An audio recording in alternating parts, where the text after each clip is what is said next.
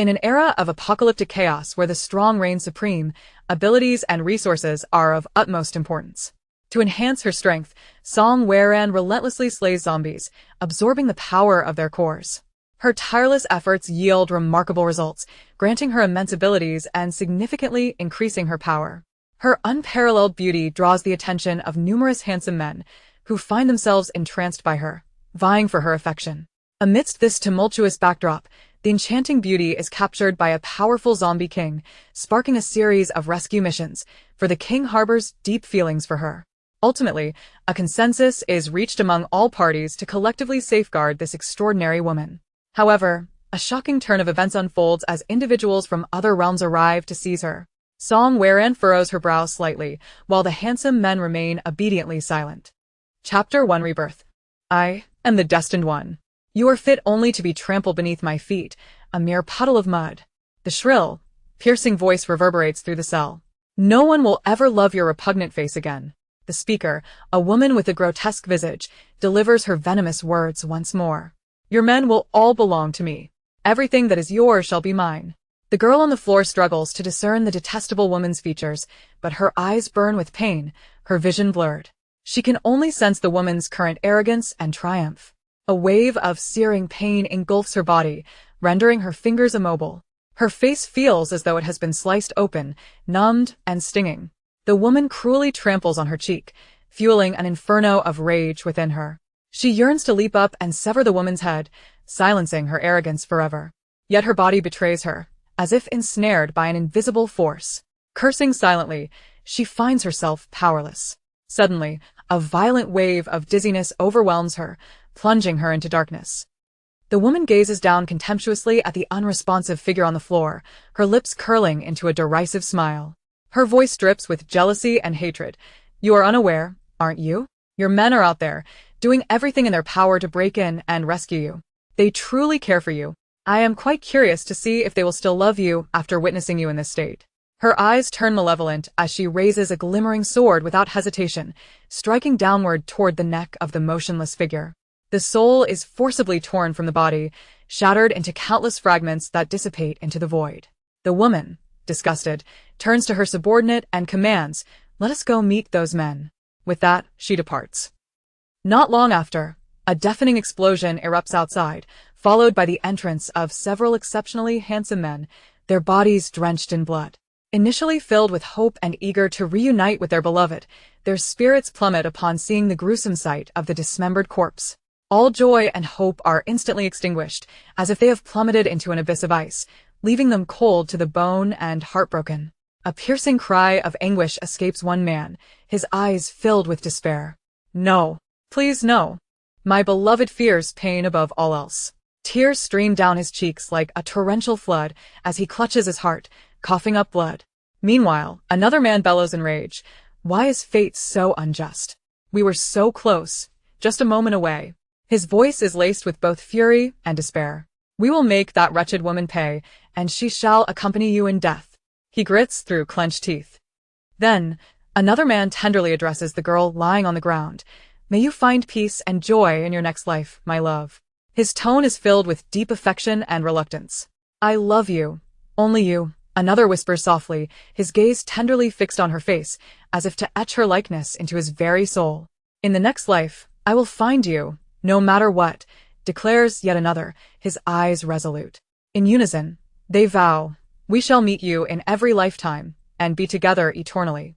After uttering these words, they encircle the girl, each striking their chests to draw forth their blood, sprinkling it upon her lifeless form.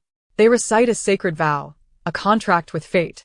Once the pact is sealed, they exchange glances and nod in agreement. Unleashing their full power, they ignite the world around them. They sacrifice their lives and fortunes, pleading with fate to grant the girl a chance at reincarnation. They forge a soul contract with her, vowing to find and love her in whatever life she may inhabit. A cacophony of chaotic images and sounds echoes relentlessly in her mind, driving her to the brink of madness. Is this a dream? The girl suddenly bolts upright, drenched in cold sweat. She surveys her surroundings in confusion, recognizing the narrow space and the familiar musty odor. She is in the small rented room. So it was just a dream. Perhaps I've read too many books. But why was my dream so wretched? And why couldn't I control it? If I could, I would have surely turned the tables on that woman. She murmurs to herself, alas, even dreams are restless. The events she recalls did indeed transpire, remnants of Song Weron's past life, though she remains unaware of this connection. Eventually, she will remember everything from her previous existence, but that is a tale for another time. The phone on the side table lights up, displaying the current date and time, May 10th, 2024, 4:44 a.m. In this life, she is known as Song Weron, tormented by severe depression.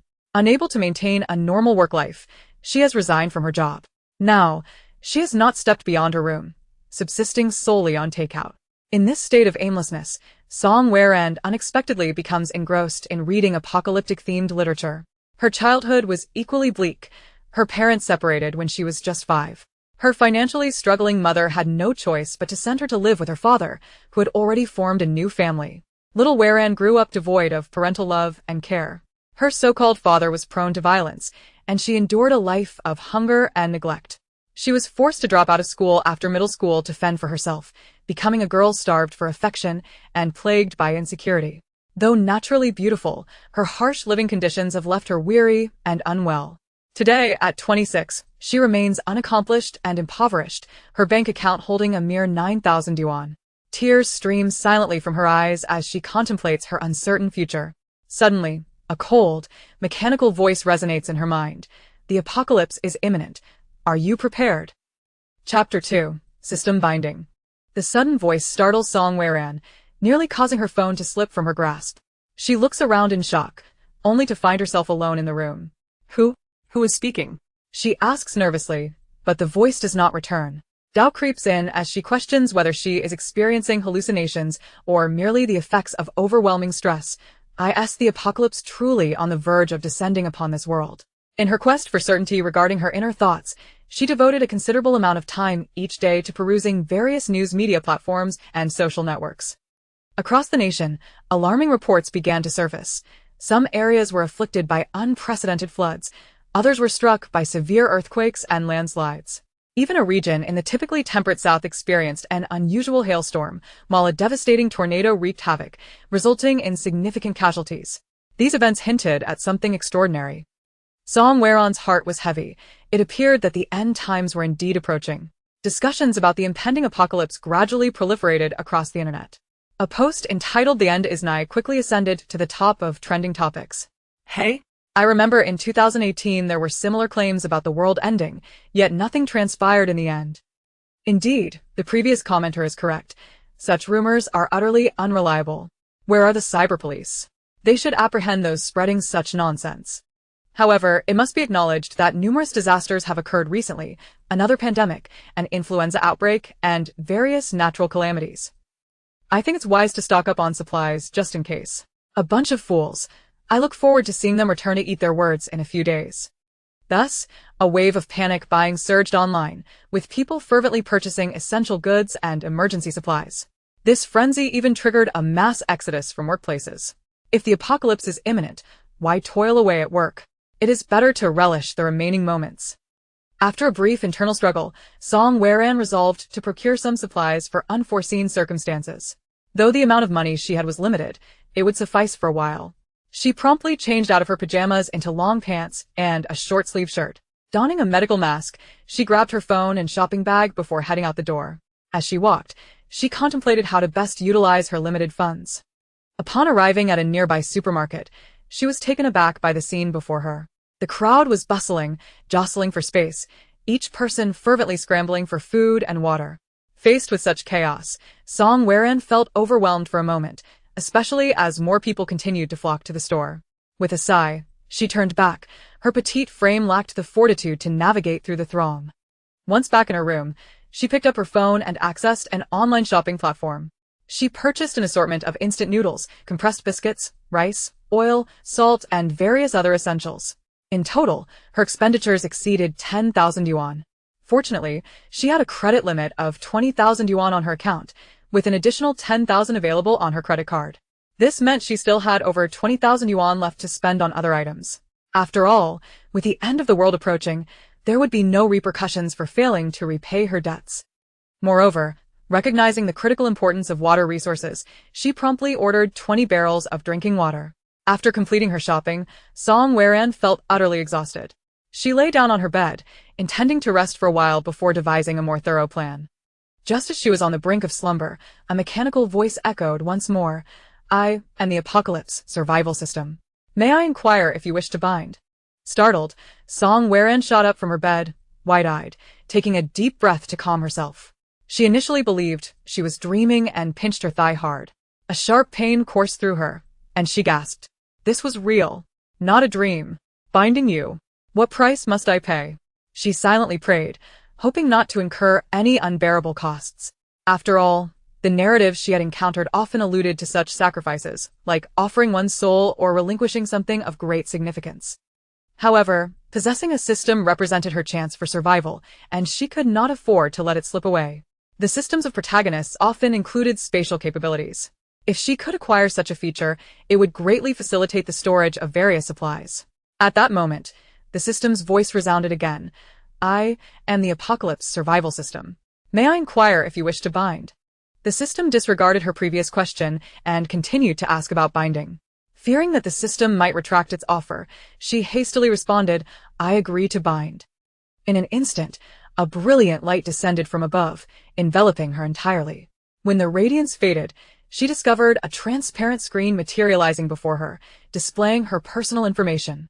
Character information: Song Weran, gender, female, age, 26, height, 160 centimeters, health status, poor, appearance, average.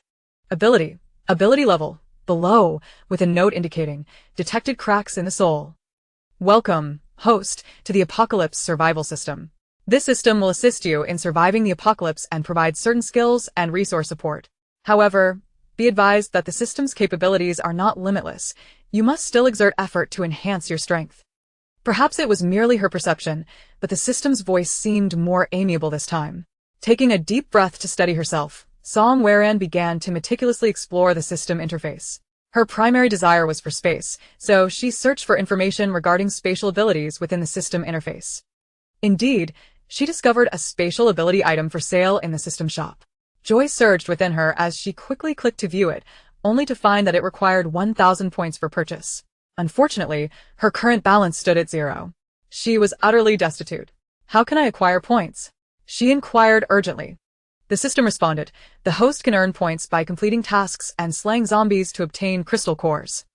Upon hearing this, Song Weran felt utterly deflated. Currently, the apocalypse had yet to arrive, and there were no zombies to vanquish.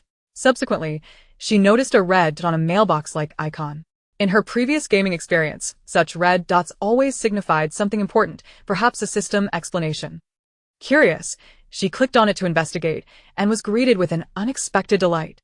The mailbox contained a message announcing a beginner's gift pack, available for random claim. Chapter 3. Awakening of Extraordinary Abilities. Without a moment's hesitation, Song Weran clicked on the beginner's gift pack. A brilliant golden light flashed before her eyes, and suddenly, 2 items materialized before her, an exquisitely sharp dagger and a petite evolution potion. Such treasures! Song Weran exclaimed inwardly, nearly gasping in excitement. Eagerly, she seized the evolution potion, bringing it closer for a meticulous inspection. The liquid within the bottle shimmered in a mysterious purple hue, glimmering faintly as if it contained boundless power. With a growing sense of urgency, she inquired of the system, "If I consume this evolution potion, will I acquire extraordinary abilities?" The system promptly responded, "The evolution potion has a certain probability of awakening unique abilities. Even if it fails, it will significantly enhance physical immunity." Upon hearing this, Song Weran's determination intensified. She settled on the edge of her bed, tilted her head back, and without hesitation, downed the entire bottle of evolution potion. In that moment, she silently prayed, "I hope it grants me spatial abilities. With spatial powers, I can thrive in the apocalypse." Gradually, she began to feel a surge of intense energy coursing through her body. This energy swept through her veins like a raging fire, enveloping her in a conflagration. She collapsed back onto her bed, eyes tightly shut, gritting her teeth as she endured the agonizing ordeal. An hour later, as the heat began to dissipate, she slowly opened her eyes, eagerly anticipating the transformation within her. However, She did not immediately perceive the emergence of any extraordinary abilities, leaving her momentarily disheartened. Could it be a failure? Song Weran murmured to herself. Nevertheless, she noticed her body felt considerably lighter, and her strength had noticeably increased. At least my physical condition has improved. That is a consolation, she reassured herself. Next, Song Weran picked up the dagger and swung it through the air a few times. It appeared quite sharp indeed. If only I had spatial abilities, she sighed. Suddenly, with a mere thought, the dagger vanished from her hand. Startled, she called out to the system, "System, where is my dagger?" The system replied, "The dagger is in the host space." Song Weran's eyes sparkled with realization. She had indeed acquired spatial abilities. What an incredible surprise. Focusing her mind, she attempted to retrieve the dagger with her thoughts. In an instant, it materialized back into her hand, and she was overjoyed. With spatial powers, her next task would naturally be to gather more resources. With this in mind, she resolved to explore the extent of her newfound space. Closing her eyes, she concentrated and ventured into her spatial realm. Upon reopening her eyes, she found herself in an unfamiliar environment. Surveying her surroundings, she was astonished to discover that the space extended an impressive 100 square meters. A mist enveloped the area, suggesting that the space could be upgraded and expanded. In the center of the space lay a small water pit, its edges lined with stones akin to pebbles, forming a bowl-like shape. The water within was approximately 500 milliliters. Upon seeing the pit, a thought struck her. Could this be the legendary spring water essential for protagonists? It is known that spring water often possesses miraculous properties, capable of healing wounds and enhancing abilities. If this pit truly contained spring water, it would be a tremendous blessing. Heart brimming with anticipation, she cautiously approached the water pit, dipped her finger into the water, and tasted it. Instantly, a refreshing sensation spread throughout her body, invigorating her spirit. She then carefully examined the environment surrounding the water pit, noting that aside from some ordinary stones and soil, there was nothing of particular interest. She wondered whether time flowed differently in this space. If so, items stored here could be preserved for an extended period. She resolved to test this when she returned. Next, she cupped her hands and carefully gathered some spring water, drinking it in earnest. As the cool, sweet liquid flowed down her throat, a marvelous sensation of clarity washed over her. Just then, she felt a slight itch on her skin. Moments later, an unbearable stench began to emanate from her. Ugh! Song Weran nearly wept from the foul odor. She hurriedly exited the space and dashed to the bathroom, eager to cleanse herself. Upon entering the bathroom, she wasted no time and turned on the faucet, showering herself with hot water. As the water cascaded over her, she could feel layers of grime effortlessly washing away. Once she finished bathing, she felt utterly rejuvenated. Her skin had transformed into a radiant, smooth complexion, akin to a freshly shelled egg, translucent and delicately tender. Heavens! It truly does not deceive me. Song Weran's eyes sparkled with delight as she quickly wiped the bathroom mirror with a tissue. Staring into the mirror, she was astonished by her reflection, which bore only a semblance to her former self. The woman in the mirror was exquisitely beautiful, surpassing even the stars of the entertainment industry. Her skin glowed with a hint of rosy blush, and her long eyelashes fluttered like butterfly wings. Her hair had become sleek and lustrous, cascading down her shoulders like a waterfall. In her elation, Song Weran admired her newfound beauty, noticing a faint glow emanating from her forehead. As she leaned closer to the mirror, she discerned a faint, elusive mark. Gently touching it, the mark emitted a soft glow before vanishing completely. Confused, Song Weran pondered whether this phenomenon was a result of the spring water. However, she chose not to dwell on it. Her primary focus was to utilize her spatial abilities to store more resources. Pouring herself a cup of hot water, she placed it in her space to observe the flow of time. Subsequently, she began searching her home for various necessities and food, placing them carefully into her spatial realm. During this process, she discovered that the space had an automatic sorting feature for items. Everything she stored was promptly organized far from the spring water, arranged neatly. How convenient! Song Weran chuckled. She had never enjoyed tidying up, and this functionality was a tremendous boon for her. Half an hour later, she retrieved the cup of hot water. Finding it still quite warm, she decided to place it back in the space, planning to check again in 2 hours. To her satisfaction, it remained hot. She resolved to wait until the next day to investigate further. Thus far, it was evident that time flowed slower within her space than outside. Opening her character panel, she reviewed her information. Character information: Song Weran, gender, female, age, 26, height, 160 centimeters, health status, good appearance, high extraordinary ability, space ability level, level 1, chapter 4. Renting a villa. Song Weran inquired of the system about the impending apocalypse. The system informed her the countdown to the apocalypse is 3 months. Time was of the essence. After a moment's contemplation, Song Weran picked up her phone and dialed a number. Hello, sister. You finally decided to call Mom. The voice on the other end was her mother. Song Weran had long harbored resentment toward her mother for bringing her into the world without providing a stable family environment, which had created a distance between them. Yet now, all that mattered was their shared survival in the coming apocalypse. Yes, Mom, I've purchased a train ticket for you for the day after tomorrow. Please send me your ID number. Gather your belongings and come live with me. Sister, what's wrong? Have you encountered some trouble? Mimi asked anxiously. Nothing. I just want you to live with me. I feel so lonely on my own. Alright, I'll pack my things and in 2 days, I'll take a bus to find you. Mimi was extremely worried. Her only daughter had only called occasionally over the years to check on her well-being. Deep down, she knew her daughter was not leading a happy life. But she felt helpless. After all, as a single woman with little education, she had never found someone to rely on, nor could she support her child. This time, her daughter had unexpectedly invited her to live together. It was evident that the girl had suffered greatly outside. Yet, she was also troubled. With her limited literacy, what could she possibly do in the big city? Most likely, she would only be able to find factory work or wash dishes in a restaurant. After retrieving her identification and sending a photo to Song Weran, she began to pack her belongings. Song Weran had already purchased a train ticket for her mother, sent the train details, and repeatedly reminded her to be cautious during the journey. Once these arrangements were made, Song Weran returned to the system marketplace to explore items that might be useful in the future.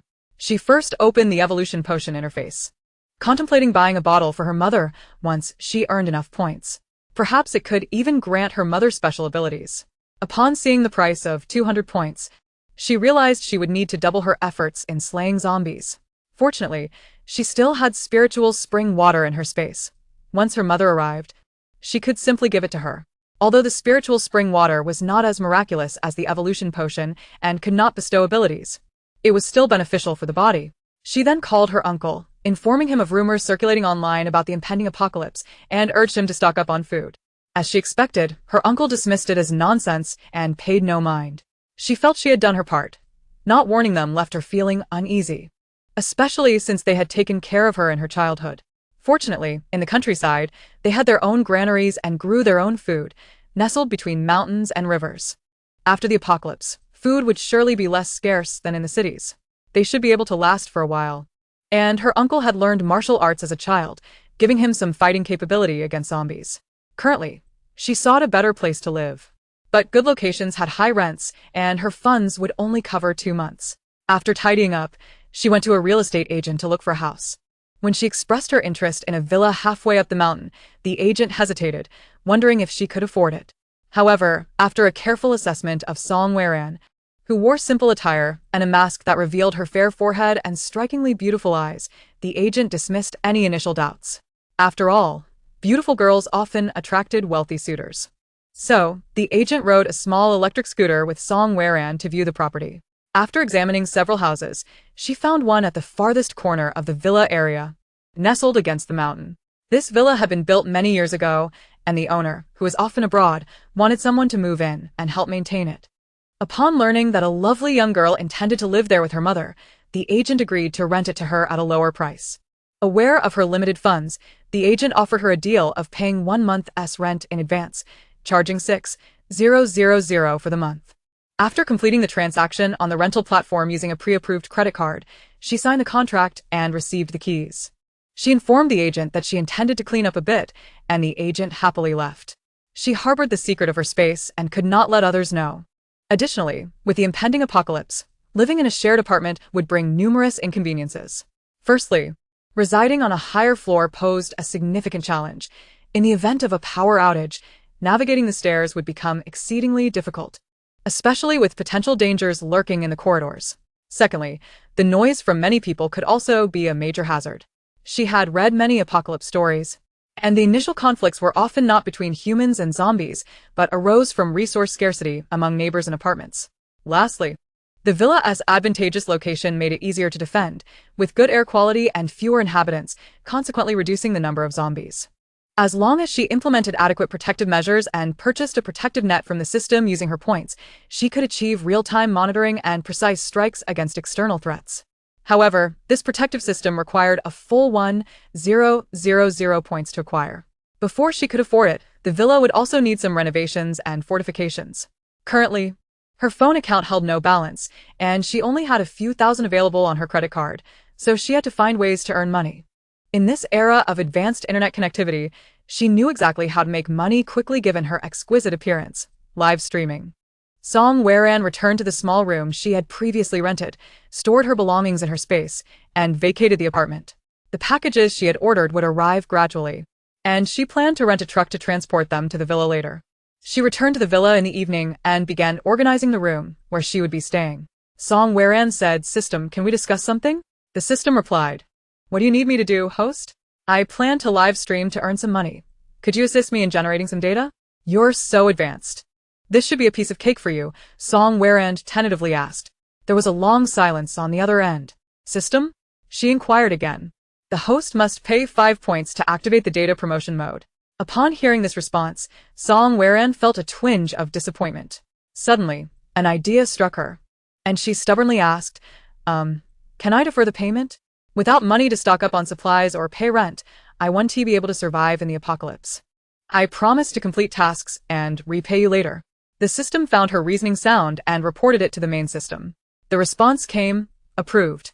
The system replied, "Yes. But interest will be charged. Please repay the system 10 points next time." "Really? That's fantastic." Song Weran smiled, relieved that she no longer had to worry about lacking funds. As for the interest, she decided to address that later. For now, she needed to tackle her immediate predicament. Chapter 5. Live streaming goes viral. Song Weran loved to sing and had a beautiful voice. With her stunning looks and the system's data promotion, her live stream was bound to go viral. After a long day of work, she would typically feel exhausted and go straight to sleep upon returning home. However, after drinking the spiritual spring water, her constitution improved, and she felt energized even after a long day. She decided to start her live stream shortly. She rummaged through her suitcase for a flowing white dress and changed into it, letting her hair cascade around her shoulders. After checking herself in the mirror and feeling satisfied, she looked like a fairy who had descended from the heavens. Setting up her phone, she took a deep breath and began her live stream. Before long, hundreds of viewers flooded into her stream, and the numbers kept climbing. The system's data promotion proved to be remarkably effective, even targeting the phones of various wealthy young heirs. "Hello everyone, I'm the new streamer Song Weran.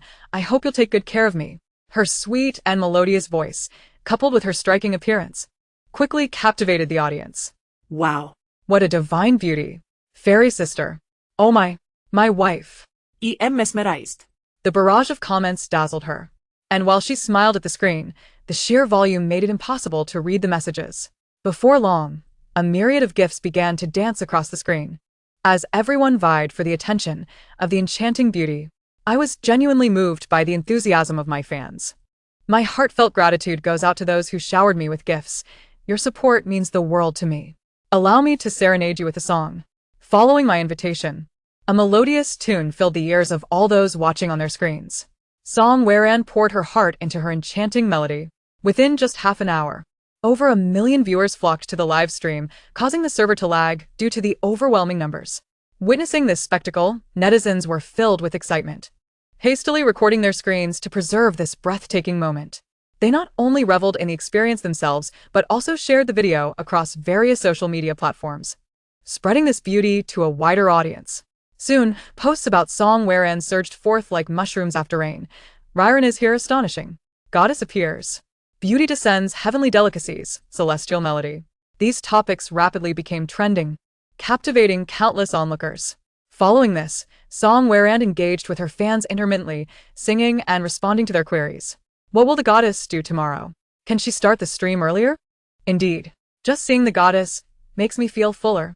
Fans expressed their eagerness to catch a glimpse of their idol sooner. Reflecting on their affection and the gifts bestowed upon her, Song Weirand felt a surge of gratitude and decided to subtly offer some advice. "I plan to stock up on food and water for tomorrow." A fan exclaimed, "Wait, has the goddess also seen those posts about the impending apocalypse? I didn't expect her to believe such things." With a smile, Song Weirand replied, "Better to believe in its possibility than to dismiss it entirely." Well then, let us wrap it up for today. Thank you all for your company. I'm feeling a bit tired. Rest well, good night, and see you tomorrow. Following Song Weirand's reminder, those who had yet to stock up began to do so, while others fortified their supplies even further. Within a mere 2 hours, Song Weirand's live stream had skyrocketed to the top of the platform, attracting numerous prominent streamers. As the excitement continued to escalate, affluent fans began to contribute lavish gifts, showering the stream with dazzling effects. Upon concluding the broadcast, Song Weirand's follower count soared to 10 million and continued to rise. After the platform's share, she found herself with an astonishing profit of over 50 million. This figure left Song Weirand in disbelief. She had initially hoped to earn a modest sum of 1 or 200,000, enough to cover 2 months' rent and purchase some supplies. Perhaps even upgrade her doors and windows. Instead, she had overnight transformed into a wealthy individual. At that moment, a heavy weight lifted from her heart. For financial concerns were no longer a pressing matter. She promptly called her real estate agent to discuss renovations. "The house is quite old, so I intend to reinforce the doors and windows and redecorate the walls, though I want to make significant changes to the overall layout." The agent relayed her wishes to the landlord, who expressed understanding and consent, albeit with a small request that she refrain from discarding any existing furniture, particularly items in the storage. After receiving the landlord's response, Song Weirand inquired whether the agent knew a reliable renovation team. "What a coincidence.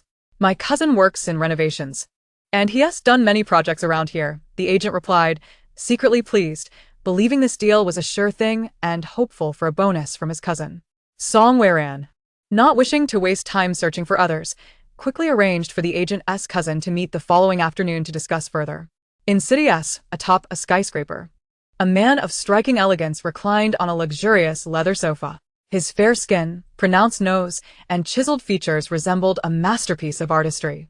Dressed in a finely tailored suit that accentuated his tall physique, he gripped his phone, which displayed the closing screen of Song Weirand's live stream. In the past 2 hours, Lu Jinyan had generously gifted an astonishing 52 million RMB, securing his position as her top supporter. After a bustling day of meetings, he casually browsed news websites and stumbled upon a post titled "Beauty Descends," instantly piquing his curiosity. Unable to resist, he clicked to delve deeper into the content. Upon viewing Song Weirand's live recording, an unfamiliar sensation stirred within him, akin to a fawn prancing in his heart. Captivated, he could not tear his gaze away. Eagerly, he entered her stream and was instantly struck by her breathtaking visage. He noticed several men continuously showering her with gifts, their avatars adjacent to hers. A sudden surge of possessiveness washed over him, prompting Lu Jinyan to open the payment portal and promptly gift 52 million RMB, firmly establishing his top position. Gazing at their avatars closely intertwined, a rare and subtle smile graced his typically icy demeanor, startling his secretary, who stood nearby. Taken aback by this rare display of warmth from the usually stoic boss. "Here are the documents you requested, sir." The secretary cautiously presented several pages. Lu Jinyan glanced at him, his tone composed as he instructed, "Place the documents down, and please look into this girl." "Of course, sir," the secretary replied promptly before departing. Once outside the office, he took a deep breath, striving to quell his nervousness. He quickly made a call to investigate Song Weirand. Coincidentally, the live streaming platform she used was one of Lu Jinyan's numerous investments. Shortly thereafter, the secretary returned to Lu Jinyan's office. "Sir, I've arranged for an investigation into the girl. Results will be available soon," he reported. Lu Jinyan acknowledged with a slight nod. Additionally, arrange for stockpiling supplies. All cold storage facilities under the company must be fully stocked. The secretary shot a surprised glance at his boss, pondering the sudden urgency for supplies. Nevertheless, he refrained from questioning further. "You may leave now. Keep me updated on any new developments." Lu Jinyan gestured for him to exit. "Yes, sir," the secretary respectfully replied as he exited the office. Chapter 6. Stockpiling supplies. The government of Country C had long been aware of the online discussions surrounding apocalyptic scenarios. However, due to a lack of concrete evidence, no action had been taken until now. As time passed and various unusual phenomena continued to emerge, the government finally resolved to initiate an emergency response plan. After extensive observation and research, they were astonished to discover significant disturbances in the Earth's magnetic field in many regions. Thus, an urgent construction project for shelters commenced. In H City, the highly regarded star Mu Yunzhao had just watched Song Weren's live stream using a secondary account. Having just finished filming, he sat in the lounge, engrossed in his phone, curious about the trending topic that had sparked such interest. Enthralled by the exquisite beauty of Song Weren, he found himself utterly captivated. Though he had encountered many stunning individuals within the entertainment industry, none compared to the vision she presented, resembling his idealized dream partner. Secretly, Mu Yunzhou, concealing his actions from his manager, generously gifted Song Weren several million in presents. After her live stream concluded, he remained transfixed, replaying the recently recorded footage. Upon entering, Manager Chen observed him engrossed in the video. Having also seen Song Weren's enchanting visage, she was not at all surprised by her artist's infatuation. Truth be told, even as a woman, she found Song Weren's beauty to be extraordinary, effortlessly surpassing the top female stars of the entertainment realm. Unbeknownst to Song Weren, the commotion she had stirred outside was immense. She had just inquired about the withdrawal of her live stream earnings, which would be credited to her account by the following day, bringing her a sense of relief. After exercising briefly, she consumed some spiritual spring water from her space, and the fatigue that had weighed her down vanished. After a refreshing shower, she began perusing various products, not succumbing to slumber until the early hours of the morning.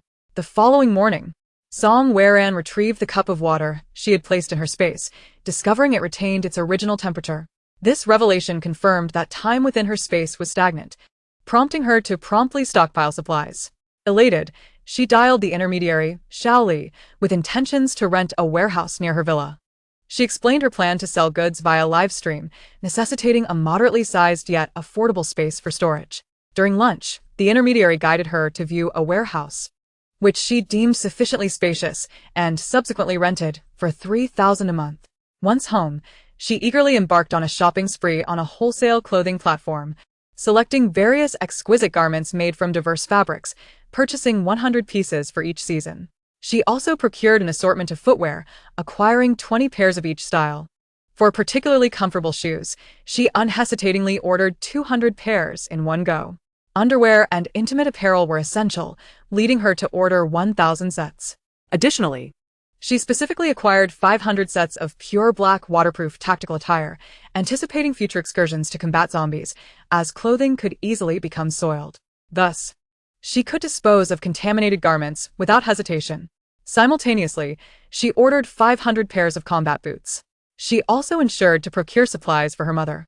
Despite the possibility of zero-cost shopping in a post-apocalyptic scenario, the uncertainty of finding suitable sizes in the future prompted her to stock up in advance, especially since her warehouse offered ample storage space for a vast array of items. She navigated various e-commerce platforms, selecting 10 reputable stores and purchasing 20 solar power generation units from each. Furthermore, she ordered 100 units each of air conditioning appliances, electric stoves, and 100 drones, in addition to acquiring 2,000 rechargeable batteries and 200 high-capacity power banks for convenience. Subsequently, she began placing orders with shops that assisted in downloading resources, encompassing popular films, timeless classics, educational materials, and cultural references. Recognizing the necessity of outdoor activities in a dystopian future, she stocked up on various outdoor adventure gear, including sleeping bags, flashlights, and kayaks. For everyday essentials such as rice, flour, and oil, she directly contacted manufacturers to place orders for delivery to her warehouse. At 5 p.m., she met her intermediary's cousin, Wang Chong, who introduced himself. He scrutinized the young woman before him. Despite her mask, her beauty was evident. Song Weren articulated her demands, wishing to reinforce and heighten the surrounding walls of her villa, incorporating electric fencing and replacing all doors and windows with explosion-proof versions, utilizing superior materials. Wang Chong was momentarily taken aback, pondering whether she intended to construct a fortress. Nevertheless, he understood that any request could be fulfilled as long as the client had the means. With a smile, he remarked, "Sister, the conditions you propose will not come cheaply." "Then please calculate the total cost for me," Song Weran replied calmly.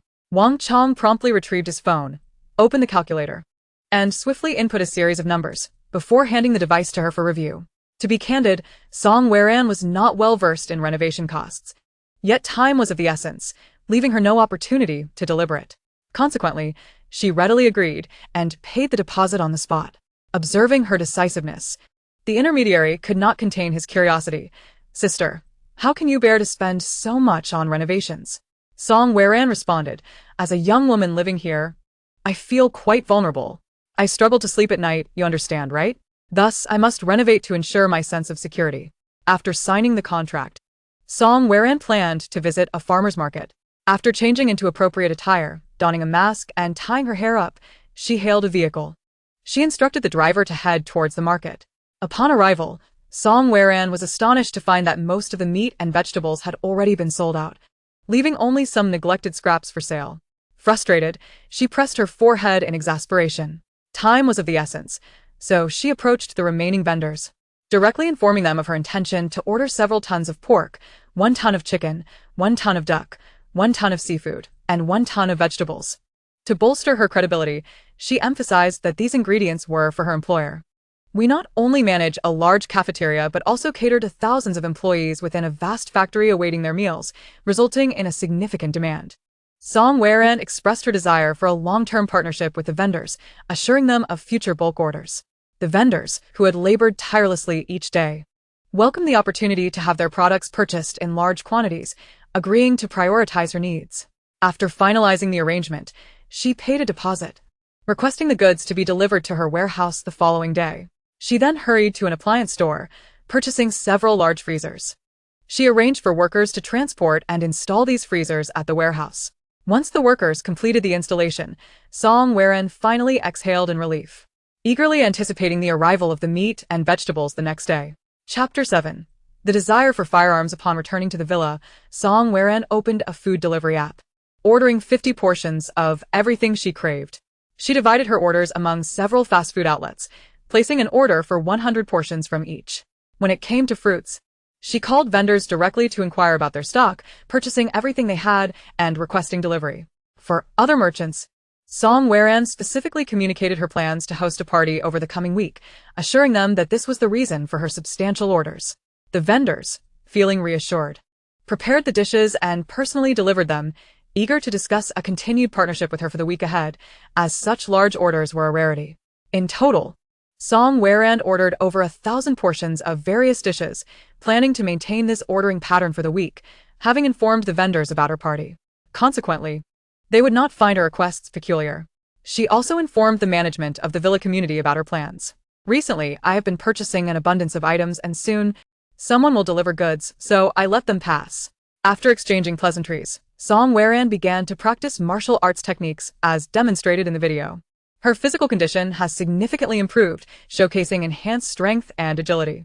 After waiting for over 2 hours, several small delivery trucks gradually arrived with takeout. The drivers parked at the villa entrance and assisted in carrying the food into the first floor. They then inquired if Song Weran would like to place orders with them for the upcoming week. With a smile, she replied, "If the food is delicious, I will continue to order." The merchants expressed their eagerness for collaboration, wishing her a pleasant dining experience before taking their leave. Once they departed, Song Weran closed the door and stored the items in her space. Subsequently, more deliveries arrived, which she also stored away. After tasting each dish and finding them satisfactory, she decided to order from these highly rated and popular vendors again tomorrow, planning to increase her order for the tastier options. After attending to these matters, Song Weran remembered that she had yet to respond to her elder brothers from last night. Hastily, she took out her phone and opened the app, revealing a staggering 999 unread messages in her private message list.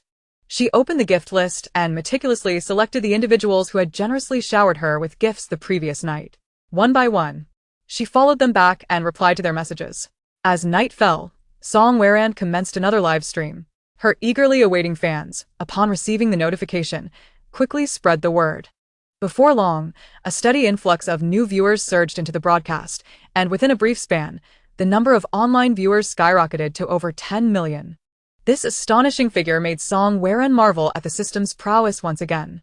Simultaneously, Mu Yunjiao and Lu Jinyan entered the live stream, adorned with special effects exclusive to top fans, which immediately caught her eye. Welcome, Brother Jin. Welcome, Brother Yumu. Thank you all for joining my live stream. She greeted warmly upon seeing Lu Jinyan and Mu Yunjiao, the two wealthiest patrons in her stream. Lu Jinyan picked up his phone, and upon hearing Song Weran's greeting, a blissful smile graced his lips. However, when he heard her address another man, an inexplicable displeasure welled within him. This man had also showered her with numerous gifts during her live stream. On the other hand, Mu Yunjiao was exuberant, rolling joyfully on his bed while clutching his phone and laughing heartily. My wife called me brother. Ha! If his fans were to witness their beloved idol addressing another woman in such a manner, they would surely wish to tear Song Weran apart. The fans in the live stream erupted in excitement, exclaiming, "Oh my! Is that Jin, the one who gifted 50 million last night? A true tycoon. Is the big shot here to protect our goddess again? Yumu also generously gifted 520,000 last night. Truly remarkable. No wonder they are so extraordinary." Meanwhile, on the other side, Lei Yuan, filled with jealousy, glared at Song Weran's live stream, her popularity inciting feelings of discontent and resentment. She pondered how the glory and attention that should rightfully belong to her had been usurped by another. The strategy system seemed to perceive her thoughts, responding, "This may merely be a means to elevate a newcomer's visibility. Do not forget, this live streaming platform is under the aegis of Lu Jinyan." Upon hearing this, Lei Yuan's expression darkened further. With malice, she declared, "Find her dirt on me. Lu Jinyan is the man I intend to conquer. I cannot allow him to develop any interest in other women." Her eyes glimmered with malevolence, a sinister smile playing at her lips. It is worth noting that Lei Yuan had recently bound herself to this strategy system, and Lu Jinyan was one of the fateful individuals she aimed to conquer. She had previously requested the system to investigate him, and was astonished to discover that this man had generously rewarded the female streamer. This revelation ignited a furious blaze within Lei Yuan, unable to accept the reality that Lu Jinyan, whom she believed to belong to her, was so lavishly supporting another. Unbeknownst to Song Weran, she was about to face the repercussions of these developments. That very night, Lu Jinyan gifted her a staggering 52 million, while Mu Yunjiao, not to be outdone, contributed 520,000. Overwhelmed by such generous support, Song Weran felt immense gratitude. After all, who could turn down such wealth? By the end of the live stream, her earnings amounted to an impressive 30 million, and her follower count soared to 50 million. Following the stream, Song Weran did not rest, but instead continued her physical training. However, upon completing her workout, she suddenly felt as though something was amiss. After deep contemplation, she had an epiphany. She had forgotten to seek out firearms. Due to strict regulations on weapons within the country, her only option for procurement was to travel abroad. The issue was, she had never been outside the country and had no means to purchase weapons. In this predicament, she reluctantly turned to the system once more. System. "I have a matter I wish to discuss with you," she said sheepishly. "Please go ahead," the system replied. Summoning her courage, Song Weran inquired, "Could you assist me in finding channels for firearms in Country M? Perhaps recommend a reliable arms dealer and help me find trustworthy mercenaries?" The system responded. Song Weran then continued, "You see, I need to be armed to effectively combat zombies and earn more points. I still owe you some points, and I will repay you next time." With her hands clasped together and her eyes sparkling with anticipation, she awaited a response. The system submitted a request to the main system, which granted approval. "Certainly, this system requires a fee of 20 points. Excellent. Thank you, thank you. I appreciate it. Love you," Song Weran exclaimed with excitement. Not long after, the system promptly compiled a list of reputable arms dealers in Country M. It also identified a highly suitable mercenary, a citizen of Country C, known as the King of Mercenaries. The character panel revealed that this individual possessed exceptional physical condition, speed, strength, and striking appearance. Seeing such results filled Song Weran with a sense of security. The system utilized the internet to connect with the mercenary, finalizing their meeting in Country M in 10 days. A detailed action plan was established, with expenses automatically deducted from Song Weran's account. Realizing time was of the essence, she resolved to apply for a visa first thing in the morning. She planned to allocate all her earnings from the live streams to acquire formidable weaponry. The following morning, Song Weran hastily prepared and rushed to process her visa. The staff compared her ID with her photograph and noted the discrepancies. Song Weran quickly fabricated an excuse, claiming she had undergone cosmetic surgery, and after answering numerous questions, the staff finally proceeded with her application. Her current beauty can only be described in such a manner. Meanwhile, Lei Yuan utilized the system to obtain a plethora of unflattering photos of Song Weran from the past, as well as information regarding her dropping out of middle school to work. She had the system create a secondary account and posted several topics: Song Weran plastic surgery, Song Weran middle school education, Song Weran live beauty level 10, and even hired a group of trolls to amplify the narrative. The posts quickly ascended to the top 5 trending topics. This thrust Song Weran into the spotlight, eliciting a flurry of reactions from netizens. Some continued to support her, while others emerged to denounce and criticize her. Goodness! Within just 2 days, she has been exposed. Who has she offended? I always wondered how someone could be so beautiful. It turns out it's a combination of plastic surgery and a top-tier beauty filter. The top commenter seemed poised to flee under the pressure. Regardless of what the fairy sister was like before, I adore her as she is now. Let's show some decency. Haters. Lu Jinyan also caught sight of the trending topics and, from the information provided by his secretary, learned of Song Weran's tragic background. He had seen her earlier photographs. While she was once quite lovely, she lacked the stunning allure she possesses now. Nevertheless, Lu Jinyan was unconcerned with whether or not she had undergone surgery. All that mattered was that he liked her now. Have the public relations department handle this. Ensure this matter is suppressed, he instructed, rubbing his temples. He then sent a message to Song Weran. Ran, please take a good rest over the next few days. You need not worry about the trending topic. When she did not reply, Lu Jinyan assumed she was in distress and sent another message, filled with concern. Do not be afraid, no matter what happens. I will support you from behind. At that moment, Song Weran was too preoccupied to check her phone, as she was exploring an antique shop. She had her eye on a Tang sword displayed prominently. Its unique shape featured smooth lines and a sharp blade, with a beautiful arc that resembled a crescent moon. After purchasing it, she joyfully cradled it on her way home, mindful not to use her spatial abilities outside to avoid exposure. Upon returning home, she eagerly tested the sword, envisioning using it to decapitate zombies in the event of an apocalypse. She practiced several slashing motions for 2 hours, confident that when the time came, she would instinctively reach for the sword to dispatch any undead. After her practice, she headed to her storage to gather supplies. Lu Jinyan sat on the sofa, eyes fixed on his phone screen, seconds ticking by as Song Weran still failed to respond. His anxiety mounted, and a torrent of unsettling thoughts flooded his mind. 3 hours later, the trending topic showed no signs of waning, and his secretary reported that no matter what they did, they could not control the situation. It seemed the opposition had enlisted the help of a skilled hacker. Immediately find out Song Weran's address, he commanded. Before long, the secretary relayed the information. It appeared that when registering as a platform broadcaster, Song Weran had provided her current villa address.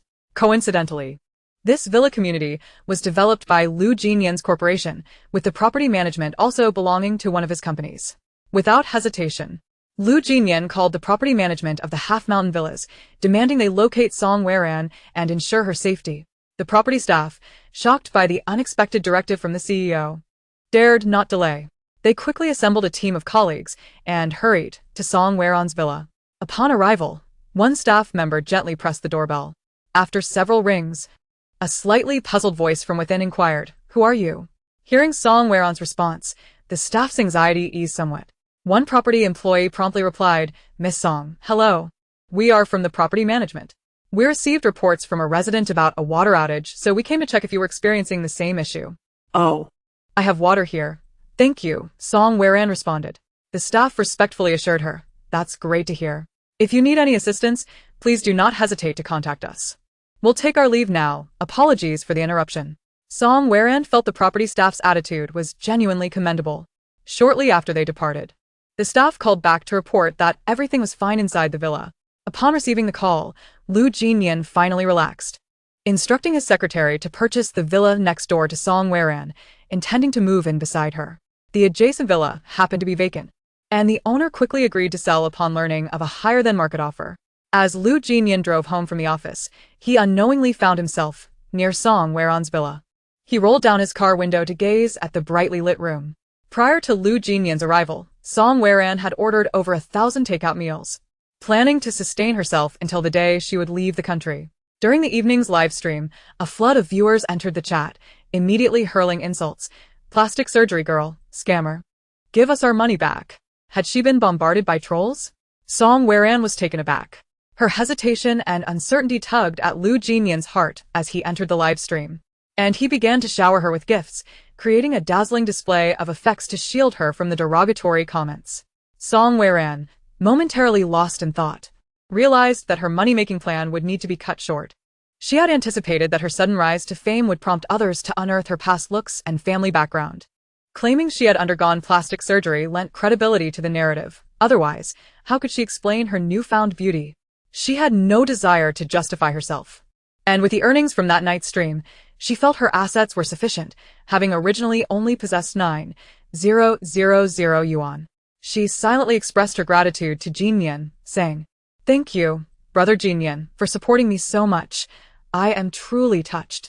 With a gentle smile directed at the camera, she said, "Shall I sing for you?" She then performed 2 songs.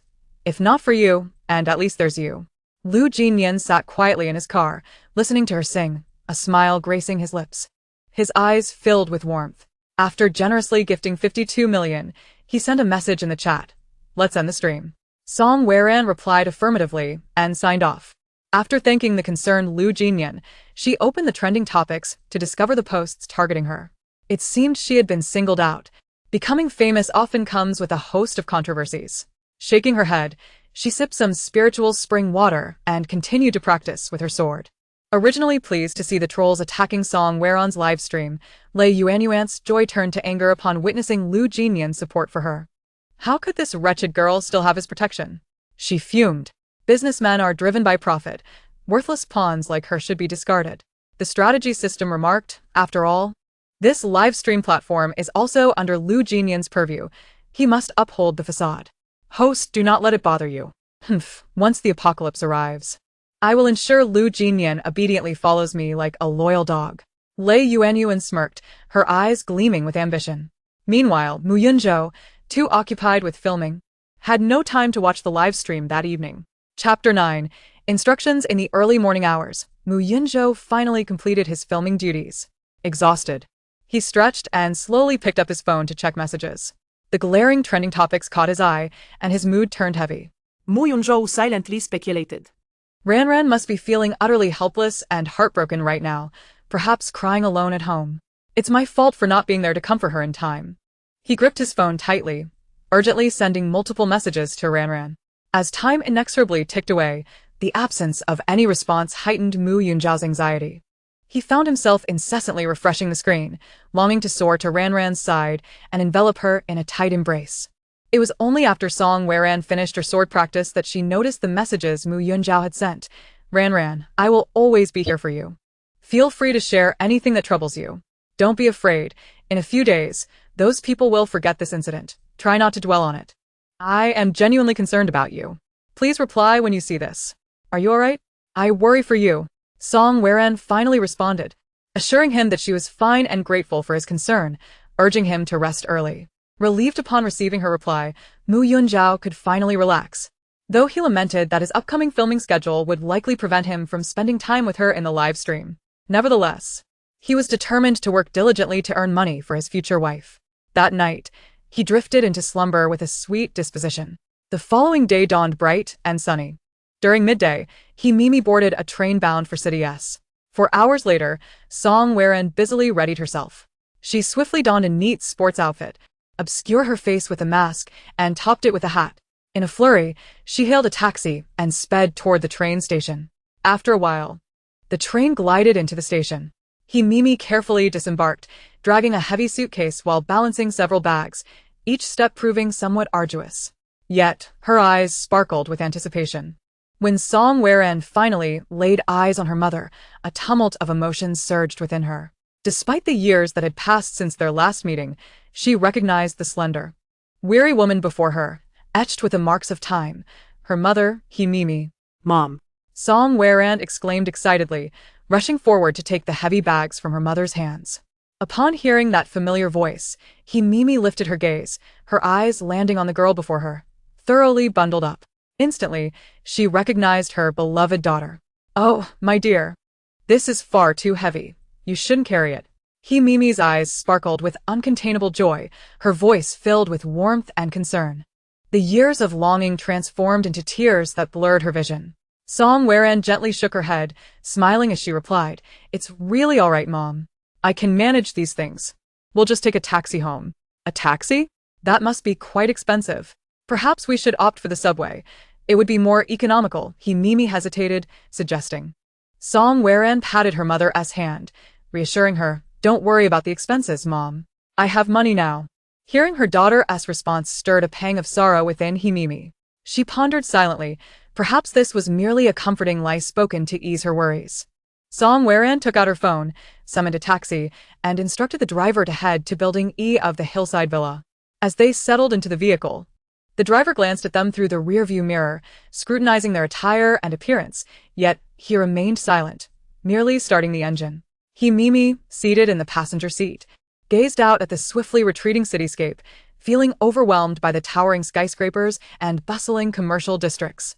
She couldn't help but wonder if she would find work in this vast metropolis. Before long, the car arrived at the hillside villa area, coming to a gentle halt before Building E. Himimi's eyes widened in astonishment as she beheld the opulent villa complex, a look of confusion spreading across her face. In her native dialect, she asked Sister, "This place is so beautiful and lavish. Where do you live?" With a smile, Song Weran unloaded the luggage and pointed at the villa. "I live here." "Really? That must be quite expensive." Himimi followed Song Weran inside, still in disbelief. Once the door closed behind them, she felt an overwhelming sense of unreality, astonished that her daughter could afford such a magnificent home. "Mom, I earn money from live streaming, which allows me to live here. Please take a seat and rest for a moment." Understanding her mother's bewilderment, Song Weran set down her bag and poured a glass of warm water for her. Himimi cautiously accepted the elegant crystal cup with her rough hands. Accustomed to farm work, as Song Weran removed her mask and hat, Himimi was taken aback. Her daughter appeared stunningly beautiful, with a complexion akin to that of a delicate young lady, though her eyes still bore a resemblance to her former self. "Sister, how have you become so beautiful?" Himimi's hands trembled slightly as she hurriedly set the cup down. Song Weran, anticipating her mother's reaction, sat beside her and solemnly said, "Mom, what I am about to share with you must remain a secret. Not even Uncle can know. The only ones who can trust each other in this world are you and me, understood? If you tell anyone, it could endanger my life. I might be captured for dissection and research." Terrified, Himimi shook her head vigorously, her legs trembling, promising never to disclose anything. Her daughter was her most precious person. She would protect her at all costs. Pleased with her mother's response, Song Weran nodded. "I have received divine guidance that the apocalypse will arrive in just over 2 months. During that time, many people and animals will be infected by a virus, transforming into grotesque creatures that seek only to devour humans." Himimi's eyes widened in shock, her heart racing as she struggled to comprehend the revelation. "But Mom, you need not worry. I rented this villa to prepare for the end of days. I possess a miraculous ability that allows me to store supplies in a special space, and within that space, there is a source of magical water that enhances health."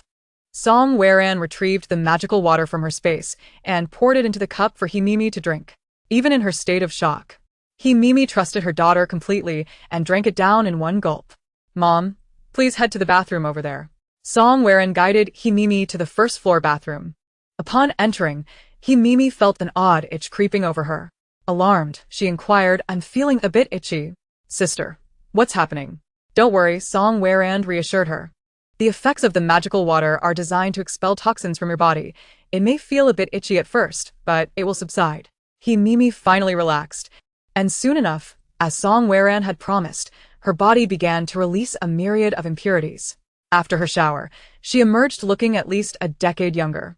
Astonished, Himimi marveled at the transformation, her hands clasped together in gratitude as she whispered, "Thank you, divine beings, for blessing my daughter." "Thank you." Song Weran explained that the guidance she received was rooted in the beliefs of rural folk, who often worshipped and sought blessings from their ancestors. This notion made it easier for Himimi to accept. given that they would be living together through the trials of the apocalypse. Sharing her secret with her mother felt necessary. She would eventually discover it.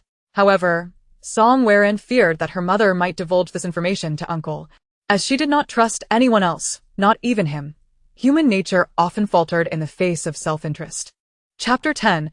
A change of ownership. Mimi felt her fatigue dissipate, and Song Weran, in her presence, stored the luggage into her space. Witnessing this extraordinary event, Mimi's mouth gaped in astonishment. This is simply incredible. Mother, let us ascend the stairs and tidy up the room, Song Weran gently urged, leading her mother to the adjacent chamber. With a swift motion, she unveiled the items that Mimi had brought along. The two then engaged in a brief yet efficient organization of the space.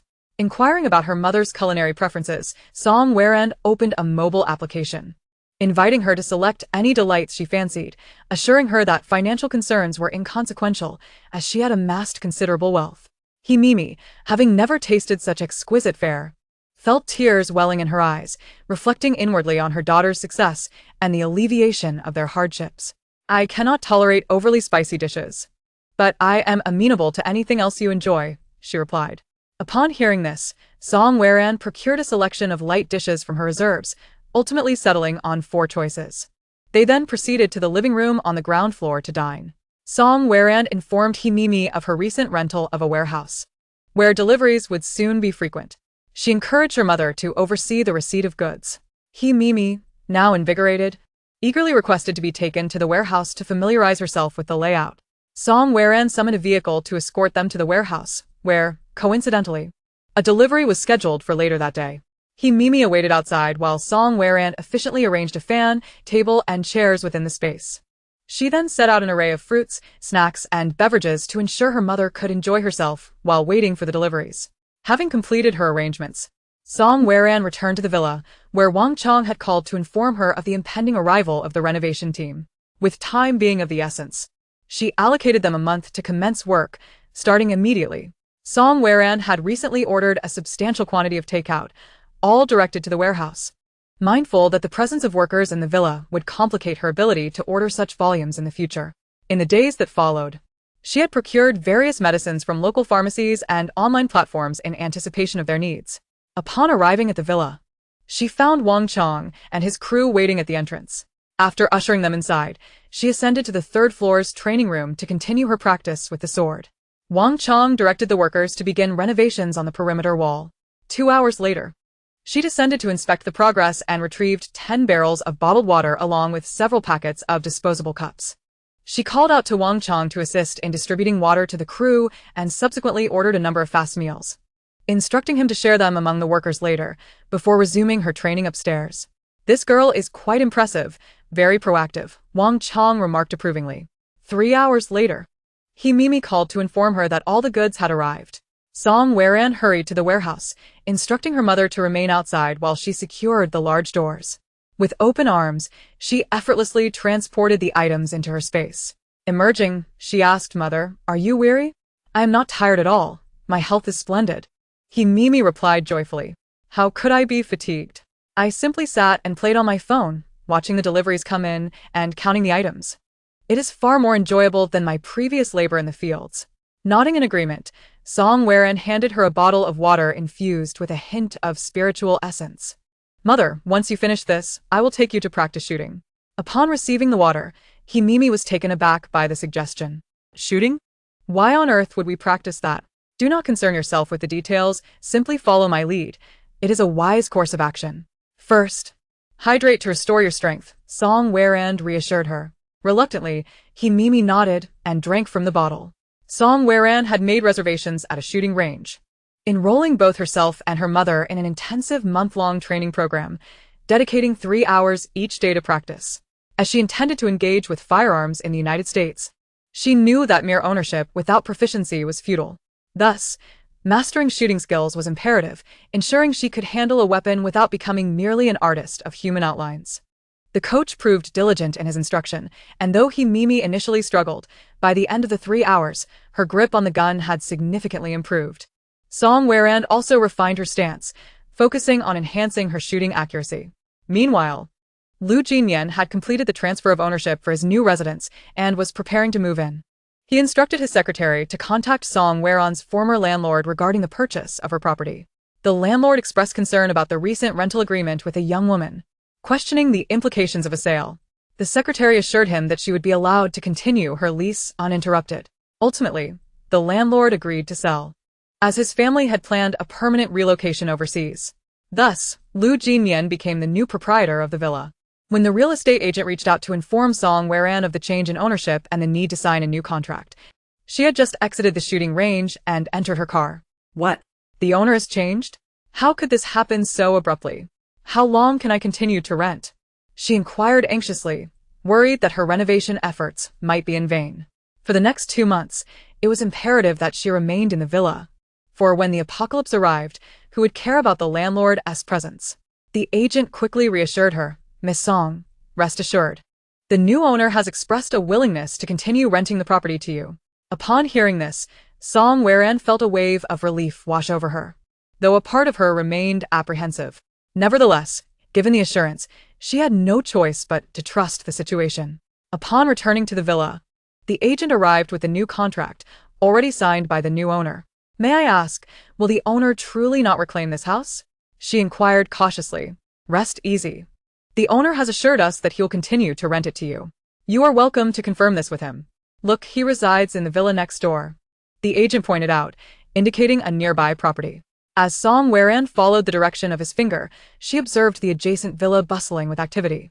Workers unloading various items from several trucks and transporting them inside. Meanwhile, to discreetly monitor her actions, Lu Jinyan quietly retrieved a high-powered telescope, intently observing her conversation with the real estate agent. Suddenly, Song Waron's gaze shifted unexpectedly in his direction, causing Lu Jinyan to panic. He quickly drew the curtains and slipped away to conceal himself, his heart racing as if it might leap from his chest at the fear of being discovered in the act of surreptitiously watching her. Who could have anticipated that this illustrious figure, the pinnacle of S-City's elite society, coveted by numerous socialites, would resort to such clandestine measures to observe a woman? Chapter 11. The Lei family. Song Waron had a fleeting sense that she was being watched, yet upon inspection, found nothing amiss. She dismissed the notion as mere paranoia. Contemplating her next move, she resolved to seize an opportunity to greet the landlord soon, reminding him to stock up on supplies. She would not tolerate any inconvenience should he come seeking assistance in the aftermath of the impending apocalypse. However, she reasoned that if he encountered difficulties, she might extend her help only once, as a fair exchange for the shelter he provided. Upon returning to her room, she took Himimi to the third-floor training area. "Mother, in the event of an apocalypse, we will face countless challenges. We must strengthen ourselves to survive. Starting today, aside from retrieving supplies from the warehouse and practicing shooting with me, you will dedicate several hours each evening to training here.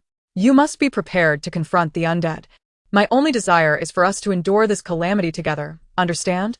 Song Waron firmly grasped Himimi's hand, her tone serious, with tears in her eyes. Himimi nodded fervently. "I understand, and I will train diligently. I promise to protect you." Song Waron retrieved a wooden stick from her space and handed it to Himimi, subsequently opening a video for her to practice cutting motions. For the next few days, she would buy a knife for her, but for now, the stick would suffice. Song Waron herself practiced with a blade in another area. Over the course of 3 days, both Song Waron and Himimi honed their shooting skills after receiving supplies, returning home to continue their knife training. On the second day, Song Waron visited the antique shop that sold tang knives, inquiring if there were any finer blades available. The shopkeeper, noticing her earnest interest, mistakenly assumed she was a seasoned collector of tang knives and sold her a recently acquired piece from a friend. She returned home with the knife in a wooden box and gifted it to Himimi. Upon opening it, Himimi was captivated by the beauty of the knife and exclaimed, "Ame, this knife is exquisite." "Thank you." The two resumed their knife training. Meanwhile, Lu Jinyan had not attended the office for several days, yet he continued to manage company affairs through online meetings. One day, he suddenly recalled a matter and instructed his secretary to inquire with the property staff about the renovation status of a certain villa. The property staff, upon receiving the call, promptly approached Wang Chong, the renovation supervisor, for details. Wang Chong elaborated on the renovation plan. They would raise and thicken the walls and install an electric fence. All doors would be replaced with blast-resistant ones, and windows would be upgraded to bulletproof glass. He added that these modifications were made at the request of a young girl, who insisted that such renovations would provide her with a sense of safety and comfort. The property staff quickly relayed this information back to the secretary, who reported it to Lu Jinyan without delay. After hearing the report, Lu Jinyan fell into a moment of contemplation. He then issued a directive to his secretary: immediately find a professional renovation team to implement the same renovations here, using only the finest materials. The secretary, displaying remarkable efficiency, managed to have the renovation team arrive and begin work within a single morning. Standing by the window, Lu Jinyan silently observed the busy workers below, contemplating that once his wife moved in, she would no longer feel fear. Satisfied with this thought, he nodded approvingly. Meanwhile, at the Lei residence, Lei Yuanyuan gathered her family in the parlor, dismissing all servants.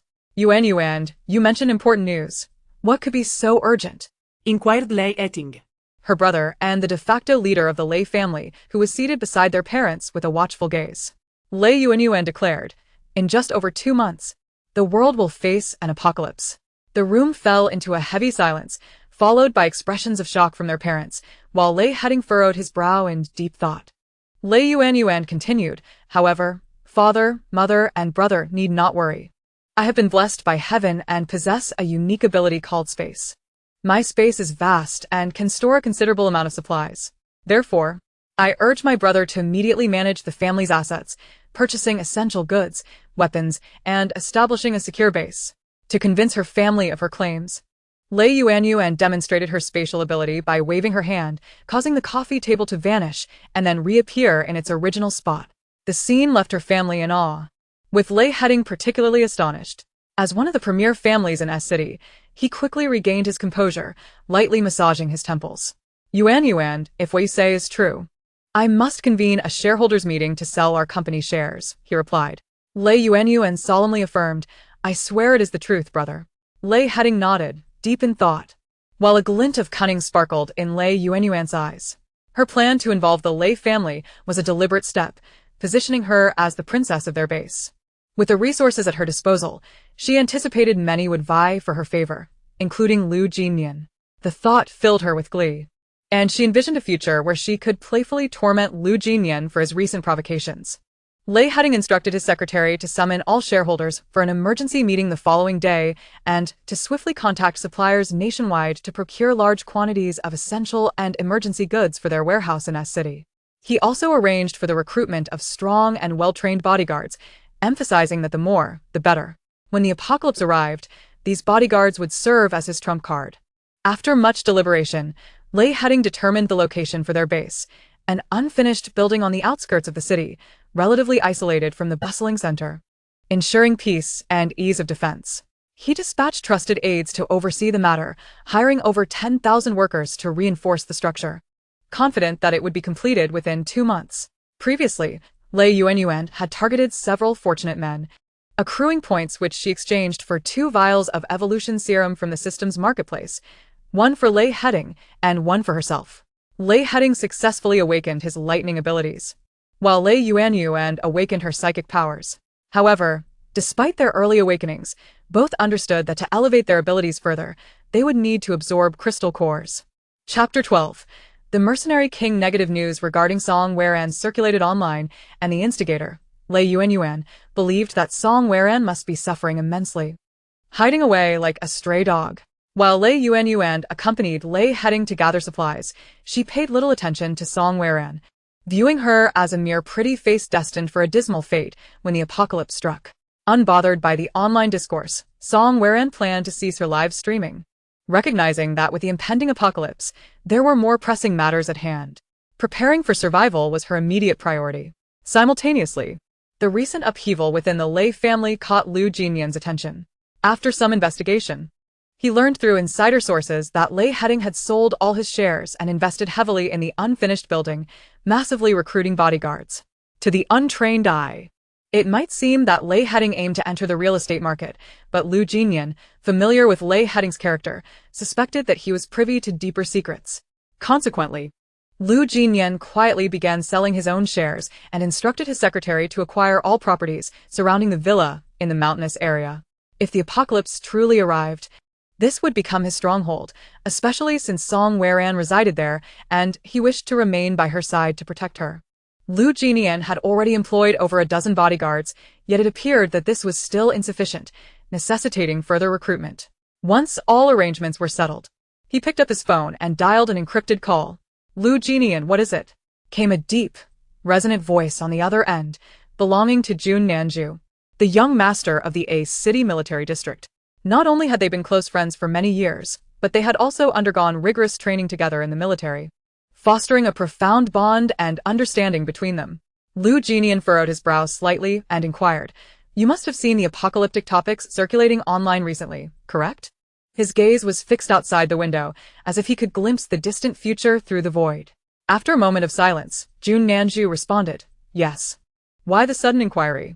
Taking a deep breath, Lu Jinian replied slowly, "I wish to inquire whether your father has received any internal news." There was a brief hesitation from Jun Nanju on the line, but he soon regained his composure and lowered his voice. "Actually, my father has indeed received a notification indicating that a secret base is to be constructed. The precise reasons remain unclear, but given the circumstances, it seems unlikely that this is mere conjecture. You should prepare accordingly." Lu Jinian's expression grew increasingly grave as he tightened his grip on the phone, contemplating deeply. Jun Nanju's words confirmed his initial fears. It appeared that events were unfolding as they had anticipated. "Thank you," Lu Jinian said before terminating the call. He then issued an urgent command to his secretary, "Immediately dispatch personnel abroad to procure a batch of the most advanced weaponry. Expedite the process to ensure it arrives at the Banshan Villa as soon as possible."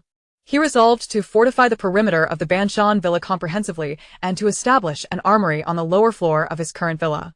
Additionally, he instructed the construction of a large warehouse on the vacant land nearby. The secretary acted swiftly, recognizing the unusual nature of the orders and committing himself to the task with greater diligence. As time progressed, various tasks commenced in an orderly yet urgent fashion. Personnel dispatched abroad tirelessly sought suitable channels, striving to expedite the arrival of the necessary armaments. Meanwhile, teams responsible for reinforcing the walls, constructing the armory, and building the warehouse began their diligent work without delay.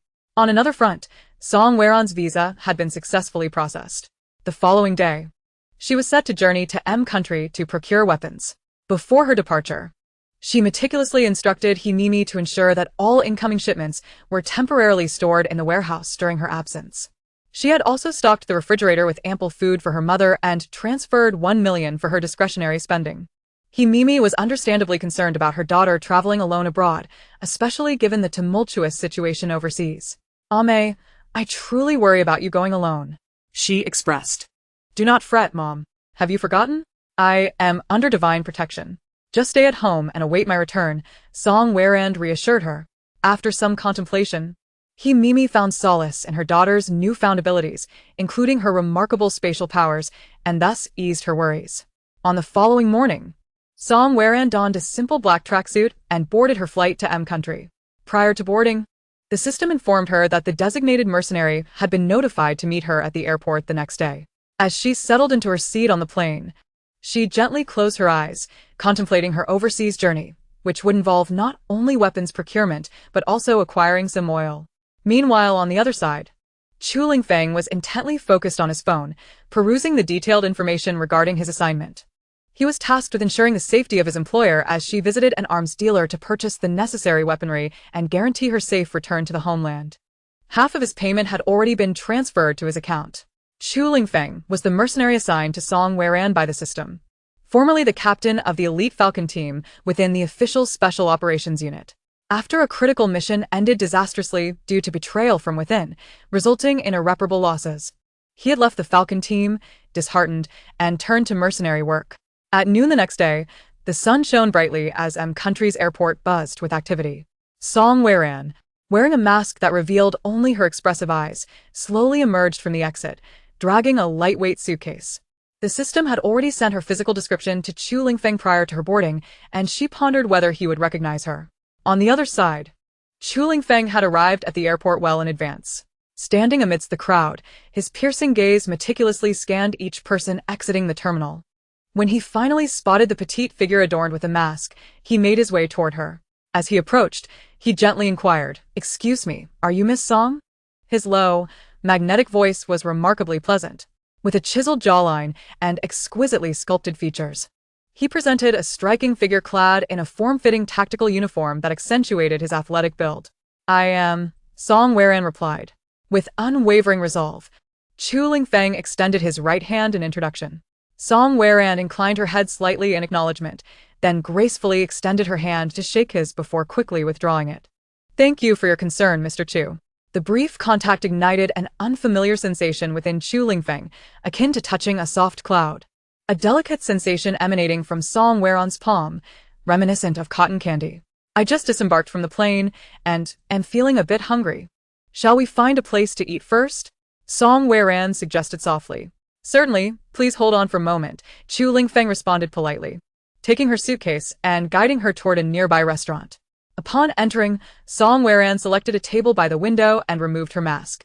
The moment her face was fully revealed to Chu Lingfeng, he found himself momentarily entranced, his eyes reflecting awe. The woman before him possessed skin as fair as snow, delicate brows resembling distant mountains, and eyes like autumn waters, exuding both purity and a subtle allure.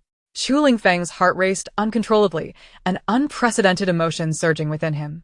Noticing his unwavering gaze, Song Weran smiled lightly and inquired, "What is it, Mr. Chu?" Awakened from his trance, Chu Lingfeng hastily averted his gaze, a faint blush rising to his cheeks as he stammered, "And nothing at all." After their meal, the two rented 2 rooms at a nearby hotel. Song Weran had arranged to rent a warehouse in the vicinity where they would store the weapons before transferring them into her spatial realm. After a brief rest, she set out for the local bank to exchange for M country's currency.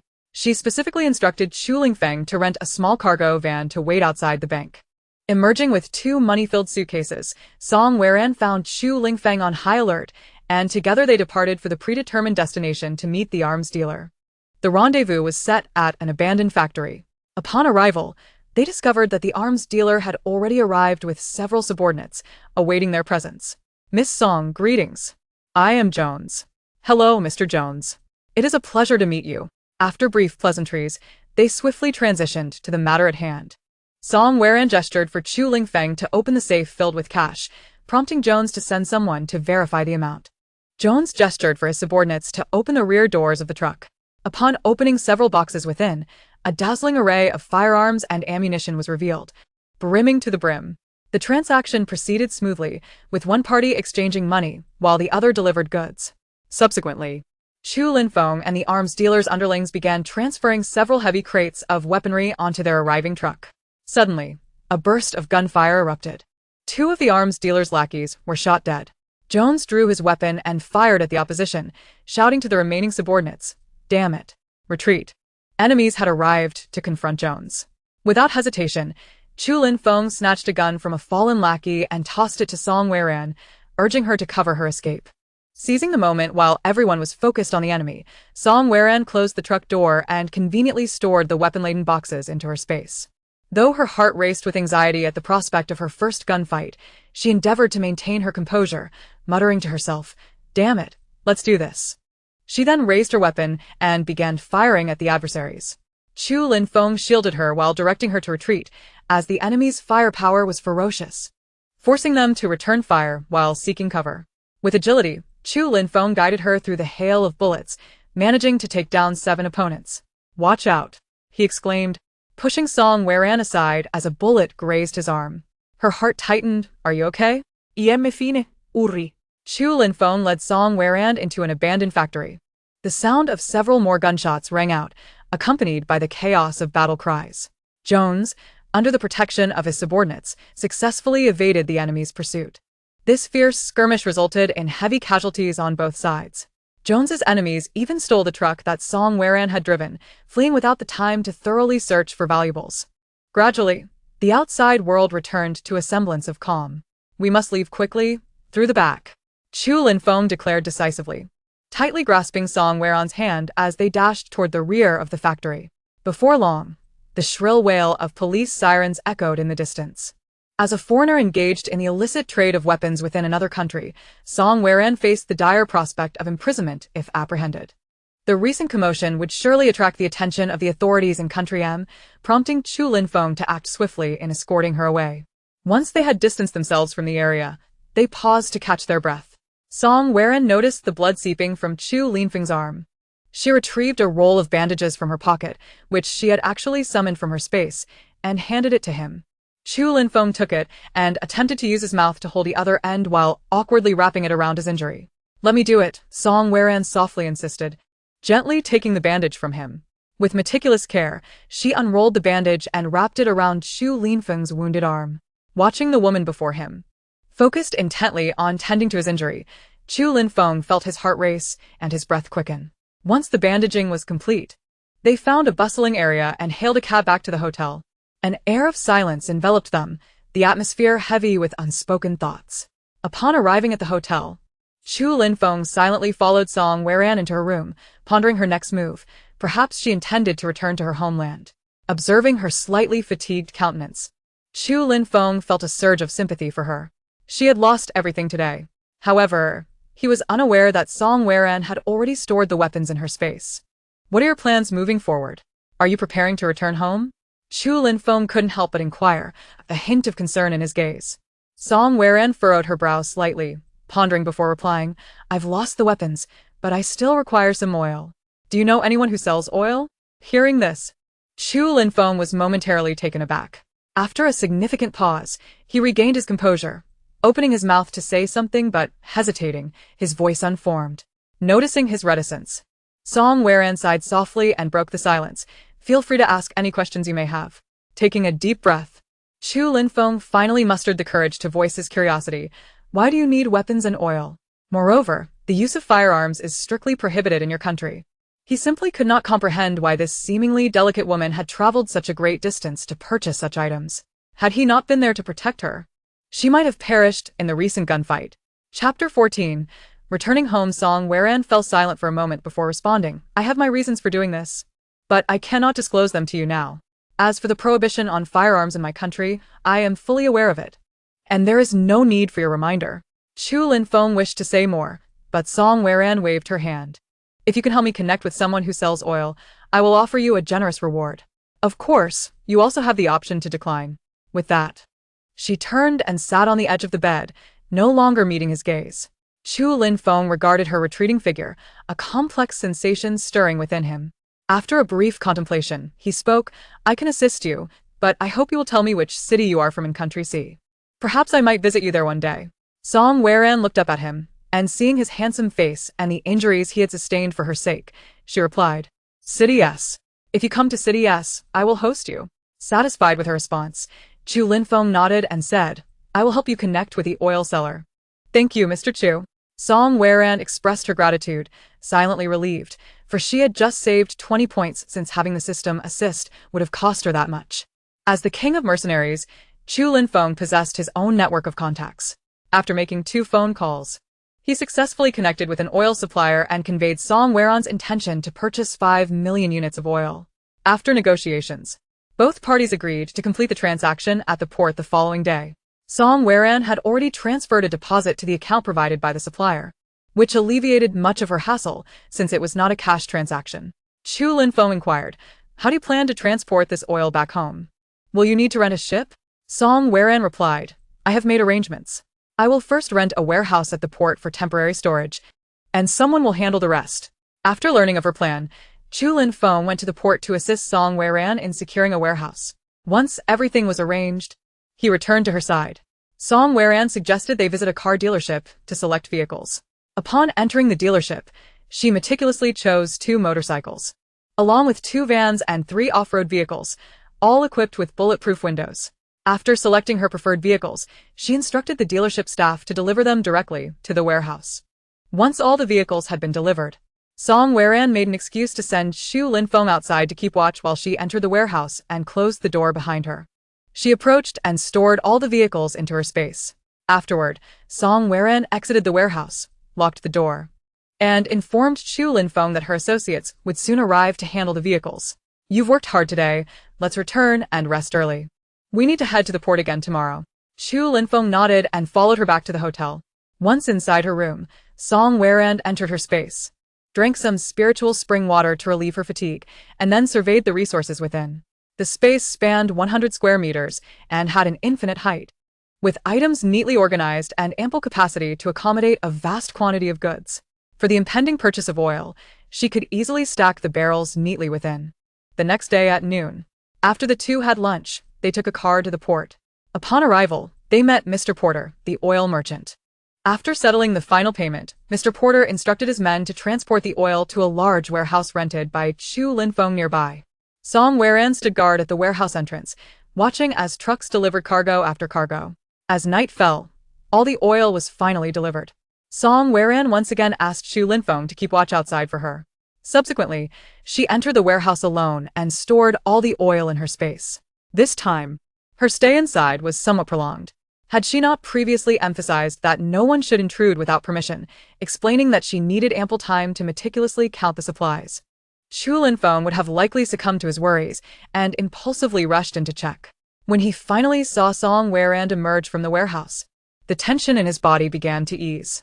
At that moment, Song Weran silently mused that the objective of this overseas operation had been accomplished, and she could return home the following day. Thus, she took out her phone and purchased a ticket for her flight home at noon the next day. After returning to the hotel, she informed Chu Linfeng of her decision to return home the next day, paying him the remaining fee in advance, expressing that as long as he successfully escorted her onto the plane, his mission would be deemed complete. Upon learning that Song Weran would be returning home the next day, Chu Linfeng felt an unexpected pang of reluctance. However, he still had a few matters to attend to here before he could return home. The next day at noon, as Song Weran boarded the plane, a weight lifted from her heart. Chu Linfeng watched the plane take off and opened the previous messaging interface with the system to send a brief message. "Safe travels, looking forward to our next meeting." He then returned to the hotel, packed his belongings, and prepared to address his unfinished business. The following day, Song Weran arrived back in the country. She took a taxi to the villa to pick up Himimi and headed to the shooting range. Himimi was overjoyed to see her daughter return safely. Ame. "Are you tired? You just got back, and you're already going to practice shooting?" Himimi asked with a hint of concern. "I'm not tired. Time is of the essence. And I must practice diligently. I need to intensify my training this week," Song Weran replied resolutely, handing Himimi a bottle of water, mixed with spiritual spring water. Himimi took the bottle and drank deeply, instantly feeling all fatigue dissipate. After all, to practice shooting, one must maintain peak condition. Ever since the gunfight in Country M, Song Weran had recognized her abysmal marksmanship. At that time, Chu Linfeng hit every target with precision, effortlessly taking down enemies, while she had not hit a single shot. It was truly disheartening. Upon entering the shooting range, Song Weran informed the coach that she and her mother had decided to extend their training by an additional 3 hours and wished to challenge more difficult moving targets. The coach had originally suggested they start with stationary targets, but after Song Weran's insistence, they ultimately opted for moving targets. The next day, she went to collect all the packages she had previously ordered and took out several solar power generation devices for Wang Chang's team to install on the roof. For the following month, Song Weran's life was extraordinarily busy and fulfilling. She either busied herself ordering takeout, receiving over 1,000 orders, or dedicated herself to rigorous marksmanship practice. Additionally, she carved out time to learn driving and never neglected to practice martial arts with her sword upon returning home each evening. Her daily schedule was packed without a moment of leisure. Furthermore, she made a special purchase of a large quantity of supplies to send to her uncle and arranged for a driver to deliver them to his home. Chapter 15. Countdown to the Apocalypse. Only a little over a month remained before the apocalypse descended. The construction of the Lei family's base was progressing swiftly. Having completed nearly half of the project, Lei Yuan followed closely behind her brother, Lei Heading, scurrying around to gather various supplies. Some of these supplies were stored in the internal warehouse of the base. Meanwhile, Lu Jinyan was equally busy every day.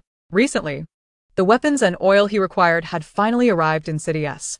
He had hired a top-tier international mercenary team to escort them from abroad. Among this team was a renowned mercenary king, who successfully thwarted several attempts by others to seize the shipment. Initially, this individual had no intention of taking the job. However, shortly after declining, he unexpectedly called to express his willingness to accept the task, provided that Lu Jinyan assist him in introducing an oil seller from Country M. Lu Jinyan happened to be planning to purchase oil from that very seller, so he readily agreed to help. Moreover, Lu Jinyan intended to recruit this individual into his team, adding a formidable ally for the impending apocalypse. Unbeknownst to Lu Jinyan, this very action would lead him to later reflect on this day with regret. wishing he could turn back time and reprimand himself. After Chu Linfeng arrived in City S, he immediately sent multiple messages to the system interface he had previously contacted, but he received no response. This left him with a tinge of disappointment. Perhaps she was simply too busy to check these messages? Meanwhile, Lu Jinyan arranged for the group of mercenaries to stay in 2 luxurious villas within a hillside estate and provided them with sumptuous food and fine wine. He specifically instructed his secretary to select reliable individuals to host the mercenaries and to reside with them for a week to closely observe each person's character and behavior. Lu Jinyan planned to assess everyone's qualities before selecting those with commendable conduct to join his ranks. Chu Linfeng visited his warehouse in City S, which had already stocked a substantial amount of supplies. Not long ago, a teammate from his former Falcon squad had sent him a message, reminding him to stockpile supplies in advance, as the country was undertaking significant actions. Upon learning that Song Weran was in City S, Chu Linfeng entrusted that teammate to help rent a large warehouse in City S to hoard supplies. He transferred all the money he had to the individual. Aware of Lu Jinyan's intentions to recruit talent, Chu Linfeng remained observant of Lu Jinyan's team. Regarding the construction project at the hillside estate, he surmised that Lu Jinyan must have already received the news. After careful observation, he felt satisfied with the location, thinking that if the apocalypse truly arrived, he could bring Song Weran here to protect her. He had everything planned out, unaware that Song Weran was already a native resident of this area. It wasn't until he asked a military friend to check on Song Weran's whereabouts that he discovered she lived in the hillside estate. He couldn't help but feel a mix of amusement and irony. However, as long as he confirmed her presence there, it was enough. When the time was right, he would seek her out. The bulk order of seeds and various pest control agents that Song Weran had previously ordered had been delivered, and she stored all of these supplies in her space. Essentially, she had gathered all the necessary materials. She scrolled through her phone, perusing the news updates. Recent headlines were dominated by reports of meteorites falling in various regions. These meteorites had been collected by local researchers for study. However, Song Weran sensed an unusual undertone to this event. Only 10 days remained until the apocalypse. Since the meteorites fell, anyone who came into contact with them had gradually become infected with an unknown virus, and the authorities had quarantined all those individuals. Soon after, news broke that the infected individuals had died, with their bodies cremated, without ceremony. The relatives of the deceased protested fervently, demanding a reasonable explanation from the government. Faced with public scrutiny and condemnation, the government ultimately concluded that all individuals who had come into contact with a meteorite had contracted an unknown virus with a highly contagious nature. Therefore, cremation measures were deemed necessary to prevent the spread of the virus. On the 5th day of the Doomsday countdown, Mu Yunzhou was filming a period drama on a mountain, capturing a scene where characters jumped off a cliff. Suddenly, the sky darkened with a crimson hue, followed by a torrential downpour. The visibility was obscured by the rain, prompting the crew to hastily gather their equipment and seek shelter. While descending the mountain, they stumbled upon a cave. Despite the large pit at the entrance, they could circumvent it to take refuge from the rain. As the downpour intensified, they hastily entered the cave, assuming the rain would cease in an hour or two. Inside, they gathered some wood to start a fire. However, the rain persisted until evening, and their mobile phones had lost signal. With only a meager supply of food, they managed to fill their stomachs, planning to spend the night there and depart at dawn. The director and crew members checked their equipment for issues, while Mu Yunzhou sat in a corner, watching a video of Song Weran, a smile breaking through his otherwise disheveled appearance. Unbeknownst to them, the large pit at the cave's entrance had been created by the meteorite. This particular meteorite was relatively small, failing to cause the commotion of others, thus escaping official detection. As the rain continued to wash away the earth, the meteorite became exposed. The downpour showed no signs of relenting by the following morning, and some crew members began exhibiting symptoms of fever. In a state of urgency, one individual decided to brave the storm in search of rescue. After an agonizing wait, night fell without any sign of return. It turned out that those who had ventured outside had succumbed to the elements, their visibility hampered by the relentless rain. The crew was thus compelled to remain in the cave for another night, holding on to the hope that their prolonged absence would prompt a search party. Meanwhile, across the nation, heavy rainfall led to widespread flooding, with authorities mobilizing vast resources for disaster relief, yet the death toll continued to rise. After 2 days trapped in the cave, Exhaustion and hunger took their toll, and the number of the ill surged from 5 to 25. Of the remaining 50, they divided responsibilities.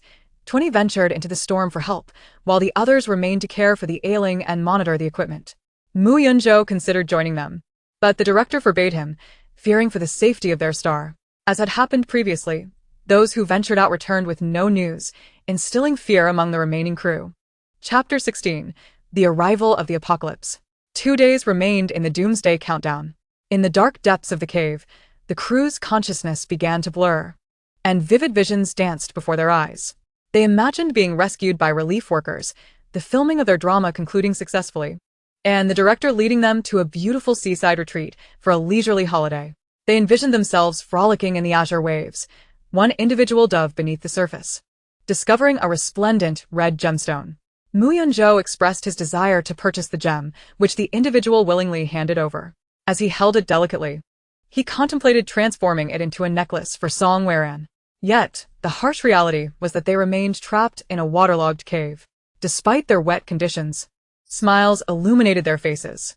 The gem in Mu Yunzhou's grasp was not a precious stone, but rather the dark red meteorite itself. In their fantasy, they left the beach for a bonfire, where several rabbits lay nearby, and they began roasting them. That day was filled with joy.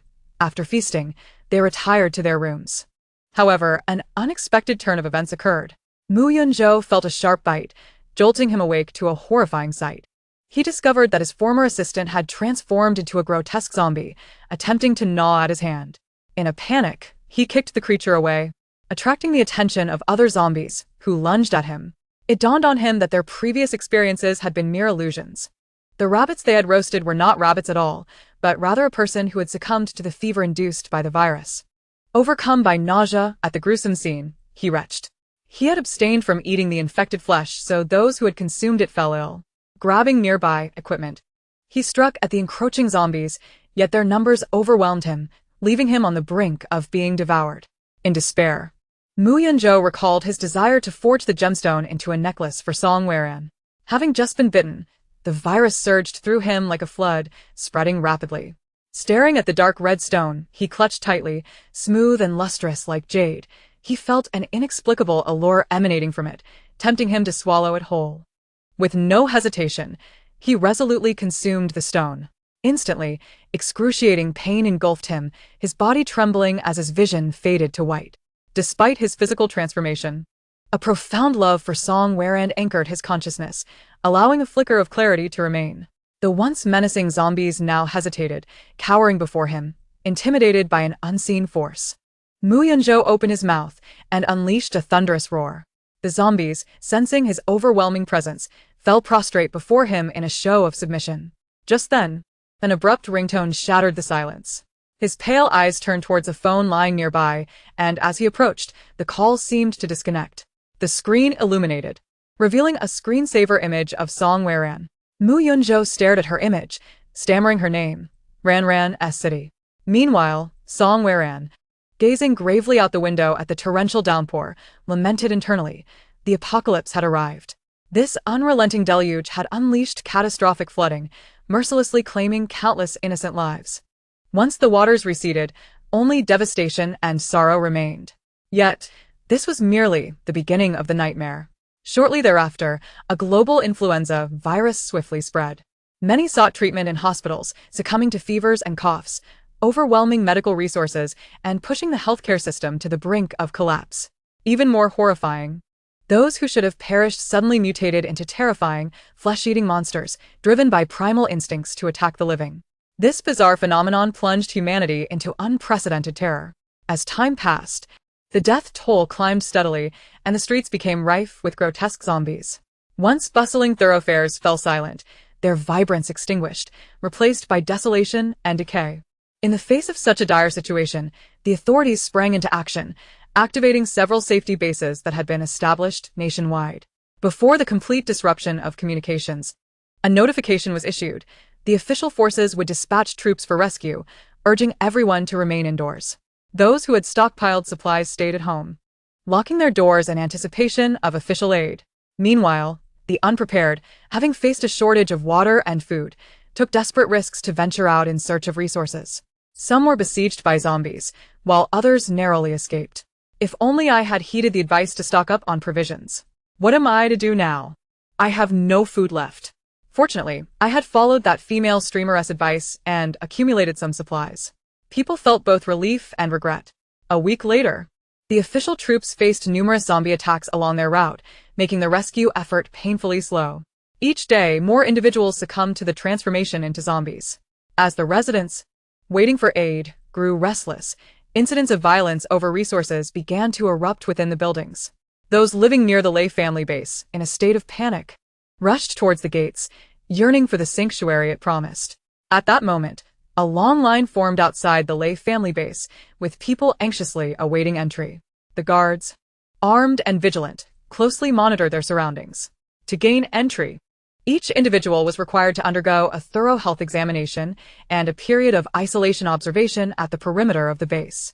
Lei Yuan informed Lei Heading that, in the aftermath of the apocalypse, some individuals would gradually awaken their abilities. Those who had developed these powers would be allowed access to the inner areas of the base, where a point system would be implemented. In the later stages, zombies would develop crystal cores within them, which could be submitted for points in exchange for necessary supplies. Ordinary survivors would be tasked with providing services for those in the inner circle in return for food and corresponding points as compensation. Due to the large crowd gathered outside the base, an inevitable attraction for zombies ensued.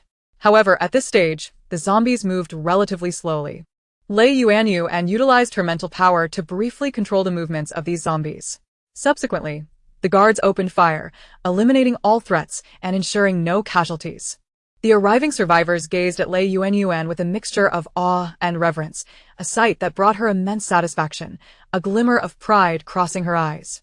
Chapter 17. Self-explosive identity. Lu Jinyan had arranged for individuals to monitor the movements of Song Weron's villa daily. A full week passed without her stepping outside.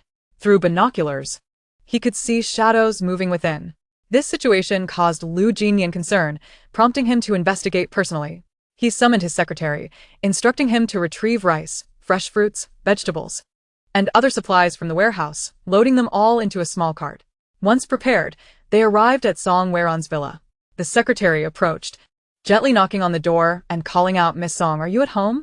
Hearing the voice, Song Weron cautiously lifted a corner of the curtain.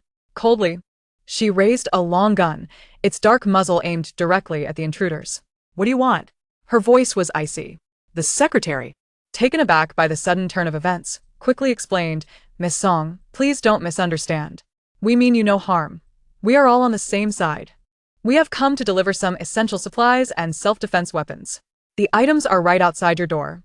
You may take them without concern. Additionally, I have good news. The hillside villa area is now under the protection of dedicated personnel dispatched by Mr. Liu, ensuring absolute safety." Song Weron was already aware of the construction at the villa and looked at Lu Jinyan, who stood at her door. She had previously visited him next door, kindly advising him to stock up on supplies. Faced with his unexpected offer of food, she felt perplexed. Despite her doubts, she had ample provisions stored in her own space and did not wish to owe anyone a favor. She politely declined, saying, "I appreciate your kindness, but I have enough food here, so please take it back for yourselves." Lu Jinyan sensed her wariness and grew anxious. To gain her trust, he made a bold decision to reveal his identity. Rand, please accept these provisions. If you encounter any difficulties or need help, do not hesitate to reach out to me. I will do everything in my power to support you. In fact, I am Jean, the one who has always been watching over your live stream," Lu Jinyan said urgently. Upon hearing this, Song Weron was momentarily stunned, memories flashing rapidly through her mind. Jean, the one who had generously supported her with millions. The day after she moved in, she had made him the owner of her residence, and even became his neighbor. So many coincidences led her to realize one thing: Lu Jinyan had always come for her. And now he owned the entire hillside villa area. Initially, Song Weron had felt immense gratitude towards Jean, for that sum of money had been crucial for her. She genuinely wished for his safety in the apocalypse. However, now that he stood before her, she found herself at a loss on how to respond. "You." Song Weron's lips parted, but the words caught in her throat. Ultimately, she chose to lower her gun and resolutely pull the curtain shut. Lu Jinyan, perceptive to her hesitation, gestured for the secretary to set down the supplies.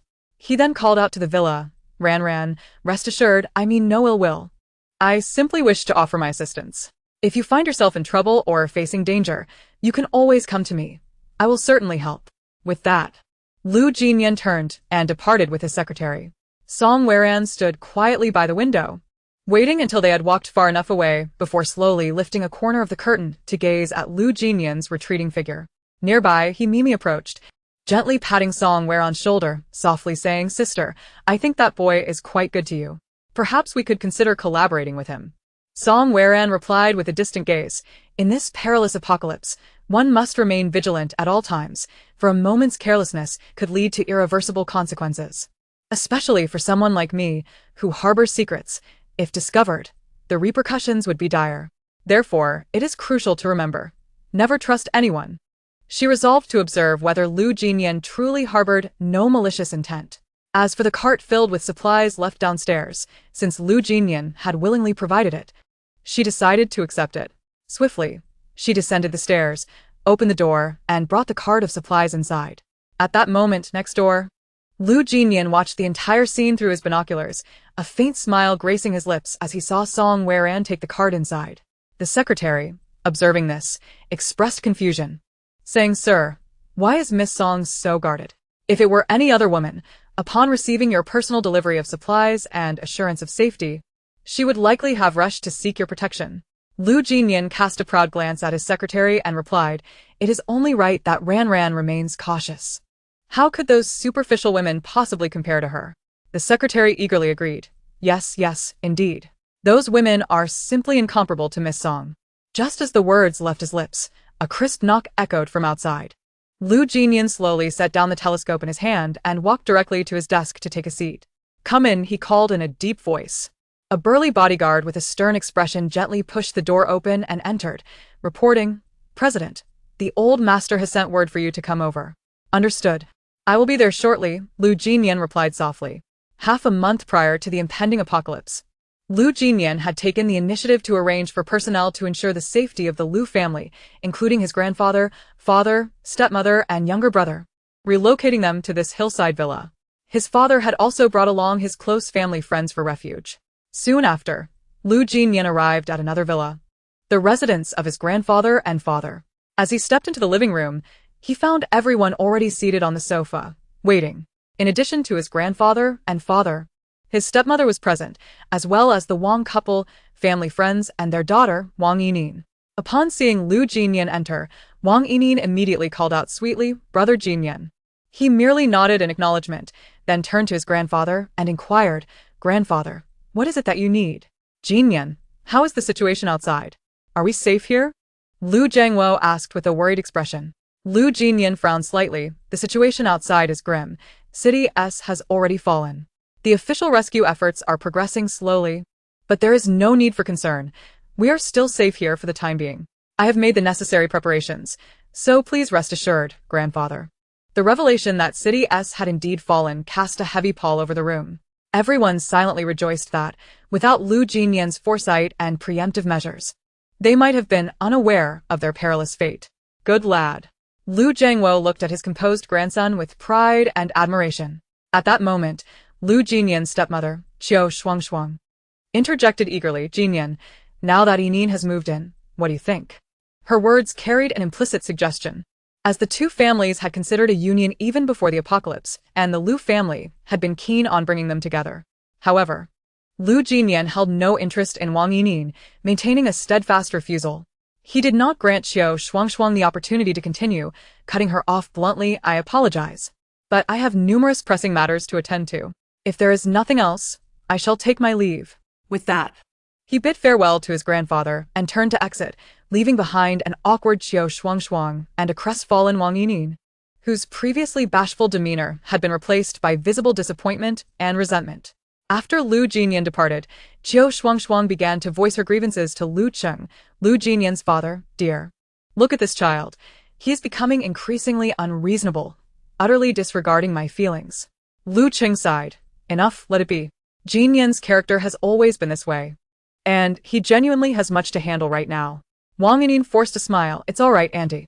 Brother Jinyan must just be too busy." However, her heart brimmed with unwillingness and bitterness. She silently vowed to make Lu Jinyan fall in love with her. That night, Lu Jinyan suddenly felt an intense fever. His forehead burning with heat, as if engulfed by a blazing flame. On the same day, similar symptoms began to manifest in others across the nation. The following morning, sunlight spilled through the curtains onto Lu Jinyan's face. He gradually opened his eyes, realizing that his fever had subsided. More astonishingly, he discovered that he had awakened a newfound power. When he unconsciously grasped a spoon, he found himself bending it effortlessly. This unexpected revelation filled Lu Jinyan with both excitement and trepidation. After all, he had watched numerous science fiction films and was no stranger to supernatural abilities. He soon began to boldly experiment with various metallic objects around the house, manipulating them into different forms at will. Lu Jinyan pondered, with this power, I will undoubtedly be able to protect Ran even better.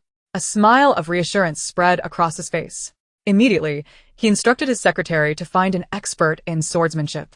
He wished to learn the art of sword fighting, believing that wielding a sword would be undeniably impressive, surely winning Ran's admiration. Additionally, Lu Jinyan urged his secretary to convey an important message. Anyone who awakens an extraordinary ability must report it promptly. Meanwhile, several individuals at the hillside villa began to experience similar feverish symptoms, gradually awakening their unique powers. Chu Linfeng was among them. He realized he possessed a keen sensitivity to the wind, able to manipulate it at will, even enhancing his running speed to astonishing levels. With this newfound advantage, Chu Linfeng felt confident in his ability to protect those he cherished amidst the chaos of the apocalypse. At that moment, Song Weran received a system-issued task. Please eliminate 100 zombies. Completing this task will earn you 100 points, with additional points for successfully obtaining crystal cores.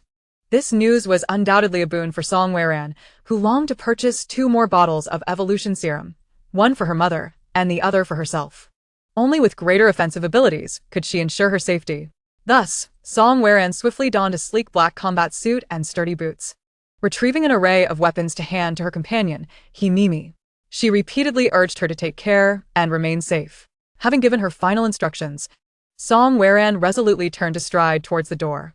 Mimi, filled with worry and reluctance, quickly grasped Song Weran's hand tightly, anxiously imploring, Sister, it's far too dangerous outside. Please reconsider going out on such a perilous venture. We are safe here, with no need to confront those terrifying zombies. Song Weran reassured her, Mother, worry not. This task has been specifically assigned to me by fate.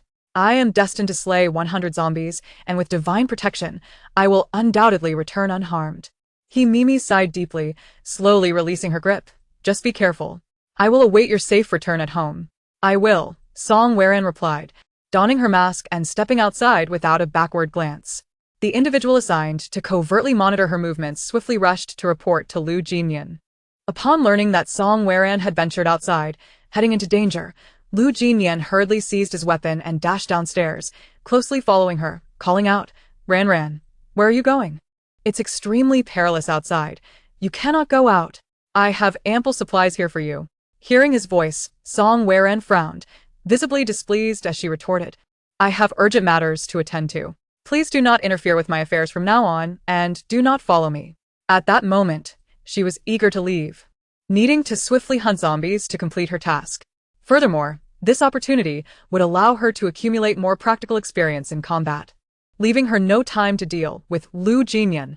Ran, there are indeed countless dangers outside. It is unsafe. How about this? I will send someone to follow you for your protection, alright? Lu Jinyan showed no signs of retreat, for deep within, he prioritized Song Weran's safety above all else. Despite the potential for her disdain and aversion, he resolutely refused to allow her to fall into peril. Confronted by Lu Jinyan's unwavering stance, Song Weran could only helplessly wave her hand and continue her strides forward. Do as you wish, just do not hinder me. As her words faded, she hurried towards the exit of the hillside villa. Just as Lu Jinyan was about to follow closely, he was intercepted by his rushing secretary. President, please refrain from going out. It is exceedingly dangerous outside. It suffices to have a few of them accompany you. Step aside. Lu Jinyan forcefully pushed the secretary aside and swiftly matched Song Weran's pace. Chapter 19. Exiting the villa district, the secretary, left with no choice, could only command a dozen bodyguards armed with submachine guns to closely protect him. since Lu Jinyan had previously arranged for personnel to clear the vicinity of the villa district. When Song Weran stepped outside, she encountered no trace of any zombies. Without hesitation, she advanced towards the city center. Prior to her departure, she had conferred with the system, opting to temporarily owe 100 points to exchange for the ability to identify crystal cores. With this newfound capability, she could instantly discern which zombies possessed cores, thus avoiding the futile endeavor of extracting the brains of zombies and wasting precious time. She was aware that Lu Jinyan was trailing behind her, but as long as he did not obstruct her from slaying zombies, he could follow at will. After all, she could not manage him. Suddenly, a figure darted out from the thicket. It was a ghastly, decaying zombie. It lunged at Song Weran with claws outstretched. "Weran, watch out!" Lu Jinyan exclaimed in terror, his voice rising in alarm. Anxious, he drew his gun, ready to shoot. However, at that moment, Song Weran swiftly sidestepped the zombie's attack, drawing a sharp tang knife from behind her. With a swift motion, a crisp sound echoed as the zombie's head rolled away. Song Weran's movements were fluid and seamless. She glanced back at Lu Jinyan and calmly stated, "Do not fire recklessly. Gunshots will attract more zombies. These zombies do not pose a threat to me, so do not hinder my practice with a knife." Lu Jinyan could hardly fathom that the seemingly delicate Song Weran possessed such remarkable skills. As her words fell, she resolutely continued towards the city center, occasionally encountering a few grotesque and decaying zombies, all of which she expertly dispatched with swift strikes. Lu Jinyan and the bodyguard stood by, astonished and speechless. Before long, Song Weran finally reached the entrance of a grand shopping mall. A few zombies were still gnawing on the remains of corpses at the entrance, and upon sensing the presence of the living, they immediately charged towards them. Song Weran swiftly severed their necks with precise strokes. Inside the mall, eerie growls echoed ominously, suggesting there were surely hundreds of zombies within. Such a massive mall must have evolved several first-level zombies, Song Weran pondered, instinctively tightening her grip on the exceptionally sharp tang knife. Without hesitation, she dashed into the mall. Upon entering the first floor, she immediately encountered two zombies clad in security uniforms. As soon as they spotted Song Weran, they lunged at her with claws bared. Song Weran delivered a powerful kick, sending one zombie sprawling, then swiftly struck down the other with deadly accuracy. Subsequently, she evaded another lunging zombie and, with a decisive slash, dispatched it cleanly. Song Weran glanced at the nearby directory. The first floor featured shops selling various international luxury brands. The second floor housed a large supermarket. The third floor was filled with an array of restaurants. The fourth floor specialized in home appliances, and the fifth floor was dedicated to household goods, while the sixth floor housed a cinema. This expansive mall had fallen into ruin due to the incursion of a few infected individuals. Most of the merchandise remained intact, with only a few items contaminated. For someone with her spatial abilities, collecting all these supplies was a necessity. Who would ever complain about having too many resources? However, the entourage trailing her made movement cumbersome. She could not utilize her spatial abilities in their presence to gather supplies. Rubbing her temples in exasperation, she said, "You all stay on the first floor. Do not create chaos for me. A large group together can easily provoke a massive zombie riot." Hearing the commotion from within the mall, Lu Jinyan and his cadre of strong bodyguards felt a twinge of trepidation and considered retreating. However, seeing Lu Jinyan resolutely press on, they gritted their teeth and steeled themselves to enter the mall. Armed with firearms, they vigilantly scanned their surroundings. Simultaneously, they deeply resonated with Song Weran's warning. The earlier noises from the first floor had attracted the attention of the zombies on the second floor. A horde of grotesque zombies suddenly leaped down from above. Due to the height of the fall, many of them broke their legs upon landing. Yet, undeterred, they desperately crawled towards Song Weran. Song Weran swiftly advanced, her knife slicing with agility and precision, severing the necks of the zombies one by one. In no time, severed heads littered the ground, painting a gruesome tableau. Meanwhile, the relentless stream of zombies continued to leap down from above, many of them breaking their legs in the process. Those fortunate enough to land on previously fallen zombies quickly regained their footing and charged towards them with ferocity.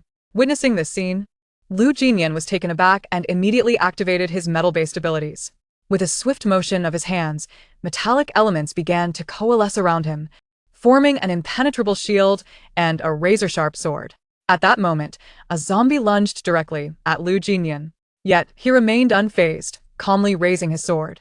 Emulating Song Weron's earlier action, he swung forcefully, and with a flash of steel, the zombie's head fell. Simultaneously, the bodyguards raised their weapons, opening fire on the advancing horde. A cacophony of gunfire erupted, bullets whistling through the air. However, to their astonishment, despite the barrage of gunfire, the zombies seemed largely unaffected, continuing their relentless advance. Faced with this unexpected predicament, the bodyguards were plunged into confusion and uncertainty. Song Weron shouted, "Aim for the zombies' heads." Realizing the necessity of this adjustment, everyone promptly recalibrated their strategy, focusing their aim on the heads of the zombies. As the gunfire intensified, a more profound chaos erupted among the zombie horde. They appeared enraged, leaping from the upper floors like a tidal wave. In this heart-stopping moment, she remained undaunted, wielding her long knife with all her might. As seconds ticked by, the pile of zombie corpses steadily grew taller, while a continuous influx of zombies leaped down from above, surging towards them. Chapter 20. Discovering survivors. Song Weron gripped her sharp tang knife tightly, her gaze sharp and focused on the approaching zombies. As the chaos created by Lu Jinyan and the others drew the attention of the majority of the zombies, she fought her way backward, positioning herself beside the escalator. As she sprinted up the escalator, she dispatched the zombies attempting to obstruct her path with precision. The foul stench pervaded the air, compelling her to suppress her nausea as she ascended to the second floor. Song Weron observed a multitude of zombies leaping from the first floor like a relentless tide. Yet, a few astute zombies caught wind of her presence and lunged towards her. Without a moment's hesitation, she dashed into the supermarket's interior. While running, she deftly collected items from the shelves. Even when confronted by some zombies blocking her way, she swiftly retaliated, dispatching them with lethal efficiency. As she paused to gather supplies, the pursuing zombies attacked from behind. Prepared for this, Song Weron launched a counterattack, swiftly eliminating the zombie in front and skillfully dodging while striking down the one that followed. Thus, she fought her way through the supermarket, all the while collecting resources. Suddenly, she noticed some movement behind the warehouse door. It was possible that other survivors were hiding there, but she had no intention of entering the warehouse. Quickly, she retrieved a flask of revitalizing water from her storage and drank deeply. The cool, sweet liquid flowed down her throat, instantly replenishing her exhausted stamina. At that moment, the sound of gunfire intensified on the first floor, indicating that Lu Jinyan had received reinforcements. A sense of helplessness welled up within her. She could not bear the thought of Lu Jinyan perishing due to his association with her. After slaying over 20 zombies on the second floor, she raced toward the third floor, annihilating more than 10 zombies along the way. Inside a hot pot restaurant on the third floor, she encountered a level 1 zombie. Noticeably plump with a round belly, yet surprisingly agile, Song Weron narrowly evaded its grasp. Level 1 zombies proved to be quite formidable. She sidestepped its attack and swung her blade at its legs, causing it to lose balance and fall to the ground. Seizing the opportunity, she launched a surprise attack from behind, stabbing it in the head. As she twisted the blade within, she discovered a crystal core the size of a finger. Promptly stowing it away, the system's voice echoed in her mind. Level 1 ordinary crystal core can be exchanged for 100 points. Would the host like to exchange? Yes, she readily replied. She still owed the system 130 points and needed to eliminate another 100 zombies to settle her debt. Additionally, she would require 4 more level 1 zombies to afford 2 bottles of evolution serum. After dispatching the zombie, she surveyed her surroundings, confirming the absence of further threats.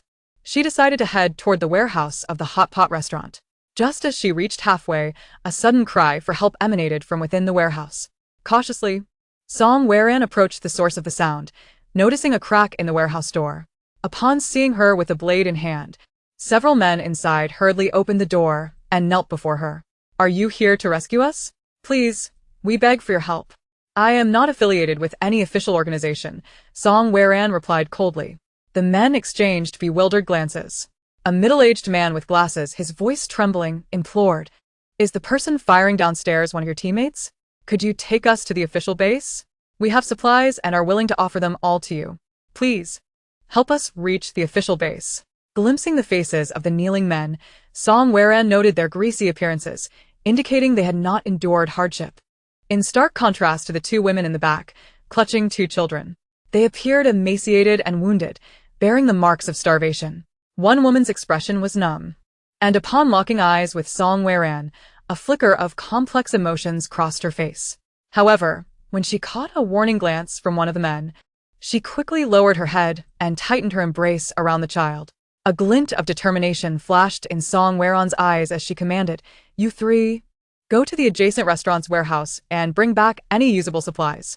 The men exchanged hesitant glances, and the bespectacled man spoke up. "What if there are more of those creatures over there? I've already dealt with the zombies inside. You may go now. Without supplies, my team will not escort you to the official base," she stated icily. With that, the men rose, remembering to grab knives before departing. Once they entered the kitchen of the other restaurant, the previously numb woman immediately knelt before Song Weran, begging, "Please help us avenge our husbands and many of the former patrons who were slaughtered by those devils. Their bodies were tossed out to feed the zombies. They also violated us, threatening to throw my child out if we resisted. Please help us kill them. Do not let them reach the official base." Another woman joined in, bowing her head until it bore red marks. They understood that once they entered the jurisdiction of the official base, their chances for revenge would diminish. Song Weran swiftly halted their gestures of supplication. "Get up quickly. We must not arouse their suspicion." Realizing the reason for the presence of a level 1 zombie, she deduced that it was a consequence of humans being thrown out to be fed to it. Such despicable acts of taking advantage of societal collapse to violate women would not go unpunished. Having discerned the situation, she directed the two women to take the children back to the warehouse and lock the door, assuring them that the supplies within would sustain them until official rescue arrived. After a short while, the three men emerged, each carrying a sack of rice. Upon approaching, they noticed the absence of the two women and children and inquired urgently, "Where are they?" They went ahead, Song Weran indicated, instructing them to place the 3 bags of rice on the ground before continuing to search for more. As they walked a short distance, she swiftly charged forward, dispatching one man with a single strike. The remaining 2, momentarily stunned, quickly reacted. "Damn it, you filthy BT!" they shouted, hastily retreating to the kitchen of another restaurant. Moments later, sharp cries echoed from within, followed by one man emerging in a panic. Song Weran stood at the entrance, swiftly eliminating him with several strikes. Soon after, 2 zombies emerged from the kitchen, their mouths stained with blood, lunging at her. She expertly beheaded them with her blade. With the zombies dispatched, Song Weran ascended to the upper floors. Chapter 21. Reinforcements arrived. The number of zombies on the 4th floor was relatively sparse. Armed with her tang knife, Song Weran adeptly navigated through the Hoard, annihilating them within mere minutes. After clearing the floor, she began collecting supplies, stowing away everything except the contaminated items. Just then, a barrage of gunfire erupted from below. Growing closer, accompanied by the sound of footsteps, it became evident that a large group was making its way upstairs. This group consisted of Lu Jinyan and his subordinates. After pursuing Song Weran, his secretary had hurriedly gathered more personnel, equipping them with a substantial arsenal and driving to catch up. When Chu Linfeng learned that Lu Jinyan was pursuing the young lady residing in the innermost area, anxiety gripped him. Upon arriving at the mall, he found Lu Jinyan and his bodyguards engaged in fierce combat with zombies, but there was no sign of Song Weran. He anxiously inquired with the bodyguard and soon learned that Song Weran had taken advantage of the chaos to ascend the stairs. Chu Linfeng's complexion instantly turned ashen. Without a moment's hesitation, he dashed toward the staircase in search of Song Weran. Meanwhile, Lu Jinyan, aided by numerous reinforcements, successfully extricated himself from the zombie siege and hurriedly followed suit. When he caught sight of Song Weran's silhouette ascending the stairs, his heart raced with urgency, wishing he could soar to her side and shield her immediately. However, given the dire circumstances, he found it difficult to extricate himself. Song Weran, with wide eyes, observed Chu Linfeng rushing up the stairs, puzzled as to how he had ended up here. Chu Linfeng, visibly agitated, spoke with a quivering voice. "Miss Song, it is truly a relief to see you unharmed." Shortly thereafter, Lu Jinyan also rushed up hastily. Upon confirming that Song Weran was safe, the tension in his heart finally eased. He softly called out, "Ran." Song Weran's gaze flickered between Chu Linfeng and Lu Jinyan, her brow slightly furrowing. She had originally planned to head to the 5th floor to gather supplies, but the presence of these 2 men and the group behind her hindered her ability to act freely in their presence. The group quickly noticed the unusual scarcity of items on this floor, as if they had been preemptively collected. However, They did not suspect that Song Weran was responsible for this. If you wish to accompany me, remember not to act rashly. As it may disrupt my training with a blade, Song Weran warned coldly, turning without looking back as she proceeded toward the staircase to the 5th floor. Zhu Linfeng. Lu Jinyan and the bodyguards exchanged glances before closely following behind her. The group maintained heightened vigilance, attentively observing any signs of movement around them. The number of zombies on the 5th floor was markedly greater than that on the 4th, and the nauseating stench was more potent. Upon stepping onto the 5th floor, Song Weran wielded her long knife, charging forward to strike. Chu Linfeng stood by, captivated by her agile form and formidable technique. Astonished that the seemingly delicate Ranran possessed such strength, which only deepened his infatuation. At that moment, a remarkably swift zombie suddenly burst forth from the throng. Lunging at Song Weran, Chu Linfeng's heart raced. Without a moment's thought, he leaped forward, delivering a powerful kick to the zombie. It was sent sprawling backward, crashing heavily to the ground. This particular zombie differed from the ordinary ones. Its speed indicated to Chu Linfeng that it was a first-level zombie possessing wind-type abilities. Much like his own. Song Weran cast a grateful glance at Chu Linfeng and softly uttered her thanks before turning to confront the zombie that was beginning to rise. Gripping her long knife, she swung down with all her might. The zombie, in its attempt to evade, lost a leg and toppled over, losing its balance. Seizing the opportunity, Song Weran struck again, accurately severing its neck, causing its head to roll aside. She then used the tip of her blade to pry open the zombie's skull, searching until she found a glistening crystal core. Holding it up, she addressed Chu Linfeng. This is a first-level zombie crystal core, quite useful to me at present, so I cannot give it to you just yet. However, rest assured, I shall return one to you when the opportunity arises. With that, she feigned placing the crystal core into her pocket, discreetly stowing it within her own space. Congratulations, host, on acquiring a first-level wind-type crystal core, which can be exchanged for 150 points. Would you like to redeem it immediately? The system's voice resonated in Song Weran's mind. She was pleasantly surprised that the ability-type crystal core could yield an additional 50 points, a delightful windfall indeed. The others observed in awe as Song Weran extracted the crystalline object from the zombie's head. The revelation that it was a zombie crystal core piqued their curiosity. Who would have anticipated such a thing could exist within a zombie's cranium? In an instant, all eyes turned to the heads of the fallen zombies, eager to discover whether they too contained such cores. Not every zombie harbored a crystal core, only those of exceptional strength possessed one. After providing a brief explanation, Song Weran immersed herself once more in the battle against the zombies. To date, she had successfully slain 60 zombies, leaving 40 more to complete her task. Half an hour later, the 30 zombies on the 5th floor were all vanquished. Gazing at the contaminated household items that were now unusable, Song Weran felt a pang of regret. She could have gathered supplies while fighting, but the presence of others forced her to forego that opportunity. She paused, sweat trickling down her cheeks and soaking her clothes. Reaching for her water bottle, she took several hearty gulps. The sweet liquid slid down her throat, banishing her fatigue. Seeing this, Lu Jinyan quickly approached, concern etched on his face as he asked, Ranran, are you tired? His eyes were filled with worry. Song Weran gently shook her head. I'm fine. I can still endure. Since there's still the 6th floor remaining, let's South clear this place thoroughly before heading back. Upon hearing this, Lu Jinyan nodded silently, following closely behind her, ever ready to ensure her safety. Meanwhile, Chu Linfeng stood quietly to the side, his gaze fixed upon Song Weran, resolutely deciding that he would support and accompany her in whatever she wished to undertake. With anticipation for the first-level zombies, Song Weran ascended to the upper floor. Logically, the cinema should have been teeming with people, at least 100. However, when they reached the 6th floor, an eerie silence enveloped them, unsettling in its intensity. This abnormal stillness heightened Song Weran's sense of alertness, prompting her to slow her pace. Suddenly, a dozen grotesque zombies surged forth from the dark recesses of the cinema, clawing and snapping as they lunged toward them.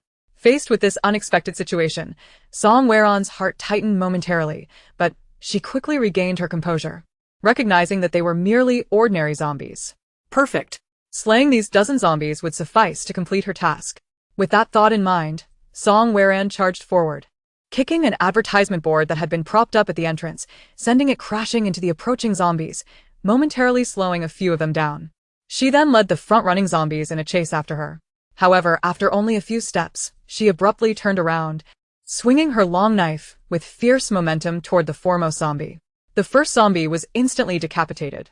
Immediately following that, Song Weran pivoted, skillfully utilizing the terrain and obstacles around her to evade the relentless pursuit of the zombies behind her. Each swing of her long knife struck true against those attempting to close in. After an intense battle, she dispatched all of the ferocious zombies. Just then, the system's voice echoed in her ear. "Congratulations, host, on successfully killing 100 zombies and achieving your task objective. You have earned a reward of 100 points. Please continue your efforts. The next phase's objective is to kill 1,000 zombies, with a reward of 1,000 points upon completion." Before Song Weran had a chance to catch her breath, an unexpected turn of events occurred.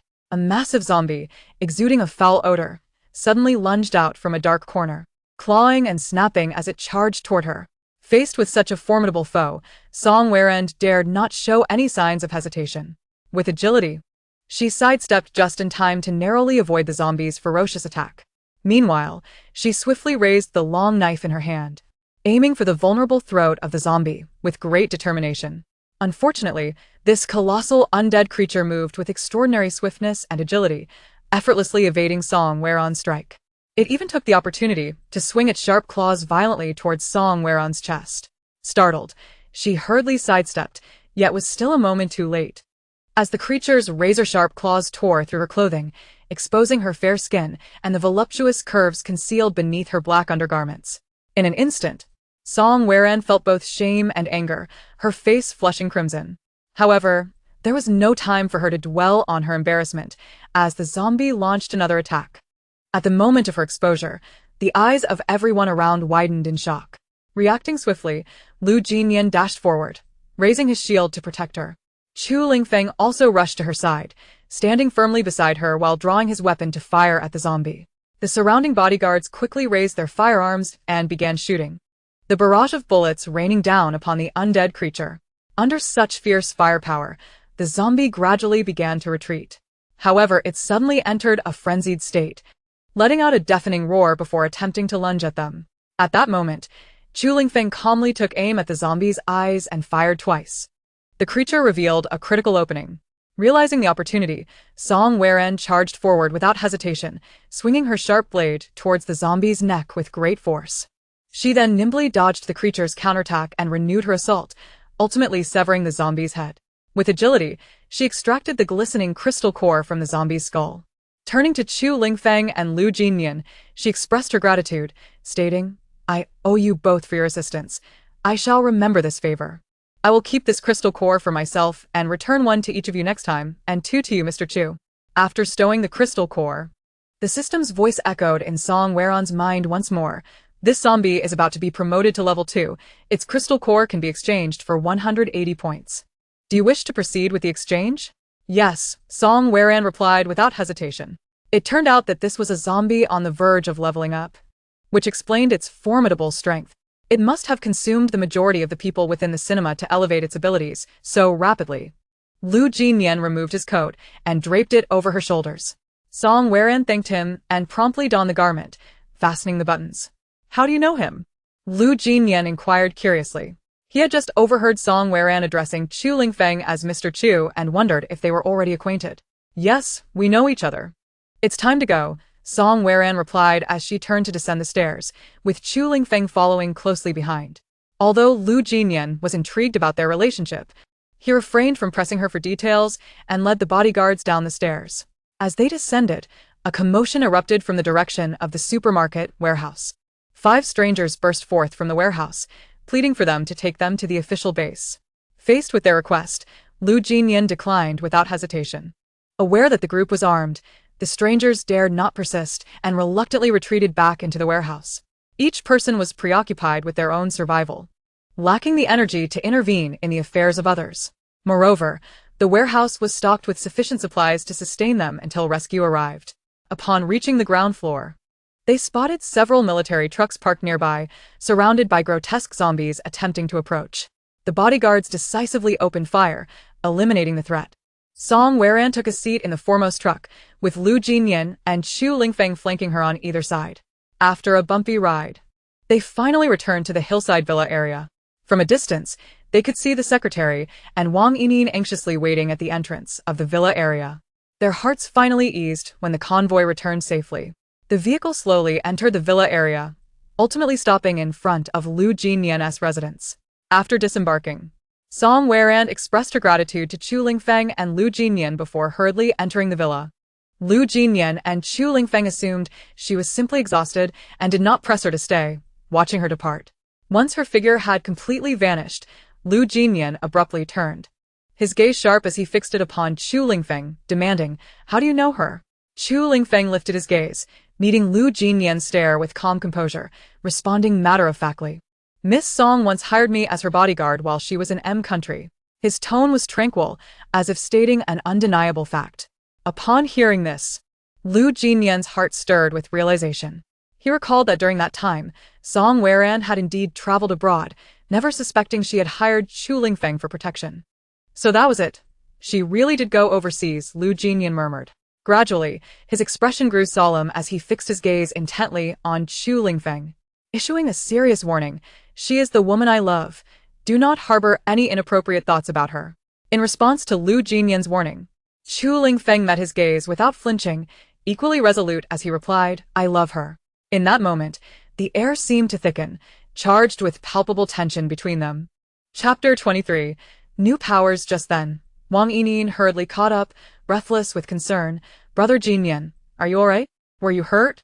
Chu Lingfeng cast a dismissive glance at Wang Yining's feigned delicacy, unable to suppress a derisive chuckle. Mr. Lu is indeed fortunate in his romantic pursuits. He then disregarded the two and continued on his way. Lu Jinyan's face darkened in anger as he glared at Chu Lingfeng's retreating figure. Wang Yining, noticing his indifference, chimed in, "Brother Jinyan, what's wrong?" Lu Jinyan took a deep breath, striving to quell his inner fury. He then replied impatiently, "I'm fine. You should return." Wang Yining, swallowing her dissatisfaction, pouted, "Brother Jinyan, I was genuinely worried about you when I heard you went out." Lu Jinyan offered no response to her concern, merely stating, "All right. I understand." He then silently turned his gaze towards Song Weiran's villa in the distance for a moment before striding into the house, leaving Wang Yining standing alone, dazed. Wang Yining watched Lu Jinyan's departing figure, her heart simmering with resentment. Following his gaze, she ground her teeth in frustration, silently cursing. "I heard from the secretary that Lu Jinyan went out to pursue the woman in this villa. How dare that wretched girl obstruct my path? I will ensure she faces dire consequences." With such thoughts in mind, she resolved to find an opportunity to sabotage the Lu family. Ideally, she wished for that woman to be shunned by the Lu family and expelled from the villa area. With this intent, she stepped into the Lu family's residence. Upon entering, she found several members of the Lu family and Wang's parents anxiously seated on the sofa, awaiting her return. They had also learned of Lu Jinyan's safe return, and the tension that had weighed on their hearts was finally alleviated. As Wang Yining stepped into the living room, Jiao Shuangshuang eagerly approached her, expressing concern. "Yining, how is it? Has Jinyan been hurt?" Wang Yining wore a radiant smile, quickly stepping forward to embrace Jiao Shuangshuang's arm, feigning intimacy as she reassured, "Don't worry, Aunt Shuangshuang. I just visited Brother Jinyan, and he is unharmed." Upon hearing this, everyone breathed a sigh of relief. However, they soon noticed Wang Yining's hesitance, as if she had more to say. Lu Jiangwo, unable to contain his anxiety, pressed, "Is there something else? Please tell us." Wang Yining felt a surge of delight, sensing that her moment had arrived.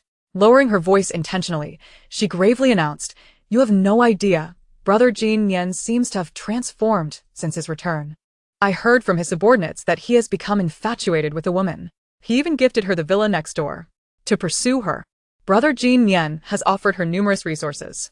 Today, it was because this woman disregarded the advice and warnings of others, stubbornly insisting on going out, that he, disregarding his own safety, insisted on accompanying her out of the villa area."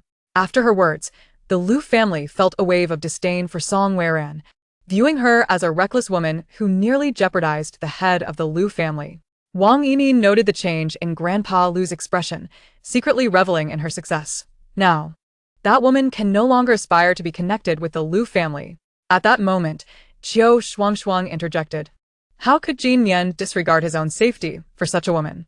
That is utterly unacceptable." Lu Jiangwo slammed his cane against the ground, letting out a cold snort. How can a man lose his judgment over such a trivial woman?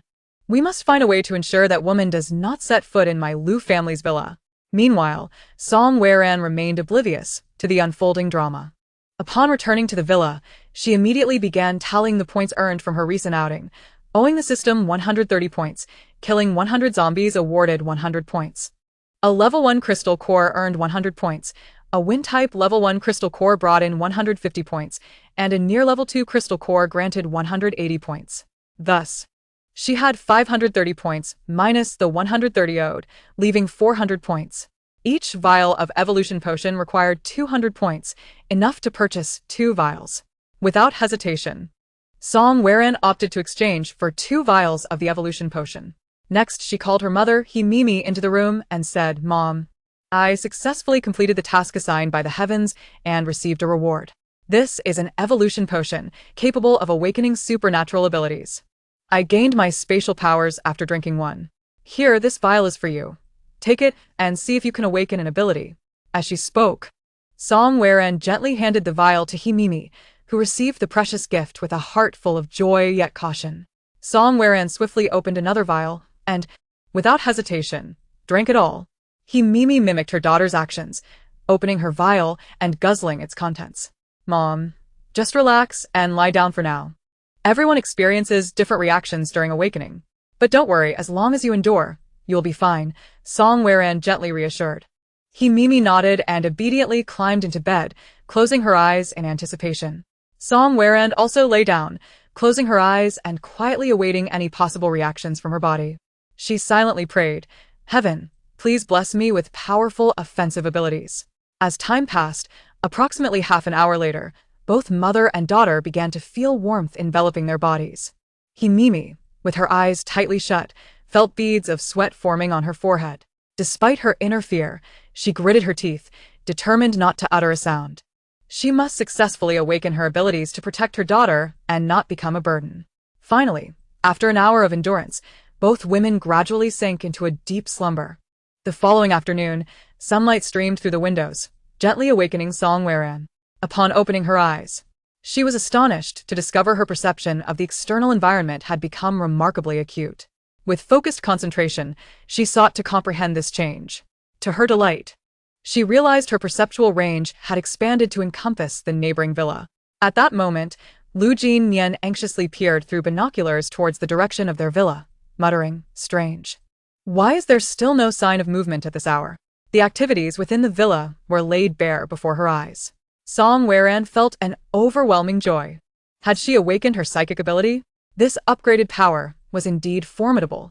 Quickly, she retracted her focus and turned her eager gaze to her mother, who was about to rise. Curiously, she inquired, "Mom, do you feel any particular changes in your body? Is there anything different from usual?" Himimi closed her eyes, carefully attuning herself to her body's changes. A moment later, she was astonished to sense an unprecedented affinity towards water. With joy, she shared this wondrous feeling with Song Weran. "I feel as though I can perceive the presence of water more keenly now." Song Weran quickly deduced, "Mom, you likely awakened water-based abilities."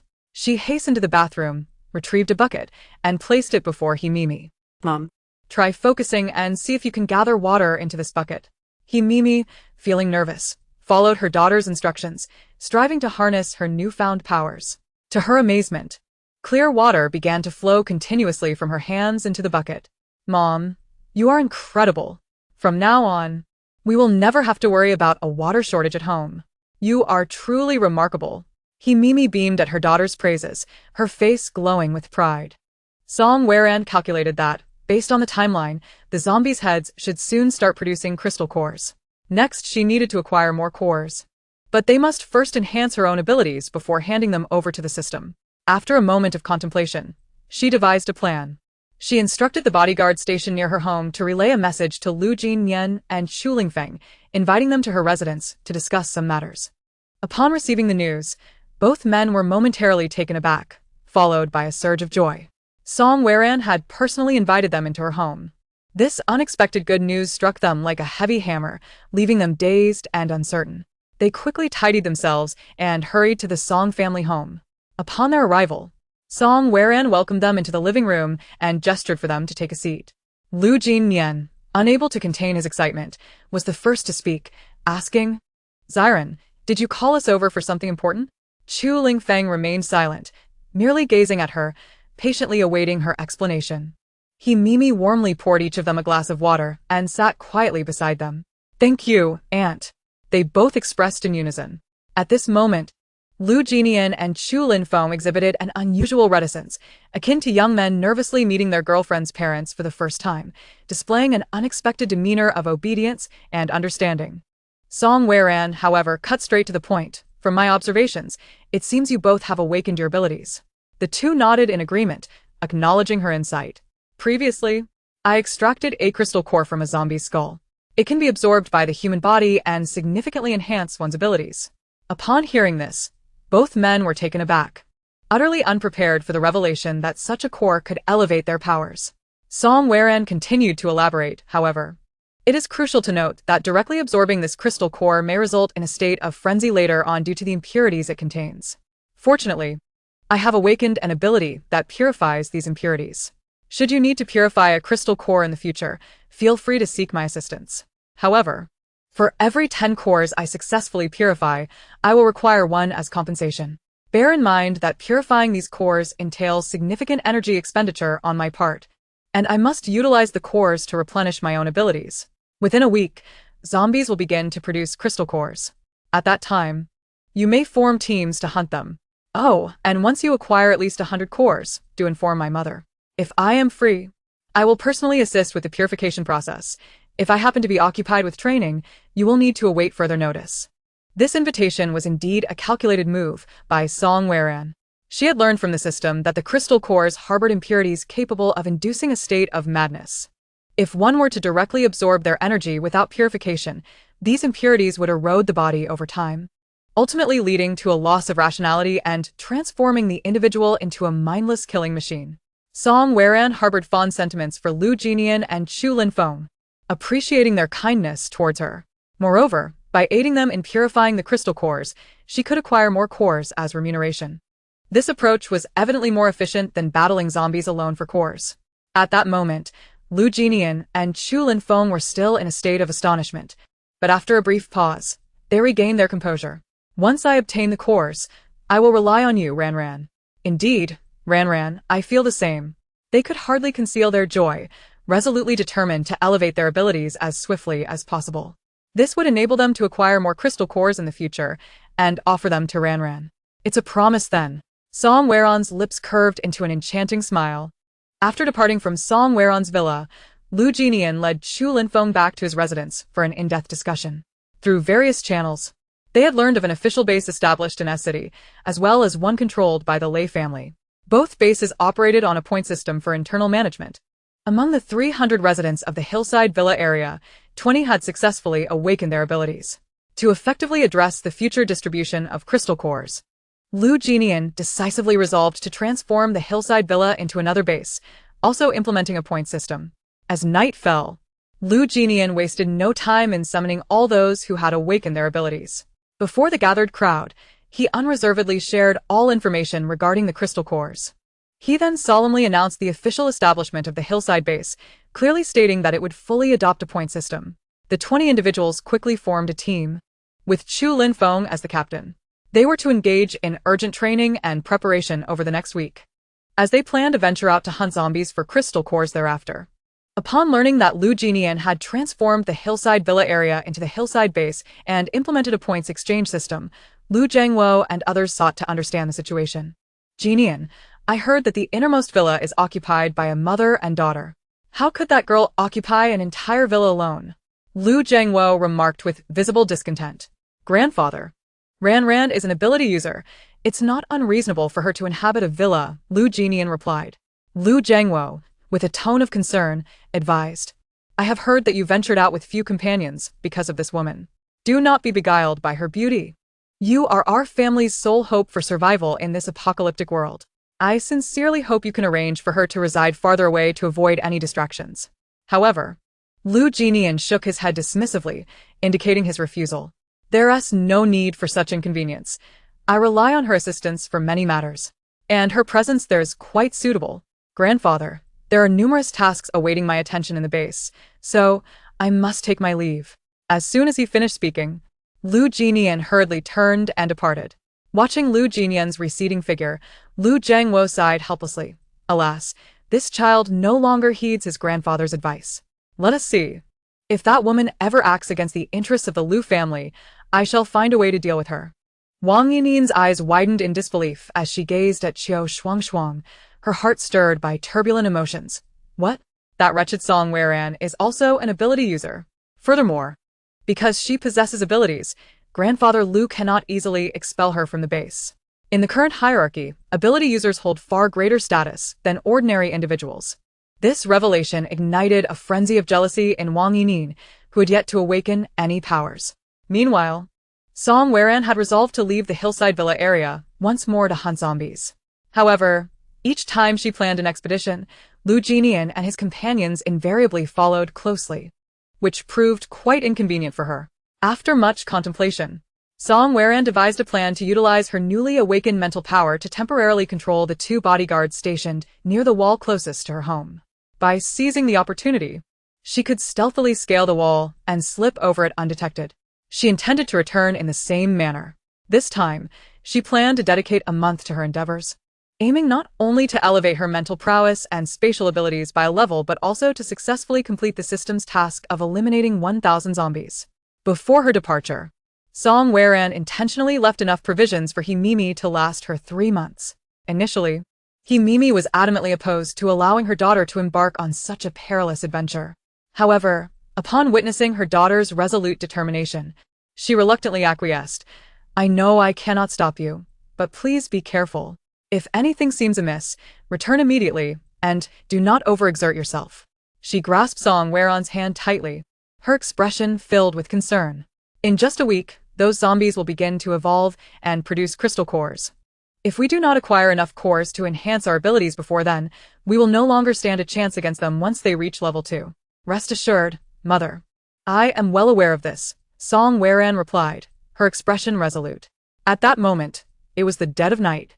The surroundings were eerily silent, save for the occasional distant call of an unknown creature.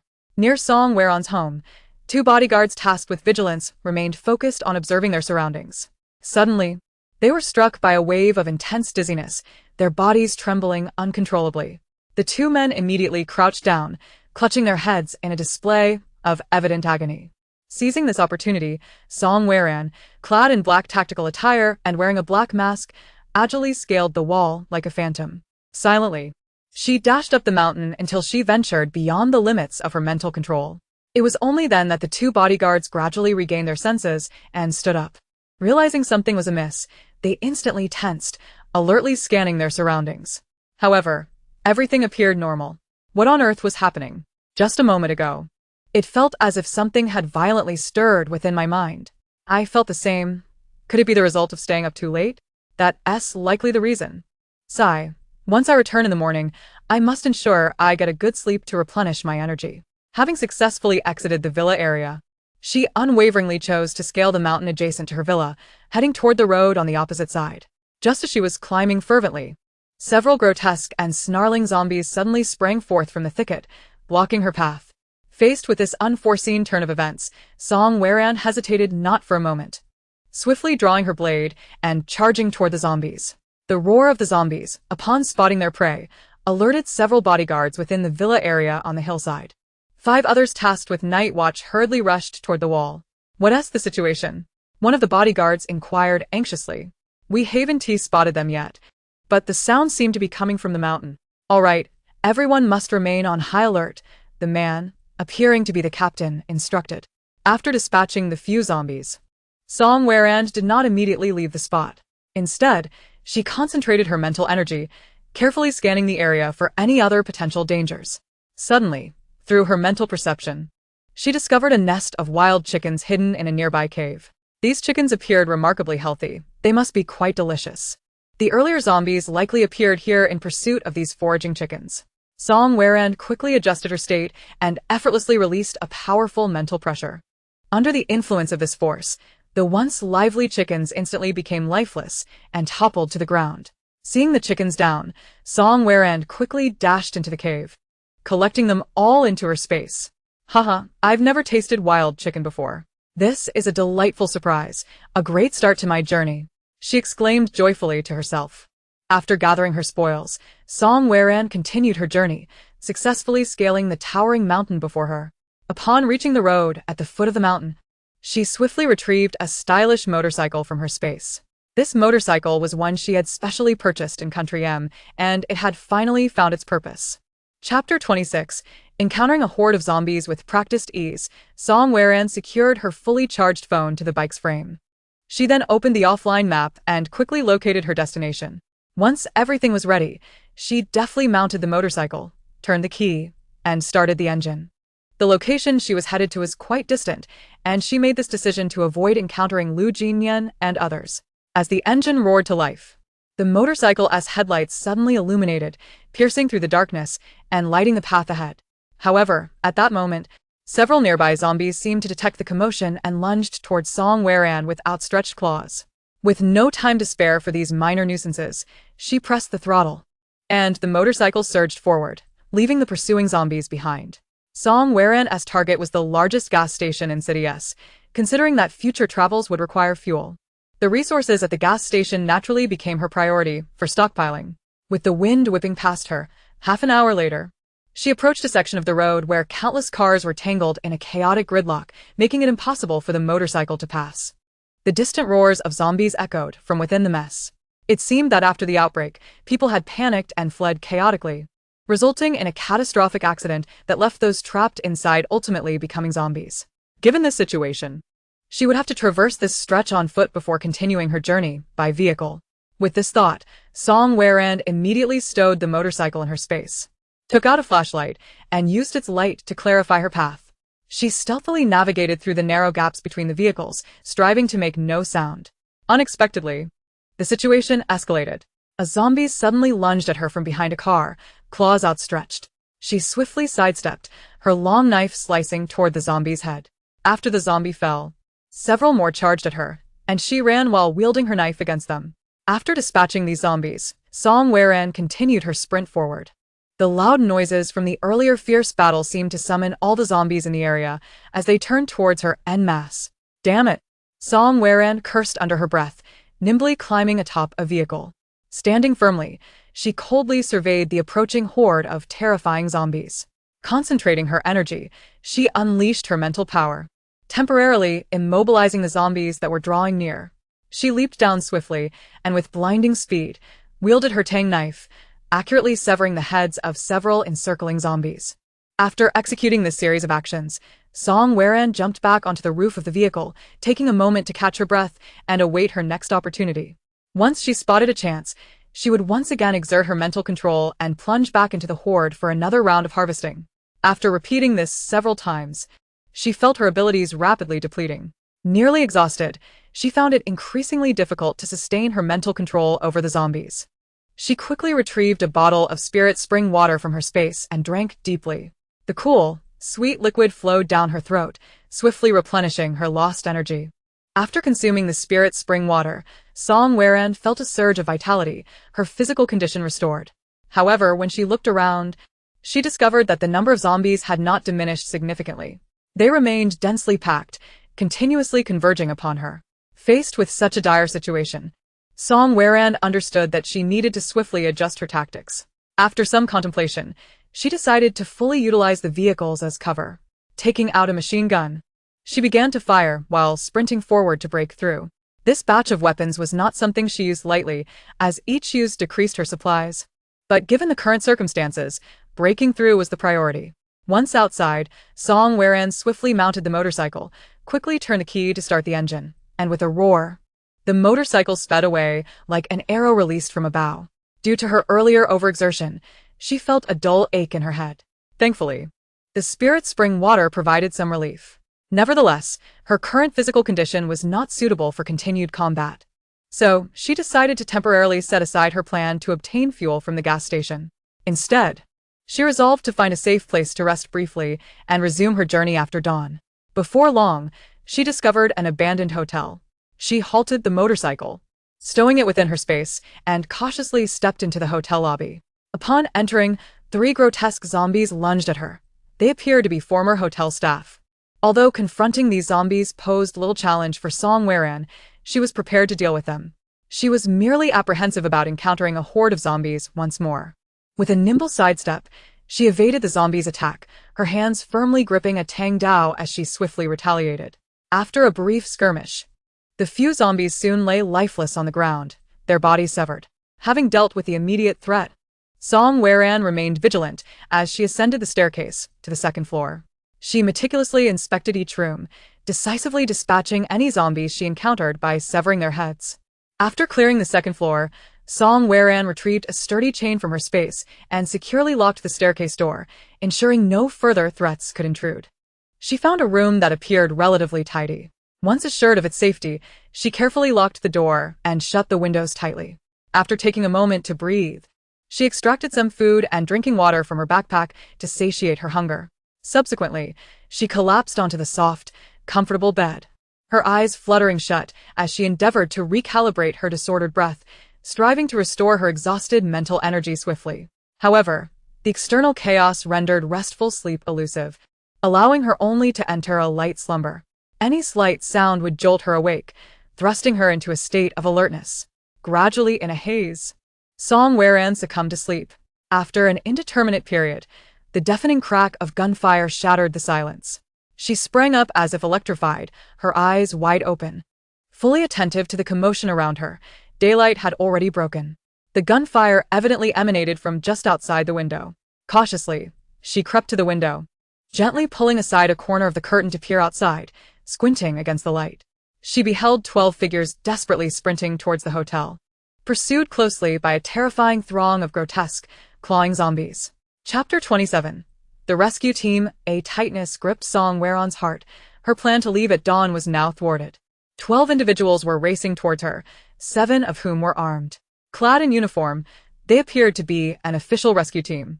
The other 5, dressed in ordinary clothing, bore signs of panic and distress, likely survivors being aided by the authorities. With so many zombies flooding in, venturing outside was not an option. Fortunately, she had rested for several hours, and her mental energy was nearly restored. Song Weran quietly observed the scene below, noting that one among the group had awakened earth-based abilities. As he ran, he conjured small earthen shields to deflect the zombies' attacks, skillfully avoiding their grasp. However, she could see that his powers were rapidly depleting.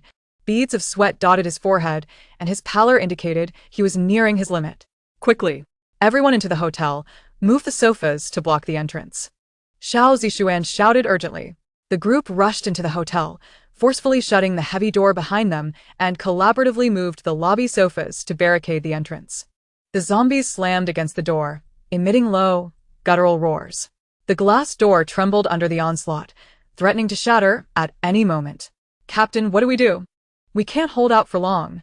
Luo Xiaojun inquired anxiously, his gaze fixed on the surging horde outside, gripping his rifle tightly. Xiao Zixuan took a deep breath, scanning the surroundings calmly.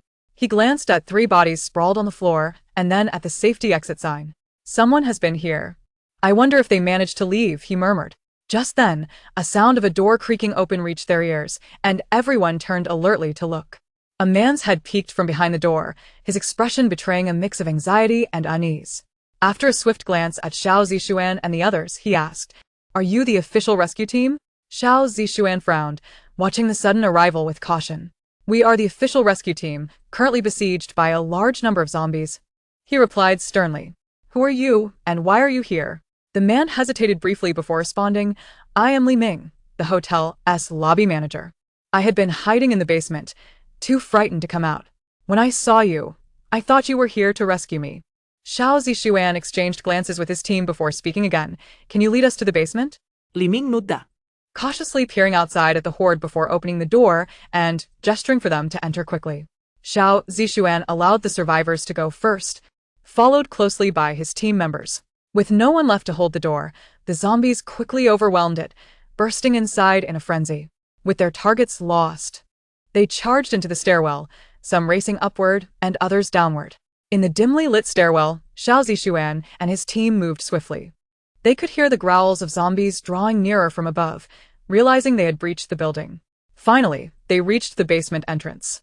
Li Ming swiftly opened the door, and a wave of damp air hit them. They hurried inside, locking the basement door behind them and barricading it with various debris and furniture. "This is the hotel's emergency supply warehouse," Li Ming explained. "I have been hiding here, afraid to go out." The few survivors, having narrowly escaped, collapsed onto the floor. Xiao Zixuan and his team surveyed the warehouse, discovering food, water, and basic medical supplies. It seemed this man was indeed an employee of the hotel, having relied on these emergency provisions for survival. "Can you contact the base for help?" Li Ming inquired. He had just heard gunfire outside and rushed up to investigate, thinking rescue was at hand, only to find that he had aided the officials instead. Xiao Zixuan nodded. "We have a satellite phone. Please provide me with the detailed address, and I will send it to the base for assistance." Li Ming promptly relayed the address. Xiao Zixuan produced the satellite phone and sent a distress signal to the official base. He then turned to Li Ming. "Thank you, Comrade Li Ming. Without you, we might have perished here. Allow me to introduce myself. I am Xiao Zixuan, the captain of this rescue mission." He extended his hand to shake Li Ming's. The other team members followed suit, introducing themselves in turn. Meanwhile, the survivors began to calm down, requesting if Li Ming could spare some food. Without hesitation, he agreed and strode to the side, producing an entire box of small bread rolls and some snacks. Upon seeing the food, a glimmer of joy flickered in everyone's eyes, and the tense atmosphere lightened significantly. They gathered together, savoring this rare moment of peace as they ate and awaited the base's rescue. Meanwhile, Song Weirand observed everything unfolding below her. She noticed several zombies had already reached the second-floor staircase, beginning to pound on the door. Exiting her room, she gathered a few beds from other rooms and positioned them to barricade the staircase door. The zombies outside would be unable to breach the door for the time being. "Last night, I had such a terrible headache that I couldn't even think of such a simple solution," Song Weirand mused with a wry smile as she shook her head. Upon returning to her room, Song Weirand retrieved a delightful breakfast from her space: steaming soy milk, crispy fried dough sticks, and a boiled egg. She sat leisurely at the table, savoring this sumptuous meal at her own pace. After finishing her breakfast, Song Weirand remained undeterred by idleness. Instead, she began to inspect each room one by one. Upon entering one particular room, she discovered that the window faced the rear of the hotel. At that moment, the area was desolate, devoid of any signs of zombies. It appeared that these creatures had been lured away by the sounds emanating from the front. Convinced of her temporary safety, Song Weirand swiftly extracted a climbing rope from her belongings. With agile movements, she securely tied one end of the rope to a sturdy pipe within the room, fastening the other end around her waist before climbing out the window. Gripping the rope firmly, she descended slowly, successfully reaching the ground floor. The moment her feet touched the earth, she untied the rope from her waist and hastily retrieved a motorcycle from her space. Mounting the seat, she twisted the throttle, and the motorcycle surged forward like an arrow, racing toward the gas station. Chapter 28. The moment of hunting. During her journey, Song Weirand encountered several individuals scavenging for supplies. Among them was a group that, upon seeing her graceful figure and the sleek motorcycle beneath her, cast avaricious glances. "Boss, "Look over there. That woman has a fantastic figure," exclaimed one. "Indeed. It's been ages since any of us have tasted a woman's company." The eyes of several men fixated hungrily on Song Weirand as she rode away, their mouths watering in anticipation. "Damn it, chase her down. Grab that woman for us to enjoy," commanded a man with a fierce demeanor, barking orders at his subordinates to pursue her. These individuals were hardened criminals who had escaped from prison amidst the chaos of the apocalypse. Armed with firearms and driving police cars, they closely followed Song Weirand, maintaining a short distance behind. At that moment, one of them raised his gun, preparing to shoot at her motorcycle's tire. However, he was swiftly reprimanded by the leader. "Idiot, have you lost your mind? If you shoot the tire, the bike will crash, and that woman will be done for." The man scratched his head in confusion. "What should we do then? We can't let her keep running. Doesn't the second one have wood-based abilities?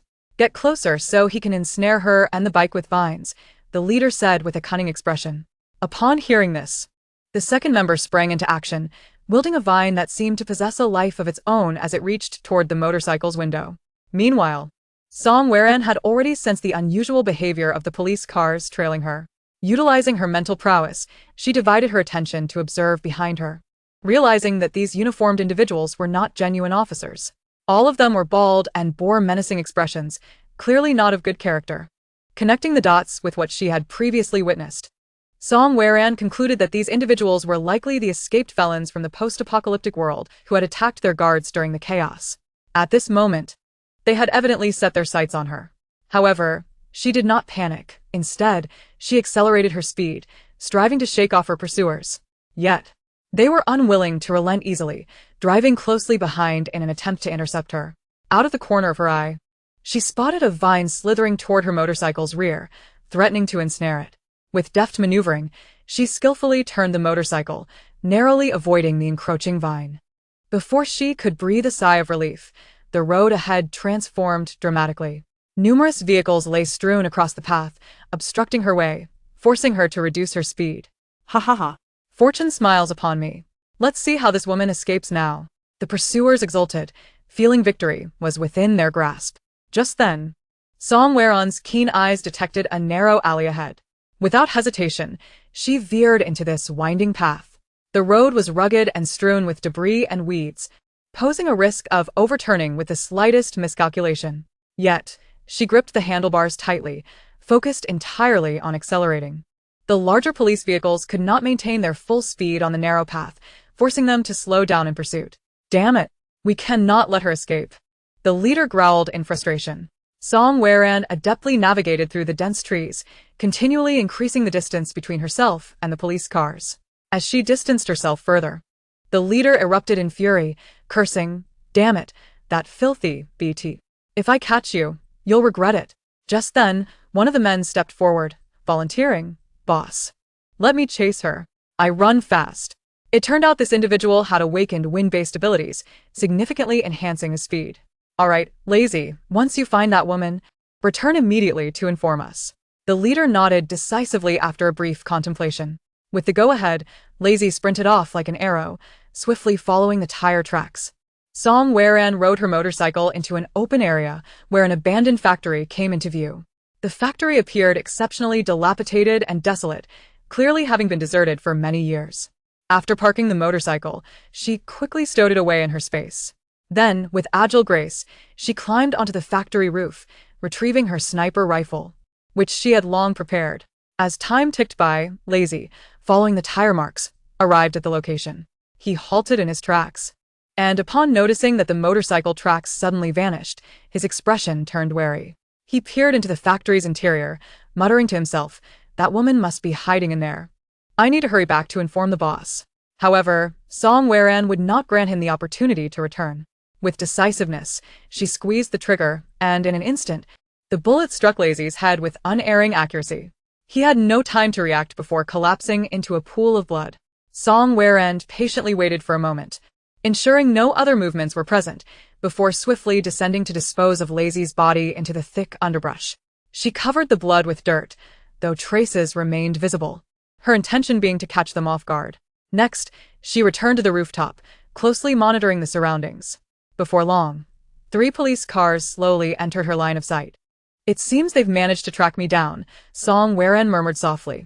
As the men parked their cars near the abandoned factory, they disembarked, cursing amongst themselves. "Damn it! Why hasn't he Lazy made a sound? Did he fail to catch that woman?" Song Weran took aim at one of the men, gently squeezing the trigger, causing him to fall to the ground. "It's a trap. Everyone be careful," the leader shouted. Song Weran fired again, taking down several more. The remaining men scattered in terror, seeking cover. Damn. How is her marksmanship so precise? The leader cursed under his breath. Taking refuge behind a vehicle, he fired several shots in her direction. Song Weran ducked for cover and then unleashed a mental assault. Under the influence of her mental attack, the group was overcome with excruciating headaches, clutching their heads in agony.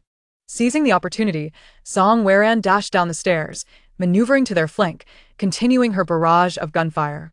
After vanquishing her foes, Song Weran picked up the weapons strewn across the ground and searched the bodies for anything of utility.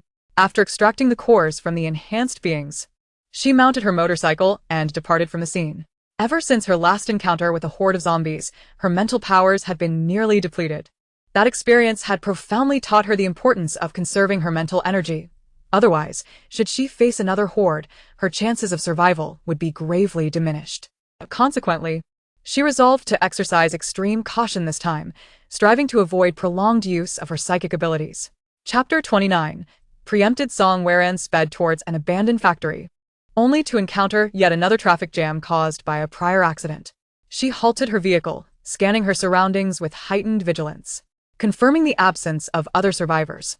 She stowed her motorcycle into her dimensional space. Concealed beside a vehicle, she retrieved a drone and affixed a mobile phone to it.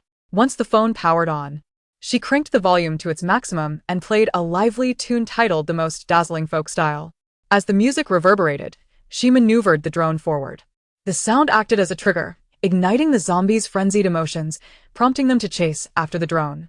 Meanwhile, Song Wherein quietly observed the unfolding scenario ahead with her mental powers, cautiously advancing her position. Subsequently, she extracted gasoline from her space and, with one hand, doused the nearby vehicles. Just as she became engrossed in her task, a faint breeze carried an unsettling aura. A sense of foreboding gripped her heart, and she instinctively looked up to see a dark figure hurtling toward her at an alarming speed.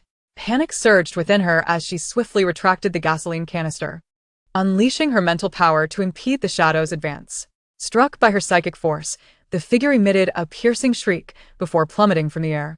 At that moment, Song Wherein finally discerned the true nature of the shadow. It was a colossal mutated bat. Its wings spanned over a meter in length, and its razor-sharp claws glinted ominously.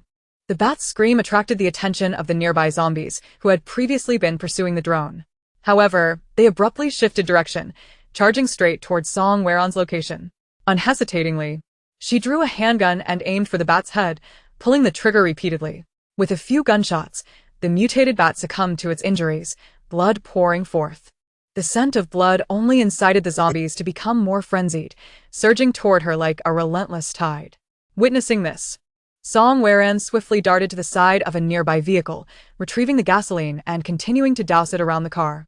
Suddenly, several zombies spotted her and lunged with ferocious growls. As she ran forward, she poured gasoline onto the ground behind her. Once she was a safe distance from the car, she ignited the gasoline with a lighter. In an instant, a roaring inferno erupted, rapidly spreading like a dragon of fire. Seizing the opportunity, Song Wherein quickly retreated into her dimensional space. As the flames raged on, they engulfed the vehicles, culminating in a deafening explosion that obliterated the surrounding zombies, claiming the lives of a significant portion in an instant. 15 minutes later, Song Wherein re-emerged at the same spot. The few remaining zombies, having caught sight of her, pounced with the ferocity of starving predators. With deft movements, she wielded her sharp tang knife, accurately severing the heads of each zombie that lunged at her. Despite her physical presence in the dimensional space, she still expended her powers. At the first level of her spatial abilities, she could only remain within for about an hour each day. This was her first time retreating into the space mid-battle. However, compared to her previous entrapment by zombies, the toll of this encounter was considerably less. Through each live combat experience, she had been able to practically apply and experiment with various strategies and tactics. Nonetheless, a sense of unease gnawed at her. The emergence of the enormous mutated bat filled her with dread. Its presence signified that the mutated creatures in this apocalyptic world were becoming increasingly formidable. Moreover, their numbers would undoubtedly grow. If humanity could not enhance itself, it would face an even graver survival crisis. With this thought, she made a pivotal decision. Song Wherein retrieved her phone and opened a navigation application, discovering with delight that a nearby gas station was merely a few kilometers away. She remounted her motorcycle and accelerated towards her destination. However, as she approached within 200 meters, she suddenly spotted several off-road vehicles blocking her path. Armed individuals with submachine guns exuded an intimidating presence. Most notably, each vehicle bore a conspicuous flag emblazoned with a large character for thunder. Recognizing the precarious situation, Song Wherein promptly veered her motorcycle into a nearby grove, concealing it. She then sprinted swiftly toward the gas station. As she ran, an anxious thought crossed her mind. After such a laborious journey, would she really be outpaced by others? Absolutely not. She must find a way to secure some benefits. Upon reaching the vicinity of the gas station, she observed that the group was busy transporting supplies from within. Utilizing her psychic abilities to assess the situation, she unexpectedly encountered another psychic presence. Alarmed, she realized that the opposing side also possessed a psychic ability user, which could expose her. Swiftly, she retracted her mental energy and retreated beyond the range of the opposing psychic's coverage. On the other side, Lei Yuan had been using her psychic powers to monitor the area for any disturbances. Suddenly, she detected a psychic presence probing their location, prompting her to withdraw quickly. Sensing the danger, she immediately informed her companion, Lei Heading, brother. I just detected someone using psychic abilities to spy on us. Upon hearing this, Lei Heading's brow furrowed in concern. It seems our presence has been compromised. We've gathered most of the supplies. We must leave at once. Lei Yuan was uncertain about the number of adversaries. If they were human, it would be manageable, but the fear of encountering enhanced zombies loomed. The two promptly instructed their group to pack up and prepare for a hasty exit. However, just as they were ready to depart from the gas station, the surrounding silence was abruptly shattered by a deep, guttural roar. Lei Yuan and Lei Heading instinctively turned to see a horde of zombies surging toward them from all directions. Their eyes glinted with an eerie green luminescence, and they emitted bone-chilling howls. Their decayed skin exuded a nauseating stench. Everyone, be alert. It's a horde of zombies. Lei Yuan's exclamation resonated like thunder in the ears of her companions. Chapter 30. The Yellow Sparrow lurks behind today. Several enhanced individuals from the Lei family base had also ventured out. Upon hearing Lei Yuan's warning, they wasted no time in unleashing their respective abilities, launching a fierce assault against the oncoming horde. Lei Heading summoned his lightning powers to strike at the zombies' heads, while Lei Yuan maintained her psychic coverage, keeping a vigilant watch on the zombies' movements. Should any enhanced individual find themselves in peril, she would lend her assistance. The remaining individuals swiftly pulled the triggers of their weapons, unleashing a barrage of bullets that rained down upon the horde of zombies. Meanwhile, Song Weran stood at a distance, calmly observing the unfolding battle. Her gaze traversed the chaotic battlefield, landing on 3 unique zombies lurking behind the mass of their kind. Astonishingly, they possessed crystal cores within them. Among them was a psychic zombie, which ignited a spark of excitement in Song Weran's eyes. She recognized that acquiring this crystal core would significantly enhance her abilities, and thus, a bold plan began to take shape in her mind. As the zombies ahead suffered heavy casualties under the relentless firepower of the humans, the 2 extraordinary zombies could no longer restrain themselves, charging out of the horde in a desperate attempt to tear the humans apart. Simultaneously, the psychic zombie cunningly concealed itself behind the throng, continuously launching psychic attacks that troubled the fighters in the front lines. While everyone was engrossed in the fierce confrontation, Song Weran discreetly unleashed her psychic energy, piercing it like a sharp needle into the brain of the psychic zombie. Taken by surprise and unable to retaliate, the zombie collapsed to the ground. Seeing this, Song Weran dashed toward her target with utmost speed, wielding a specially designed leash. Before the zombie could react, it found itself ensnared by the sudden rope, unable to break free. Utilizing the cover of her surroundings, she swiftly dragged the zombie to a secluded corner. With deft hands, she extracted the crystal core from the zombie's head, successfully obtaining a level 1 psychic crystal core. Eagerly, she retrieved a cup of spirit spring water from her space and placed the crystal core within. Gently swirling the cup, she ensured the core fully integrated with the water. Once completed, she stored the cup back in her space. At that moment, the system's voice suddenly resonated. Level 1 psychic crystal core can be exchanged for 150 points. Would you like to exchange? A sense of urgency gripped Song Weran as she promptly replied, No, do not exchange. The value of this crystal core far surpassed the points. She would never part with it. She swiftly made her way to her motorcycle, nimbly mounting it and expertly starting the engine, roaring away.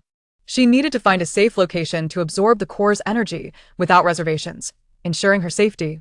Shortly after Song Weran departed, Lei Keating and the others finally succeeded in annihilating the remaining zombies.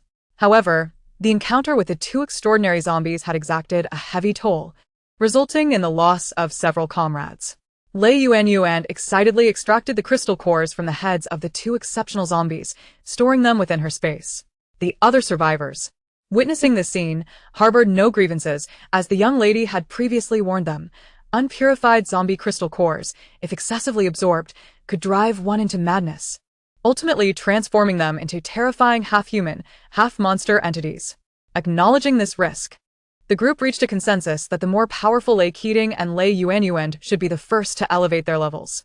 It is particularly noteworthy that Lei Yuanyuan had awakened both spatial and psychic dual abilities. She publicly claimed to possess the capability to purify crystal cores. However, the truth was that she had acquired the power to purify cores through transactions with the system. Subsequently, she asserted that her purifying ability was currently too weak and required leveling up to assist others in purifying the cores. Moreover, due to substantial consumption, only 6 out of every 10 cores could be purified. Nonetheless, everyone remained grateful to her, completely oblivious to her intent to secretly consume 4 of the cores. Thus, recently, the cores obtained had been prioritized for her absorption and advancement. However, thus far, including today as 2 cores, she had only acquired 4. She planned to absorb the cores to enhance her psychic power upon returning to the base. The remaining core would be given to Lei Keating, as it was imperative for the base manager to elevate his abilities promptly. Suddenly, Lei Yuanyuan appeared to realize something significant, turning to Lei Keating with urgency. "Brother, I distinctly felt a wave of psychic energy just now. Could it be that zombie escaped?" Her tone brimmed with frustration. "If I could obtain that crystal core, my upgrade would be expedited." The more she pondered, the more dissatisfied she became. Hearing his sister's words, Lei Keating fell into contemplation. After a moment, he glanced at the exhausted ability users around them, shaking his head in resignation. "Let us return to the base. There will be other opportunities. Our abilities are nearly depleted, and should we encounter another horde, we might face total annihilation." Though reluctant, Lei Yuanyuan understood that this was the most prudent course of action at present. She begrudgingly followed Lei Keating back to the Thunder Base. Upon their return, Lei Yuanyuan presented a purified crystal core to Lei Keating. A few days prior, they had each absorbed a core, but as it was an ordinary one, it had not enabled them to ascend to level 2. This time, with 2 additional cores in their possession, if they each absorbed one, they might successfully advance to level 2. Anticipation sparkled in Lei Yuanyuan's eyes as she hoped for a successful upgrade. Once in her room, she immediately retrieved the core and, without hesitation, placed the purified crystal core in her mouth, swallowing it gently. As the core slid down her throat, a warm energy surged throughout her body. Closing her eyes, she concentrated, employing her abilities to slowly digest and absorb the power of the crystal core. She could feel the energy within the core gradually merging with her own psychic powers. As time passed, Lei Yuanyuan's breathing steadied, and she attentively sensed the enhancement of her psychic energy. Upon opening her eyes, a wave of elation washed over her. Her psychic ability had successfully upgraded to level 2. She could distinctly feel the transformation brought about by the increase in power, with the range of her abilities doubling from before. "Wonderful!" Lei Yuanyuan couldn't help but whisper in sheer delight. Simultaneously, Lei Keating hurried back to his room. Without hesitation, he swallowed his crystal core, initiating the absorption of its energy. Once the core's energy fully integrated into his body, he immediately experienced an unprecedented surge of strength. His lightning abilities markedly improved, successfully elevating to level 2. Unable to contain his excitement, he rushed out of his room and into an open space. Taking a deep breath to steady himself, he concentrated all his energy into the palm of his hand. The sparks of electricity in his palm grew increasingly radiant, and he fixed his gaze upon a nearby stone pillar. With a swift motion of his arm, a brilliant bolt of lightning shot forth. The dazzling lightning struck the stone pillar with astonishing speed, resulting in a thunderous explosion that shattered it into a pile of rubble and created a deep crater in the ground beneath. Lei Keating surveyed the scene before him, a satisfied smile spreading across his face. He reveled in the immense power that accompanied the upgrade of his lightning abilities, filling him with newfound confidence. Those around him gasped in astonishment, deeply impressed by the overwhelming might of his lightning powers. "The lightning abilities truly are formidable," someone exclaimed, unable to restrain their awe. However, they found solace in the fact that the base leader's increasing strength could better safeguard their safety. After all, in this perilous world, a formidable leader is the key to survival.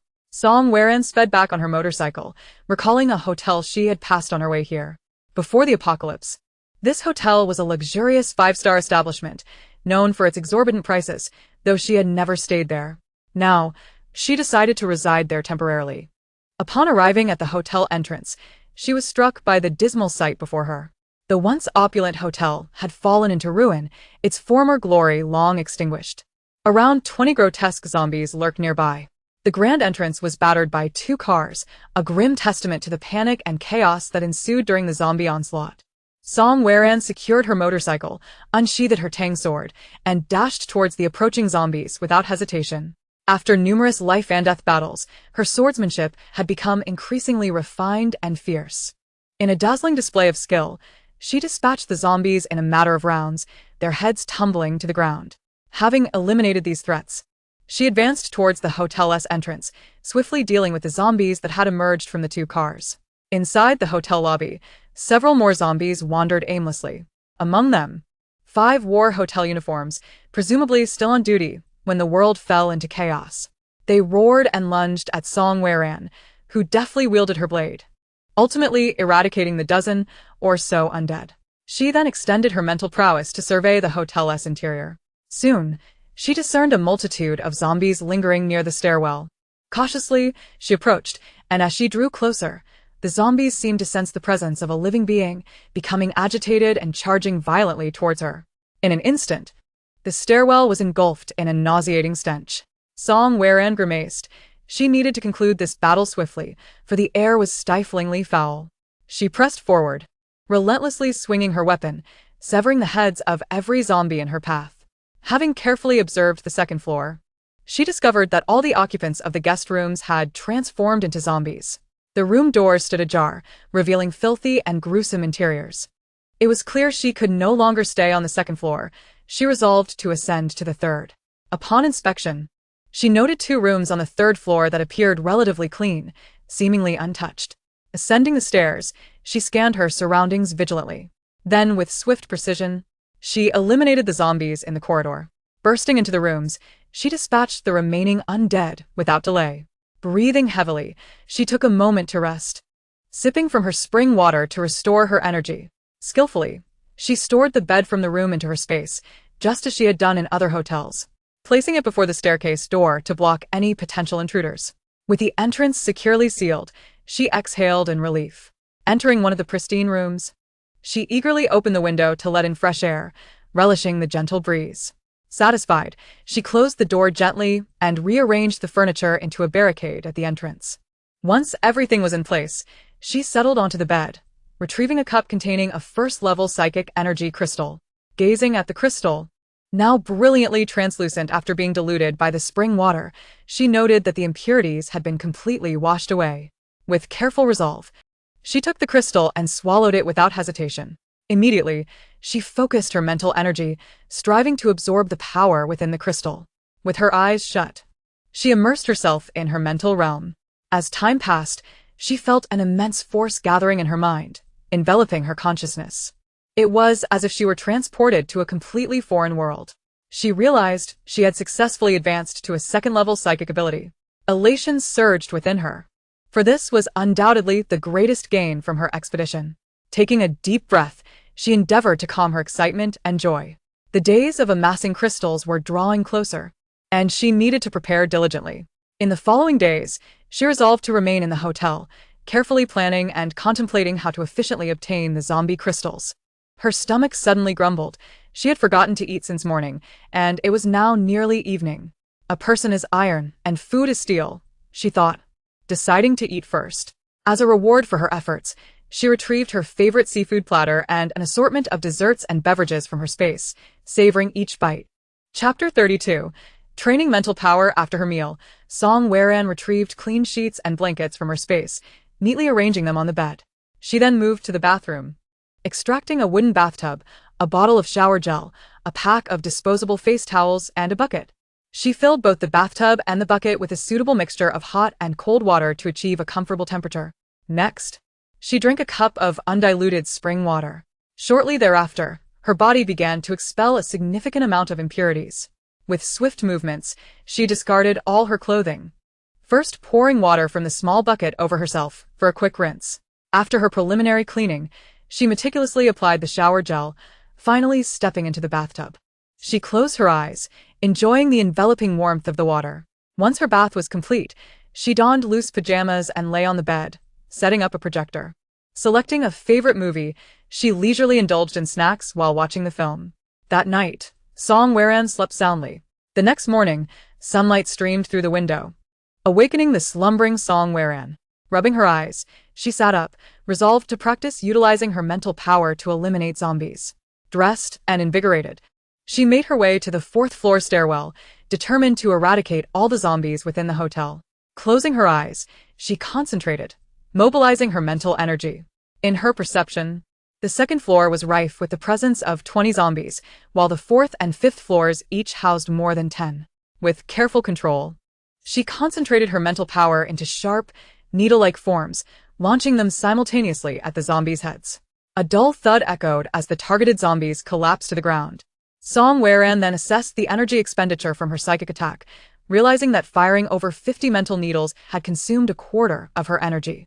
However, this outcome has provided Song Weran with a clearer understanding of her own abilities.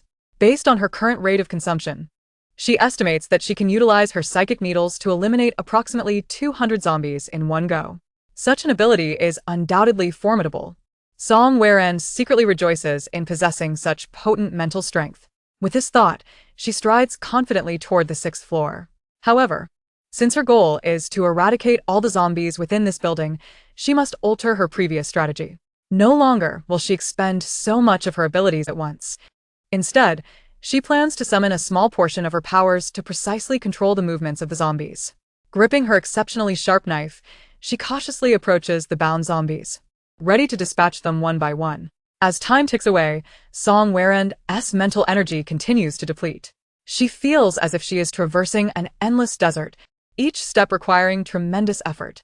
Nevertheless, she does not falter, resolutely pressing onward. Eventually, she must pause to catch her breath, leaning against the wall and gasping for air. She retrieves a cup of spring water and drinks deeply, replenishing her strength. After a brief respite, she meticulously assesses her achievements. Thus far, she has ascended 20 floors and vanquished over 500 zombies. In the remaining 2 floors, approximately 50 zombies await her.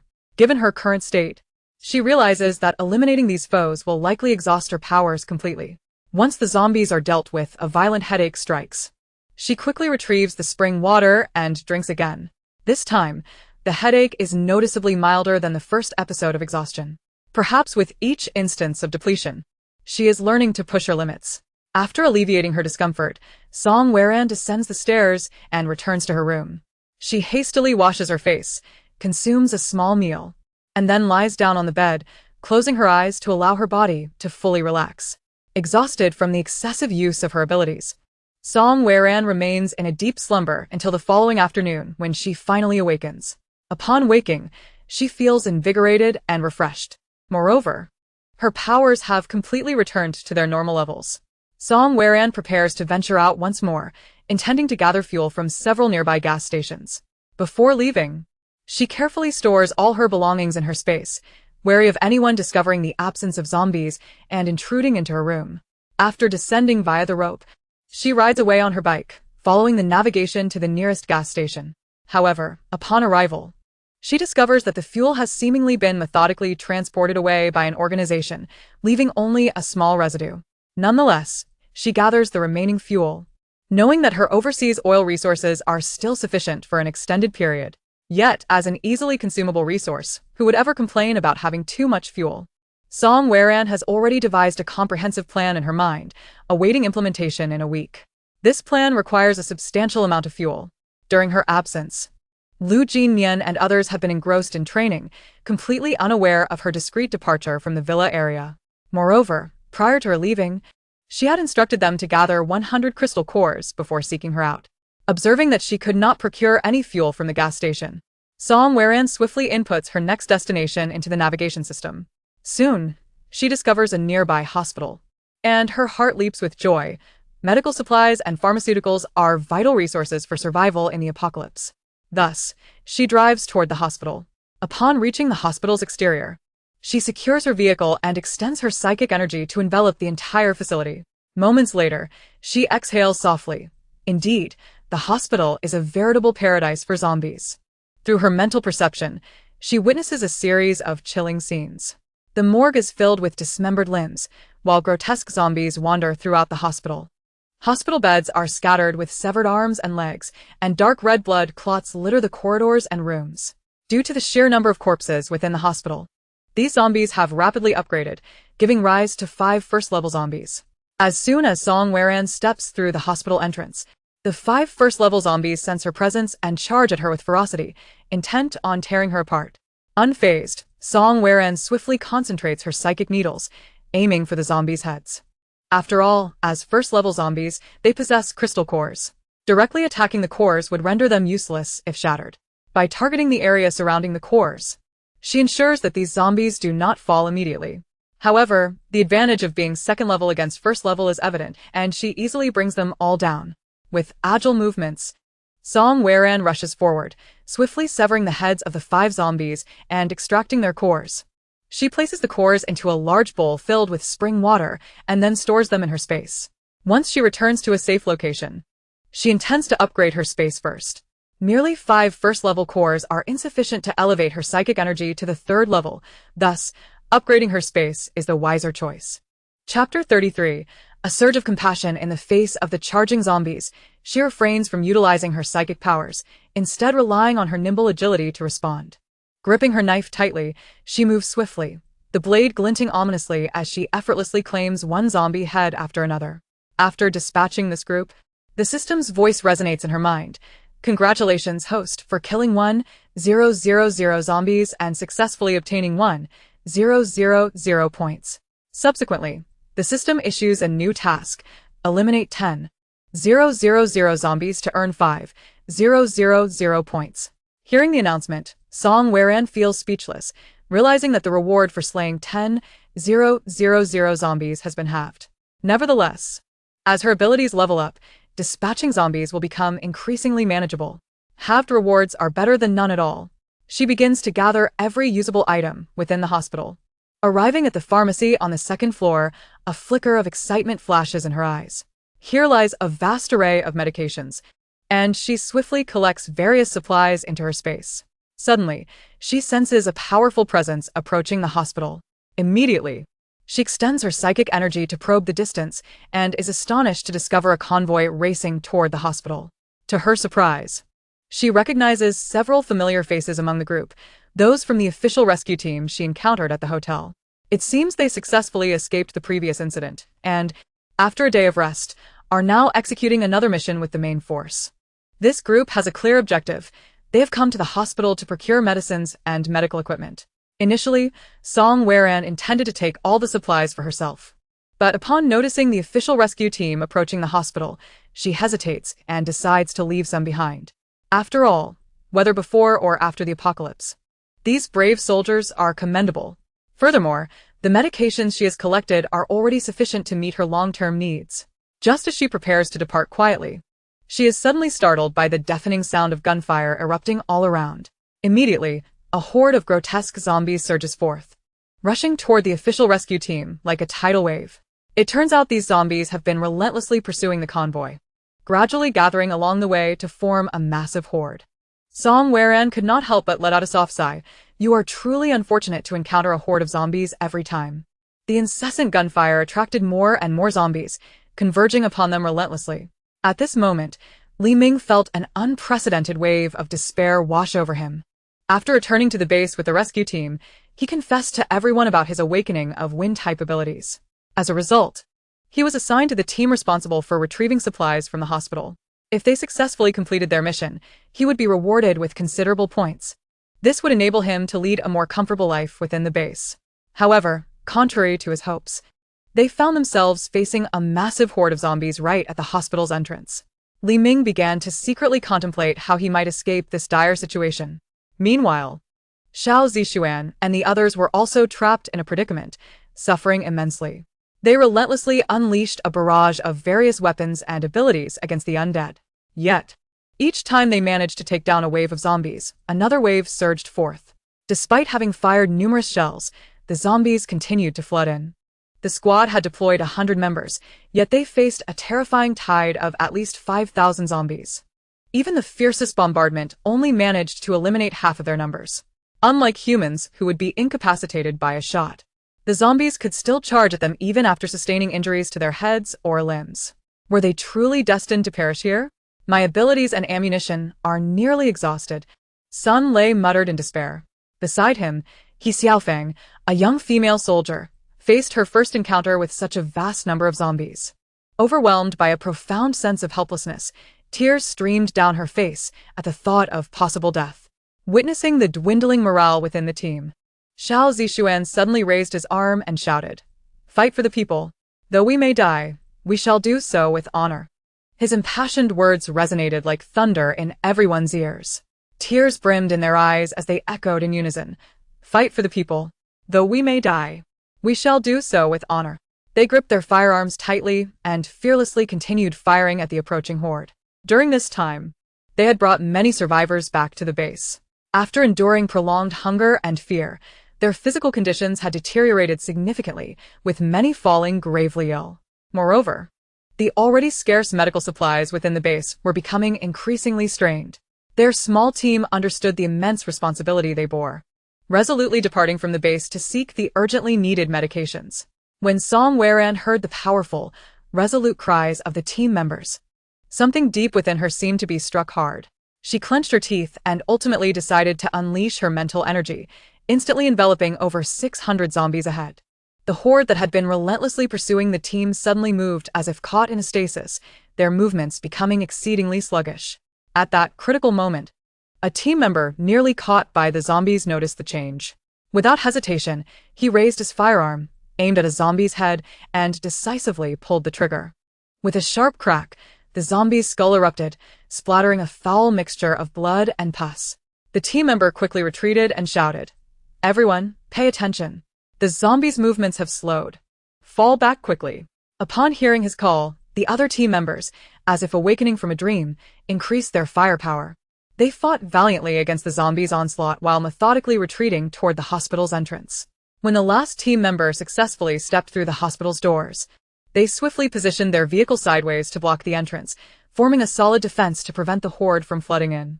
After completing their preparations, they dared not relax, continuing to hold their firearms tightly, firing at the zombies outside. However, the unexpected occurred. The once fearless zombies suddenly seemed to be guided by some mysterious force, turning away and departing in the opposite direction from the hospital.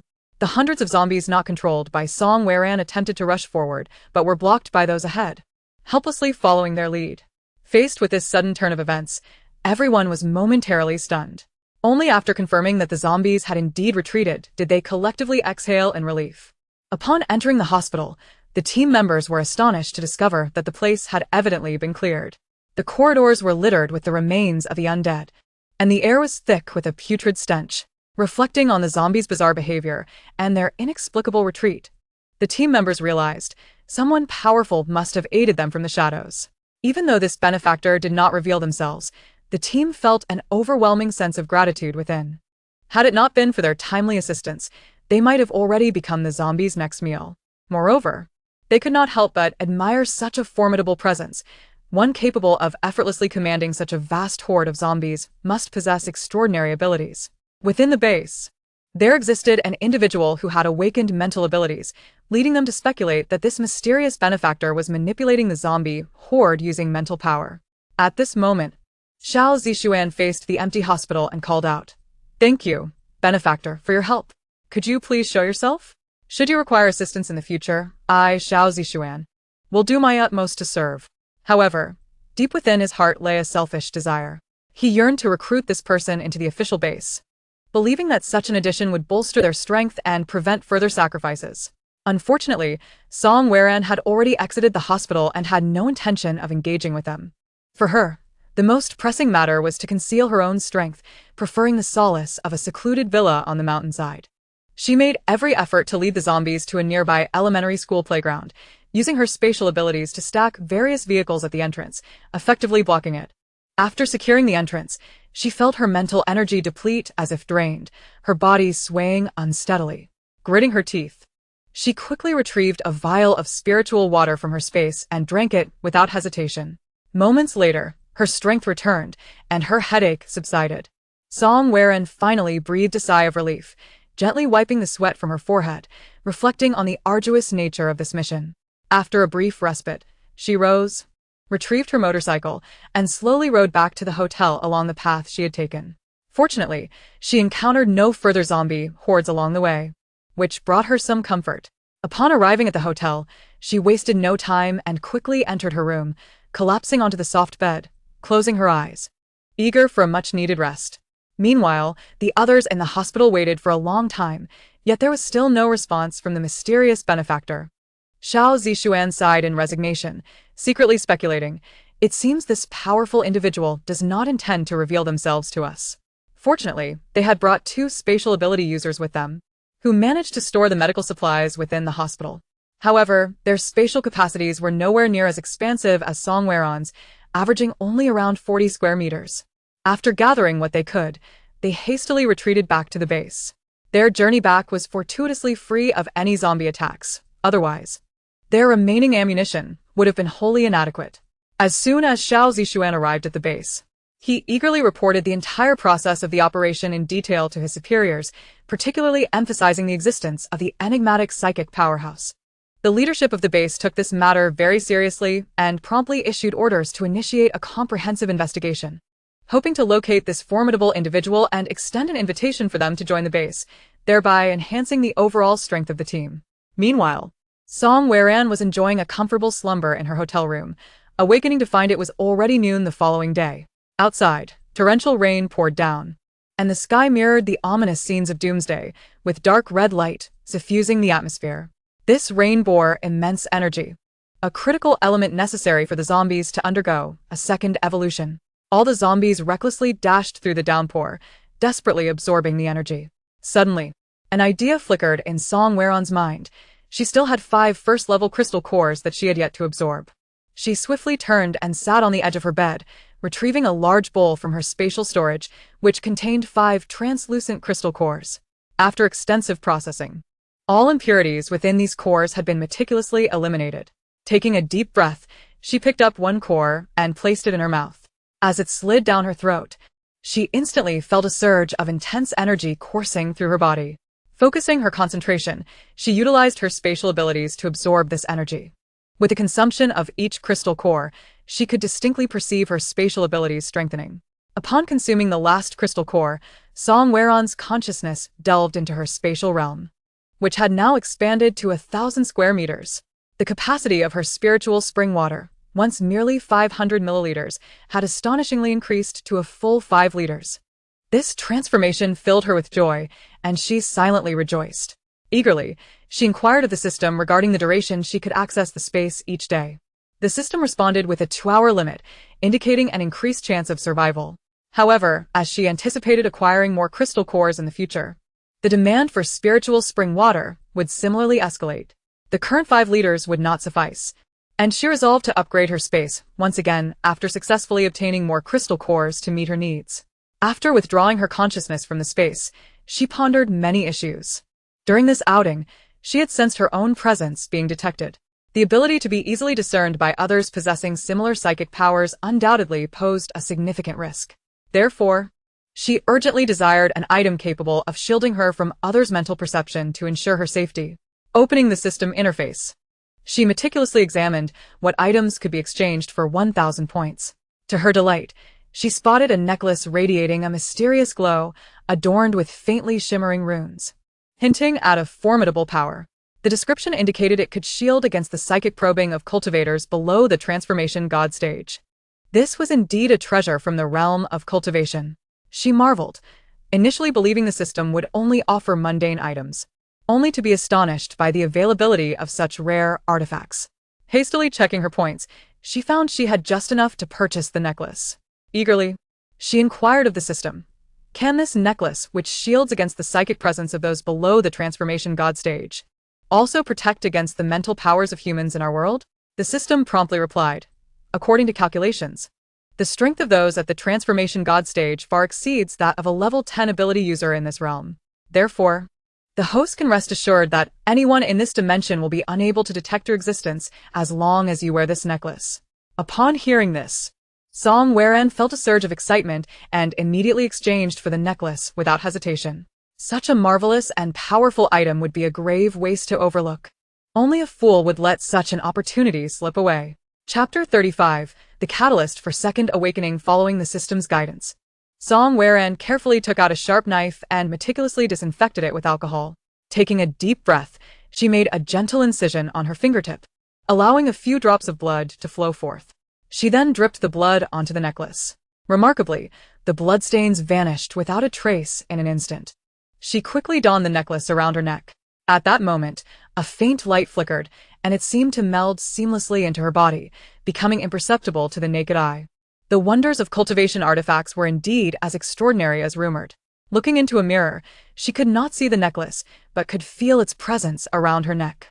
She resolved that, in the future, she would use any accrued points solely to exchange for cultivation treasures.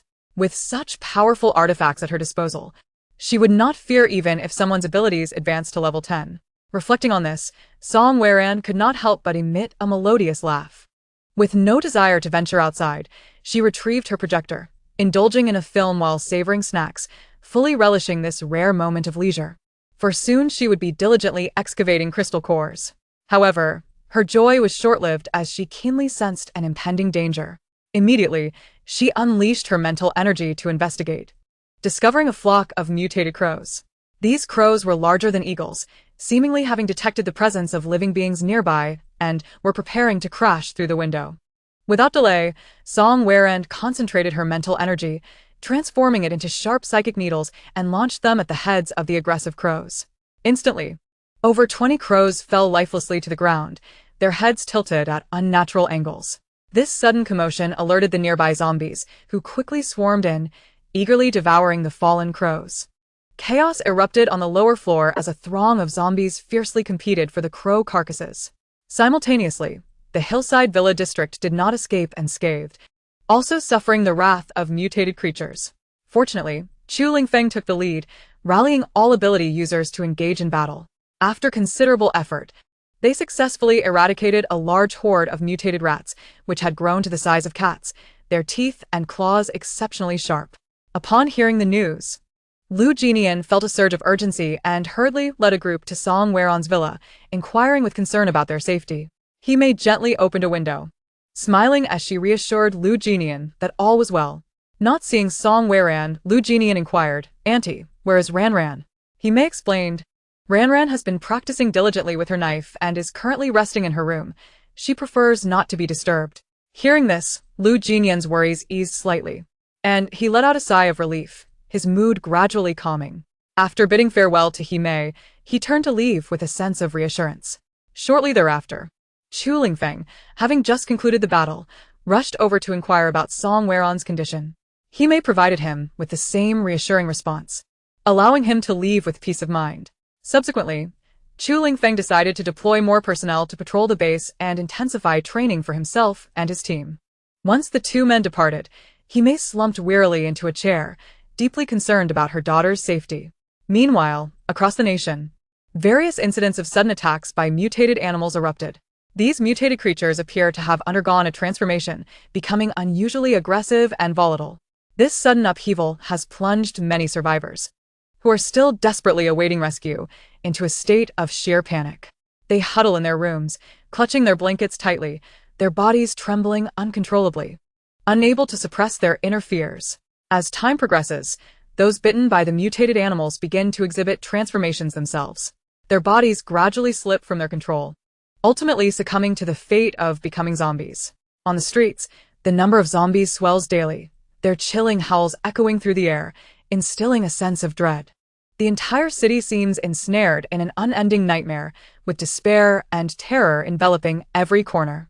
Previously, those who believed they had awakened extraordinary abilities and could survive alone in this apocalyptic world find themselves compelled to gather their belongings and seek refuge at the official base in light of such calamity.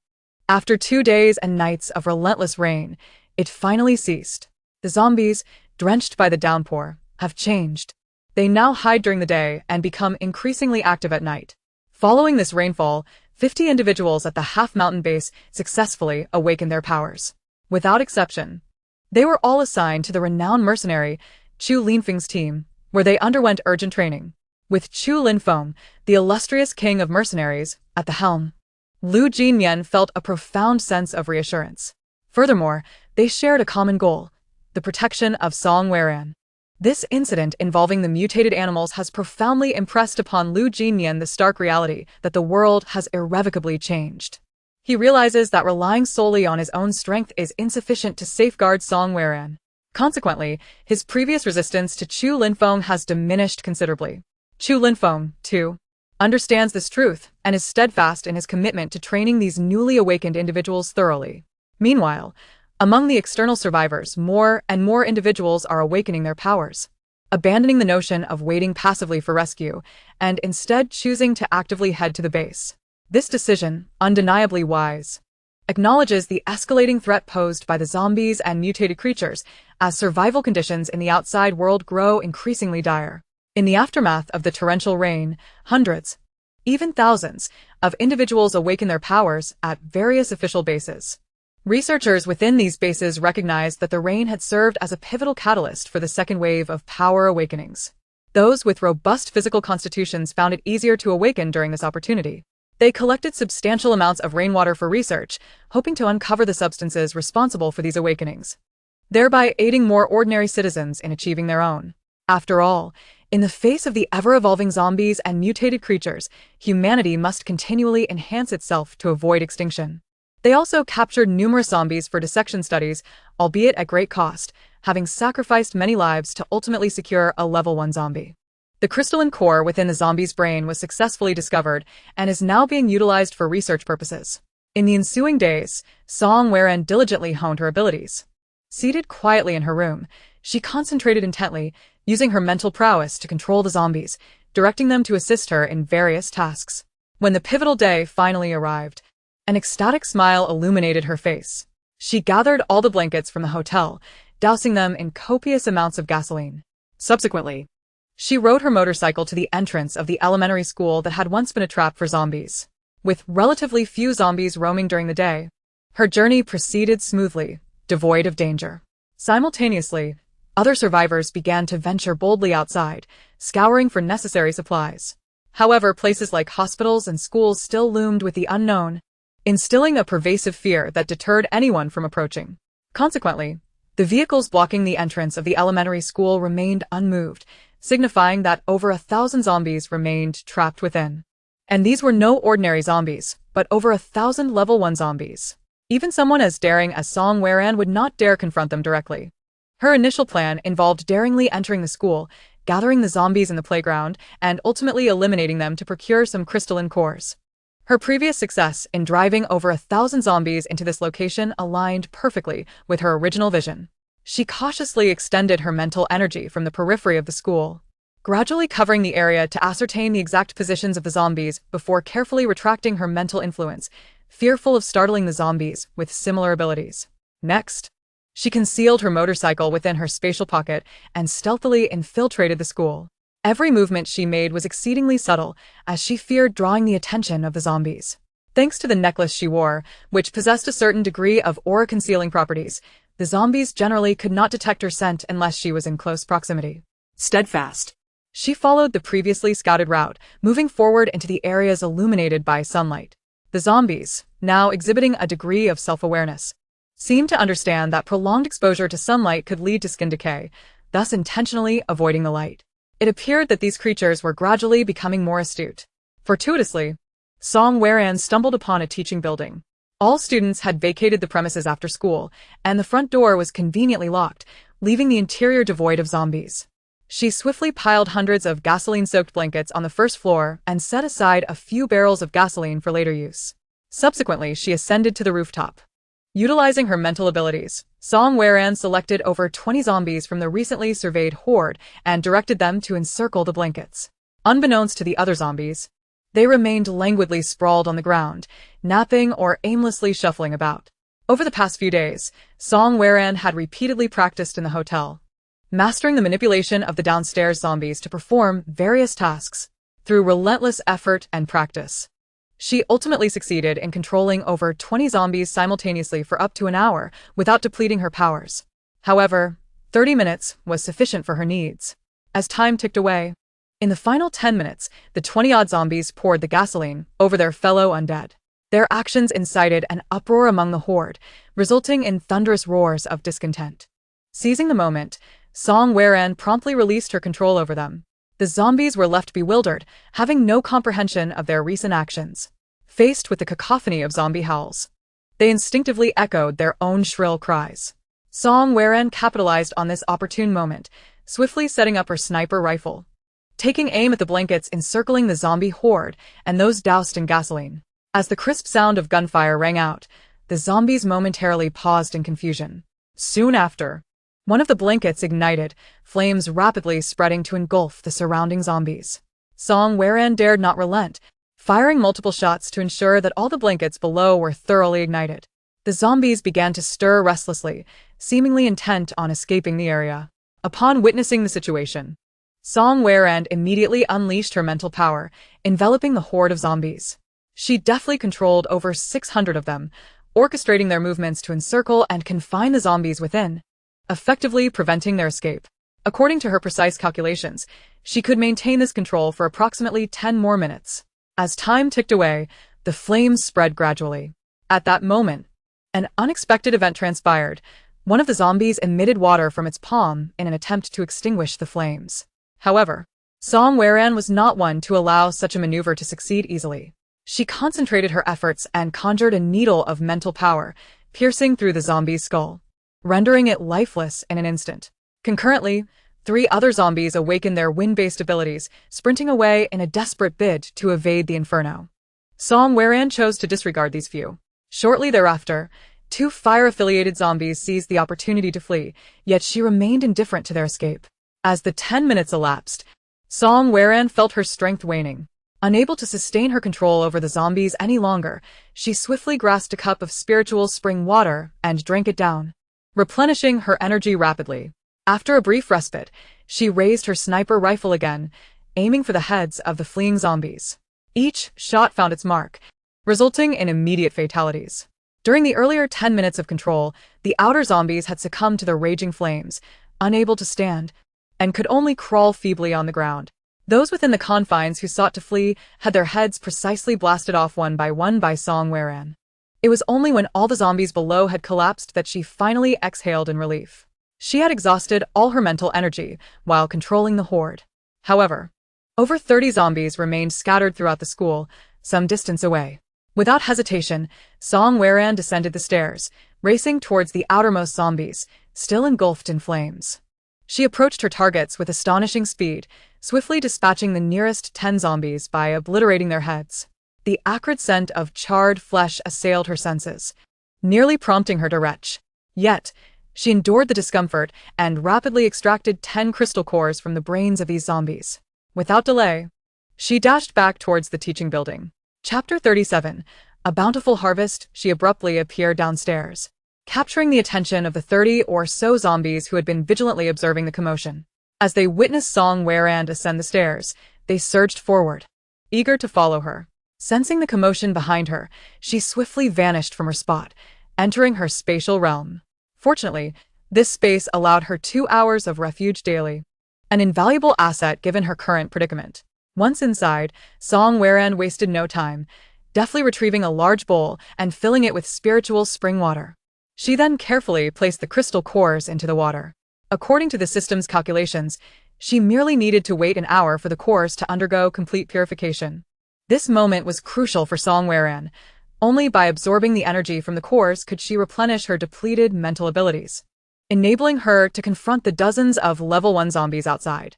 Otherwise, in her weakened state, she would be helpless against them, destined to be torn apart and devoured. Determined to bide her time within the space, she resolved to endure this arduous hour before launching a counterattack. Meanwhile, the zombies outside felt utterly bewildered. Unaware of Song Weran's whereabouts, they could only remain stationary, their hunger intensifying, resulting in increasingly agitated growls. An hour later, Song Weran retrieved the now purified crystal cores and began consuming them one by one, continuously absorbing the latent powers within to replenish her nearly exhausted mental energy.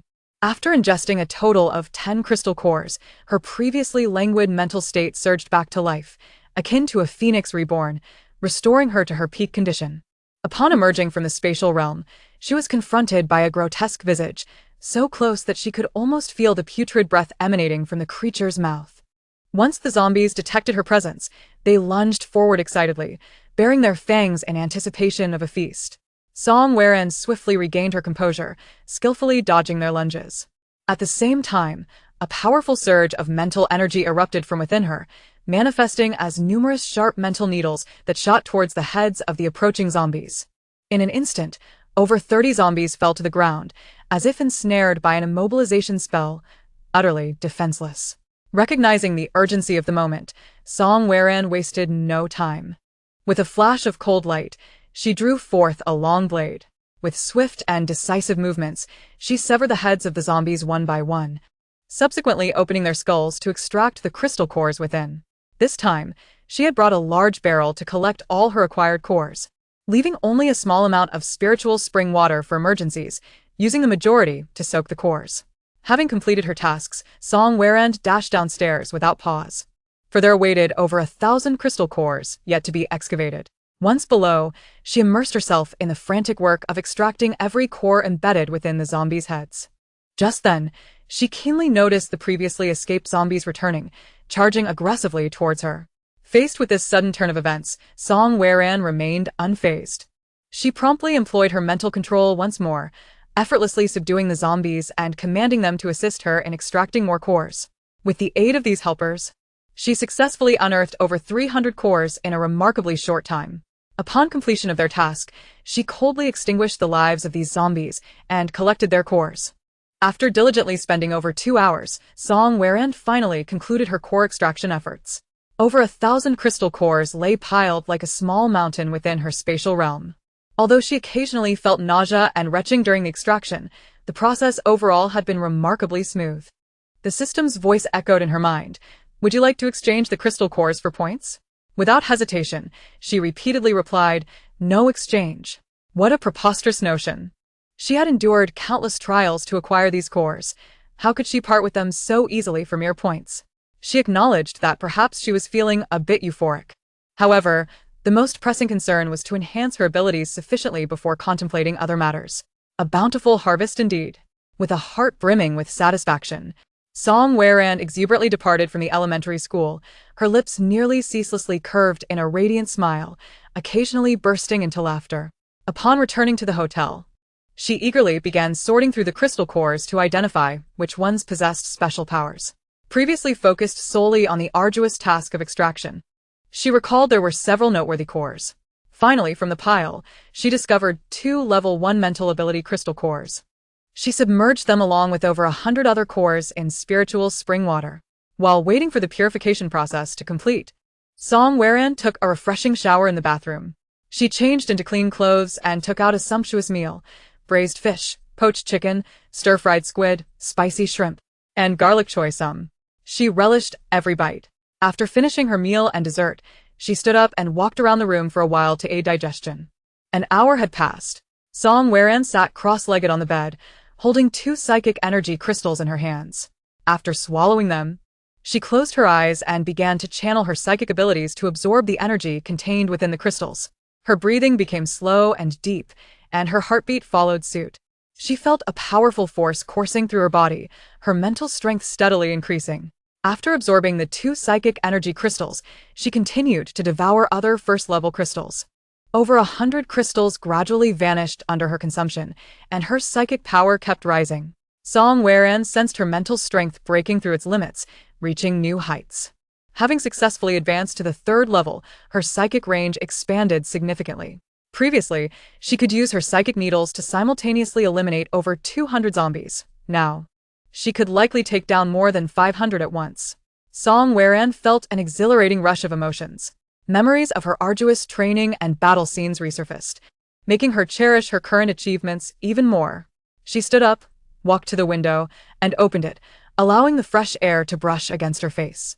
She was only just beginning her journey toward becoming a strong individual. Chapter 38.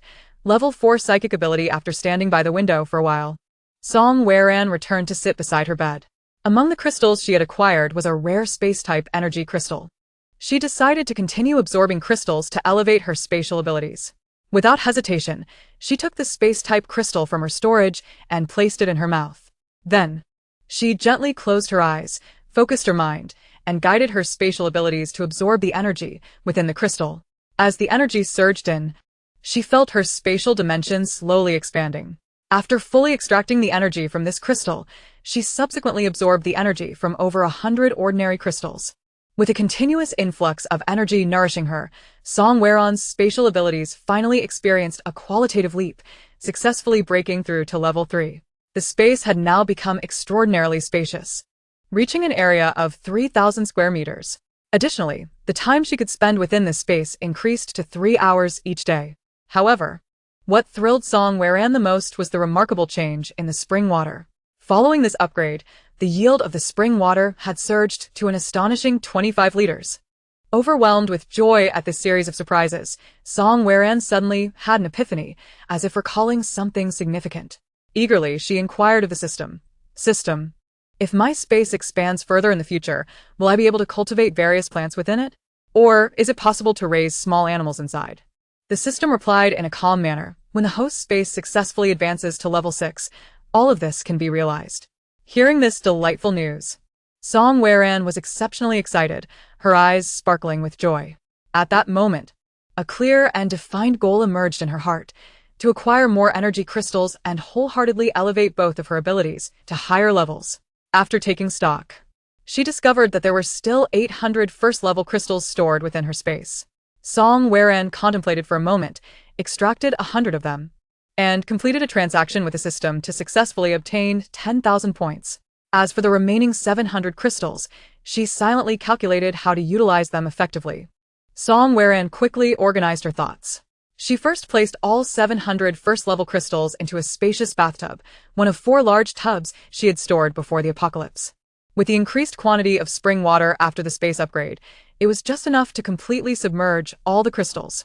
To ensure thorough purification of these crystals, she needed to patiently wait for an hour.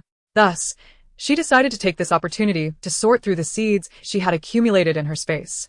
After a careful search, she found the seeds she had previously stored. These seeds were diverse, encompassing not only essential grains like rice and corn but also a wide variety of vegetable seeds. Naturally, delicious fruit seeds were also among her collection. She began categorizing these seeds methodically and placing them in designated spots. Once this was completed, she retrieved a computer from her space, along with a USB drive specifically used for recording various planting methods.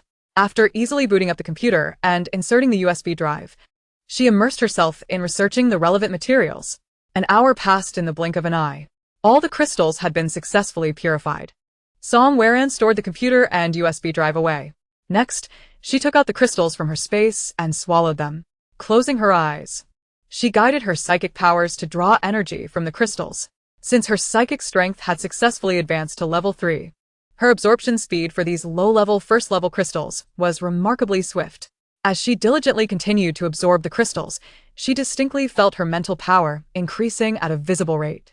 When she had completely absorbed the massive energy contained in 500 crystals, Song Weron finally sensed a feeling of fullness. Her mental power had reached a critical point, on the verge of breaking through its current level. Taking a deep breath, she summoned all her mental energy and continued to absorb the energy from the next crystal. After consuming the energy from 10 crystals, Song Weron suddenly experienced an unprecedented intense tremor. It was as if her entire mental realm was undergoing an earth-shattering transformation. In an instant, her mental ocean surged like an erupting volcano, expanding several times over. The once tranquil sea was suddenly met with tumultuous waves. However, this uproar was merely transient, as peace returned in the blink of an eye. Song Weron's psychic abilities successfully advanced to level 4. According to estimates, her level 4 psychic ability now allowed her to use her psychic needles to simultaneously eliminate 1,000 zombies. The range of her mental power also reached 400 meters. She meticulously counted the remaining number of crystals, finding a total of 190, which included water type, wind type, fire type, and metal type energy crystals. Song Weron had clear plans for the use of these energy crystals. Her mother, Himimi, had awakened water-type abilities, so she intended to reserve the water-type crystals for her mother. Chu Linfeng had awakened wind-type abilities, so naturally, the wind-type crystals were for him. As for Lu Jinyan, he had awakened metal-type abilities, and she knew that among his subordinates, there were also those awakened to fire-type abilities. This arrangement would allow her to trade with both of them, exchanging her energy crystals for more ordinary crystals from their possession. In addition to these energy-type crystals, she had deliberately kept over 100 first-level crystals as a backup. When her energy was depleted, these crystals would come in handy, enabling her to quickly absorb and replenish the lost energy. Furthermore, the 10,000 points obtained from the system store were also a focal point of her consideration. She needed to carefully assess her needs and ponder whether there were any other items she needed to purchase, especially focusing on treasures related to cultivation, which were of particular interest to her. Song Weiran, filled with anticipation, opened the system mall and meticulously browsed through the dazzling array of goods. Suddenly, her gaze was captivated by a tome entitled Divine Refinement Technique. This enigmatic method promised to accelerate the growth of one's consciousness and aid practitioners in their ascension to immortality. A flicker of excitement ignited within her, for she possessed a unique mental power that intriguingly resembled the consciousness prevalent in the realm of cultivation. Intrigued, she eagerly inquired of the system, in the apocalyptic environment, "Is it feasible for me to cultivate this divine refinement technique?" The system promptly responded, affirming that the energy contained within crystal cores in her world bore a resemblance to the spiritual stones of the cultivation realm, thus allowing her to practice this technique. Elated by this confirmation, Song Weiran decided to invest 6,000 points to acquire the method. Chapter 39. The virtual realm having successfully exchanged for the technique. The contents were now etched in her mind. The method was divided into several tiers, each corresponding to different stages of consciousness cultivation. The introductory section elaborated on the essence and significance of consciousness, elucidating the foundational theoretical knowledge essential for its cultivation. The methods, steps, and precautions for each stage were articulated with clarity. The first tier, named Concentration of Consciousness, aimed to gather the originally scattered mental energies into a stable and powerful core. Song Weiran's current mental state evidently aligned with this initial stage. Once the consciousness began to take shape, the next pivotal tier, Refinement of Consciousness, awaited her. In this phase, she would need to further hone her existing consciousness, enhancing its strength and resilience until it became an indomitable force. This stage was crucial for Song Weiran. After contemplating the training methods, she opened the system mall in search of necessary items. After some time, she finally found what she needed and spent 3,000 points to purchase a virtual pod, a product of interstellar realms. An additional 1,000 points was expended on the pod's power supply, leaving her points at 0 once more. Song Weiran sighed. Points truly vanished quickly, primarily due to the abundance of exquisite items in the system. It seems I am working for the system. In a certain sense, she was indeed correct.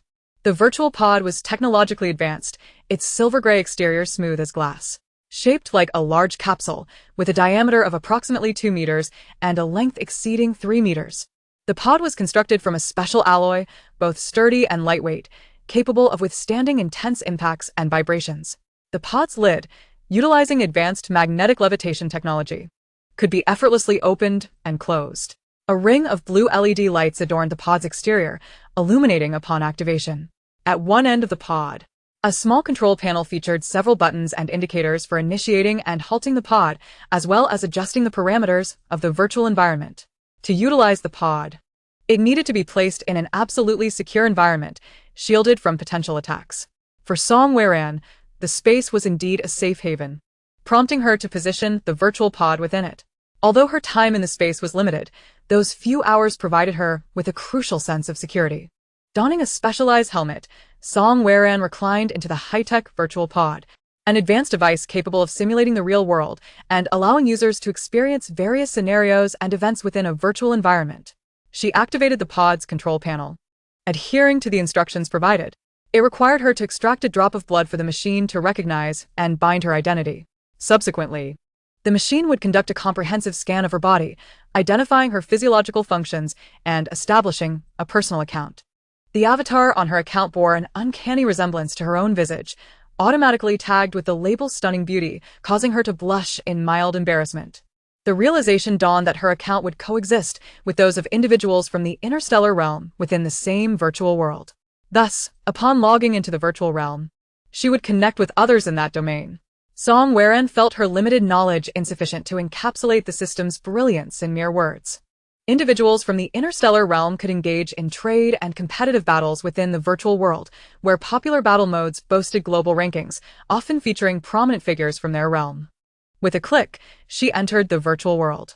Amidst a gentle radiance, she felt her body become lighter, her consciousness seemingly extracted, ushering her into an entirely new realm. Upon opening her eyes again, she was astounded by the scene before her.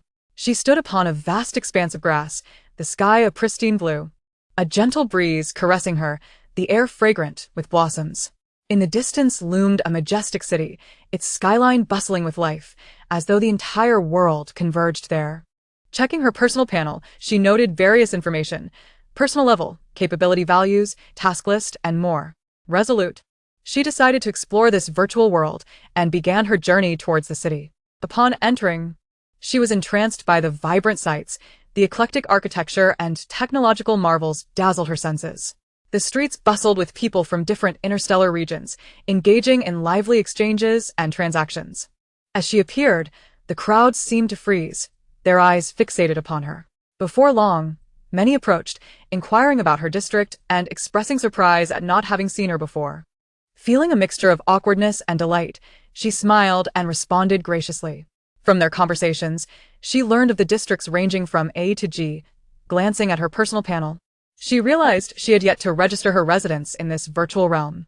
Fabricating a tale of being from District G, she deftly deflected their curiosity and hurriedly departed the gathering throng.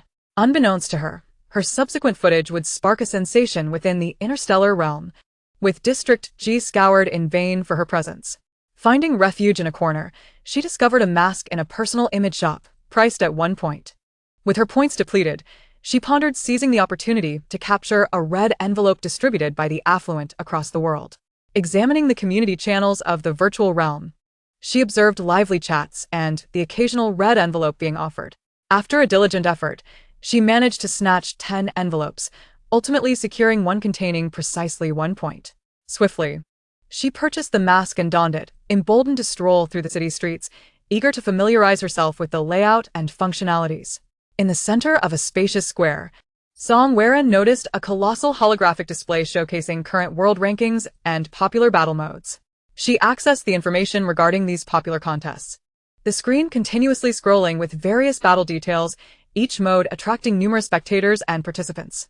As she perused, she quietly noted several modes that piqued her interest. 1.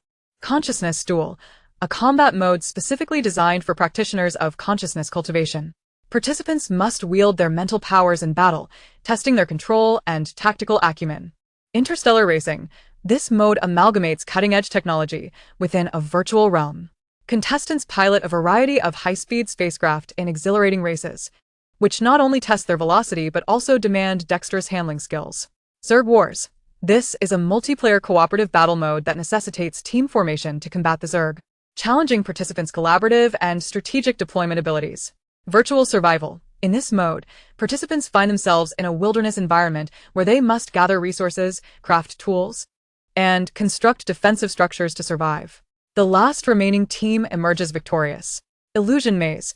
Contestants must navigate through a labyrinth filled with diverse illusions and traps to find the exit. This mode tests their observational skills, memory, and puzzle-solving abilities. Song Weran is particularly intrigued by the mental duels and the illusion maze. These two modes not only enhance her mental cultivation but also sharpen her cognitive and adaptive skills. However, she finds the others appealing as well and resolves to engage in these battle modes in the future to accumulate experience. Chapter 40. Mental Duel. Song Weran's time in the spatial realm is limited. She swiftly decides to partake in a mental duel first. This mode not only enhances her mental cultivation but also enables her to acclimate to the combat rules of the virtual world more rapidly. She taps into the entry for the mental duel and selects a novice match. The system quickly matches her with an opponent, a similarly youthful girl named Ling Shui. Song Weran smiles and nods in greeting, to which her opponent politely responds, and the two enter the combat arena. The arena is an expansive virtual space bathed in soft blue luminescence. Song Weran feels her mental acuity invigorated, as if the entire environment melts with her spiritual force. She concentrates and begins to employ the condensation technique from her practice, forming a stable core of mental energy. Ling Shui, not to be outdone, condenses her own mental power into a radiant beam. Their mental energies collide in the air, producing a powerful wave of energy. Song Weirand realizes this contest transcends mere strength. It is also a test of mental control and tactical wisdom. She deftly maneuvers her mental force, seeking to exploit any weaknesses in her opponent's defenses. Ling Shui showcases remarkable defensive skills, and the two remain evenly matched for a time.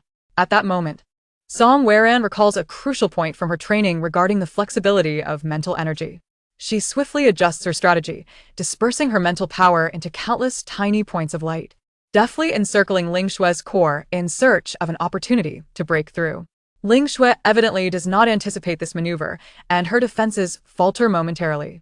Seizing this chance, Song Weirand channels all her mental energy into a sudden assault on Ling Shui's core. Ling Shui's mental core is struck, the energy fluctuations diminish, and she is compelled to concede. As the battle concludes, the system announces Song Weirand's victory. A wave of relief washes over her, and she feels elated by her rapid progress.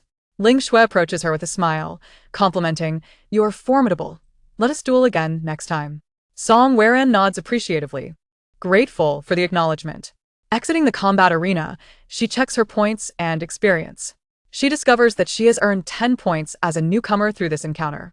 Feeling unsatisfied, Song Weirand resolves to challenge a more difficult intermediate match. She selects an intermediate mental duel through the system and is paired with an opponent named Feng Xing. Upon entering the arena, she notices this setting differs from the previous one. Countless orbs of light float in the air, radiating intense mental waves. Clearly, this is a more complex and perilous combat environment. Feng Xing, a mental power user, possesses significantly greater mental strength than her last opponent, indicating he is an experienced warrior. The duel commences, and Feng Xing launches the first attack, his mental energy manifesting as razor-sharp blades of light that swiftly advance towards Song Weirand. Remaining calm, she solidifies her mental force into a robust barrier, successfully blocking Feng Xing's onslaught. The clash of their mental energies resonates with a deafening roar, causing the surrounding orbs to quiver violently. Seeing his initial assault fail, Feng Xing rapidly alters his strategy. His mental energy flows with the fluidity of water, continuously probing Song Weirand's defenses. She maintains her composure, concentrating on the shifts in Feng Xing's mental energy to identify a counterattack opportunity. Suddenly, an orb behind her explodes, creating a surge of mental energy that momentarily weakens her barrier. Feng Xing seizes this moment, launching a fierce barrage of light blades. Though the pressure intensifies, Song Weirand does not falter. Instead, she employs the techniques taught in her practice, condensing her mental force into a sharp light cone to confront Feng Xing's assault. The two powerful mental energies collide violently, creating a dazzling radiance. Song Weirand's light cone pierces through Feng Xing's blades, targeting his mental core directly. Taken aback by the ferocity of her counterattack, Feng Xing hastily marshals all his mental energy for defense. At that moment, Song Weirand unexpectedly shifts her tactics, transforming her mental energy into myriad tiny points of light, swiftly encircling Feng Xing's core. Caught off guard by this agile and unpredictable assault, Feng Xing's mental defenses begin to crumble. Recognizing the opening in Feng Xing's defenses, Song Weirand decisively channels all her mental force into a powerful beam, striking towards his core. Upon impact, Feng Xing's mental core weakens, and he ultimately concedes. The system announces Song Weirand's victory, and she feels a sense of relief and satisfaction.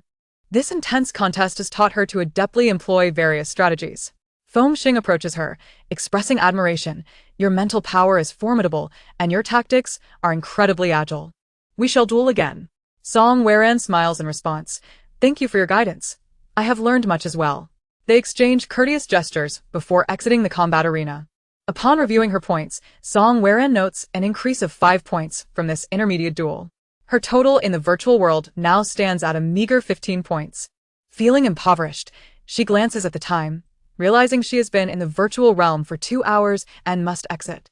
The training time has flown by too quickly. To remain longer, she must strive to elevate her space level, which entails diligently hunting zombies for crystal cores. The first-level cores have become insufficient for her advancement. Encountering a horde of second-level zombies would be ideal. Emerging from the virtual world, Song Weirand returns to her space. She removes her helmet and steps out of the virtual pod, retrieving a warm meal from the space. Enjoying her food in her room, She reflects on her recent combat experiences in the virtual world. After finishing her meal, she feels a wave of relaxation and decides to take a bath to thoroughly unwind. The warm water washes away her fatigue and stress as she closes her eyes, contemplating her plans ahead. Although the training and duels in the virtual world have left her feeling fulfilled, survival in the real world remains equally crucial. After her bath, Song Weran changes into comfortable attire and lies on her bed, opening her tablet. She selects a light-hearted series to indulge in some moments of entertainment. For her, such relaxation is indispensable. Dealing with depression and anxiety, particularly in this post-apocalyptic world, appropriate relaxation and self-regulation are vital for maintaining mental health. Light-hearted music and cheerful conversations filled the air as Song Weran unwittingly immersed herself in the show, momentarily forgetting the turmoil and pressures of the outside world. After watching for a while, she turned off her tablet, lay down on her bed, closed her eyes, and prepared to rest. Before succumbing to slumber, Song Weran gathered her thoughts and contemplated her plans for the following day. She resolved to seek out the second-tier zombies at dawn, and naturally, she would not overlook any first-tier zombies encountered along the way. With this determination, she gradually drifted into a dream. Chapter 41. The Abandoned Base at Dawn. The first rays of morning light penetrated the gaps in the curtains, cascading into the room like golden grains of sand. Song Weran stirred awake, slowly sitting up and stretching her arms. After a brief wash, she began to prepare breakfast. From her storage space, she retrieved a steaming portion of meat and egg rice rolls along with a cup of rich hot soy milk. Such fare might have been commonplace before the apocalypse, but in the current world, it had become a rare delicacy. After savoring her hearty breakfast, Song Weran picked up her tablet and opened the offline map she had previously downloaded. She examined the various regions displayed on the screen, paying special attention to locations likely to harbor advanced zombies. Her gaze lingered on a spot marked as the military base in City S, and a flicker of anticipation crossed her eyes. As she understood it, this military base had harbored a mysterious laboratory even before the cataclysm. Rumor had it that a meteorite that fell in City S had been sent there for research. However, the outbreak of the virus led to the unfortunate infection and death of all personnel involved in the research, exposing the laboratory. Consequently, the base was urgently sealed off by the government, becoming a forbidden zone. Song Weran pondered. That meteorite was highly likely the source of the virus. If that were the case, it must be teeming with powerful advanced zombies. The thought ignited a strong desire for exploration within her.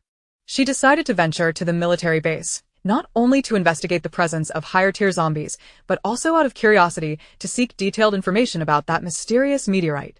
Surrounding the hotel where Song Weran resided, there were currently over 20 zombies aimlessly wandering about. They were all former comrades she had practiced mental control on. She had no intention of exterminating them. Instead, she planned to use her mental power to gather them at the hotel entrance. Meanwhile, she quietly slipped out through a window from the back. Retrieving her motorcycle from her spatial storage, she started the engine, and a deep rumble suddenly echoed in the stillness. It felt jarringly loud in the quiet environment. She mounted the bike, firmly grasped the handlebars, and twisted the throttle. In an instant, the motorcycle surged forward like an arrow released from its bow. The once bustling streets now lay in ruins, a stark contrast to their former vibrancy. With unwavering focus, she kept her eyes fixed ahead, the cool breeze brushing against her face. Occasionally, she encountered a few wandering zombies on the road. Their movements were now more agile and natural, no longer stiff and mechanical.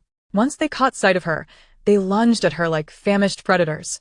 Yet, Song Weran showed no signs of hesitation, for her true purpose lay in that abandoned military base.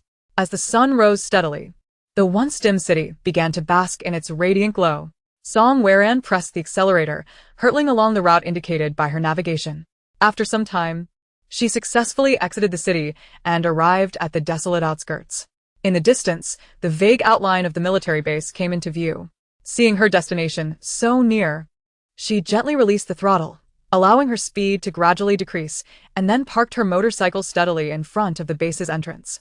Dismounting, she secured her motorcycle and surveyed the area around the base, which was surrounded by dense thickets of thorns and reinforced with cold, hard barbed wire. It was evident that the area had been meticulously arranged to prevent any intruding creatures from entering. Song Weran resolved to first use her mental power to probe the conditions within the base before making further plans.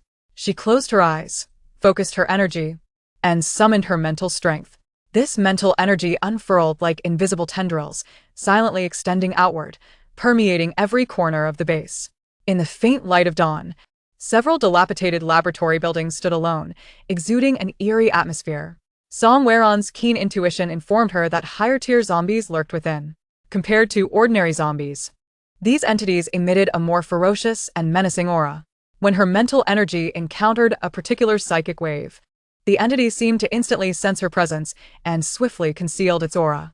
Clearly, the owner of this mental power recognized a formidable opponent. A faint smile crept onto Song Weron's lips as she rejoiced inwardly. It turned out that a third-tier psychic zombie was hidden here. Delving deeper into the location of this zombie, she discovered a mysterious meteorite radiating peculiar energy. The third-tier psychic zombie stood guard beside the meteorite, while approximately 20 second-tier zombies prowled nearby, as if executing some task.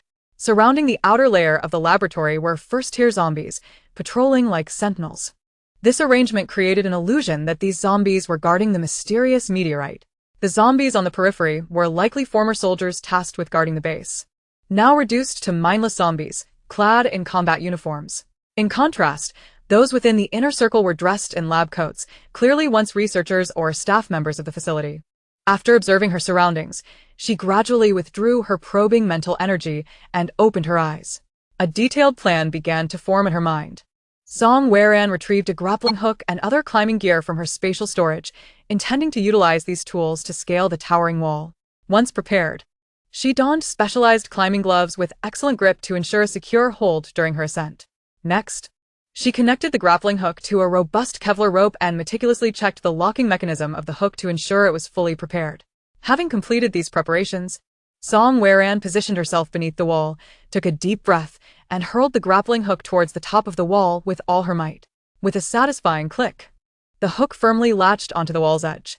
Cautiously, she tugged on the rope a few times to confirm its secure grip, quickly fastened her safety harness, and utilized a rope ascender to secure the rope to her waist. Next, using both hands and feet with agility, she ascended the rope. In no time, she reached the top of the wall. Finally, with all her strength, she leaped upward, effortlessly clearing the wall and landing gracefully in an open area within. The entire process was executed with precision and minimal noise. With nimble movements, she swiftly stowed away the grappling hook and rope, casting her gaze around the surroundings. Chapter 42. The Truth. Her mental prowess detected a throng of over 30 level 1 zombies meandering on the periphery. Suddenly, as if receiving a command, they converged upon her with astonishing speed. In that instant, she comprehended that this was the work of the level 1 zombie possessing psychic abilities, manipulating its kin. Without a moment's hesitation, she seized control of their movements with her mental force. Subsequently, she swiftly drew the sharp tang knife from her back. With a flicker of her form, she charged toward the horde of zombies. As her blade descended, the grotesque heads of the zombies fell one by one. Following this, Song Weron commenced her grisly task of dissecting the corpses to extract the crystal nuclei. She was acutely aware that the cunning psychic zombie was undoubtedly observing her every action from the shadows. Yet, she felt no trepidation. Given her current strength, vanquishing this zombie was hardly a daunting task. There was no need for excessive concern. After successfully collecting over 30 level 1 crystal nuclei, she stored them in her spatial pouch, placing them into a barrel filled with spiritual spring water. Just then, the system's urgent notification resonated once more, urging her to expedite the exchange process. In response to the system's prompt, Song Weron resolutely chose to decline. She gradually extended her consciousness towards the laboratory building where the level 3 zombie resided, advancing toward it. In the distance, the psychic zombie glared at the encroaching Song Weron with malice, its eyes glinting with fury. As time ticked by, it grew increasingly agitated. It resolved to issue interception commands to the 20 or so level 2 zombies, hoping to impede Song Weron's progress. Upon receiving the command, the level 2 zombies immediately turned and raced towards her direction. Faced with this abrupt turn of events, Song Weron concentrated her mental energy, molding it into a sharp conical shape. Without hesitation, she launched a fierce assault aimed at the heads of the approaching zombies. However, just as she unleashed her psychic attack, the lurking level 3 zombie seized the opportunity to strike. In an instant, a powerful wave of mental force surged towards Song Weron. Reacting swiftly, She divided her consciousness to form a sturdy shield, successfully repelling the unexpected psychic assault.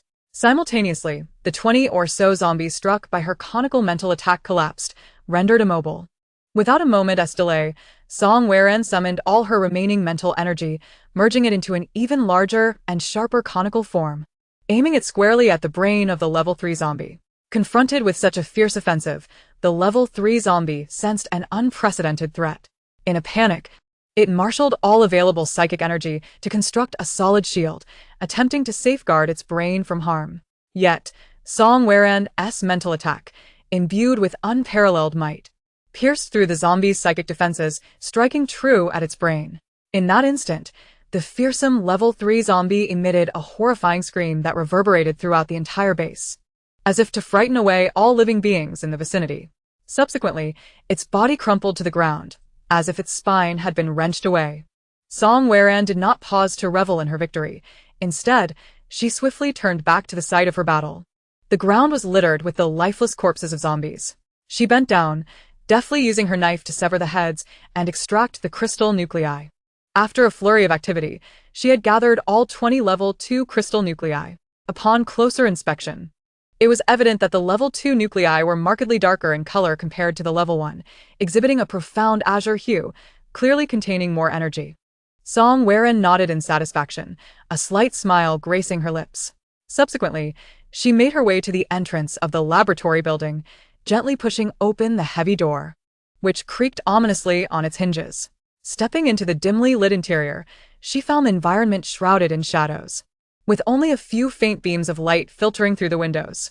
The silence was palpable, the air thick with a stench of decay that caused her to frown. Ascending the stairs, her footsteps echoed in the stillness.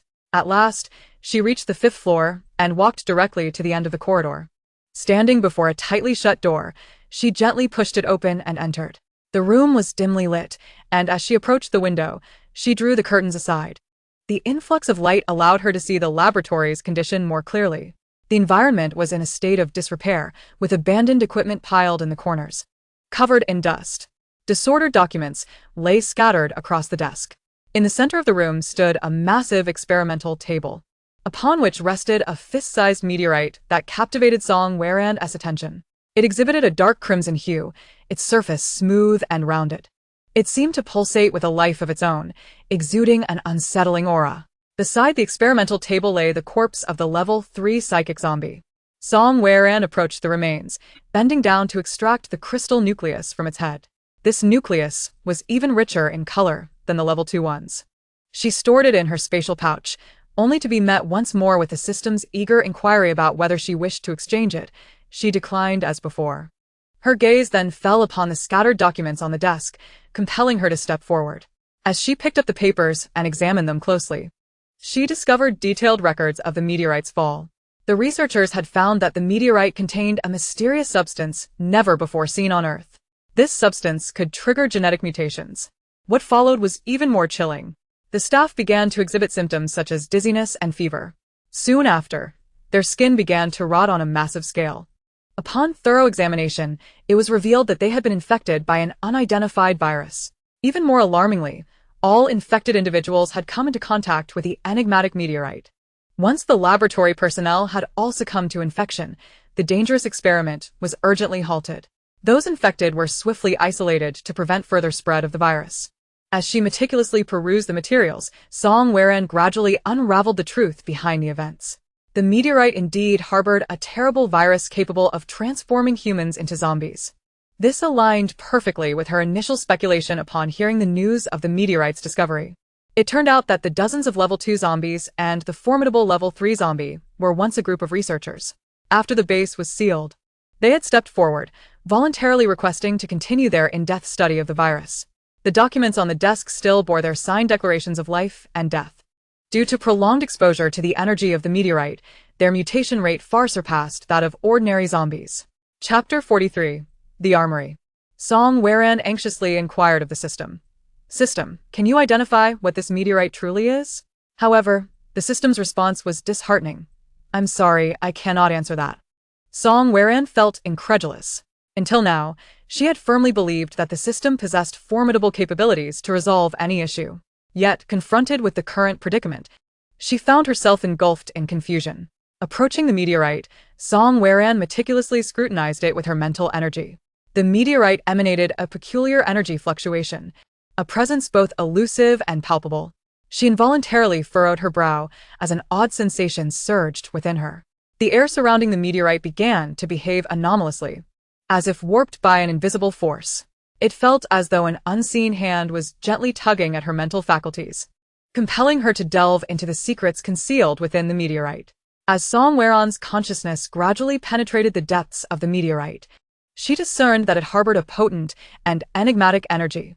This force guided her through layers of inscrutable barriers, leading her into a realm entirely foreign to her. In this extraordinary place, the concepts of time and space became nebulous, rendering everything surreal and insubstantial. Suddenly, a wave of profound unease washed over Song Weran. She keenly sensed that something was amiss. Acting swiftly, she forcefully retracted her consciousness from the meteorite. Relieved that she had recognized the danger in time and had not succumbed to the meteorite's allure, she pondered its unsettling nature. Yet, she could not afford to disregard it entirely. After all, one could not guarantee that others would not inadvertently stumble upon this place in the future. Such an occurrence could potentially incite tragedy. After careful contemplation, Song Weran resolved to temporarily sequester the meteorite, intending to explore it further when the time was ripe. However, before that could happen, she needed to procure a container capable of effectively shielding the meteorite's energy. It would be imprudent to carelessly cast it into her space. The risk of contaminating her food supplies was too great. Thus, she inquired once more to the system. Is there a container available in your marketplace that can both accommodate this meteorite and ensure that its energy remains contained? The system promptly replied, "We regret to inform you that our current inventory does not include such a container. However, we can retrieve the meteorite in exchange for a reward of 10,000 points." Upon hearing this, Song Weran found herself in a state of internal conflict. After a moment of reflection, she ultimately resolved to exchange the meteorite. "Very well, I shall proceed with the exchange," she responded. The system then issued a directive. "Please place your hand upon the meteorite." Following the instructions, Song Weran stepped forward and gently laid her hand upon its surface. A brilliant light suddenly emanated from her hand, enveloping the meteorite completely. In the blink of an eye, both the light and the meteorite vanished, as if they had never existed. "The meteorite has been successfully exchanged. Congratulations, you have received 10,000 points," the system announced in her ear. With this news, the weight of anxiety that had been pressing upon her heart finally lifted.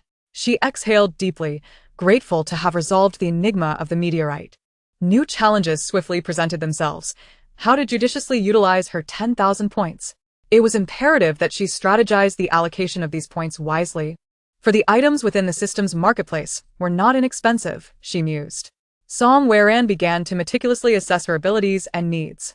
She evaluated her psychic powers, noting that thus far, she had not encountered an opponent with superior mental strength. While excelling in long-range manipulation, she recognized a distinct shortcoming in close combat. Her speed was inadequate. Recalling a game she had played in the past, where she had chosen the mage class, she remembered the necessity of having teleportation or sprint skills to optimize her performance. Now, she felt akin to a mage, yearning for an ability that would enhance her speed. This led her thoughts to Chu Linfeng, who had awakened wind powers that granted him remarkable swiftness. How splendid it would be if I could also possess wind abilities. Song Weran mused. The system's marketplace offered evolution potions for abilities at 200 points each, with no guarantee of which powers might awaken upon consumption. She considered experimenting, confident that she could eventually awaken wind abilities. Even if she awakened a different power, that would be acceptable, albeit slightly costly in terms of crystal cores for upgrades. For now, however, she resolved to prioritize upgrading her essential abilities. With a plan in mind, she decided to purchase the evolution potion upon returning to her residence, deeming it essential to gather more resources for unforeseen circumstances. With this thought, she concentrated her mental energy, casting it like a vast net over the entire base. Soon, she uncovered a well-concealed armory. From her observations, it appeared to house a portion of weaponry still intact, presumably left by the authorities for those remaining at the base. Little did they know that these weapons would ultimately come into her possession. Determined, she wasted no time and dashed toward the armory's location. The armory was situated on the basement level of the central building, enveloped in a dim and oppressive atmosphere. The scant natural light barely illuminated the surroundings. Yet, the gloom did not deter Song Weirand in the slightest. In this somewhat eerie setting, various weapons were meticulously arranged on the racks, including an array of handguns, rifles, and submachine guns. Additionally, the ammunition storage area contained a substantial stockpile of bullets, shells, and grenades. Faced with such an impressive collection of equipment, Song Weirand hesitated not a moment. She decisively gathered everything into her space, her heart soaring with joy at the bountiful acquisition. However, the intolerable stench pervading the air compelled her to make a hasty exit. Upon leaving the armory, she paused in front of the building and retrieved her phone from her space, opening the map application to locate the position of the canning factory. Canned goods are renowned for their extended shelf life. Thus, she had no concerns about spoilage even if she ventured to collect them now.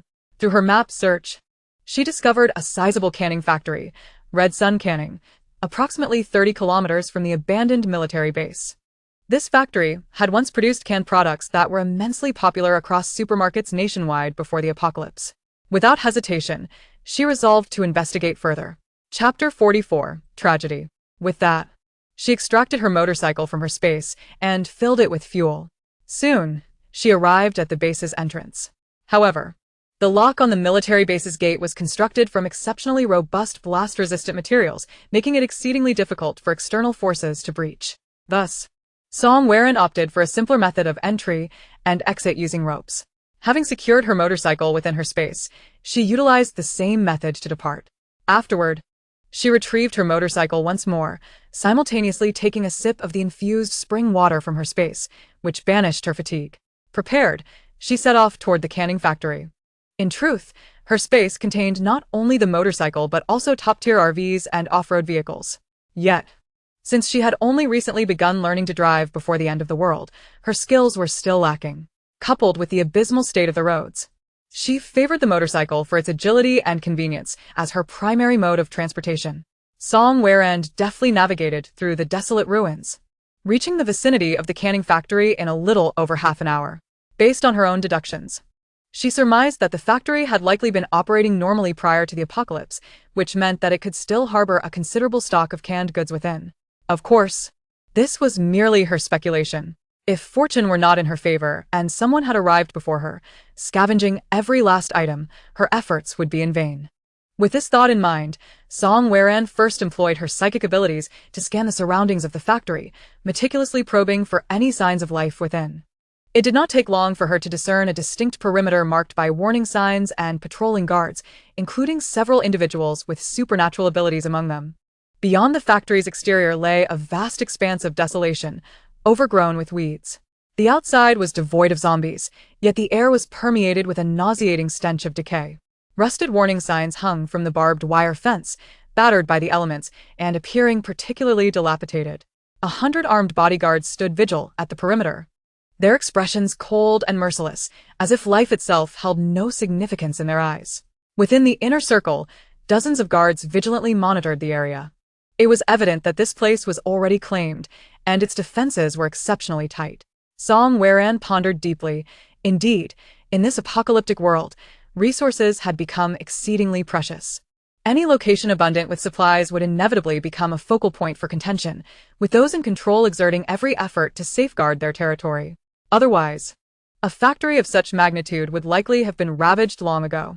The attire of these individuals suggested they did not belong to an official base.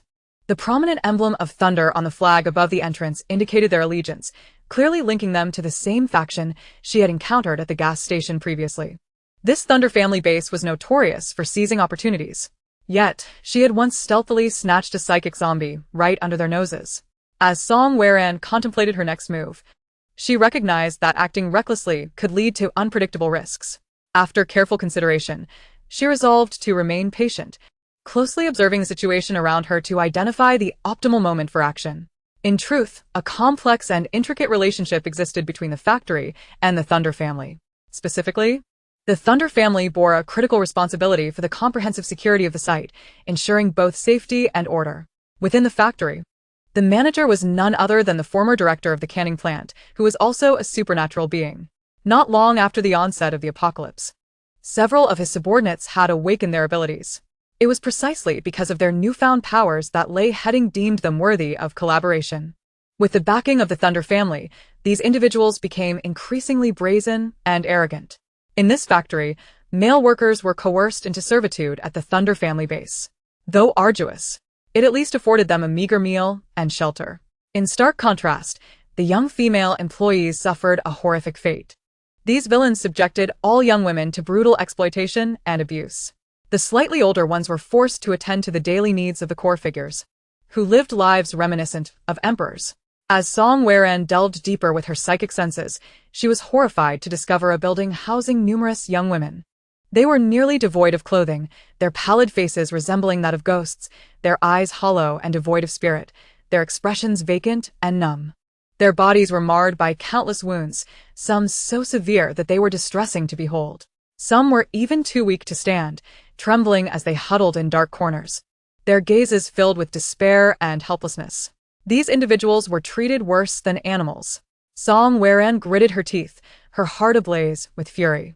Since the apocalypse began, such inhumane acts had been recurring in every corner of the world. Those unfortunate women without awakened powers and lacking protection often faced dreadful fates. However, Song Weran now possessed sufficient strength to rescue these women from their dire plight.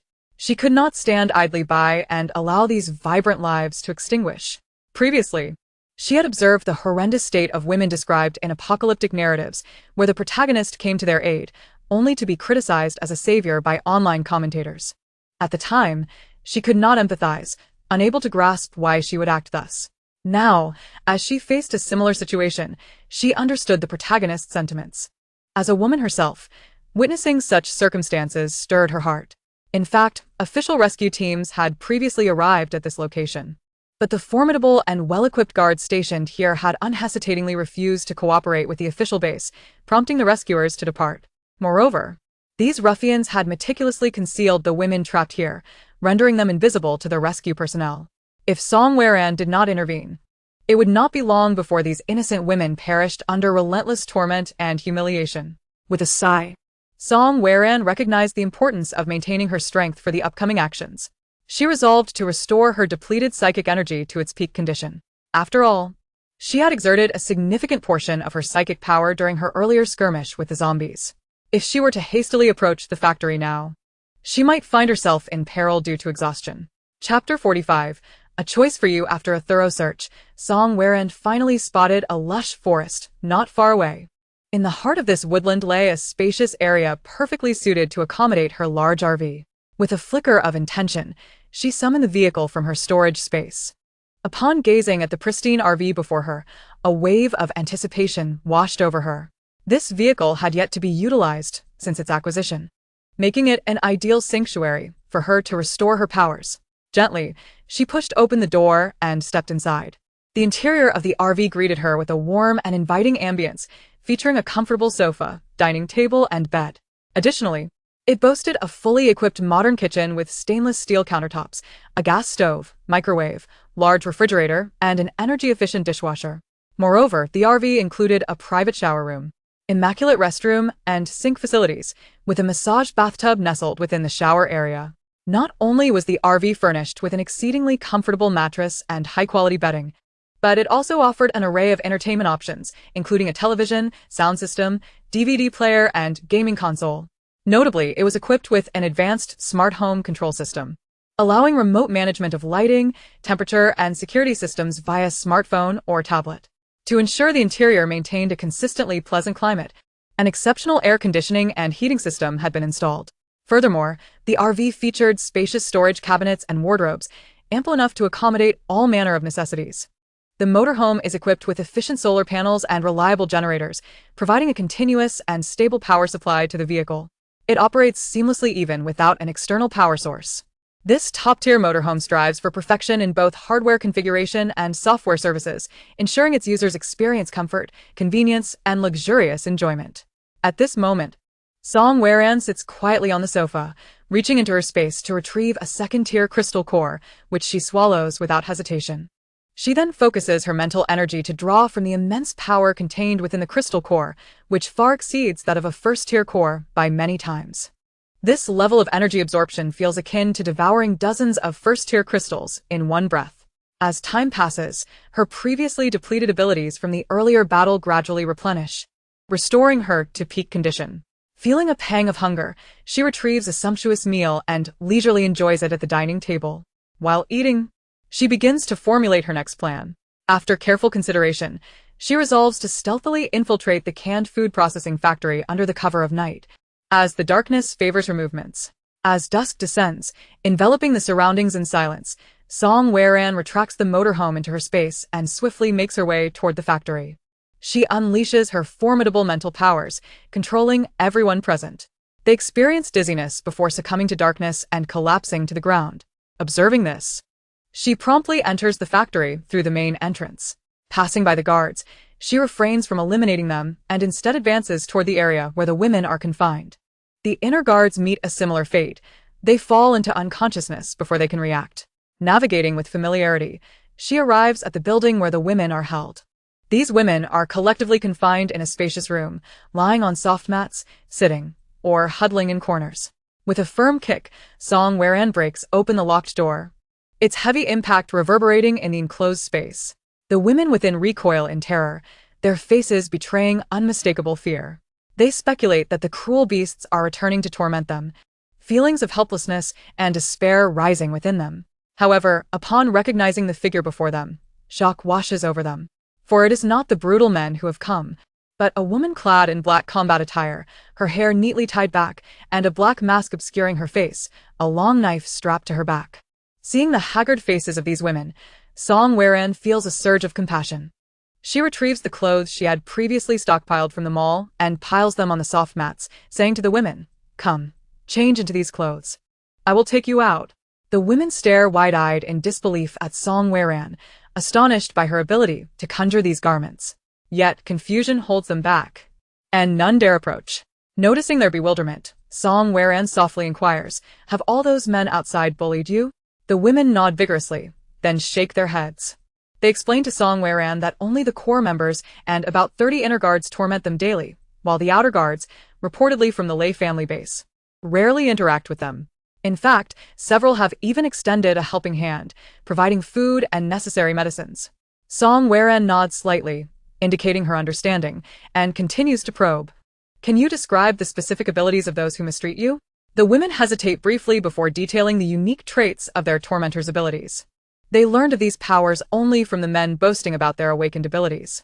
After attentively listening to their accounts, Song Weran gains an initial understanding of the level of these individuals' powers. The abilities of these men are generally not very high. Hence their crystal cores are also of low caliber. After all, the apocalypse has only just begun, and few are aware that a zombie's head contains a core that can enhance abilities. Song Weran finds their crystals somewhat lacking in interest. Yet recalling the abundant resources within the factory reignites her enthusiasm. She addresses the women again. "Quickly put on the clothes. I will lead you out of here." Despite their uncertainty regarding Song Weran's true strength, the looming presence of numerous ability users outside fills them with trepidation. One woman, her face etched with concern, asks, "But outside there are guards and ability users armed with guns. How can you possibly help us escape?" Song Weran replies confidently, "Rest assured. I possess the capability to eliminate them all. However, I present you with two choices. I can handle them personally, or you may take vengeance into your own hands." Upon hearing this, the women become fervent, their spirits ignited. "We shall take revenge. Yes, we will avenge ourselves." Sensing their resolve, Song Weran nods in agreement and retrieves over 20 kitchen knives from her space, stacking them on the ground. Chapter 46, Revenge. Prepare for the ensuing bloody scenes. Song Weran jestingly remarks, "These knives will serve as your weapons. I initially stockpiled them for cooking, but it appears they will be repurposed for a far more sinister task." The women gaze at the pile of knives, their eyes beginning to glimmer with murderous intent. They eagerly approach, donning the clothes from the soft mats and selecting a knife each. With a stoic expression, Song Weran continues, "I recently used my mental powers to render them momentarily unconscious. They should be awakening shortly. I will maintain control over their bodies, rendering them powerless to resist as you do as you please. This is the justice they deserve for their heinous actions." As she speaks, her voice grows increasingly cold and unfeeling. The women's gazes tore her transform into fervent admiration, a respect emanating from the depths of their hearts. As anticipated, the individuals begin to stir from their stupor, and Song Weran swiftly regains control over the inner guards, immobilizing them as if under a spell. She pays no mind to the outer guards, as long as they do not interfere. Now, act, Song Weran commands, her gaze sharp as she turns to exit. The women closely follow her, stepping through the doorway. A few among them, trembling and nearly unsteady on their feet, resolutely advance, with the support of others. Their eyes blaze with fury, brimming with resentment and a thirst for vengeance. The scenes they encounter along the way fill them with excitement. The guards who once ruthlessly oppressed them now lay sprawled on the ground, eyes wide open and faces etched with terror. Witnessing this scene stirred profound emotions within them. At that moment, Song Weran turned to them and instructed, "The most effective way to kill these men is to sever their heads directly. This ensures that even in death, they will not undergo any transformation into zombies. Moreover, zombies will also perish completely if decapitated." As her words echoed, one woman, filled with righteous fury, charged forward, shouting, "You vile beast!"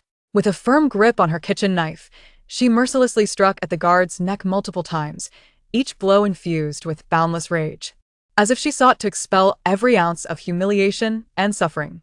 By the time she delivered the final strike, her fury was not yet quenched. She frantically mutilated the corpse's genitals into a pulpy mass of flesh. The horrific scene sent chills down the spines of the other guards lying nearby, some even so terrified that they lost control of their bladders, wetting their pants. Seeing this, the other women snapped back to reality, inspired by the first woman's audacity, and rushed towards their tormentors, wielding their kitchen knives like ferocious beasts, unleashing long-suppressed anger and hatred.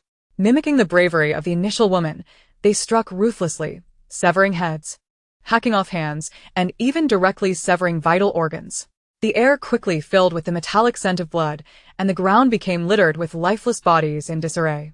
"You have merely delivered judgment upon their crimes." Song Weran's cold voice resonated in the air, as if declaring the purpose of this massacre to all present. She then requested the women to assist her in extracting the crystal cores from the heads of the deceased. "I require these cores to elevate my supernatural abilities," she explained succinctly. Upon hearing this request, the women, who were still basking in the thrill of vengeance, instantly paled. The thought of extracting something from a human brain was too gruesome and revolting for anyone to bear. Humans seemed to possess an innate aversion to soft, moist, and sticky substances. Just then, a woman from the crowd stepped forward, gritting her teeth, and declared, "I will do it." This woman was the first to take a life. Her gaze was resolute, emanating a fearless courage. As her words fell, her knife descended, instantly cleaving open the bloodied head beside her. Without hesitation, she plunged her hand into the cavity, and after a moment of groping, she successfully retrieved a crystal core. Though her stomach churned violently, she fought back the nausea, wiping the filthy core clean on the clothing of the deceased. She then carefully presented the core to Song Weran, saying, "Benefactor, this is yours." In response, Song Weran retrieved a wooden bucket from her spatial storage. "Place all the cores in this bucket." Following her instructions, the woman wasted no time and immediately turned to extract more cores from the other heads. The other women, witnessing this, though still gripped by fear and discomfort, bit their lips and stifled their revulsion, following suit. Song Weran quietly observed the proceedings, noting that among them, the woman who had first taken action displayed an unwavering determination. Clearly a person of considerable courage. She nodded subtly in approval. Approaching the woman, Song Weran inquired, "What is your name?" "Benefactor, my name is Xiao Jing." The woman answered softly. "Xiao Jing, continue to embody your bravery," Song Weran said, a faint smile of affirmation gracing her lips. "I will," Xiao Jing replied, gathering her courage to ask, "Benefactor, may I know your name?" "Song Weran," she replied succinctly. Xiao Jing repeated Song Weran's name in her mind, feeling as if a divine presence had descended upon her, liberating her from the confines of her torment and granting her the chance for revenge. This powerful female figure sparked admiration within her. Song Weran then led them onward, and soon they arrived at the core area, beneath a building that housed a dozen key members. Ascending to the 4th floor, they reached the largest room, where the factory owner resided. Kicking the door open, they were met with a shocking sight. The owner lay on the bed with a woman beside him, both completely unclothed. Notably, This woman was unlike the others. Her skin was smooth and flawless, her complexion rosy, appearing entirely unscathed and reminiscent of a time before the apocalypse. Such a stark contrast rendered her glaringly out of place among the weary, haggard women. Upon seeing her, several women ignited with rage, their teeth gritting in anger. One shouted, "It's this wretched woman. In her bid for favor, she has repeatedly advised that vile factory owner to employ even more sadistic methods to torment us, leading to the deaths of several innocent girls." Their resentment erupted like a volcano as they gazed upon the two on the bed. "Commence your judgment," Song Weran coldly commanded. Upon hearing her words, the furious women lunged at the woman, their knives ruthlessly carving deep gashes into her once beautiful face. Blood sprayed in an instant, transforming her lovely visage into a grotesque mask of carnage. They then cruelly severed her tongue, rendering her unable to utter a sound. Finally, they chopped off her hands and feet, reducing her to a pitiful state of agony. "Now she shall suffer in torment," one woman declared through clenched teeth. "We have avenged Alan, Ahua, Xiaofeng, and Awan." Another woman exclaimed, exhilarated. The factory owner, too, could not escape the wrath of these women. They paid him special attention, ensuring he experienced a fate more dreadful than death. They first gouged out his eyes, then systematically dismembered his body. Once they had vented a significant portion of their hatred, they remembered the dozen men waiting downstairs for their judgment. Subsequently, the remaining men below suffered the same fate. After each killing, the women continued to extract the crystal cores from their brains and present them to Song Weran. She quietly watched as they completed their vengeance. The group of women then knelt together on the ground, bowing their heads in gratitude to Song Weran. "Benefactor, thank you for enabling our revenge." She urged them to rise, saying, "Please get up, there is no need to kneel in thanks." However, the women appeared utterly exhausted, sitting directly on the cold ground, their faces adorned with blissful smiles. In that moment, the shackles within them were finally released, allowing long-suppressed emotions to flow freely. The pervasive scent of blood gradually dissipated into the surroundings. When the members of the Lei family base, waiting outside, awoke to the change in atmosphere, they hurriedly made their way inward, only to be met with a shocking sight. The ground was strewn with dismembered corpses. What manner of formidable beings could enact such unspeakable horrors while remaining unnoticed? This question surged within the minds of the onlookers. However, as clarity returned, they hastily scrambled into their vehicles, preparing to escape back to the Lei family base. What a jest! They had merely come to labor, to serve as bodyguards, earning a meager livelihood. On ordinary days, their stern expressions were mere facades, intended to intimidate. Who among them would be foolish enough to confront that terrifying overlord for the sake of these individuals? Moreover, those individuals were indeed deranged, deserving of their fate. Initially, when faced with the plight of those unfortunate women, they had felt utterly helpless. They could only do their utmost, providing whatever assistance they could. It was their acts of kindness that led the women to speak favorably of them, prompting Song Weran to show mercy and grant them a chance at survival.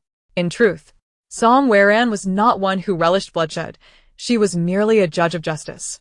She instructed the women to gather their belongings and await her in the plaza while she set about to scavenge every resource available. Employing her mental prowess, she enveloped the entire factory area, meticulously noting every location containing supplies. She first entered the canned goods storage, where mountains of various canned foods greeted her, an array of meat cans, an assortment of fish, vibrantly colored vegetable cans, and fragrant fruit preserves. The sheer quantity of these provisions was staggering. If allocated wisely, they could sustain 100 individuals for decades. With nimble movements, she began to absorb the towering stacks of cans into her own space. Next, she ventured into another storeroom, filled with essential staples such as cooking oil, salt, sugar, and flour. Without hesitation, she promptly collected these supplies into her space. She continued to the production workshop, which boasted a fully equipped assembly line, from raw material processing to canning and ultimately to high-temperature sterilization. Each stage was seamlessly interconnected, forming an efficient operational flow. She understood that if she could reclaim this entire setup, it would allow her to manufacture goods in the future when opportunity arose. Thus, she carefully absorbed the massive production line into her space, one component at a time. Additionally, within the factory premises, several large generators and a significant fuel reserve were present.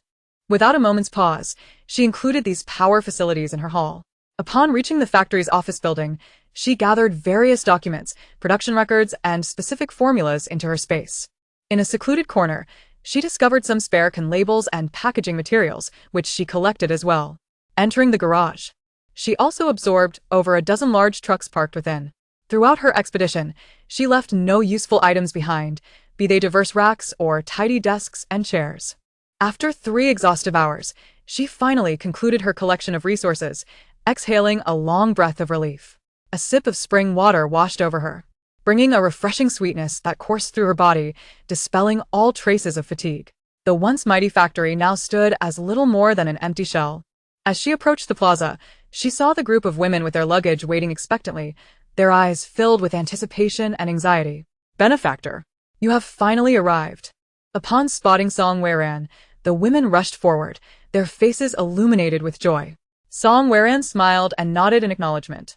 Xiao Jing observed Song Weran closely, a flicker of curiosity igniting within her. She sensed that this savior exuded a unique aura, one of integrity and authority, reminiscent of a female officer emerging from military ranks. Indeed. Song Weran had long harbored dreams of enlisting in the military during her high school years. Yet, due to academic constraints, she had been unable to meet the enrollment criteria. Nonetheless, in the months preceding the apocalypse, she had engaged in rigorous military-style training to enhance her survival skills in a harsh environment. Consequently, her demeanor naturally radiated a soldier-like resilience and decisiveness. Xiao Jing's intuition was notably sharp. She tentatively inquired, "Benefactor, shall we return to the base next?" Her voice held a blend of hope as she scrutinized Song Weran's reaction. Shaking her head, Song Weran replied with calm assurance, "I will take you to a hotel not far from the base, where you can await the official rescue team." Disappointment flickered in Xiao Jing's heart. She had anticipated accompanying her savior to the base. However, she recognized the immense effort Song Weran exerted to ensure their safety and felt profound gratitude toward her. Chapter 48. Twin blades surveying the crowd, Song Weran inquired with a steady tone, "Who among you can drive?" Almost immediately, 4 women raised their hands without hesitation, one of whom was Xiao Jing. Acknowledging them with a slight nod, she moved toward an open area. With a sweeping gesture, 3 imposing, robust off-road vehicles materialized before them, each enveloped in formidable armor, their lines sharp and design striking. Song Weran gazed at them with deep affection and turned to the women, signaling the drivers to promptly take their seats. Following her cue, the women swiftly organized their belongings, neatly stowing them in the spacious trunks. They boarded the vehicles in sequence, settling into the comfortable seats, their emotions a tumultuous blend of trepidation for the future and gratitude for Song Weran. Seated quietly in the vehicle, Xiao Jing volunteered to be the driver. Song Weran smiled in assent. This car would lead the way, guiding everyone toward their destination. She retrieved her phone, tapped the screen to open the navigation application, and began searching for the nearest hotel to the official base. After careful scrutiny, she identified a target hotel located 50 kilometers away. Securing her phone in the holder, she initiated the navigation. Xiao Jing focused intently on the steering wheel, driving steadily along the road. As they progressed, the atmosphere within the vehicle remained tranquil and harmonious. Yet, Xiao Jing felt a surge of anxiety, fearing that a horde of zombies might suddenly emerge from a hidden corner, surrounding them. The women following closely shared this apprehension, maintaining a cautious distance from the vehicle ahead. Song Weran concentrated, employing her formidable mental acuity to meticulously survey the surrounding environment. Soon enough, they encountered a terrifying swarm of zombies. Nightfall marked the peak of their activity. Foreseeing the potential encounter with a horde of zombies, Song Weran had long been prepared. In the face of such a tense situation, she remained remarkably calm and composed, instructing Xiao Jing to stop the vehicle immediately. Once the car came to a steady halt, Song Weran opened the door and stepped out without hesitation. She turned to confront the trembling women, paralyzed by fear, and spoke with a resolute and commanding voice. "All of you stay in the car and do not exit. Listen carefully, keep the headlights on to illuminate that horde of zombies. I will clear the path ahead." Utilizing her mental prowess, Song Weran manipulated the zombies, slowing their movements significantly. Her keen gaze locked onto the undead before her, revealing that they were all first-level zombies. To swiftly eliminate this threat, she retrieved a spare tang knife from her space. Gripping the hilt with both hands, she charged towards the zombie horde. With remarkable agility, she wove through the zombies, dispatching their heads with ease, as if slicing through vegetables. The women inside the vehicle watched in stunned silence, their mouths agape and eyes wide, transfixed by Song Weron's graceful movements. They felt a surge of admiration, deeming her a veritable harbinger of judgment in this apocalyptic world. The horde attacking them was relatively small, consisting of just over 500 zombies. After she had felled nearly half of them, Song Weron realized that extracting the crystal cores would require considerable time. Thus, she turned and called out to the women in the vehicle, "If you have the strength, come down and help me harvest the crystal cores. Rest assured, they are immobilized and cannot harm you." Having witnessed Song Weron's valiant display against the zombies, the women felt a newfound sense of safety. Except for a few weaker individuals, the others exited the vehicle. They retrieved the kitchen knives that Song Weron had previously distributed to them and fearlessly approached the fallen zombies. Song Weron placed several small buckets on the ground and then dashed forward, single-handedly striking at the heads of the zombies.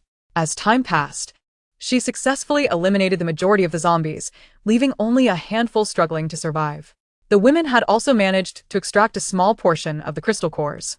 Song Weron adeptly maneuvered the remaining zombies, directing them to assist in the extraction of the cores. After an intense battle, she felt fatigue setting in. Breathing heavily, she paused to drink from a bottle of spring water, replenishing her energy reserves. Once all the crystal cores were collected, she retrieved 2 buckets of water and some hand sanitizer from her space. Handing these to the women, she instructed them to wash their hands thoroughly. Witnessing Song Weron's genuine concern, the women expressed their gratitude, perceiving her as a considerate person. However, only Song Weron understood that her actions stemmed not from true compassion but rather from her desire to protect her beloved vehicle. She had no intention of allowing them to dirty her car with unwashed hands. Having tidied everything up, the group returned to the vehicle and continued their journey. Inside, Song Weron produced a second-level crystal core from her space and swallowed it without hesitation. As the core melted within her, she quickly replenished her depleted mental energy. The energy from this core restored her abilities to their peak. She moved with such swiftness that it went unnoticed by the others. After approximately an hour of travel, Song Weron and her entourage arrived at the hotel indicated on the map. Their presence immediately attracted the attention of over 100 zombies lingering around the premises, as if they had caught a whiff of fresh life.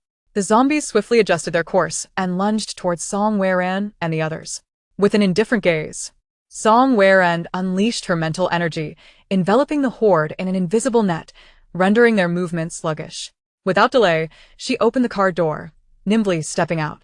She retrieved 2 sharp tang knives from her space and sprinted towards the approaching zombies.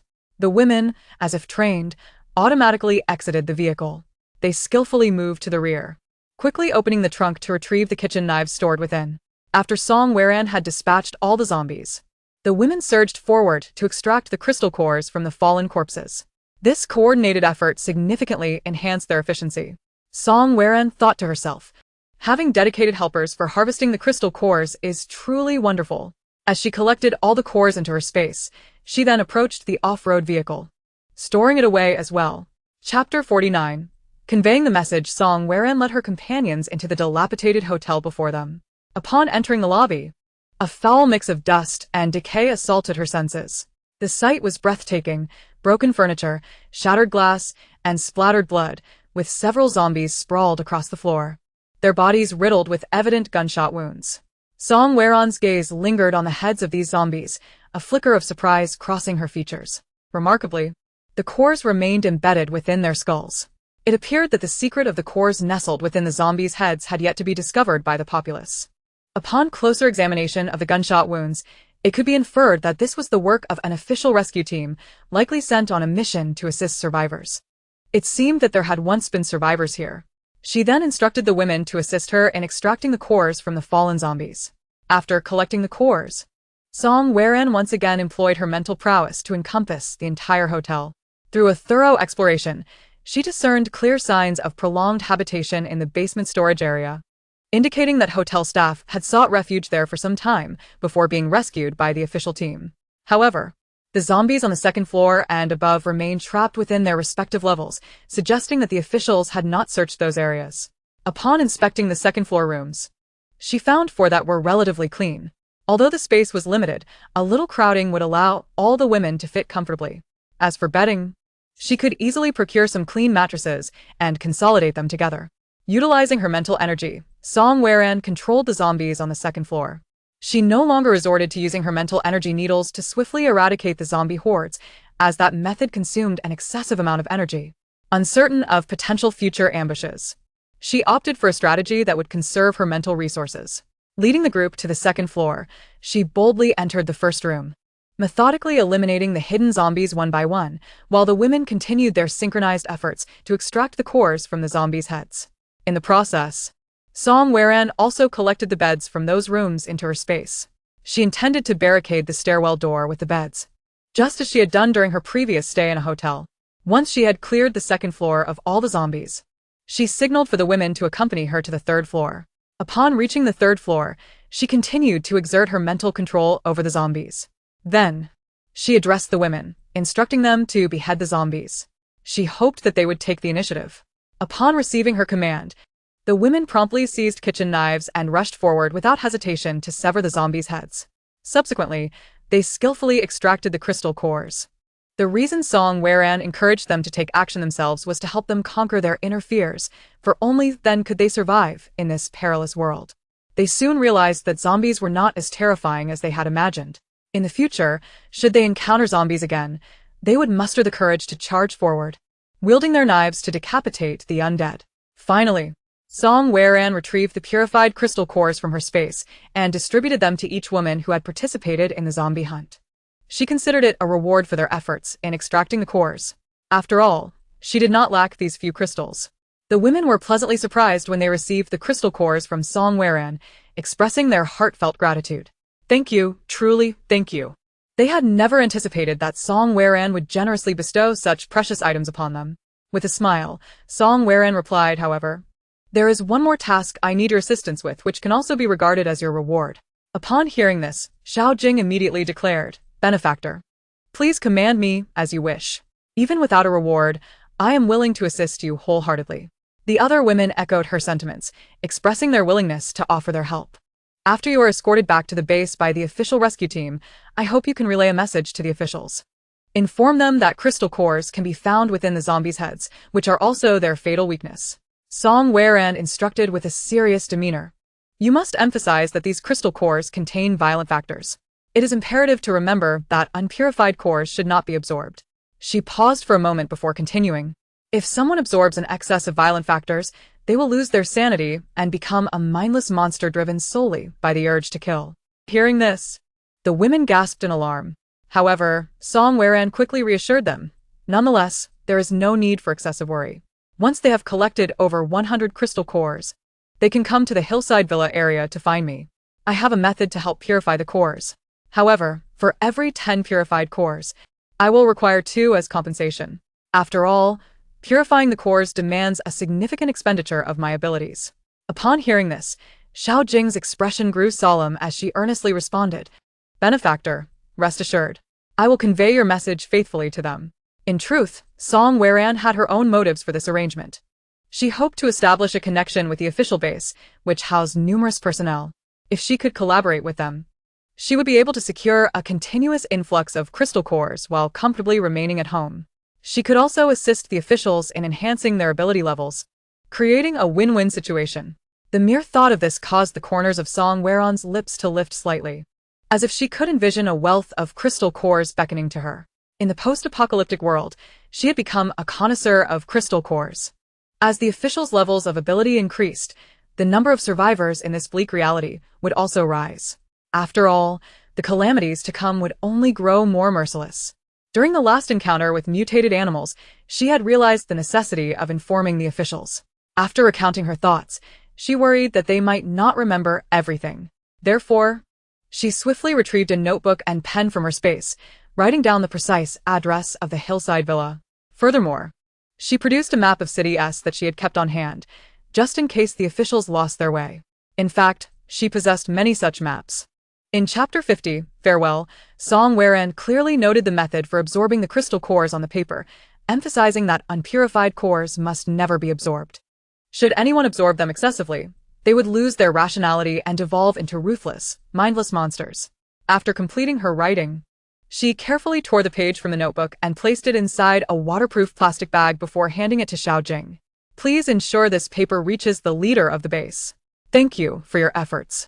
Xiao Jing accepted it with utmost seriousness, tucking it safely away. Benefactor. I am not troubled. This is my duty. I will deliver this note intact to the head of the base. Song Weran nodded in satisfaction, having great faith in Xiao Jing. Once the zombies on the third floor were entirely eliminated, Song Weran began to collect the clean beds. After swiftly storing them in her space, she led the group back to the second floor. In the stairwell, she contemplated sealing off this passageway before departing. Upon returning to the second floor, Song Weran entered one of the rooms. From her space, she retrieved some packaged bread that she and her mother seldom consumed. She had merely brought it back while gathering supplies from the supermarket. She left enough for them to last a week. These might be helpful to you, she said, handing the food to them. Remember to use it sparingly until rescue arrives. Xiao Jing and the other women gratefully accepted the supplies. We will never forget your kindness. Xiao Jing held the provisions, tears glistening in her eyes. We will persevere until we are saved. Song Weran nodded, feeling it was essential to treat them even better now that she had entrusted them with such a vital task. She produced 2 barrels of water, sufficient to meet their needs for the week. Although the anticipated timeline was 2 weeks, considering their proximity to the official base, circumstances could change. Thus, this was merely her longest estimate. Perhaps within a week, they would find salvation, as this route was a necessary passage for the officials' outings. Seeing that Song Weran had kindly left behind 2 barrels of water, Xiao Jing hesitated, saying, Benefactor, actually, I possess water-based abilities. I did not intend to conceal this. I simply had not found the opportunity to inform you. Although her abilities were water-related, they lacked significant offensive power, rendering her incapable of confronting others. Thus, she had kept her powers a secret. During their days of suffering in the factory, their access to water resources had been exceedingly limited. It was only due to Xiao Jing's covert use of her abilities to conjure water for the others that they had managed to endure. Otherwise, many would have likely fallen ill. Song Weran had noticed the crystal core within her head from the start. She simply chose not to address it. She also understood Xiao Jing's decision to hide her water abilities. After all, clean water was a precious resource in this apocalyptic world. If others discovered that she had awakened water abilities, she would face endless exploitation until her powers were utterly drained. However, many might not realize that, when wielded skillfully, water abilities could also become a lethal weapon. However, until now, no one has truly been able to unlock its potential. Song Weran smiled faintly and remarked, Your approach is indeed correct. Upon hearing this, Xiao Jing was overwhelmed with gratitude, tears welling in her eyes. Benefactor, thank you for your understanding. Having prepared herself to absorb the crystal core gifted by Song Weran, she was driven by an urgent desire to become more powerful. Especially after witnessing Song Weran's impressive demeanor, her admiration deepened, viewing her as a sacred guiding light on her life's path. With great care, Xiao Jing placed the crystal core in her mouth.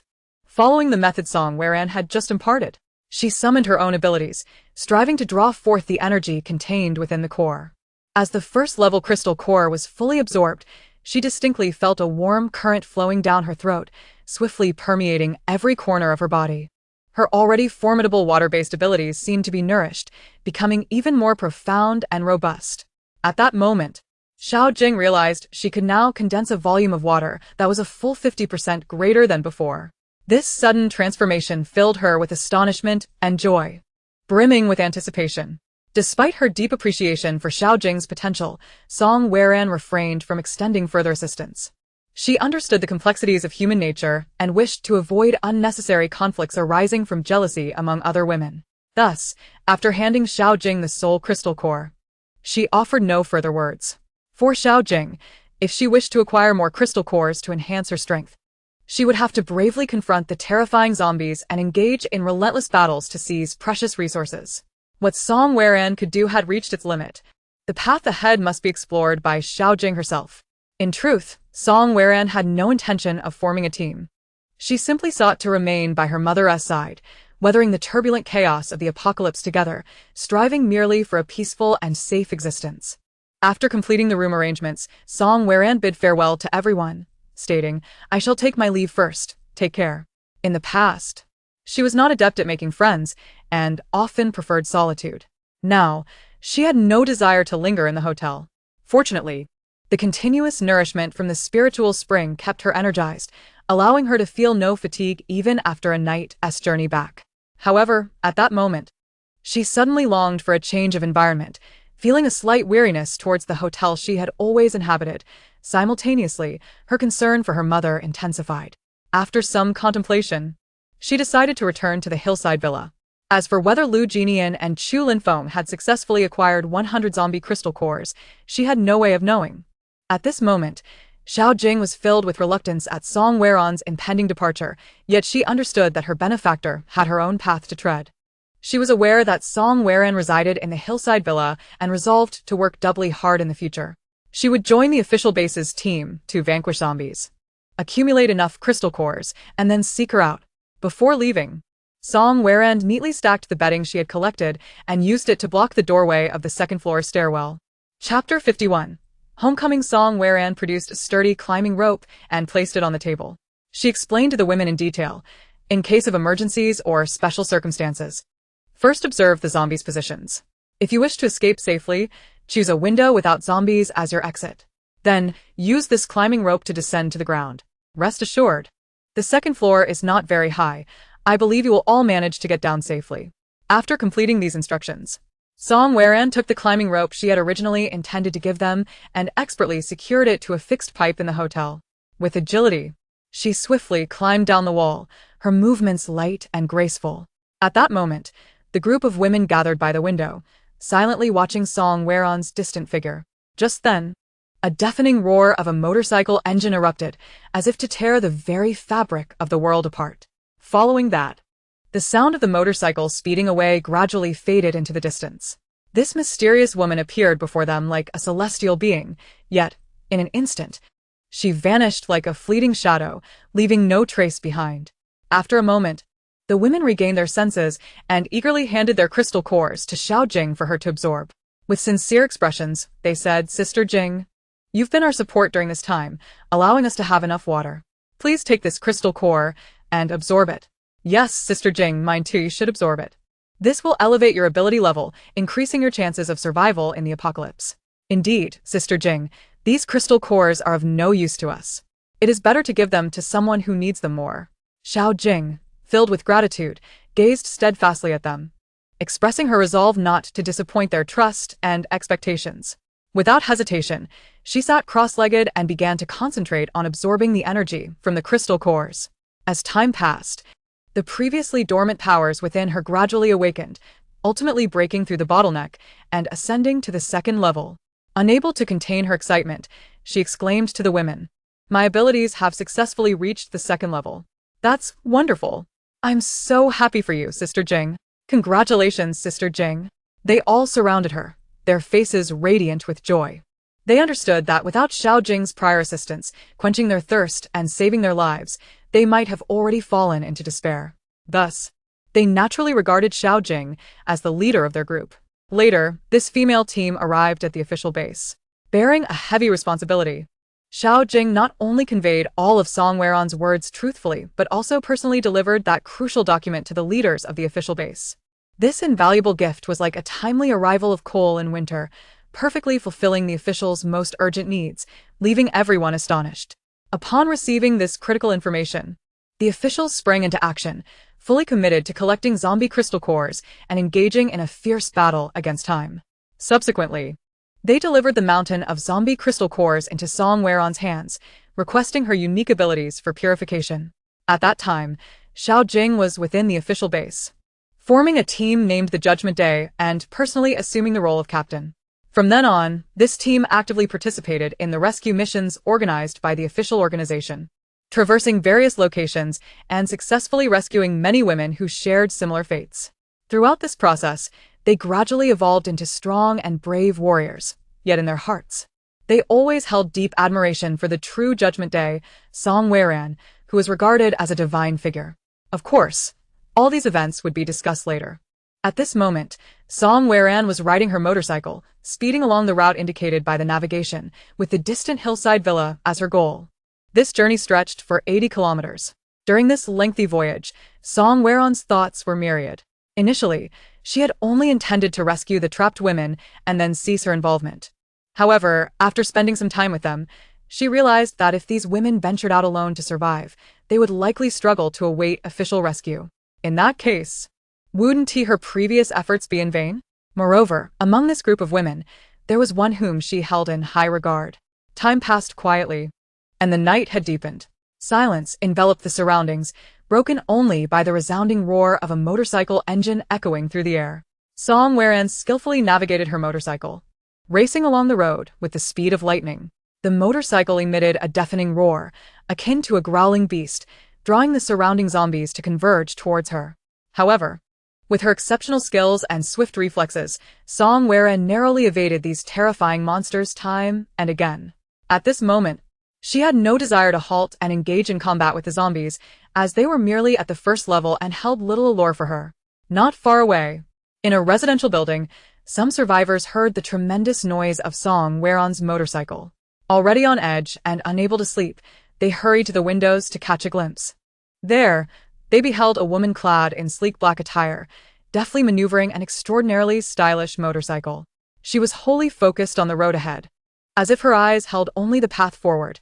Trailing behind her was a throng of clawing zombies. This scene left all witnesses astounded, their hearts secretly marveling at her composure in the face of such relentless pursuit. One man could not help but exclaim, "Even a woman possesses such strength. It is truly admirable." In contrast, he found himself curled up at home, anxiously awaiting external rescue. Regrettably, the food supplies at home had been exhausted that very morning. Deep down, he resolved to bravely step outside to seek the resources necessary for survival. An hour and a half later, Song Weron finally arrived at a familiar stretch of road. Just beyond the mountain ahead lay the hillside villa area. It had been half a month since she had departed from home, and during this time, she had worried about the situation at home. How was her mother faring now? Especially after the recent attacks by mutated animals, she was concerned whether Lu Jianian and the others could hold their ground in the hillside villa area. Yet, recalling the fortifications she had implemented at the villa, she felt a slight sense of reassurance. Her mother should be safe. Chapter 52. Compassion.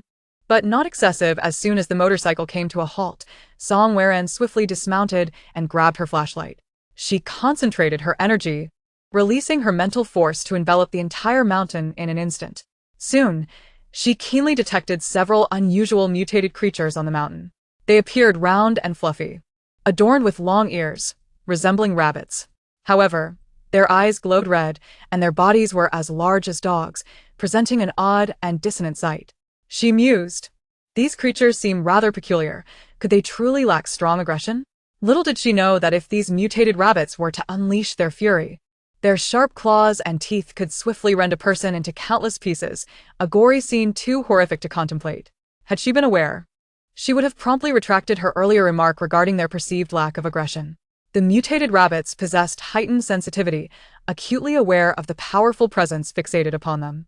Fear surged through them like a tidal wave, causing them to huddle closely together, trembling as if pleading for the owner of that presence to spare them. Observing their quivering forms, a flicker of compassion welled up within Song Weron. She had a fondness for fluffy creatures. After a thorough investigation, she found no signs of danger on the mountain. To her, these mutated rabbits seemed genuinely harmless. Thus, she swiftly stowed her motorcycle and briskly ascended the mountain. Upon reaching the lair of the mutated rabbits, they seemed to sense danger, but it was too late. Song Weron unleashed her mental force, effortlessly subduing the rabbits, rendering them immobile. Without hesitation, she wielded her knife, swiftly and accurately ending their lives. Though a hint of compassion stirred within her, she knew these rabbits were no longer ordinary animals. They had mutated. Moreover, with her home so close, it was prudent to eliminate any potential threats.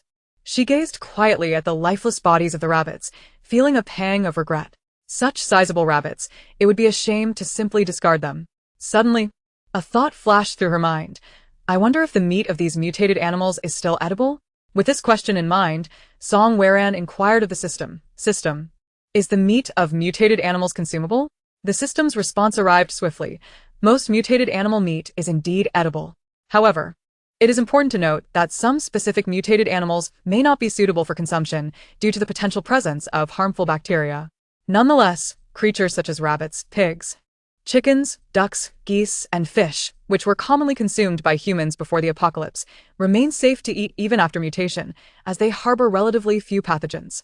After all, humans naturally coexist with various bacteria. Upon receiving the answer, Song Weran wasted no time in swiftly collecting them all into her storage space. For her, anything edible was essential to Stockpile. At that moment, her silhouette, illuminated by the radiant moonlight, appeared ethereal, akin to a spirited little sprite. As she ran, images of her villa danced through her mind, her eagerness to know its current condition overwhelming her.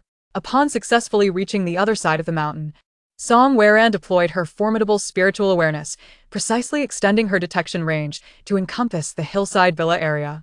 In no time, she discerned that additional guards had evidently been stationed around her villa. Once, only 2 security personnel diligently stood watch. Now, their numbers had increased to 5.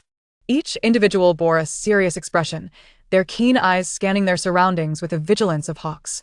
She meticulously examined other areas within the villa complex, concluding that additional personnel had indeed been deployed at every post. Clearly, after the recent assault by mutated animals, Lu Jinian and the others had heightened their vigilance and taken action. Song Weran mused inwardly. It seems they take this matter quite seriously, which is reassuring. At least it adds a layer of security. She adjusted the flashlight to its lowest setting and cautiously directed its beam towards the ground. Utilizing the faint light, she proceeded with caution. She wished to avoid detection by Lu Jinian and Chu Linfeng while outdoors. As she approached within 30 meters of the villa area, she promptly extinguished the flashlight, fearful that even a flicker of light might betray her presence. In the darkness, her figure gradually blurred, melding seamlessly into the depths of the night. The villa area as streetlights, powered by solar energy, emitted enough glow to illuminate the path ahead. Song Weran focused all her mental energy, carefully controlling the few bodyguards. In the blink of an eye, she plunged their minds into chaos. Seizing the moment while they writhed in unbearable pain, crouching down and clutching their heads, she swiftly cast a climbing rope and ascended the wall with the agility of a nimble monkey. Before long, she successfully reached the top of the wall. Immediately, she descended silently, her movements light and swift. She quickly made her way to a blind spot within the villa area. Then, she picked up the intercom to communicate with Himimi inside the villa. After several calls, she finally roused Himimi from her slumber. Still groggy, Himimi initially thought she was dreaming. However, upon hearing Song Weran's voice again through the intercom, she awakened fully, realizing that everything was real. Her daughter had finally returned. Song Weran instructed Himimi to turn off the electrical device on the villa's perimeter wall. Overjoyed, Himimi rushed to shut down the power to the electric fence. Subsequently, she informed Song Weran over the intercom, "I have turned it off." Upon receiving the reply, Song Weran wasted no time throwing the climbing rope over her family's wall again. Using both hands and feet, she rapidly scaled the wall. Then, she leaped into the villa. After quickly entering the room, she released her mental control over the bodyguards. Avoiding the front door was a precaution to prevent drawing the attention of patrolling personnel nearby. If she were to take them all down, it would incite panic throughout the entire base. Chapter 53. Search. Himimi gazed at her with excitement, her eyes filled with concern and joy. She scrutinized her daughter from head to toe, as if to ascertain her well-being. Only when she noticed that her daughter bore no injuries did she finally exhale in relief, though a hint of unease lingered in her heart. She had always feared that her daughter's return was due to injury or danger. At this moment, seeing her daughter safe and sound allowed her to genuinely relax. Himimi stepped forward and embraced her daughter tightly, her voice trembling slightly as she said, "You have finally returned. I have truly missed you. During this time, I have been worried about your safety every moment. Now that I see you standing here unharmed, I feel so relieved." Feeling the warmth of her mother's embrace, Song Weran was deeply moved. She gently patted her mother's back and reassured her, "Mom, please don't worry. I am fine. Everything is well with me. This outing has brought me great rewards, and I will tell you all about it later."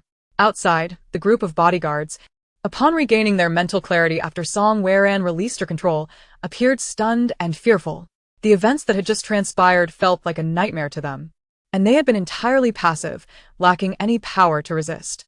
Recalling the bizarre sensation they experienced earlier, they broke into a cold sweat. They secretly rejoiced that their opponent bore no malice. Otherwise, the consequences would have been unimaginable.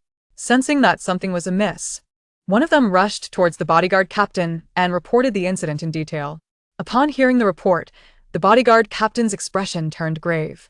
He immediately dispatched personnel to conduct a thorough search of the surrounding area. However, to his bewilderment, after a meticulous investigation, no anomalies were discovered. This outcome left him perplexed, and he began to speculate. Could it be that some mutated creature or zombie capable of controlling human minds had crossed over from the mountains? Or perhaps it was an ability user. If that were the case, the entire base would be in grave danger. Realizing the severity of the issue, he promptly decided to head to Liu Jinyan's apartment to report the current situation. However, just as he was about to take action, he reconsidered. At this hour, it was highly likely that Mr. Liu was resting. Thus, he altered his original plan. Within the base, the individual now recognized as the second-in-command was Chu Linfeng. Everyone in the base held him in high esteem, and Chu Linfeng was also the captain of the ability user team. With this in mind, he hurriedly made his way to Chu Linfeng's residence, knowing he needed to find him promptly and explain the situation. Just as Chu Linfeng was immersed in slumber, a series of urgent knocks on the door jolted him awake. He quickly got up, donned his coat, and went to see what was happening. Upon opening the door, Chu Linfeng, still slightly dazed, inquired, "What has happened?" The bodyguard captain hurriedly stepped forward, his expression serious as he reported, "Just now, 5 security personnel responsible for Miss Song's villa reported that within a mere 10 minutes, they suddenly felt dizzy and disoriented, completely at a loss. It is still unclear what caused this, nor whether it is due to the presence of someone or something capable of manipulating mental powers near the base. If that is the case, it undoubtedly poses a significant threat to our base. Therefore, I have come to report this matter to you and seek your counsel on how to effectively address this challenging issue." After hearing the report, Chu Linfeng furrowed his brow tightly. He immediately summoned all available personnel to act alongside the ability user team. They must thoroughly search every location within the base.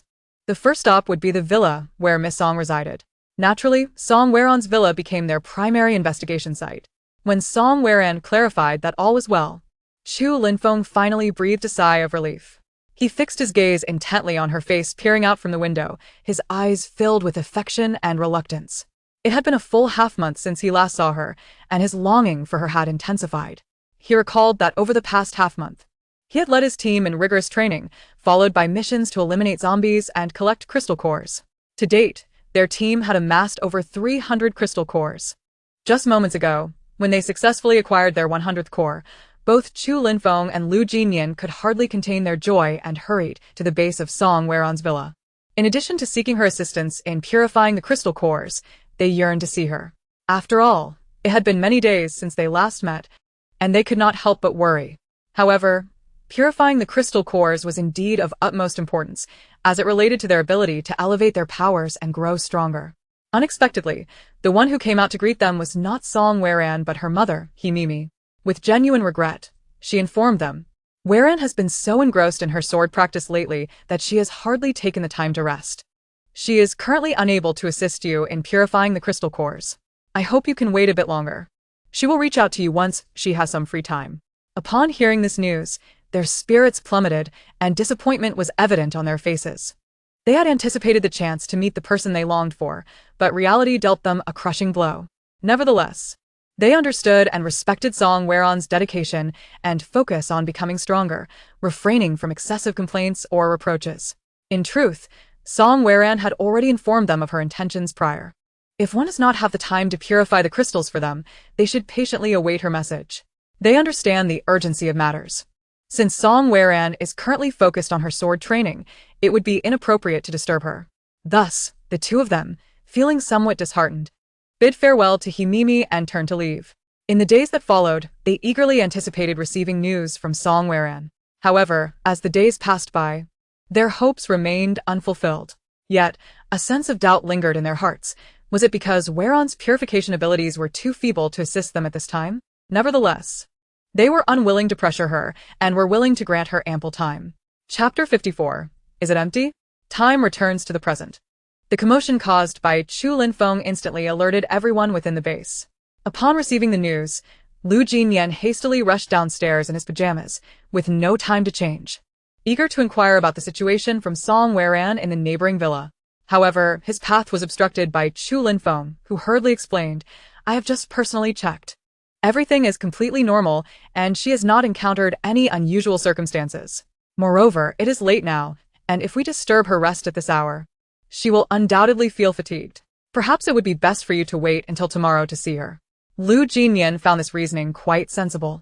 Thus, he returned to the villa and lay down in his room. Yet, once he closed his eyes, sleep eluded him. Others, witnessing his restlessness, feared that zombies or mutated creatures had returned to attack. Fear and trepidation gripped them, especially the Wang family. Could something have happened? Wang Yining voiced her concern. "It should be fine. Jinyan will protect us." Her family quickly reassured her. Still, Wang Yining could not shake her unease. Fortunately, Chu Linfeng emerged just in time to clarify that this was merely a security check. With no safety hazards identified, the crowd gradually relaxed and returned to rest. After dispatching personnel to meticulously inspect every corner of the base, Chu Linfeng found no abnormalities. As dawn approached, he decided to maintain vigilance until morning before conducting a more comprehensive inspection on the neighboring mountain. Meanwhile, Song Weran was already aware of the significant stir she had caused. She felt somewhat helpless, realizing she must devise a method to ensure her comings and goings went unnoticed. She would continue her solitary excursions to slay zombies. Yet the creatures she encountered were disappointingly weak.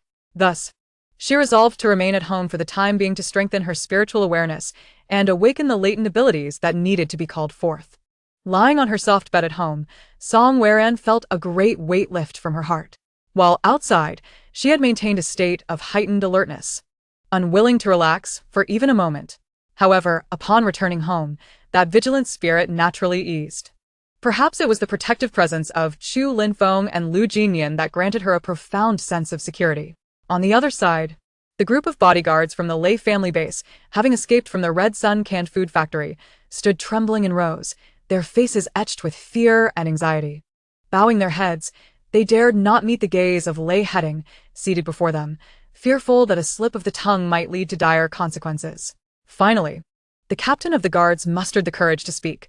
"Base leader, we were patrolling the Red Sun canned food factory with over 100 personnel when suddenly, we were overwhelmed by a wave of intense dizziness and collapsed. Upon regaining consciousness, we were met with a strong stench of blood. We immediately followed the scent and arrived at a horrifying scene in the inner area." At this point, he could not suppress a shiver, his voice quivering. "There lay more than 20 corpses of our inner personnel, their deaths gruesome, some unrecognizable, others dismembered, having suffered unspeakable torture." Faced with such a terrifying sight, we realized that the mysterious individual who had incapacitated over 100 of us possessed formidable strength, far beyond our capacity to contend with. After deliberation, we decided to abandon further investigation and hastily return to report this matter to you. Lei Heading listened quietly to his subordinate's account, his brow furrowing tightly. He pondered inwardly that if their account was accurate, the supplies at the Red Sun canned food factory were likely dwindling to nothing. The thought filled him with both anger and helplessness. It was imperative to dispatch personnel to ascertain whether any supplies could still be salvaged, particularly the production machinery crucial for the base. He intended to transport all mechanical equipment back to the base and establish a complete production line internally. Previously, that location had a factory manager with a group of individuals possessing abilities stationed there. Before the apocalypse, that was indeed their territory, making it unwise to contest them. Reluctantly, he opted to collaborate with them, offering canned goods as a trade-off, and even brought a group of men back to assist with construction on the base's perimeter. Now that they were all dead, that area had become a desolate wasteland. After a moment of contemplation, Lei Heading resolutely decided to personally lead an elite team to the Red Sun canned food factory. He then instructed his subordinates to awaken Lei Yuanyuan. Groggily, Lei Yuanyuan rose, her face displaying displeasure as she internally grumbled, "Why must we go to that wretched factory in the dead of night to collect things? It's infuriating. My brother is so fixated on those factory devices. Can't we just go tomorrow? It's an entire set of equipment. It's not something that can be moved so quickly." After all, not everyone possessed the vast space she did to accommodate numerous items. Despite her grievances, she begrudgingly followed them. Dressed in heavy protective gear, they cautiously entered the factory area. Upon reaching the inner zone, they were met with the horrifying sight of a horde of zombies ravenously feasting on the scattered remains. Clearly, these zombies had been drawn here by the scent of blood. They tore violently at the dismembered corpses, creating a scene so gruesome it sent chills down their spines. Lei Heading and his team swiftly unleashed their various abilities to vanquish the zombies. Once the horde was eradicated, they proceeded into the factory, initially intending to retrieve the production line. However, what greeted them left them dumbfounded. The vast factory was now eerily vacant, with not only the various supplies plundered, but even the production equipment vanished without a trace. Fuming, Lei Heading clenched his fists, realizing the formidable strength of their adversary far exceeded his initial estimates. They had managed to incapacitate his well-trained subordinates without making a sound, and had somehow transported an immense amount of supplies in such a short span of time. Only to say that among them there are also powerful individuals with vast abilities. Chapter 55. One matter at a time. Song Weran enjoyed a restful night. The morning sun streamed through the curtains, gracing her face. She stretched lazily before sitting up in bed. After freshening up, she descended the stairs to have breakfast with Himimi. Following their meal, Song Weran made her way to the entrance of the villa area. Noticing the guard on duty nearby, she approached him and said, "Hello, could you please help me find Chu Linfeng and Lu Jinian? Tell them I am available to assist with any tasks now, and ask them to bring all the necessary items." The young guard lifted his gaze, captivated by the enchanting Song Weran, and felt a rush of warmth creep to his cheeks. Nervously nodding, he quickly turned and dashed off to inform Lu Jinian. The guard arrived at Lu Jinian's villa, panting as he stood before the office door. He gently knocked, and upon hearing an invitation to enter, pushed the door open. Lu Jinian was engrossed in paperwork, and upon seeing the guard, he paused his work to inquire about the matter. The guard relayed Song Weran's message faithfully, and Lu Jinian's face lit up with delight. He promptly instructed the guard to return, and advised him to inform him if Song Weran had any further requests. Subsequently, Lu Jinian directed his secretary to notify Chu Linfeng to bring all the crystal cores. Upon receiving the notification, Chu Linfeng was equally elated. He immediately contacted a member of his team who possessed spatial abilities, asking him to come over without delay to prepare for the collection of the crystal cores. As they anticipated meeting the person they had longed for, their excitement surged, and their breathing grew somewhat hurried. Thus, they took great care in grooming themselves, scrutinizing their reflections in the mirror until they were satisfied with their handsome appearances, before hastily making their way to Song Weran's villa. When they unexpectedly encountered each other at the villa entrance, Chu Linfeng eagerly pressed the doorbell. Soon, Song Weran opened the door, and her gaze fell upon the two strikingly handsome men standing beside her. Her eyes lifted slightly, a barely perceptible smile gracing her lips, and she courteously invited them into the room. It had been nearly half a month since Lu Jinian last saw Song Weran. Upon seeing her, his eyes were drawn to her as if magnetized, longing to express all the feelings he had harbored during their time apart. With a face full of concern, he inquired, Ran, it's been a while. How have you been? Is everything all right?" Song Weran nodded gently and replied softly, "Yes, I'm doing well." Lu Jinian continued, "I heard you've been diligently practicing your sword techniques lately, so we didn't want to disturb you too much. Now that you finally have some free time, we hurried over to see you." Chu Linfeng chimed in, "We have successfully hunted zombies together this time and collected a total of 300 crystal cores. We hope you can assist us in purifying them. If it proves too taxing for your purification abilities, there's no rush. We can take our time." Lu Jinian agreed.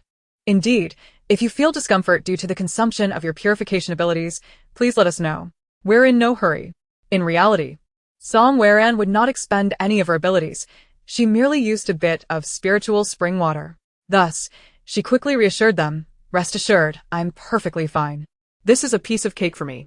Besides practicing my sword skills, I have been diligently honing my purification abilities. Now, I can effortlessly purify large quantities of crystal cores." She paused briefly before continuing. "According to our previous agreement, the ratio is 10 to 1. Therefore, for these 300 crystal cores, I will take 30 as my reward. However, I still owe you both 3 cores, 2 to Chu Linfeng and 1 to Lu Jinian. Thus, I will ultimately receive 27 cores as my remuneration." Upon hearing this, Lu Jinian quickly interjected, Ran, please don't say that. There's no debt between us. Once my abilities improve, I will slay more zombies and gift you all the crystal cores I obtain. Chu Linfeng concurred, expressing his agreement. Song Weran simply smiled and shook her head gently, responding, "One matter at a time. Accounts should be settled clearly. After all, it is a transaction we agreed upon. Once you leave the cores with me, you can return in about half a day to collect them. Don't worry. That time will suffice for me to purify them all." Hearing this, Chu Linfeng and Lu Jinian hastily signaled their companion with spatial abilities to place the entire box of crystal cores before Song Weran. Rand, thank you for your hard work. All the crystal cores are here. Song Weran nodded in acknowledgement and said, "If there's nothing else now, you may head back. I need to expedite the purification process.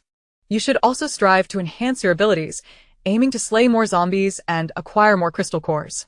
Song Weran spoke earnestly. Although Chu Linfeng and Lu Jinian initially wished to linger a little longer, simply being near her brought them immense satisfaction. Yet, upon hearing Song Weran's words, they fell into contemplation. They understood that her insistence stemmed from a desire for them to grow stronger in order to better face the future. Realizing this, they resolved not to indulge in temporary comfort, but rather to double their efforts in training and utilizing their abilities. Only then could they live up to her expectations and protect her more effectively. Resolutely, they bid farewell to Song Weran and departed, dedicating themselves wholeheartedly to rigorous training.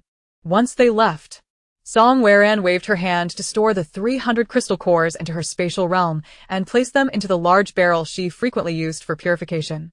She then gently poured in the spiritual spring water, allowing the cores to soak. After an hour of waiting, the purification would be successfully completed. She chose to inform them that the process would take half a day for her own considerations. If she readily claimed she could complete the task swiftly, others might perceive it as trivial for her. She did not wish to reveal the extent of her powers. However, if she prolonged the time excessively, it would not benefit their motivation to acquire crystals and would fail to serve as encouragement. Thus, she selected a perfectly timed half-day for retrieval. Now, she merely needed to remain at home, having already received 27 first-tier crystal cores. In the future, even more crystal cores would continuously flow into her hands, and the mere thought of it filled her with exhilarating anticipation. Chapter 56. Water Spirit Technique. Although these 27 first-tier crystal cores seemed insignificant to her at present, once Lu Jinian, Chu Linfeng, and all the ability users within the base enhanced their levels, their protective strength over this villa area would be greatly fortified. This way, she could venture out to slay zombies without excessive worry. After all, there was only Himimi left at home. Without sufficient security, how could she truly feel at ease? In that moment, a thought struck her, prompting her to seek out Himimi. Upon entering Himimi's room, she found her seated there, concern etched on her face. Himimi looked up and asked, "Ame, what brings you here? Has something happened?" Song Weran smiled and shook her head, replying, "Nothing, Mom. I went out and eliminated a lot of zombies, and I even dug up many energy crystals." She then retrieved a barrel filled with 100 first-level crystals and placed it before her mother. "Here, Mom. Absorb these crystals, and see if you can level up to the 3rd tier. Swallow them and use your water abilities to draw energy from the crystals."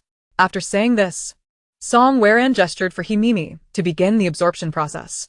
As Himimi gazed at the barrel brimming with crystals, a wave of emotion surged within her. These crystals were undoubtedly hard-won treasures, acquired through her daughter's arduous endeavors. Himimi felt a profound sense of gratitude and warmth swell in her heart. Carefully following Song Weran's instructions, she picked up a crystal that sparkled beautifully. Taking a deep breath, she placed the crystal in her mouth and swallowed it. Closing her eyes, she concentrated, employing her water powers to gradually absorb the energy within the crystal. Given that this was her first attempt at such a method, she couldn't help but feel a tinge of nervousness. Song Weran, sensing her anxiety, gently took one of her hands, holding it tightly in a gesture of silent comfort and support. The warmth radiating from her daughter's hand gradually eased Himimi's tension, allowing her to relax. With Song Weran's encouragement, she successfully completed the absorption of the first crystal. Upon opening her eyes, a remarkable sensation washed over her. She felt a distinct change in her abilities, now more robust than before. This sudden surge of strength filled her with both surprise and excitement. Under the expectant gaze of Song Weran, she unhesitatingly picked up another crystal and placed it in her mouth. Following the same procedure, she absorbed the second crystal. Himimi felt a refreshing power emanating from deep within her, and she realized that her water abilities had successfully been upgraded to the second tier. In that moment, joy filled her heart, and she excitedly exclaimed to her daughter, "Ame, look. I've successfully leveled up. I feel like my water abilities have more than doubled." She mused to herself. Now that her powers had been enhanced, she and her daughter would no longer need to worry about water-related issues in the future. The thought brought a radiant smile to her face. Beside her, Song Weron shared in Himimi's elation, encouraging her to continue absorbing the remaining crystals in the barrel. Song Weron hoped to see her mother's abilities rise to the third tier, allowing Himimi to practice formidable water techniques alone at home. Once Himimi had absorbed all 100 crystals, she distinctly felt her water abilities reaching a critical point, a strong sense of fullness surging within her. She called out to Song Weron, "I feel like I'm about to level up. I just need a little more." Her emotions were a mix of tension and anticipation. "That's great, Mom. Keep absorbing those crystals," Song Weron urged, handing her 10 more crystals and signaling her to continue drawing energy from them. After Himimi completely absorbed these 10 crystals, a powerful aura emanated from her body, clearly indicating that her water abilities had been elevated to the third tier. Watching her mother revel in joy, Song Weron felt a wave of comfort wash over her. She gently patted Himimi's shoulder and spoke earnestly, "Mom, I know you've always worried about me. but from now on, I hope you can focus more on enhancing your own strength.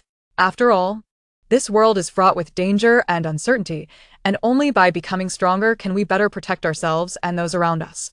Song Weron continued, "Though you possess only water abilities, do not underestimate them. Water can kill invisibly, and if wielded correctly, it can become a formidable weapon. In the time to come, I may often venture out on adventures, leaving you alone at home. Therefore, I hope you take advantage of this time to diligently practice your abilities and grow even stronger." With that, Song Weron resolved to enter the system shop to seek out techniques suitable for her mother's water abilities. She understood that relying solely on Himimi's innate powers would not suffice. Finding an appropriate technique could significantly enhance her strength. After some exploration, Song Weron discovered that water abilities bore similarities to the water spiritual roots found in the realm of cultivation. Thus, she turned her attention to various cultivation techniques. Among them, a technique titled Water Spirit Scripture caught her eye. This scripture appeared to complement water abilities perfectly, aiding practitioners in unlocking the full potential of their water roots. Moreover, the introduction indicated that its power was quite formidable, capable of achieving the level of silent lethality once mastered. The more she read, the more determined she became to purchase the Water Spirit Scripture and pass it on to her mother for training. She also resolved that if she awakened water abilities in the future, she would practice it as well. The purchase required 3,000 points, a considerable sum. Yet Song Weron deemed it worthwhile. Now, she had only 7,000 points remaining.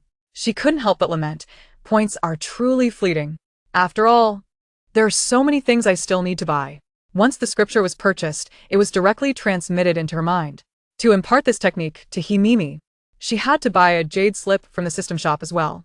It cost her 200 points to successfully engrave the technique into the slip, leaving her with 6,800 points. Chapter 57. Protective System. This jade slip was a unique artifact from the realm of cultivation. By simply dripping her blood onto it to acknowledge ownership, it would automatically integrate into the user's mind, revealing its contents in full. Song Weron retrieved the jade slip from the system shop and handed it to Himimi, explaining its usage in detail. "Mom, I've obtained a marvelous technique from an immortal that allows us to use water to defeat enemies. This jade slip contains the entirety of the technique." Himimi's eyes widened as she examined the mysterious jade slip, filled with disbelief.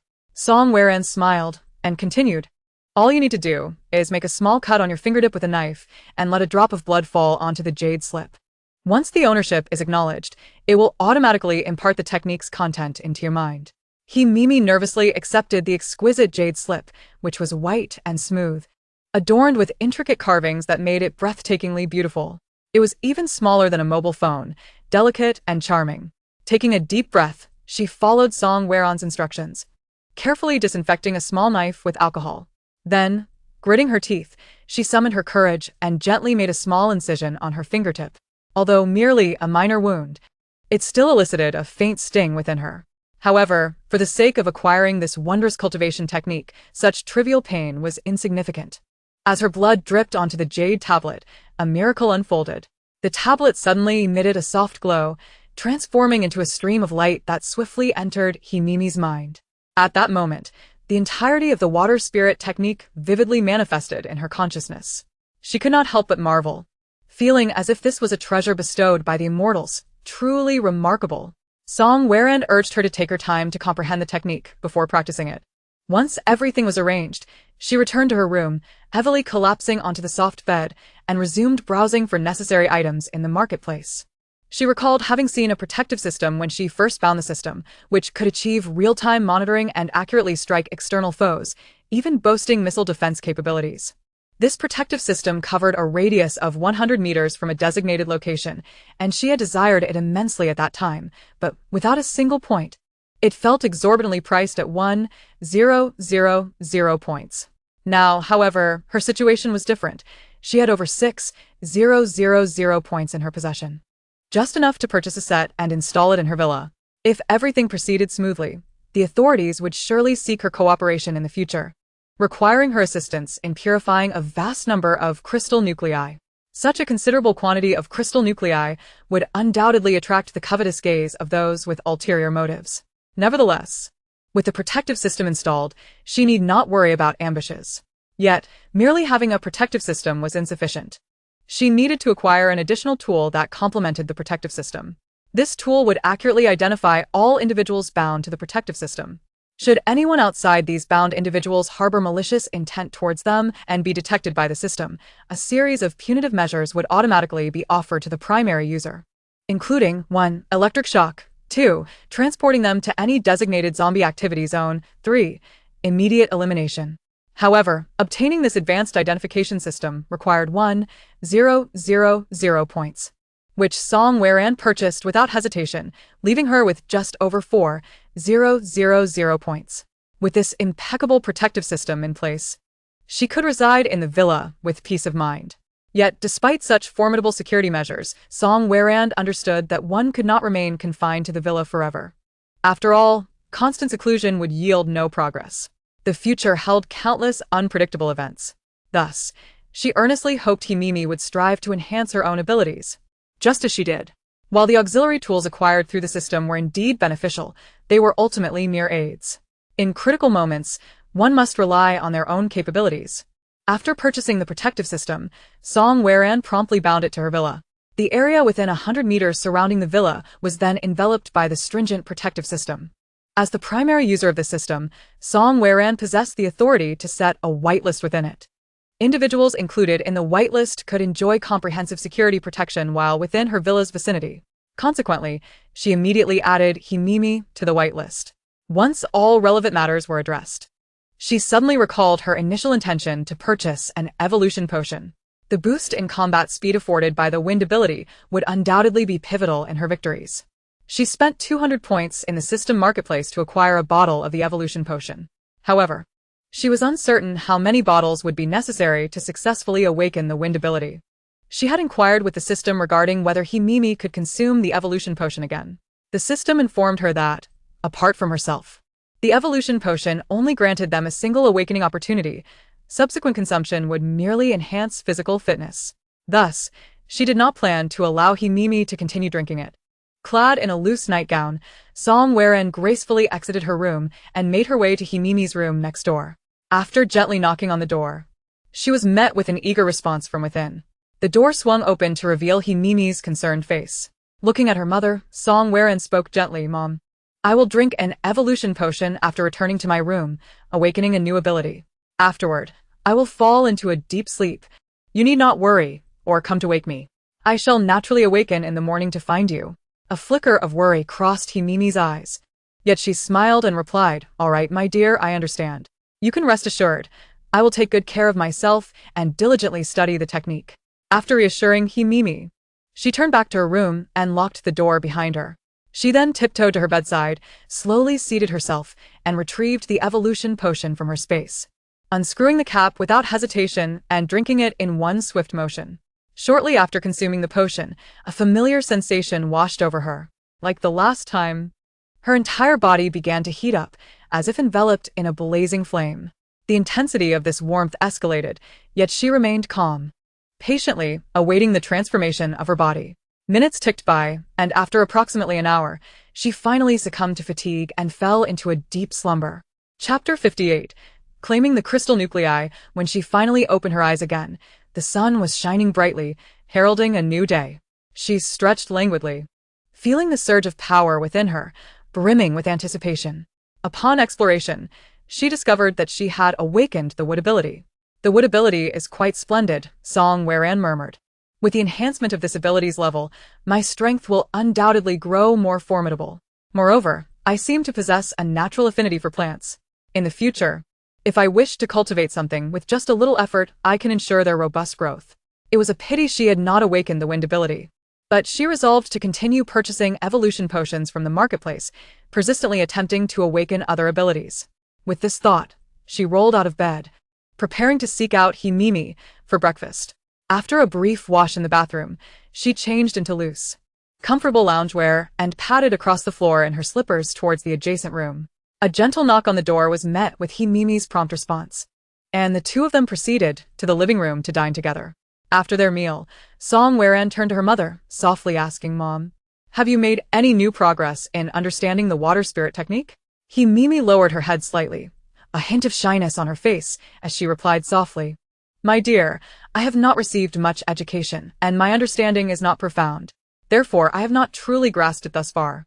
But rest assured, I will work doubly hard and will not disappoint your expectations. You just focus on your own affairs."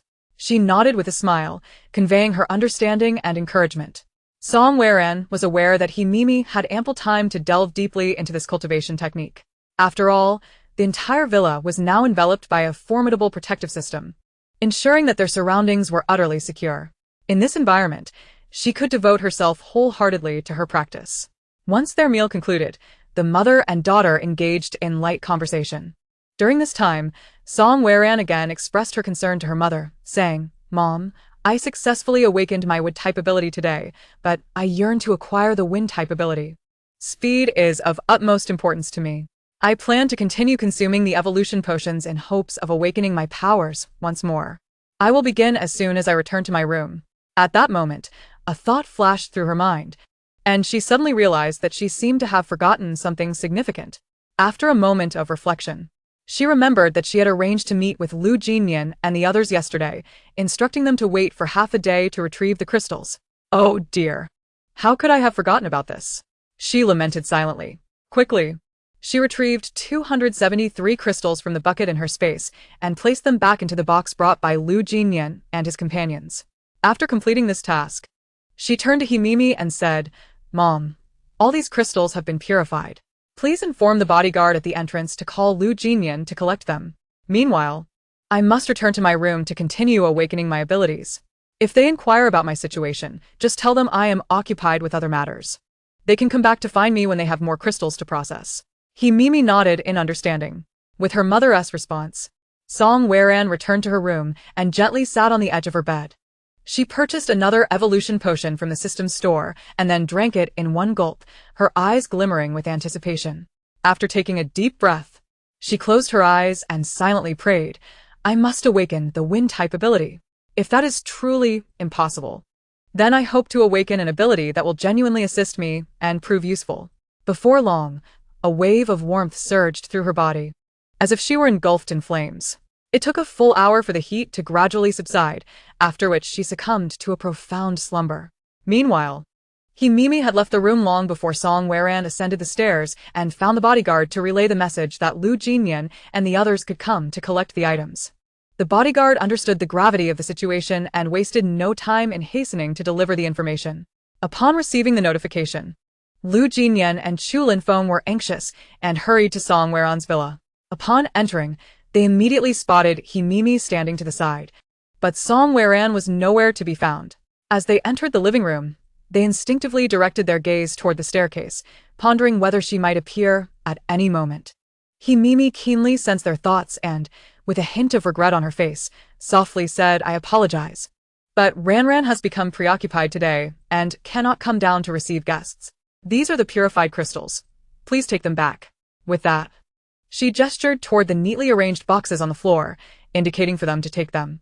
After a brief pause, she added, "Additionally, Ran mentioned that you should come back to her once you have accumulated enough crystals. Lu Jinyan responded promptly, "It is we who have intruded upon your time." Chu Linfeng chimed in, "Indeed, we should not linger here. It is time for us to return to our training. Auntie, we will take our leave now. Please take care of yourself. Oh, by the way, if there is anything you need, just inform the bodyguard at the entrance and they will relay it to me." Lu Jinyan reminded her as they prepared to exit. Thus, with heavy hearts, they departed, carrying all the crystals back to Lu Jinyan's villa. However, this sense of disappointment did not linger long, as it was dispelled by the sight of the crystals before them. Song Weran had only taken 27 crystals as compensation, leaving them with 273 first-level crystals. Prior to this, Lu Jinyan had already discussed with them that the ability team needed to submit 50 first-level crystals to the base each month. After all, Lu Jinyan had supplied them with food and shelter in the early stages. If Lu Jinyan wished to acquire more crystals in the future, he could accompany the ability team on missions to slay zombies.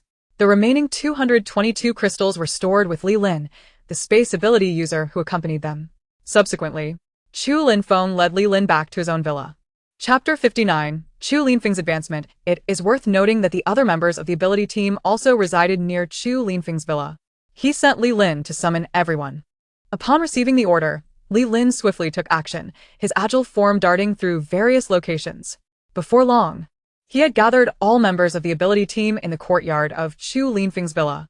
Chu Linfeng instructed Li Lin to retrieve the 222 crystals from the space and place them before everyone. The plan was to distribute them fairly based on the number of zombies each person had slain. However, the members of the hunting team had privately reached a consensus. After purifying these crystals, they would allow Chu Linfeng to be the first to absorb them. This was because he consistently gathered the most crystals during their hunts, thanks to his fearless combat style that inspired their fervor and determination.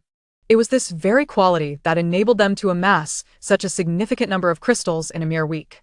Once Chu Linfeng's ability level was elevated, the quantity of crystals their team could acquire in the future would surely increase. After all, as long as they followed their leader's lead, they would not have to worry about lacking sustenance. At that moment, a straightforward team member stepped forward, his honest face now resolute. He fixed his determined gaze on Chu Linfeng and declared loudly, "Captain, we, the entire team, have unanimously decided that you should be the first to absorb these crystals. As for our share, we can distribute it later." As soon as he finished speaking, the other members echoed in agreement, "Yes, Captain, you can confidently absorb all these crystals. We will rely on you to lead us in eliminating even more zombies." The faces of the team members radiated sincerity and trust. Feeling a warm rush at the sight of his teammates' enthusiastic faces, Chu Linfeng no longer declined their offer and cheerfully responded, "Thank you, everyone. Now let us disperse. I need to return and absorb the crystals." After all the team members bid their farewells and left, Li Lin efficiently stored the box of crystals in the space. Then, he closely followed Chu Linfeng into his room. He hastily retrieved the box containing the crystals from the space and said, "Well then, Captain, I shall take my leave now. I hope you achieve a smooth advancement." Chu Linfeng nodded in acknowledgement. Once Li Lin had departed, he locked the door behind him. He gazed at the box, took a deep breath, and placed it at the foot of his bed before sitting down. He recalled Song Weran's advice to consume the crystals first. Then he utilized his extraordinary abilities to absorb the energy within the crystal core. He picked up a crystal core without a hint of hesitation and decisively swallowed it. Following this, he began to channel his powers to extract the energy from the core. The room was enveloped in silence, save for Chu Linfeng's steadfast and focused figure. Time passed slowly. After fully absorbing 222 crystal cores, his wind-based abilities finally broke through their limitations, elevating him to the 3rd tier.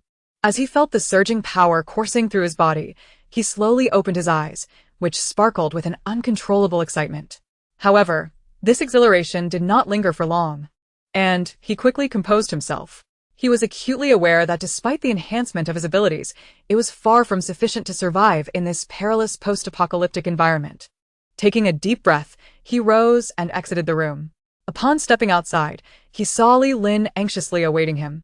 The moment Li Lin spotted him, a look of ecstatic joy illuminated his face. He eagerly inquired, "Captain, has your skill level truly upgraded?" Chu Linfeng nodded slightly, affirming, "Indeed, it has upgraded. I am now at the 3rd tier. This means we can more easily eradicate a greater number of zombies." Overjoyed by this good news, Li Lin cheered. That's fantastic. Captain, with your formidable strength, we will surely be able to slay many zombies. Chu Linfeng smiled and patted Li Lin on the shoulder, encouraging him. Let us go. First, we need to prepare the others before heading out to eliminate the zombies. That's great. Haha, I must hurry and tell everyone. Li Lin exclaimed. Dashing out like the wind, his buoyant figure quickly disappearing through the courtyard gate. Chu Linfeng shook his head as he watched Li Lin depart, then made his way into the villa's courtyard. He stood there quietly, his posture erect like a pine, seemingly merging with the backdrop behind him. He silently devised training plans in his mind, pondering, from enhancing physical capabilities to improving the application of powers, each aspect is crucial. It is imperative that everyone grows stronger swiftly. Time is of the essence, and not a moment can be wasted. After a while, members of the abilities team arrived one after another in the courtyard. Chu Linfeng scanned the group, his voice deep and commanding as he stated, for this operation, we must exercise greater caution. Though my abilities have improved, the zombies are becoming increasingly formidable, and we cannot afford to be complacent. The team members nodded in agreement, their expressions solemn. We will first head to the eastern part of the city. If we encounter a horde of zombies, do not engage head-on. Instead, try to lure them into an open area. Remember to protect yourselves. Chu Linfeng methodically assigned tasks. The team members acknowledged their orders and nimbly leaped onto their respective vehicles, racing toward the eastern part of the city under his leadership. On the journey to the eastern city, the team members engaged in hushed conversations. Hey. Following the captain is definitely safe. He has already a third-tier abilities user. Yes, we must all step up our efforts and not lag behind. Let us all stay sharp and heed the captain's commands. Absolutely. The captain's strategies are undoubtedly the most sound. Haha, I wonder how many zombies we will slay this time. Regardless of the number, we will give it our all. For survival. Yes, for survival and for our future. Their exchanges, though laced with a hint of tension, were imbued with determination and courage. Outside the vehicle, the streets were suffused with a stench of decay and desolation. Soon, they spotted a horde of zombies congregating near a shopping mall. The group hastily disembarked, arming themselves with their weapons. With a wave of his hand, Chu Linfeng signaled to the team, who understood immediately and stealthily approached the zombies. Chu Linfeng struck first, unleashing a whirlwind that swept up over 20 zombies into the air. The other team members, not to be outdone, unleashed their abilities, creating a dazzling display of flames, frost, and lightning. The zombies, caught off guard, scattered in a panic. The team members coordinated effectively, gradually tightening the encirclement. Chu Linfeng seized the opportunity to launch a powerful attack, obliterating the remaining zombies in one fell swoop. Victory graced their faces as they surveyed the battlefield, where they collected over 300 crystal cores. Chapter 60. The team strikes after clearing the zombies around the shopping mall. Chu Linfeng led the team into the interior.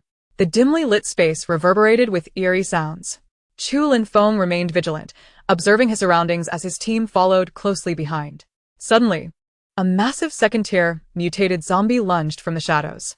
Startled, Chu Linfeng swiftly sidestepped, simultaneously delivering a powerful strike that sent a gust of wind howling. The mutated zombie was pushed back a few steps, but immediately retaliated. Seeing this, the other team members quickly harnessed their abilities to support Chu Linfeng. In an instant, an array of lights intertwined, illuminating the entire mall. After a fierce battle, the mutated zombie finally collapsed to the ground. Stay alert. Chu Linfeng cao ti on. The team members dispersed, checking for any other threats in the vicinity. Once they confirmed safety, Chu Linfeng inspected the zombie's brain, examining the crystal core in his hand with a flicker of concern.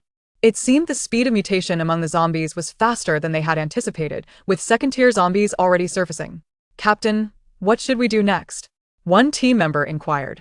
Chu Linfeng took a deep breath, his expression grave as he replied, "Let us continue clearing this area of zombies and collect as many crystal cores as possible. Everyone stay cautious and alert." The team members nodded, gripping their weapons with vigilance as they cautiously advanced. Among them was Lu Xiao, a tall and muscular figure with short hair whose eyes reflected determination and resolve. At that moment, he felt both anxious and exhilarated, secretly vowing to slay more zombies to enhance his own power.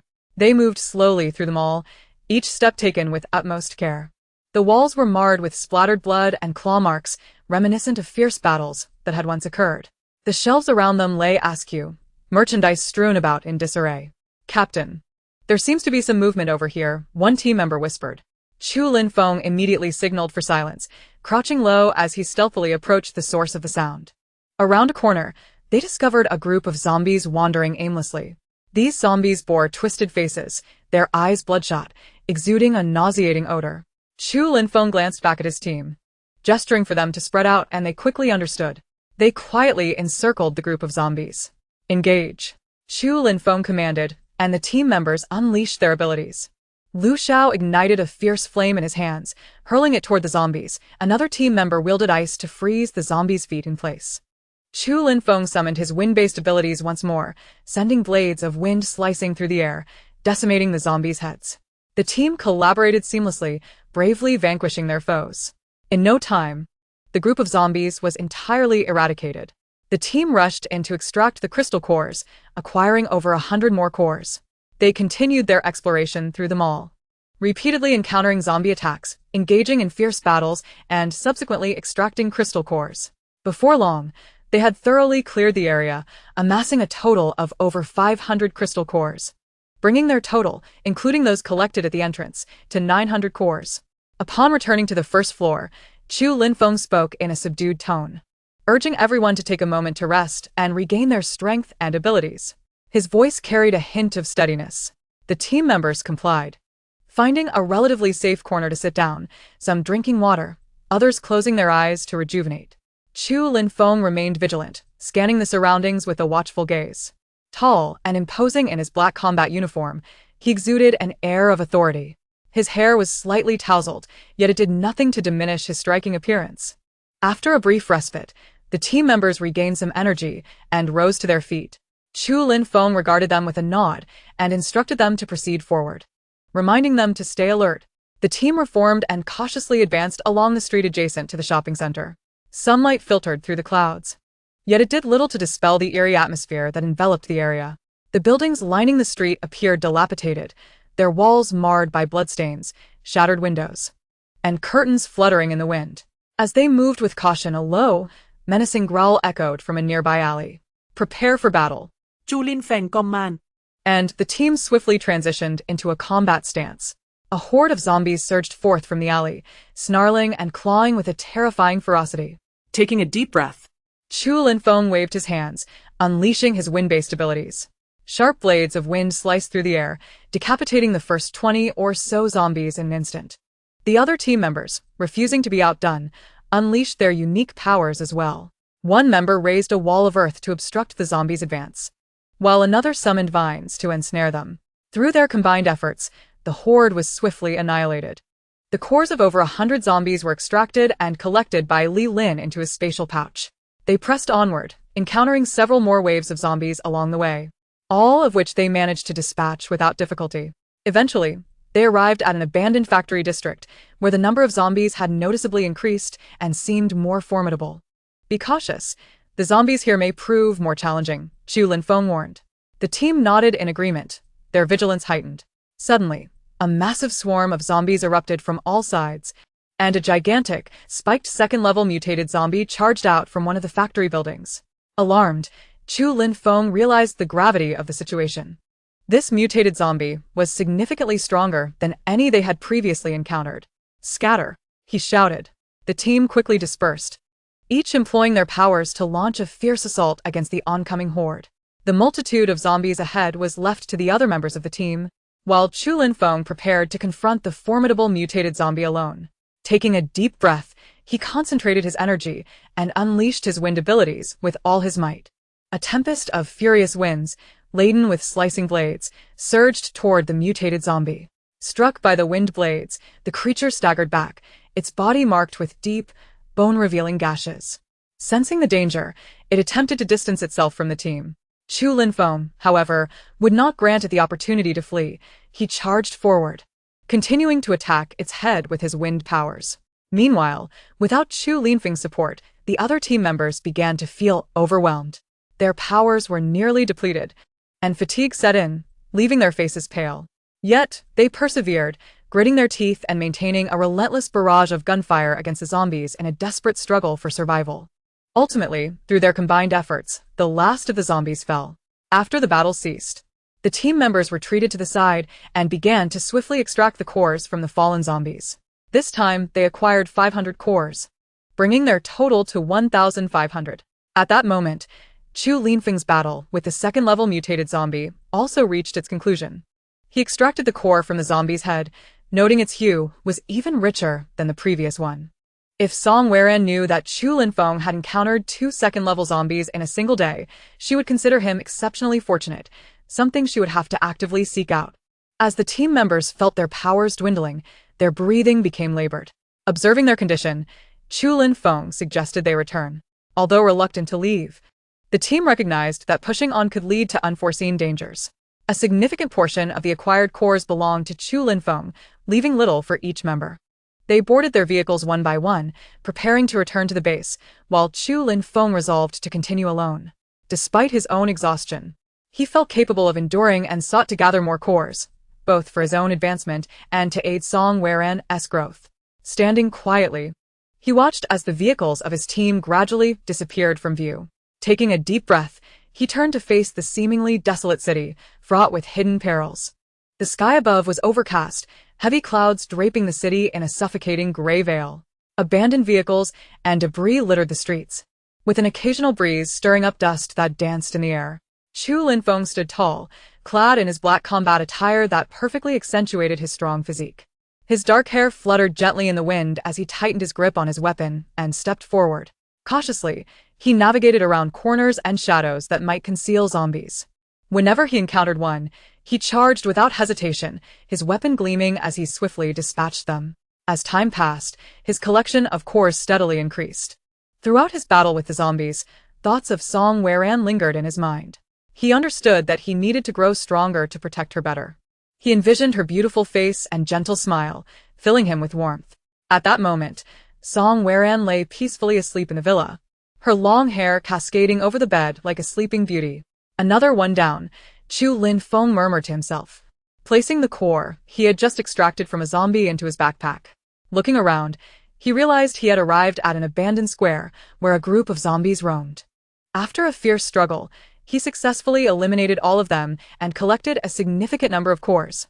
That should be enough, he thought, counting 400 cores in his suitcase, which he had found in the shopping center to carry them.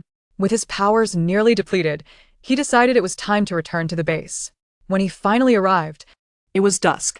the base's gates were tightly shut, but he noticed several guards patrolling the entrance. Upon recognizing him, the guards immediately opened the gate, their faces reflecting respect. "Captain Chu, you're back." Chu Linfeng nodded and stepped into the base. The interior stood in stark contrast to the desolation outside, featuring orderly buildings and clean streets. He hastened toward the direction of the villa. He hurriedly returned to the villa and consumed a meager portion of sustenance.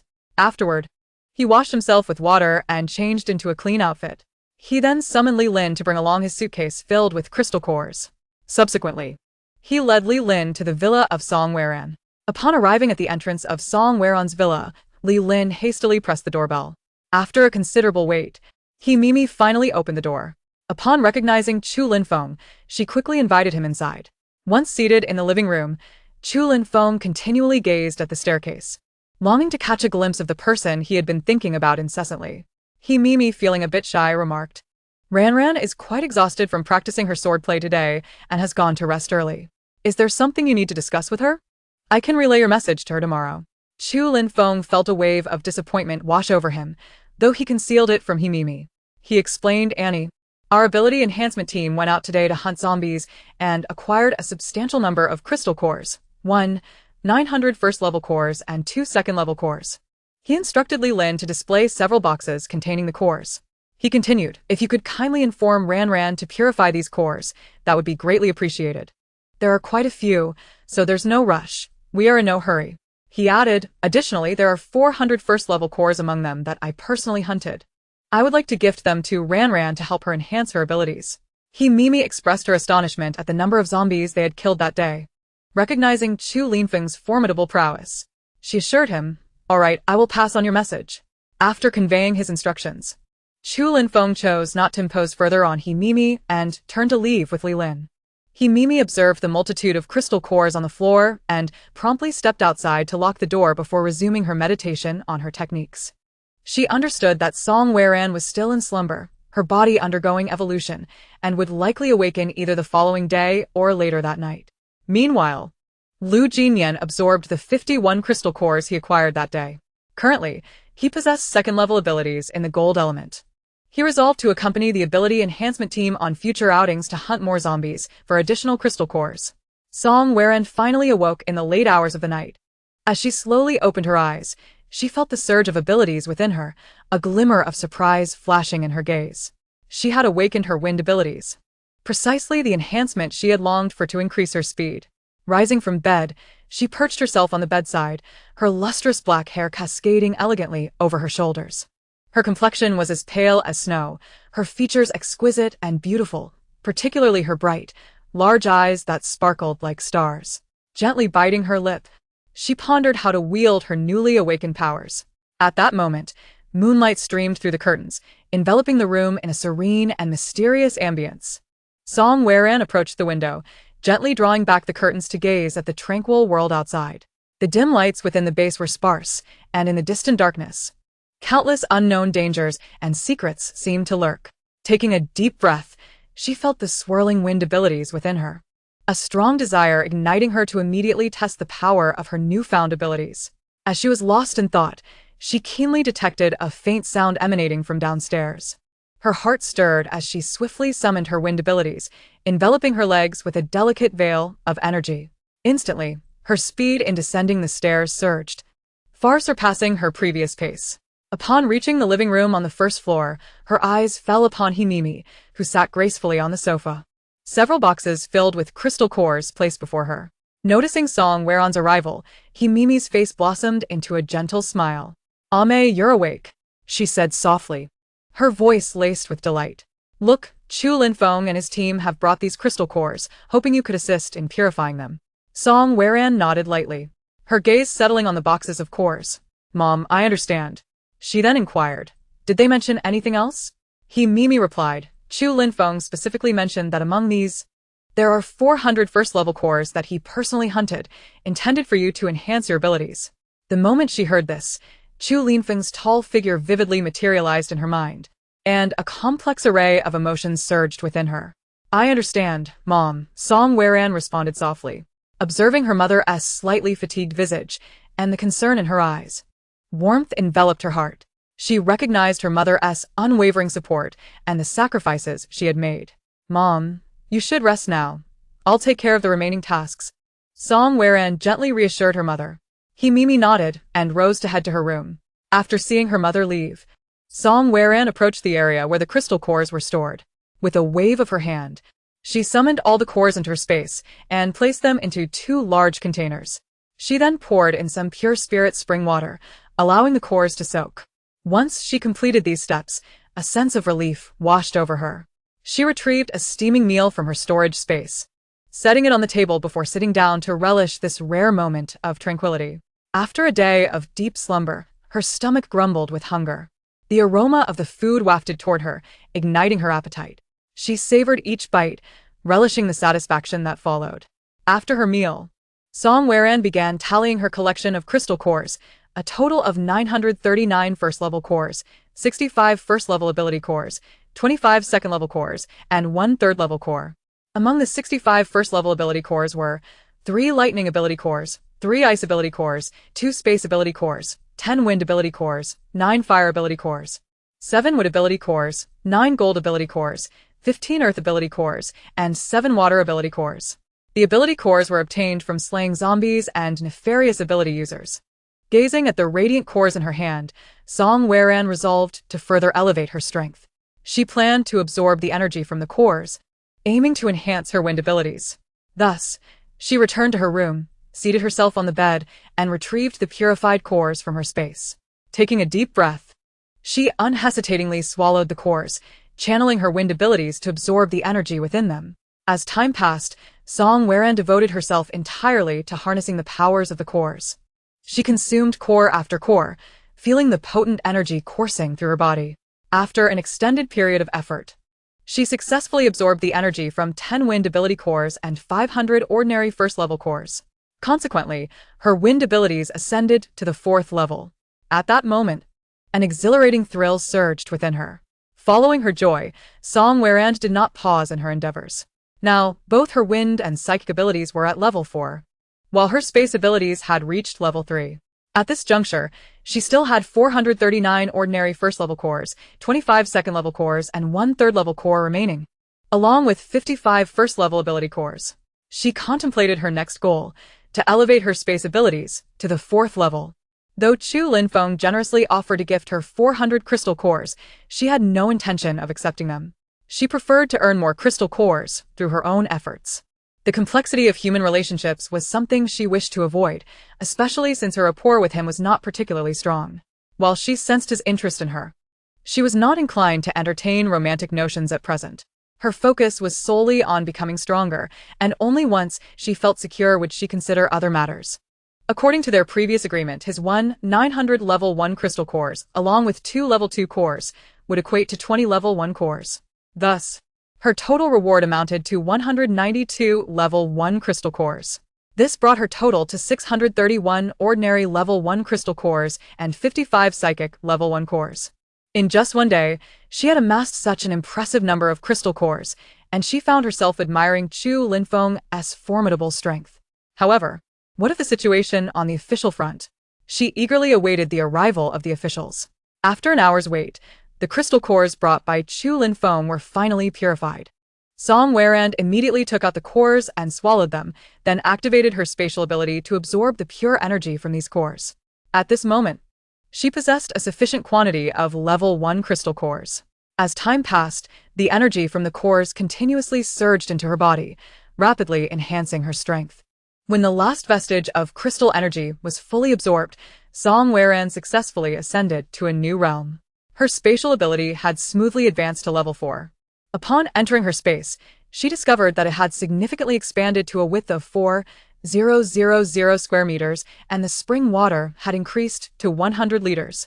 The spring water, which could accumulate if not fully consumed, was currently more than enough for her needs. Moreover, she would now have 4 hours each day to enter her space, undoubtedly bolstering her security for future challenges. In times of difficulty, she could retreat into her space for refuge. Having completed upgrades on 2 of her abilities, she realized that further advancement would require level 2 or higher crystal cores. Otherwise, she would have to consume thousands of level 1 cores to hope for an upgrade. Progression from levels 1 to 4 was relatively manageable, but crossing from level 4 to 5 was akin to reaching a watershed. For her wind ability to break through to level 5, she would need 1,000 level 2 cores, or 100 level 3 cores, or 10 level 4 cores.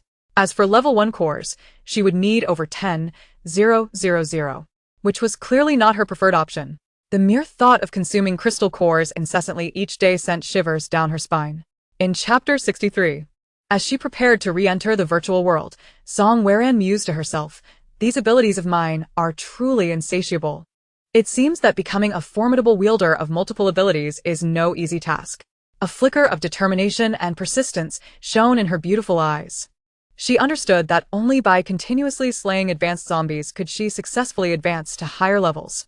Once the zombie levels increased, she would need them to provide level 2 cores as compensation, calculating according to the exchange rate of 10 level 1 cores for 1 level 2 core, 10 level 2 cores for 1 level 3 core, and so forth. After upgrading both of her skills, she retrieved spring water from her space and drank it, instantly banishing all fatigue. She recalled having awakened a wood-based ability. Currently, she had 113 ordinary level 1 cores and 53 psychic level 1 cores, including 7 wood-type cores. She decided to use them to awaken her wood ability. Thus, she began absorbing the energy from these level 1 cores. After consuming all the ordinary level 1 cores and the 7 wood-type cores, Song Weirand successfully upgraded her wood ability to level 3. However, she was not in a hurry to elevate it to level 4, as its current utility was limited. She would wait until she had a substantial number of level 1 cores before proceeding with the upgrade. Her thoughts drifted back to the individual she had encountered previously, who possessed a wood ability that allowed him to conjure vines. She sensed that her own wood ability harbored an inexhaustible vitality. She speculated that perhaps she had awakened a healing aspect within her wood ability.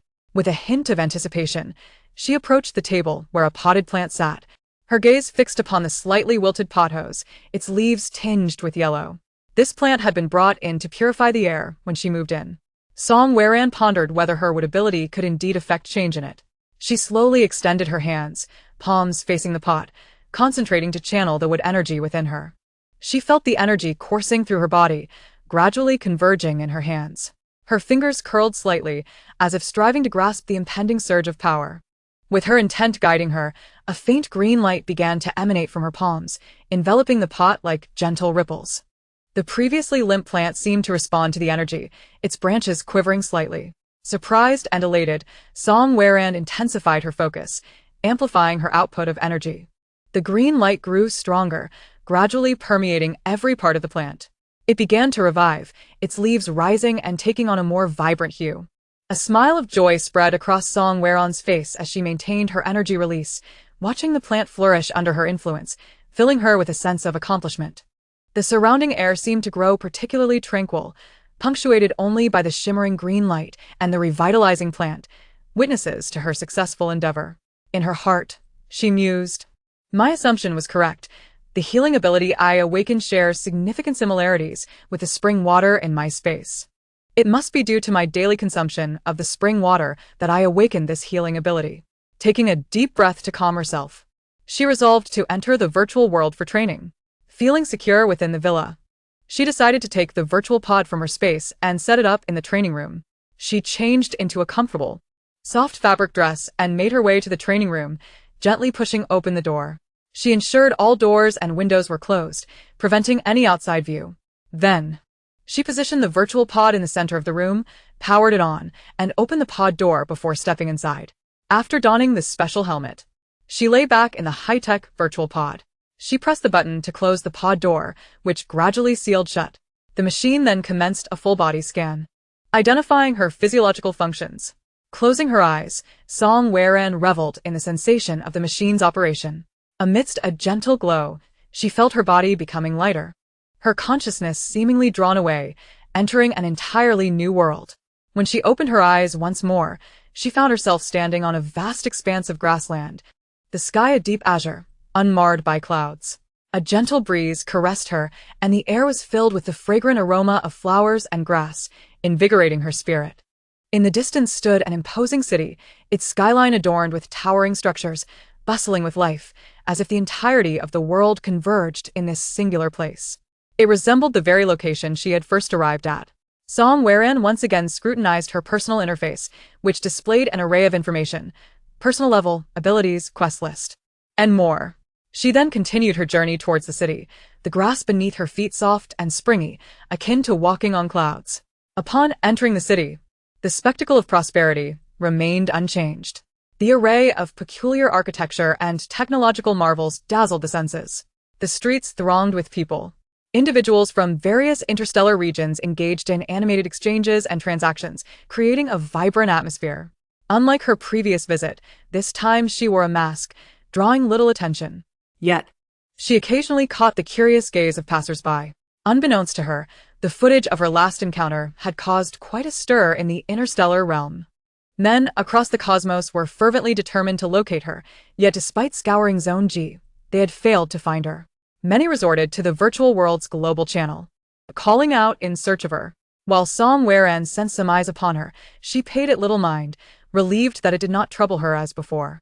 Her goal was to return to the square and opt for a mental combat match, this time aiming for a high-level arena.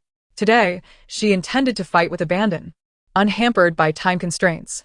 Her spirit burned with fervor, akin to a roaring inferno.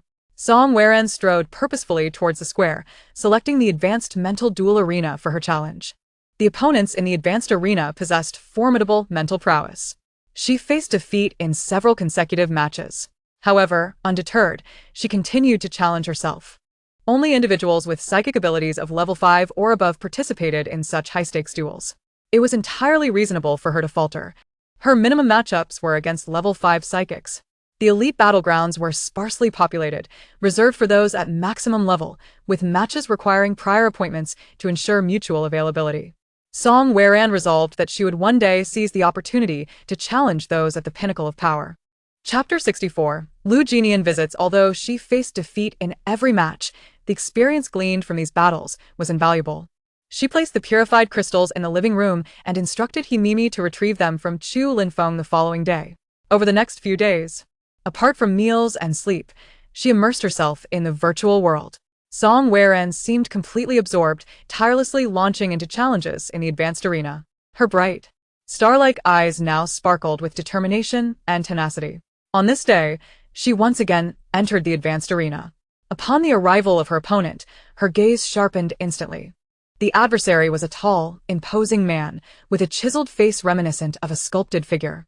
His short hair stood erect, exuding an aura of authority. A hint of disdain flickered in his eyes, as if dismissing Song Weiren, the repeatedly vanquished contender. Still not scared, are you, little girl? Song Weiren smiled faintly and replied, Fear? That word does not exist in my vocabulary. With that, her aura surged, signaling her readiness for battle. As the fight commenced, the man unleashed a barrage of attacks like a tempest. His mental prowess was formidable and razor-sharp, each strike threateningly lethal. Song Weiren gritted her teeth, focusing intently on her defense. She adeptly evaded his assaults while seeking opportunities to counterattack. In the midst of their exchanges, she gradually discerned some of his vulnerabilities. Now was her chance. A surge of excitement coursed through her as she capitalized on the moment to launch a piercing counterattack. Her mental energy surged like a blade towards his weaknesses, catching the man momentarily off guard, prompting him to defend. However, her relentless onslaught resembled an unending wave, overwhelming him. In the heat of battle, sweat drenched her attire, yet her gaze remained resolute. She felt as if she had melded with the virtual world, each movement flowing with grace and fluidity. As time progressed, the skirmish reached a fever pitch. Despite deploying all her skills, she ultimately succumbed. Breathing heavily, Song Weiren stood her ground, acutely aware of her waning energy as no restorative springs were available. The man regarded her with lingering disdain, scoffing as he turned to leave. He mused silently. This woman, whom I had previously dominated, now managed to hold her own against me for so long. Her eyes remained fixed on his retreating figure, her mind racing with thoughts. Despite yet another defeat, she recognized her significant progress. At that moment, a serene calm enveloped the virtual world post-battle. The dueling arena sprawled across an expansive plain, lush with greenery, a gentle breeze whispering through, offering a refreshing respite. The sky, a sapphire canvas, was dotted with languid white clouds, imparting a sense of tranquility. Upon exiting the combat arena, Song Weiren logged out of the virtual realm. Returning to reality, she sat wearily. Removing her helmet, she retrieved a cup of restorative spring water from her space and drank it in one go. The fatigue gradually ebbed away, rejuvenating her spirit. Stretching her stiff limbs, she glanced out the window. Sunlight streamed through, casting dappled shadows on the floor. She approached the window, gazing at the scenery outside, her thoughts swirling. She reflected on her initial intention of entering the virtual world, to continually improve and empower herself. Each failure had unveiled her shortcomings, providing her with opportunities for growth. After standing in contemplation for a while, she exited the training room. Hearing the commotion, Himimi approached, observing Song Weiren's pensive demeanor. She smiled and inquired, "What's on your mind?" Startled from her reverie, Song Weiren smiled faintly and replied, "Oh, nothing much, just pondering the battles in the virtual realm." Himimi nodded knowingly, saying, "I've noticed you've been pushing yourself lately. Do take care of your health." "Do not worry, I am aware of my limits," Song Weiren reassured her. Himimi recalled the matter of the crystals, saying, "By the way, Chu Linfeng came by yesterday to collect the crystals and insisted on leaving 400 of them behind. I had to tell him multiple times you didn't need them before he finally took them." Song Weiren paused, momentarily taken aback, then chuckled. How considerate of him. At that moment, Song Weiren's stomach rumbled audibly, prompting an embarrassed smile. Himimi, noticing, laughed and said, "You must be hungry. Let us go eat." Turning, she made her way to the living room, with Song Weiren following closely behind. Soon, they laid out a feast of sweet and sour ribs, oil-braised prawns, stir-fried squid, scrambled eggs with tomatoes, crispy roasted duck, and garlic stir-fried water spinach on the table. They also prepared 2 boxes of rice. Sitting across from each other, they began to relish the sumptuous meal. Song Weran picked up a piece of sweet and sour rib, savoring the tangy flavor that burst on her palate, causing her to squint in satisfaction. Mimi, observing her delight, chuckled, "Slow down, don't choke." Nodding, Song Weran continued to enjoy her meal heartily. As they dined, they occasionally exchanged stories about their training. The warm sunlight filtered through the villa's windows, casting a golden glow on the living room floor. Just then, the clear sound of a doorbell echoed from outside the villa. Mei rose to see who had come, and upon opening the door, she found Lu Jinyan standing outside. Dressed in a crisp white shirt paired with tailored dark trousers, he appeared even more statuesque. His handsome visage boasted sharp contours. With sword-like eyebrows and starry eyes, beneath a prominent nose, his lips were slightly curled in a polite smile. He spoke softly, "Auntie, I have some matters to discuss with Ran. I wonder if she is available to see me now?" Upon hearing that he wished to speak with Song Ran, Mei smiled and invited him in. Song Ran was quietly seated on the sofa in the living room, awaiting his arrival, as sunlight streamed in, casting a halo of purity around her. The moment Lu Jinyan entered the room and caught sight of her, an indescribable emotion surged within him. She sat there, serene, with cascading black hair draped casually over her shoulders, her fair skin almost translucent under the sun. Her exquisite features seemed to be divine craftsmanship, especially her bright eyes, resembling twinkling stars. She radiated a unique glow that rendered his gaze irresistibly drawn to her. His heart raced uncontrollably, each of her expressions etched deeply into his mind. At that moment, he was overwhelmed with profound affection and admiration, silently thinking, "She seems even more enchanting now." After a while, Lu Jinyan appeared to regain his composure. His gaze, filled with tenderness, remained fixed on Song Ran as he slowly opened his mouth, his voice deep and resonant. Ran, I recently received some news. It appears a woman at the Lei family's base claims she can purify crystal cores as well. She is the younger sister of the base's leader.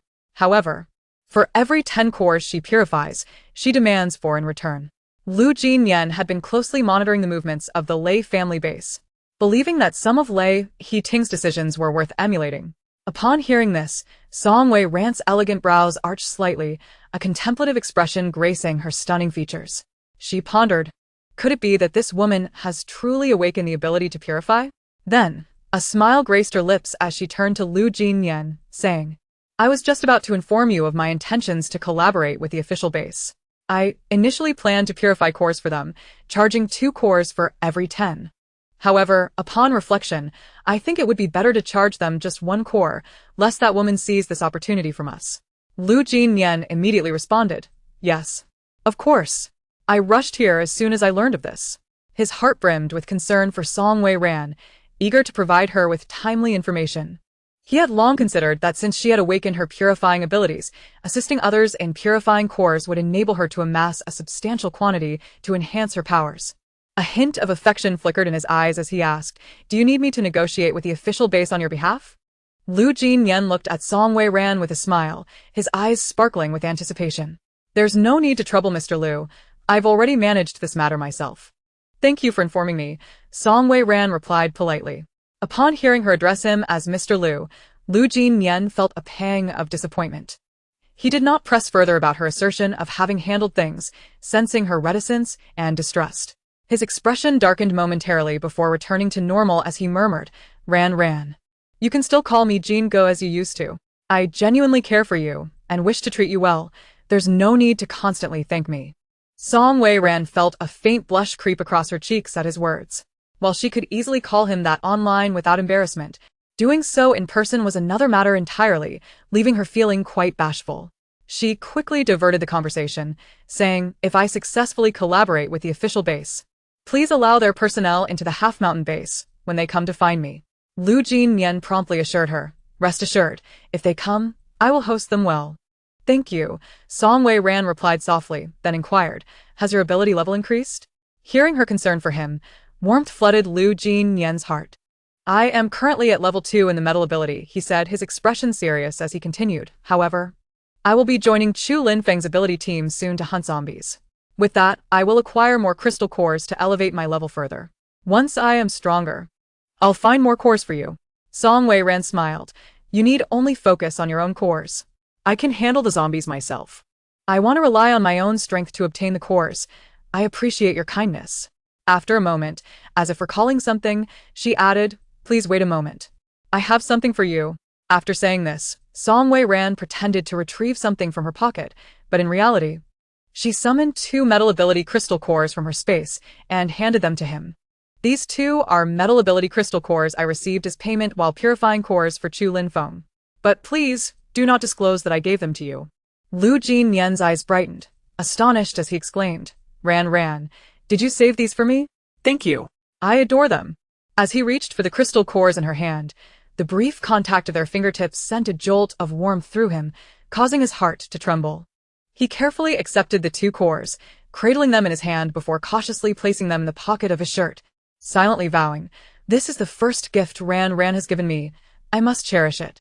Song Wei-ran felt that since these level 1 metal ability crystal cores held little use for her, giving them as a personal gesture was acceptable. She had a total of 9 in her space but refrained from producing them all at once. Lu Jinyan treated her with such kindness, coming all the way to share news with her. Moreover, as the leader of the space, his assistance would be invaluable when the official base personnel arrived. She understood well that if one party continually gave without reciprocation, the outcome could be unpredictable.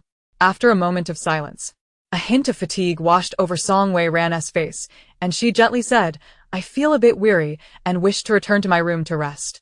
Lu Jinyan immediately sensed her exhaustion and rose, saying, I won't disturb you any longer, Ran.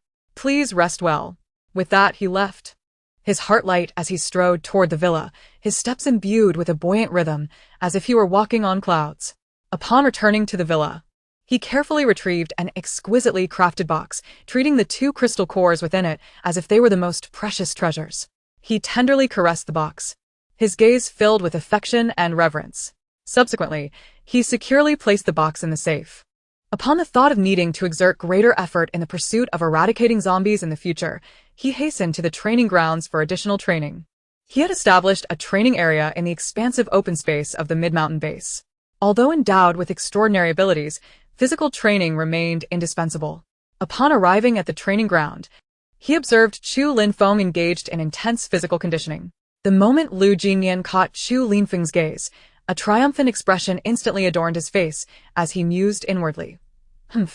Ran Yan just gifted me something. Chu Lin Feng, however, appeared perplexed and chose to ignore him, continuing his training. After Lu Jinyan's departure, Song Wei-ran slowly returned to her room. The space was adorned simply yet warmly, with sunlight streaming through the window, casting playful shadows on the floor. Gently closing her door, she approached the window, gazing outside, her mind beginning to ponder. She contemplated, surely, once the officials learn that the woman from the Lei family can also purify crystal cores, they will likely opt to collaborate with me. After all, I personally rescued those imprisoned women. They must hold a favorable impression of me in terms of character. Furthermore, the woman from the Lei family demanded an exorbitant price of 4 crystal cores in exchange for 10 golden cores, which struck her as excessively greedy. Initially, she had intended to negotiate with the officials to exchange 10 crystal cores for merely 2. Yet, she harbored concerns that the woman might contest her claim to purifying the crystal cores at the official base. If she lowered her price to 1 crystal core for 10, it would render her completely uncompetitive.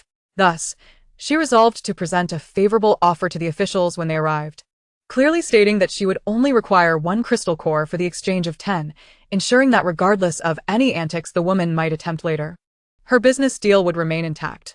Meanwhile, Chu Lin Feng and Lu Jinyan were deep in discussion regarding their plan for the following day. Lu Jinyan, standing tall and resolute, declared with a serious demeanor, tomorrow, I shall accompany you to eliminate zombies and procure crystal cores. Chu Lin Feng nodded in agreement, acknowledging that with Lu Jinyan's enhanced abilities, he would be able to safeguard Song Wei-ran. However, we must remain vigilant, Chu Lin Feng cautioned, as there may be formidable mutated zombies within the Hoard. I understand. Lu Jinyan replied softly, I will be cautious. With their plan meticulously crafted, Lu Jinyan resolutely returned to his training.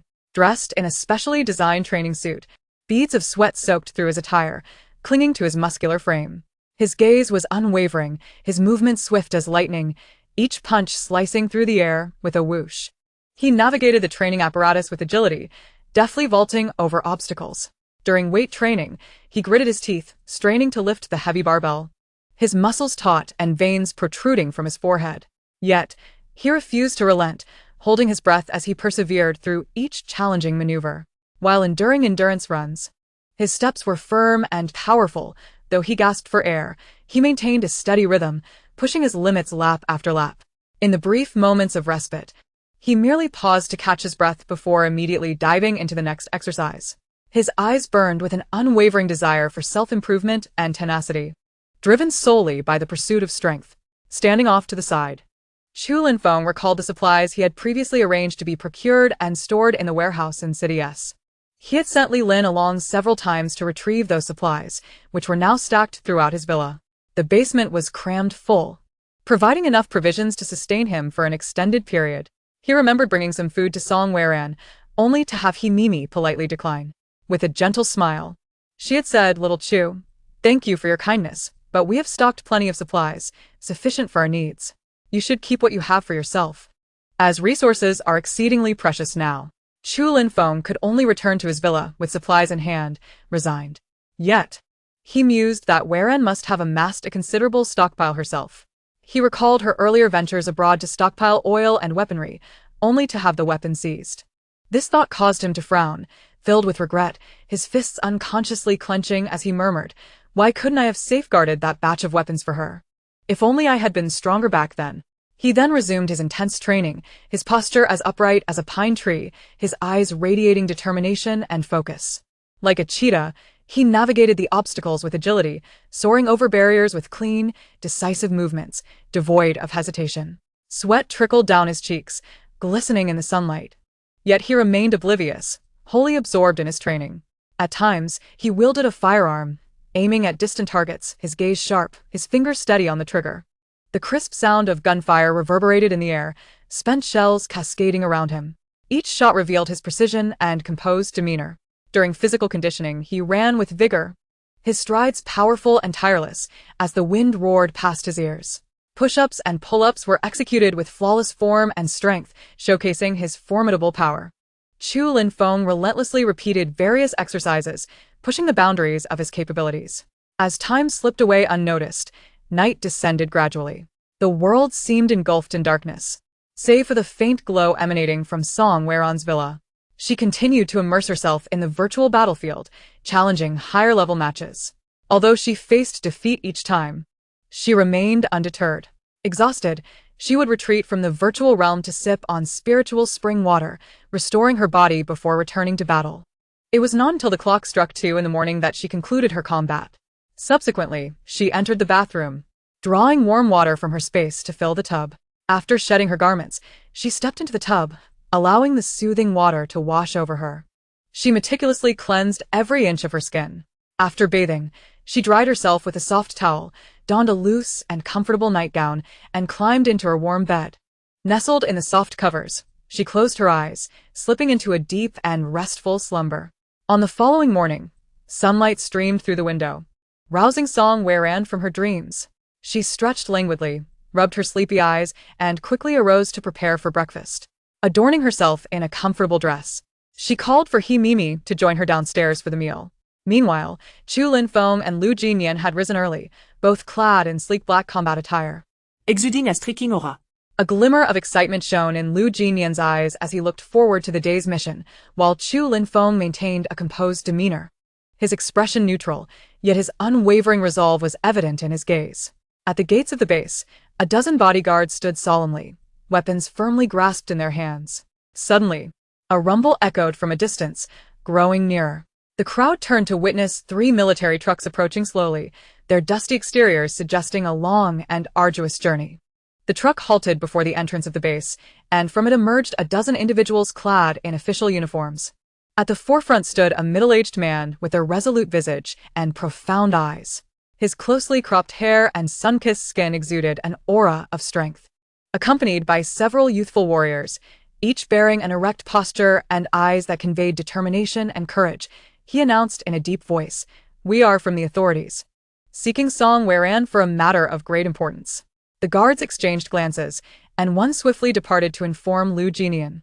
At that moment, Lu Jinyan was preparing to rendezvous with Chu Linfeng. Upon hearing the bodyguard's report, His expression brightened at the prospect that these officials were here to negotiate a partnership with Weiran.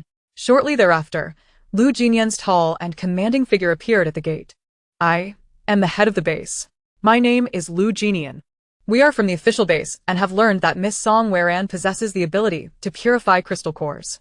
Our base is in urgent need of her assistance, he explained. The man quickly elaborated, and Lu Jinian felt a surge of joy, responding, "Please, follow me." He led the group towards Song Weiran's villa. Along the way, the officials surveyed their surroundings with curiosity, while Lu Jinian remained contemplative, pondering the potential developments ahead. Upon arriving at the villa, he gently knocked on the door, which soon swung open to reveal Song Weiran, dressed in a light-colored dress that fluttered in the breeze, resembling a fresh bloom. Her long hair cascaded over her shoulders, framing her exquisite features, captivating everyone present. The young soldiers flushed as her gaze swept across them, noticing Lu Jinian and his entourage. Song Weiran appeared momentarily taken aback before a smile of delight graced her face. "You are from the authorities?" she inquired. "Indeed, Miss Song. We have come to request your assistance in purifying crystal cores," the leader replied respectfully. Though inwardly elated, Song Weiran maintained a composed demeanor, nodding and inviting them inside. The interior of the villa was simply yet warmly adorned, sunlight streaming through the windows to cast a mosaic of warmth upon the floor. Song Weiran offered the guests seats in the living room and personally poured them water. "Please, share the specifics," she elegantly urged from her seat on the sofa. The leader promptly introduced himself. "Miss Song, I am Yi Kun, the head of the official base in City S. Our rescue team encountered a female comrade you previously saved. She informed us that the zombies possess crystal cores within their heads, and directly absorbing unpurified cores transforms them into frenzied, irrational monsters. She also mentioned your capability to assist, and handed us a note you wrote, prompting our immediate arrival." Song Weiran nodded inwardly, reassured by the reliability of the woman they had rescued. With a gentle smile, she affirmed, "Indeed, I can purify crystal cores, but what?" The man pressed eagerly. "I have a condition," she stated slowly. "What condition?" he inquired, urgency lacing his tone. "For every 10 cores I purify, I shall retain 1 as compensation," she stipulated. Yi Kun's face brightened with surprise as he eagerly agreed. "No problem, Miss Song. Your terms are exceedingly reasonable." Amused by the satisfaction her proposal elicited, Song Weiran recalled that she had previously told Xiao Jing she would take 2 cores for every 10. She continued, "Additionally, I hope we can establish a long-term partnership. Should you acquire second-tier or higher cores, I expect you to prioritize them as compensation. 10 first-tier cores equate to 1 second-tier core, and 100 first-tier cores equal 1 third-tier core, and so forth." "Of course, Miss Song. We welcome your collaboration and will prioritize higher-tier cores as compensation," Yi Kun assured with a smile, mentally noting that he had already informed the headquarters in City A to gather all resources to combat zombies and collect cores for her purification. "Then it is settled," Song Weiran stated, her heart racing with excitement while maintaining an air of calm. Yi Kun then voiced his concerns. "May I ask, Miss Song, our officials will have an immense quantity of cores. Is it feasible for you to purify such a vast number?" With a composed smile, she reassured him, "Rest assured, Mr. Yi, my purifying capabilities are far from reaching their limits. As long as you continuously provide cores, I am confident I can manage. Moreover, my abilities will only improve with time, enabling me to handle even larger quantities." Her eyes radiated determination and confidence, instilling unwavering belief in her words. Yi Kun nodded. His doubts significantly alleviated. "That is excellent news, Miss Song. With your assurance, we feel much more at ease." At that moment, Zhao Kun gestured to a nearby individual with spatial abilities. The person, momentarily taken aback, soon grasped the cue and nodded in understanding. Retrieving 10 bags of crystal cores from the spatial realm and placing them on the ground, Yi Kun pointed to the bags, saying, "Miss Song, these contain 6,000 crystal cores. Please assist us in purifying them." Song Weiran's heart raced with excitement at the sight of the filled bags. With these 6,000 cores, she would accrue 600 for herself. Nodding, she replied, "Very well, you may collect them in 2 days." The group nodded in agreement and prepared to take their leave. Among them was the captain of the previous rescue team, Xiao Zixuan, who could not resist stealing another glance at Song Weiran, his heart racing uncontrollably. With his neat short hair and striking features, beneath his high nose lay slightly pursed lips, and his face flushed as he harbored feelings of admiration for her. Chapter 68. Unwavering Resolve. He mused, "Miss Song is truly enchanting. From the moment I first laid eyes on her, it felt as though I had been bewitched." Yet. He understood that this was not the time to reveal his affections, so he buried these emotions deep within. Unbeknownst to him, Song Weran was the very individual who had rescued them in the hospital. Upon their initial encounter, she had recognized him as well. After the officials departed, Lu Jinian prepared to leave and join Chu Linfeng's team to confront the zombies. His tall and sturdy frame, clad in sleek black attire, accentuated his gallant demeanor. His face, sharp as a chiseled statue, reflected a resolute spirit as he turned to Song Weran, saying, "Weran, I'm off to meet with Chu Linfeng." Nodding, she replied, "Please ensure your safety." "I will," he said, departing with a heart full of sweetness. The villa fell silent as Song Weran locked the door and retreated inside, where she stowed away the bags of crystal cores into her spatial realm. With such a multitude of cores, she had utilized all her previously collected reserves. The spring water had also seen minimal use over the past few days. All the accumulated water was sufficient to soak the crystal nuclei. After preparing everything meticulously, she resumed her training. Meanwhile, Xiao Zixuan was lost in thought on his journey home, his mind perpetually drifting to the image of Song Weran. Her exquisite features and graceful demeanor ensnared him, rendering him helplessly entranced. Noticing his distraction, his teammates teased him, "Xiao, what's the matter? Have you been enchanted by Miss Song?" A deep blush crept up Xiao Zixuan's neck as he hurriedly retorted, "Don't be ridiculous. I'm merely contemplating." Yet, within his heart, he acknowledged that he had indeed fallen for Song Weran at first sight. His teammates exchanged knowing smiles, one of them jesting, "Xiao, there's no need to deny it. We can all see you have feelings for Miss Song." He shot them a glance but offered no rebuttal, silently musing about Song Weran instead. Upon returning to the official base, Xiao Zixuan sat in his office, her image still vivid in his mind. He recalled her cascading hair, bright eyes, and gentle yet resolute smile, which filled him with warmth. "Xiao, the leader is looking for you." A teammate's voice interrupted his reverie. Regaining his composure, he straightened his attire and made his way to the leader's office. The leader's office was spacious and bright, sunlight streaming through the windows and casting golden patches on the floor. The leader sat behind the desk, regarding Xiao Zixuan with a serious expression. Zixuan. "This collaboration with Song Weran is of utmost importance. We must ensure everything goes flawlessly," the leader said earnestly. Xiao Zixuan nodded vigorously, assuring, "Rest assured. I will give it my all." The leader nodded slightly and continued, "What are your thoughts on Song Weran?" Xiao Zixuan hesitated as her image resurfaced in his mind. And he replied, "Miss Song is quite extraordinary. Not only is she beautiful, but her abilities are formidable as well." The leader smiled. "Indeed, she is a rare talent. We must seize this opportunity to establish a long-term partnership with her." Xiao Zixuan nodded, contemplating whether he would have more chances to see Song Weran. In the southern district of the city, a desolate and dilapidated landscape lay before them. Abandoned vehicles littered the streets like discarded remnants, rusting and forgotten. The stench permeating the air felt like a curse upon the ruins, causing stomachs to churn. Lu Jinian and Chu Linfeng led their team cautiously into this hellish area. Chu Linfeng's team had retrieved 710 purified crystal nuclei, with him taking 500 first-level nuclei and 2 second-level nuclei, while the remaining 100 team members shared the remaining 210. All team members had been upgraded to level 2, and Chu Linfeng had ascended to level 4 of wind abilities. Currently, he possessed an additional 360 first-level nuclei acquired from slaying zombies. As they progressed, they collected numerous supplies, filling Li Lin's space to near capacity. Along the way, they encountered several survivors in search of food, but upon seeing them, the survivors fled in haste. Suddenly, a horde of zombies surged toward them like a tidal wave, numbering over 6,000. They emitted low, chilling growls, clawing and lunging at the group. Lu Jinian and Chu Linfeng exchanged glances, their eyes reflecting unwavering courage. "Attack!" Lu Jinian shouted, his voice filled with determination. He brandished his blade, charging into the swarm of zombies like a wild leopard, his movements swift and decisive. Each swing cutting through the air with a sharp whoosh. The blade of his gold abilities transformed into a scythe of death, mercilessly reaping the lives of the undead. Driven by a singular focus to kill as many zombies as possible and amass crystal nuclei, his eyes sparkled with fervor, momentarily casting aside all fatigue and fear. His movements were fluid, each strike finding its mark on the zombies' vital points, dispatching them one by one.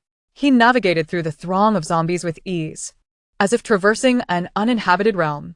Chu Lingfeng stood nearby, his gaze calm and focused. He wielded his hands, unleashing powerful wind blades that sliced through the horde, decapitating several zombies in an instant.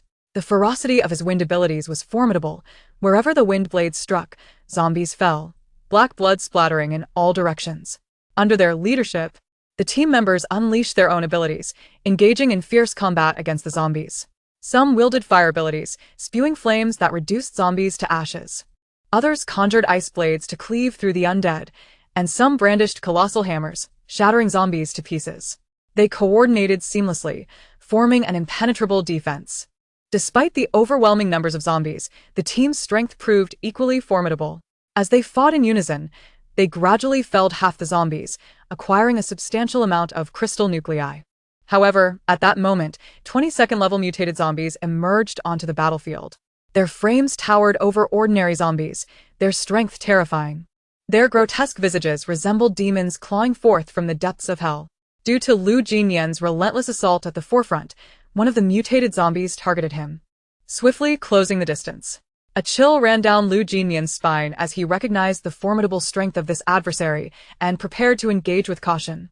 He deftly dodged an attack from another zombie and swiftly repositioned himself, bringing down the blade of his gold abilities with force upon the mutated creature.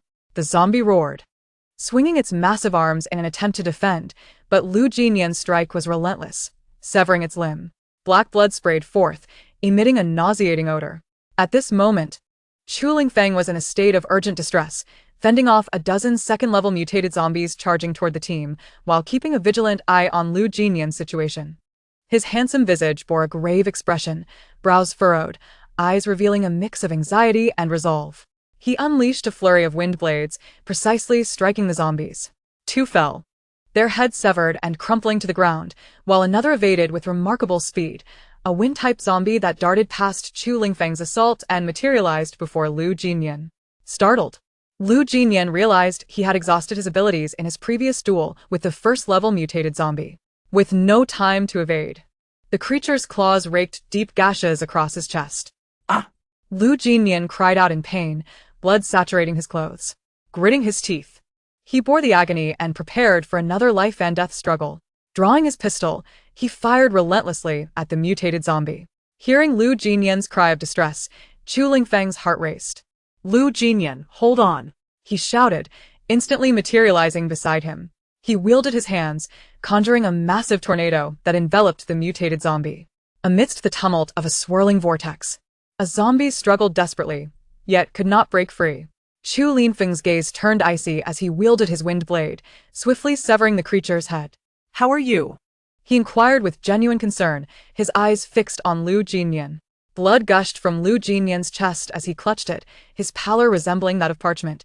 Yet his eyes radiated a stubborn resolve. Chu Lingfeng hastily summoned one of his comrades to staunch the bleeding. Lu Jinyan, uncertain whether he would succumb to the infection after being grasped by the zombie, felt an overwhelming sense of dread and unease. However, at that moment, his thoughts were solely consumed by Song Weran. The thought of never seeing her again gripped his heart. She was the softest corner of his soul. Weakly he implored, Chu Lingfeng, have someone take me back. I wish to see her once more. I do not know how much longer I can endure. Even in death, I wish it to be by her hand. And if I am no longer here in the future, ensure her safety at all costs. I beseech you. Chu Lingfeng gazed at Lu Jinyan, his heart heavy with helplessness and sorrow. He nodded solemnly, affirming, rest assured I will. Meanwhile, the other members of the team were fiercely combating the zombies. The surroundings lay in ruin, scattered debris and swirling dust. Chu Lingfeng surveyed the desolation before him. Letting out a resigned sigh, he instructed two team members to assist Lu Jinyan into the vehicle and then departed, for many still fought valiantly. As Lu Jinyan reclined in the vehicle, visions of Song Weran danced in his mind. He yearned for just one more glimpse of her, even if only a fleeting glance. His heart brimmed with longing and reluctance, tears slipping from the corners of his eyes. The vehicle sped onward, finally arriving at the base, and swiftly made its way to Song Weron's villa. Upon arrival, the two team members quickly pressed the doorbell. "Miss Song, please open the door. The commander is injured," they shouted urgently. Inside the villa, Song Weron emerged from the virtual chamber, a wave of inexplicable panic washing over her. Unable to concentrate on the battle, she decided to take a brief respite. Suddenly, the frantic knocking and shouting jolted her heart, prompting her to rush downstairs. She hastily approached the door and swung it open. The two team members swiftly led her to the back of the vehicle, revealing Lu Jinyan's frail form within. The sight of his pallid visage pierced her heart. "Quickly, carry him inside," she urged, her voice trembling. Nearby, the patrolling bodyguards rushed over to assist in carrying Lu Jinyan into the villa, placing him upon the spacious sofa on the first floor. At last, Lu Jinyan beheld her. Summoning his last vestiges of strength, he commanded everyone to heed Song Weron's words. After delivering his instructions, he could no longer sustain his consciousness and succumbed to darkness. Song Weron immediately ordered the others to guard the villa's exterior, forbidding anyone from entering. She gazed at Lu Jinyan, who lay silently, his complexion ashen and his wounds alarmingly severe. Taking a deep breath, she retrieved the spiritual spring water, gently cleansing his wounds. Her hands trembled slightly, filled with anguish and concern. She then closed her eyes, focusing intently, attempting to employ her healing abilities to mend Lu Jinyan's injuries. She placed her hands delicately over his wounds, and a warm, gentle energy surged forth from her palms. This power seemed to possess a life of its own, gradually permeating his injuries. The wounds began to emanate a faint glow, as if countless delicate threads of light intertwined, repairing the damaged flesh. As the healing energy continued to flow, the protruding flesh at the wounds began to close at a visible pace, the blood gradually ceasing its flow. It was as though time reversed, the injuries being eased little by little. The once grotesque wounds grew shallower, new tissue burgeoning under the nurturing touch of her abilities, infused with vibrant life. Lu Jinyan's furrowed brow gradually relaxed, his breaths becoming steadier and more robust. Song Weron remained wholly focused, sustaining the output of her powers until his wounds were completely healed, leaving behind only faint traces. Slowly withdrawing her hands, she gazed at Lu Jinyan's recovering form, her heart swelling with joy. Moments later, a wave of anxiety surged within her as she queried the system. "He won't turn into a zombie, will he?" The system's voice resonated in her mind. "The spiritual spring water can purify the virus, combined with your healing abilities. He will not transform into a zombie." Upon hearing this reassurance, the weight lifted from Song Weron's heart. She sat at the bedside, quietly observing Lu Jinyan, her thoughts swirling. Meanwhile, upon learning of Lu Jinyan's predicament, his family hurriedly arrived at the entrance of Song Weron's villa. His grandfather, a kind-faced elder with a gaze that exuded authority, bore the marks of time etched deeply upon his features, his silver hair gently swaying in the breeze. Leaning on a cane, he called out anxiously, "Song Weron, bring Jinyan out." Chapter 70. Punishment. Hearing the cries from outside, Song Weron's expression hardened as she approached the door. "Guard the entrance, and do not allow them to intrude," she commanded the bodyguards. Lu Jinyan's father, a tall man with a stern countenance, furrowed his brow and addressed Song Weron. "Song Weron, we are Jinyan's family, and we have the right to know his condition." Song Weron regarded them coolly, asserting, "He requires peace and quiet to recuperate. You cannot disturb him." Wang Yining, observing the breathtaking woman before her, felt her jealousy ignite further. She deliberately fanned the flames, saying, "Song Weron, who do you think you are? What gives you the right to deny us entry? Are you intentionally keeping us from seeing Brother Jinyan?" Song Weron, repulsed by Wang Yining's vile demeanor, replied icily, "You have no place to speak here." Qiu Shuangshuang softly interjected, "Do not argue with her. The most important thing now is Jinyan's safety." She understood that their family could not afford to lose Lu Jinyan, lest they be unable to control the chaos that could ensue. Though dissatisfied, Lu Jinyan's father recognized that this was not the time for conflict and sighed in resignation. Song Weron perceived the animosity directed at her from Lu Jinyan's family, particularly from the young woman who harbored an intense hostility.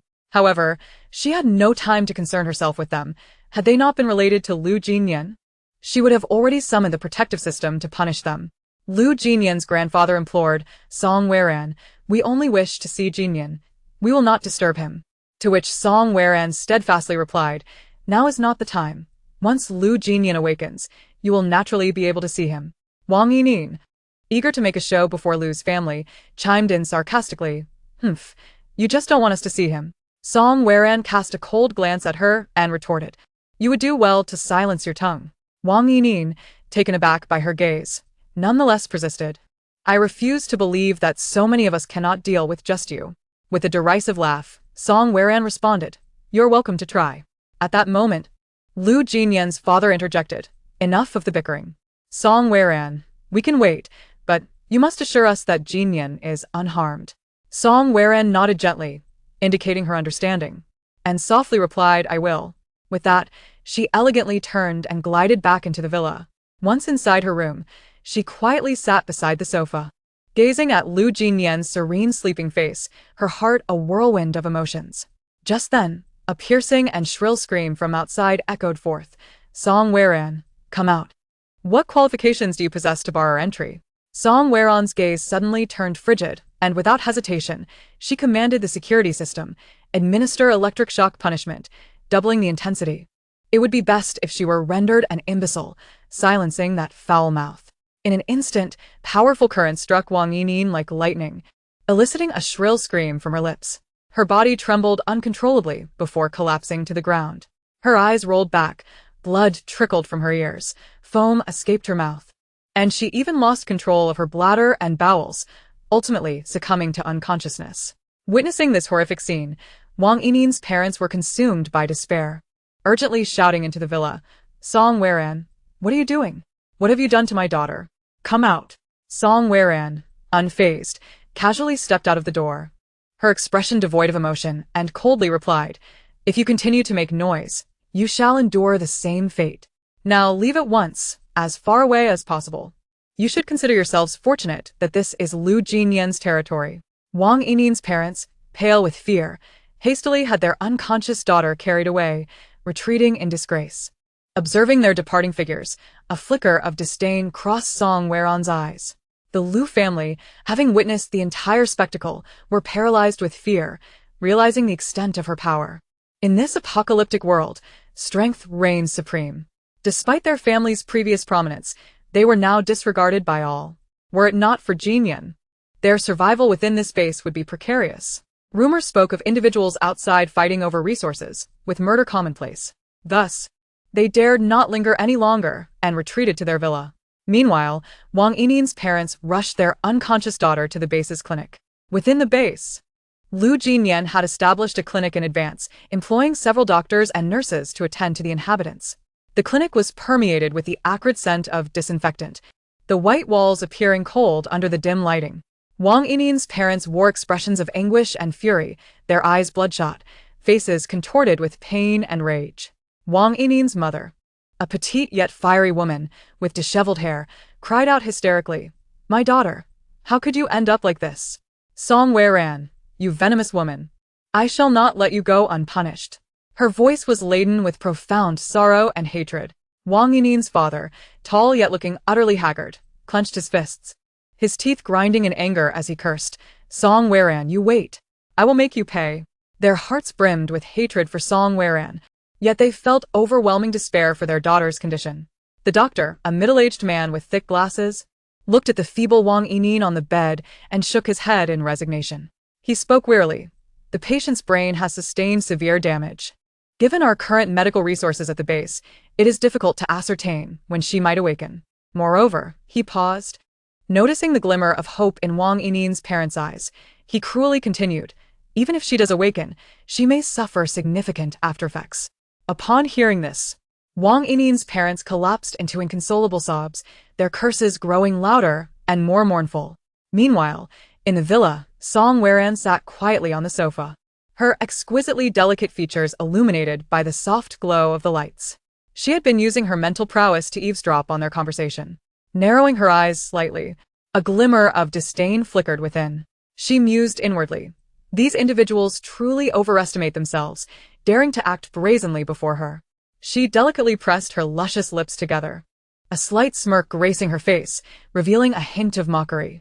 Chapter 71.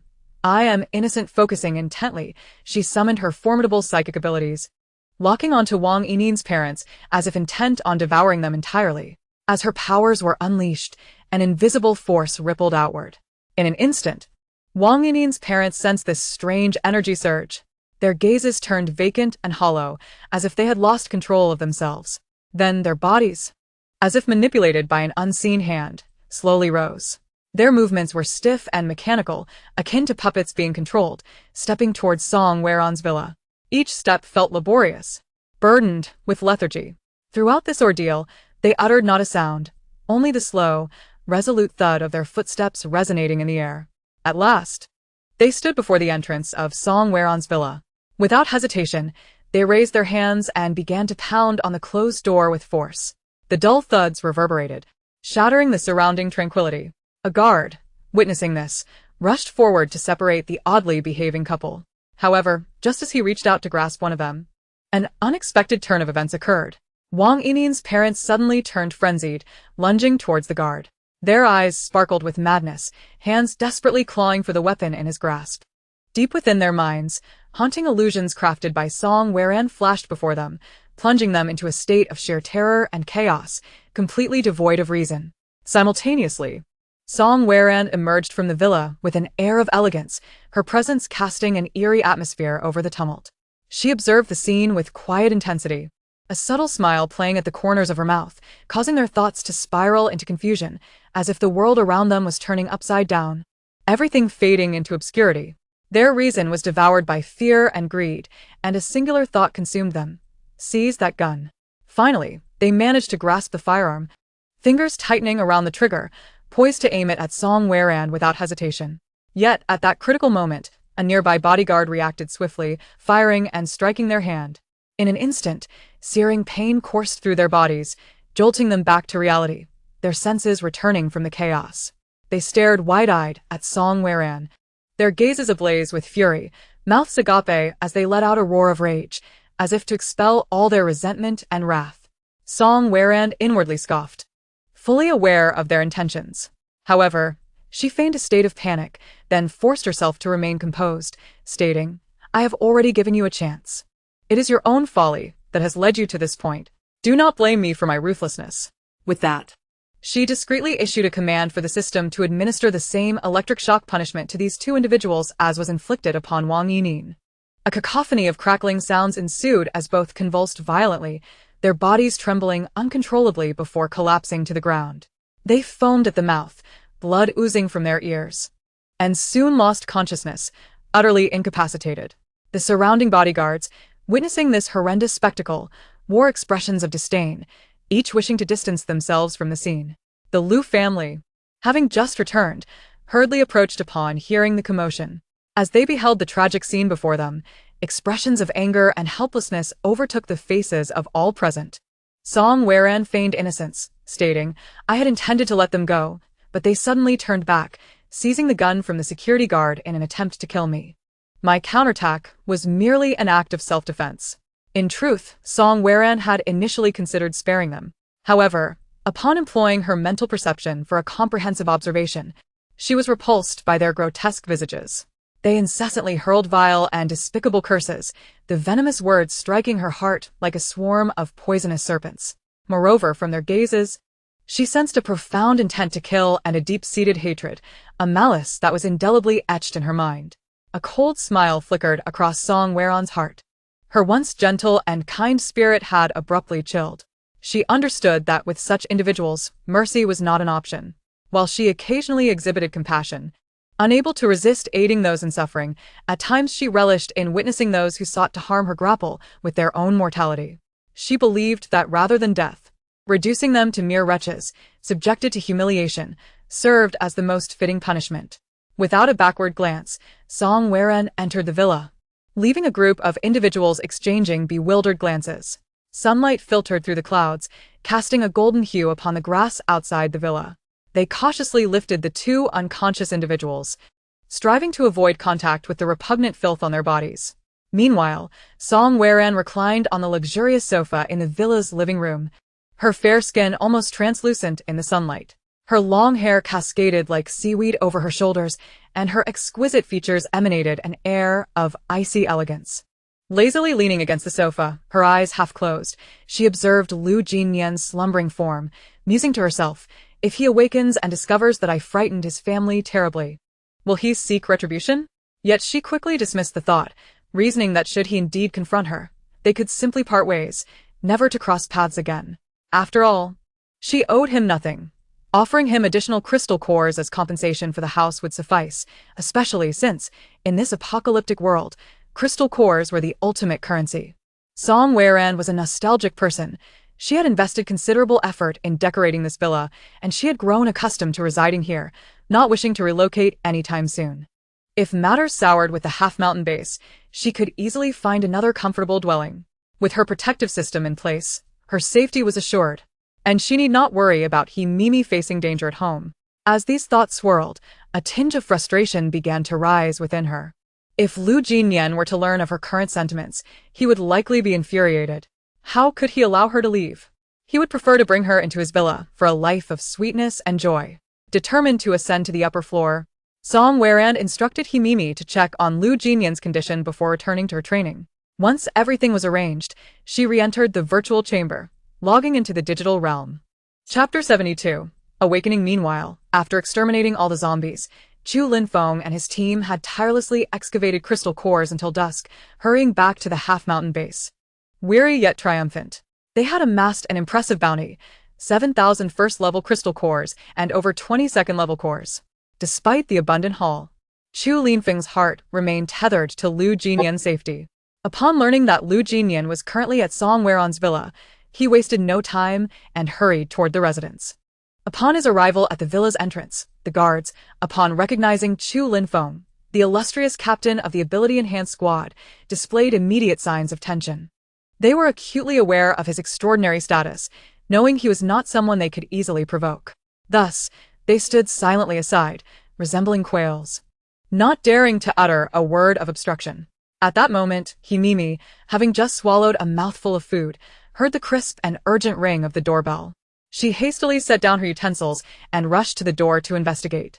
Peering through the peephole, she was relieved to see Chu Linfeng standing outside. And she quickly opened the door, warmly inviting him inside. Upon entering the living room, Chu Linfeng's face was etched with urgency and concern as he inquired, "Auntie, where is Weiran? Is Lu Jinyan all right?" Mimi's expression turned apologetic as she slowly replied, "I'm so sorry, Xiao Chu. Weiran has just expended a significant amount of purification energy to successfully expel the troublesome virus from Lu's body. She is utterly exhausted and resting in her room." "Understood. Thank you, Auntie," Chu Linfeng acknowledged, his gaze then falling upon Lu Jinyan, who lay on the sofa. He took a seat across from him, his eyes fixated on Lu Jinyan, a complex array of emotions swelling within him. Throughout the journey back, his mind had been tumultuous. If Lu Jinyan had truly perished before Weiran, it would have devastated her. Thankfully, he was alive, yet the thought of Weiran's drained energy filled him with concern. However, since she was resting, he felt it inappropriate to intrude. After a moment, he gestured to Li Lin, instructing him to retrieve the crystal cores from their storage. The cores were neatly packed in large cardboard boxes they had collected from a packaging factory they passed earlier. Chu Linfeng earnestly addressed Mimi, "Auntie, these are the crystal cores we acquired during our zombie hunting expedition. Inside are 7,000 first-level cores and over 20 second-level cores. Please let Weiran know that when she has rested enough, I would appreciate her help in purifying them. We are not in a rush. She can take her time." "Thank you, Auntie." Mimi nodded in agreement. "Of course, I will certainly inform Weiran. You need not worry." "Thank you for your trouble, Annie," Chu Linfeng replied before taking his leave, wishing not to disturb Lu Jinyan's rest further. Notably, he had not encountered any officials that day. He and his team had set out after they had departed. Thus, he was unaware that the officials had visited to seek Song Weiran's cooperation in purifying the crystal cores. He would only learn of this upon returning, which sparked further concern that Weiran might be overexerting herself, especially since he had just sent a substantial number of crystal cores her way. Furrowing his brow, he resolved to accelerate his training regimen, determined to enhance his strength. With newfound resolve, he dashed to the training ground, inspiring admiration among his fellow team members. Some, unable to remain idle, joined him in training, motivated by their leader's relentless dedication. Meanwhile, Song Weran was wholly immersed in the virtual world, engaged in an intensive training session. After 2 hours, Lu Jinyan slowly stirred awake, genuinely believing he was on the brink of death.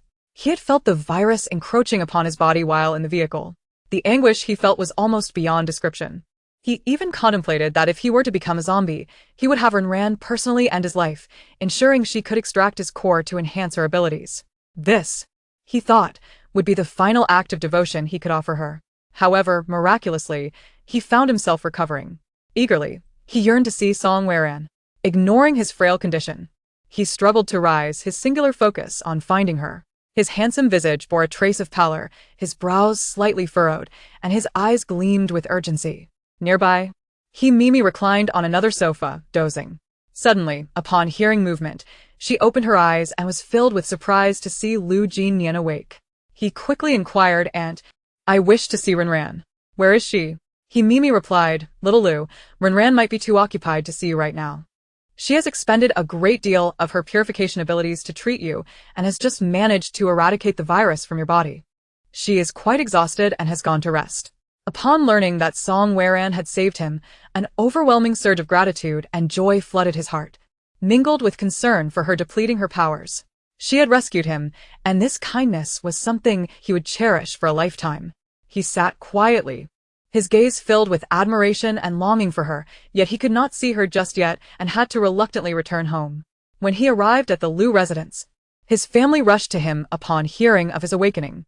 "Jinyan, you are finally awake.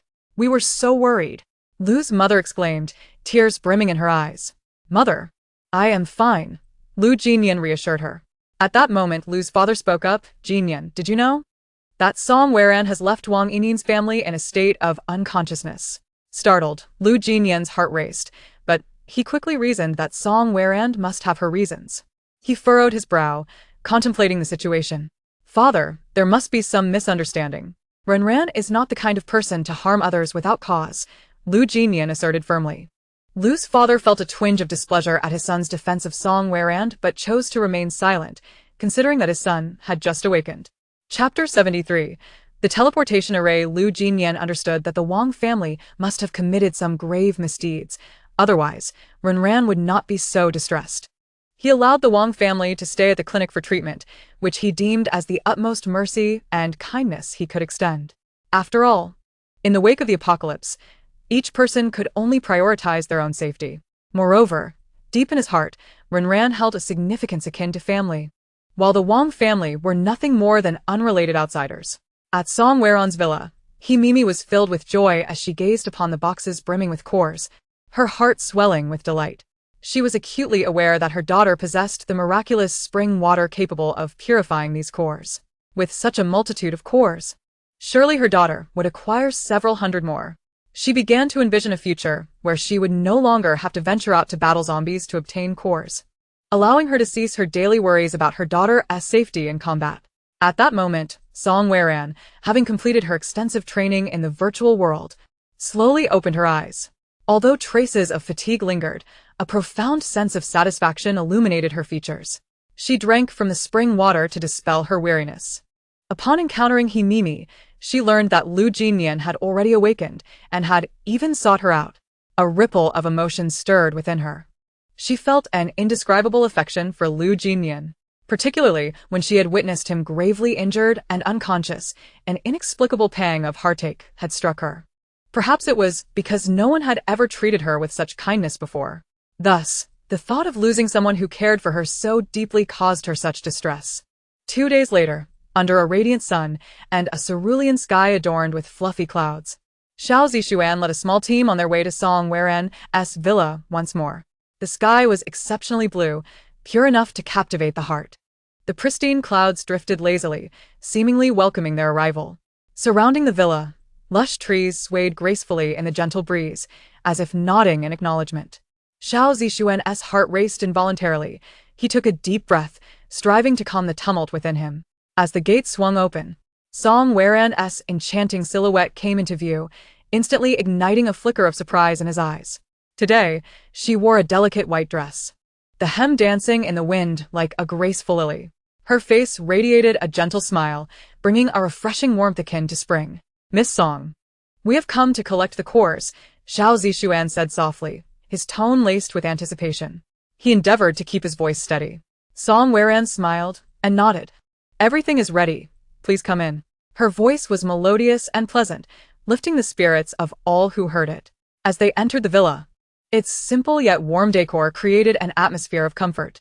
Song Weran led them to the storage area, pointing to several large bags of purified cores, saying, "They are all here." Xiao Zixuan gazed at the bags, feeling a deeper admiration for Song Weran's abilities. "Thank you, Miss Song. You are truly remarkable," he said earnestly, his eyes filled with gratitude and respect. Song Weran smiled gently, replying, "It is merely part of my responsibilities." A soft smile adorned her face. During the exchange of cores, Xiao Zixuan occasionally stole glances at Song Weran. He noticed that not only was she beautiful, but her polite demeanor and graceful confidence were equally commendable.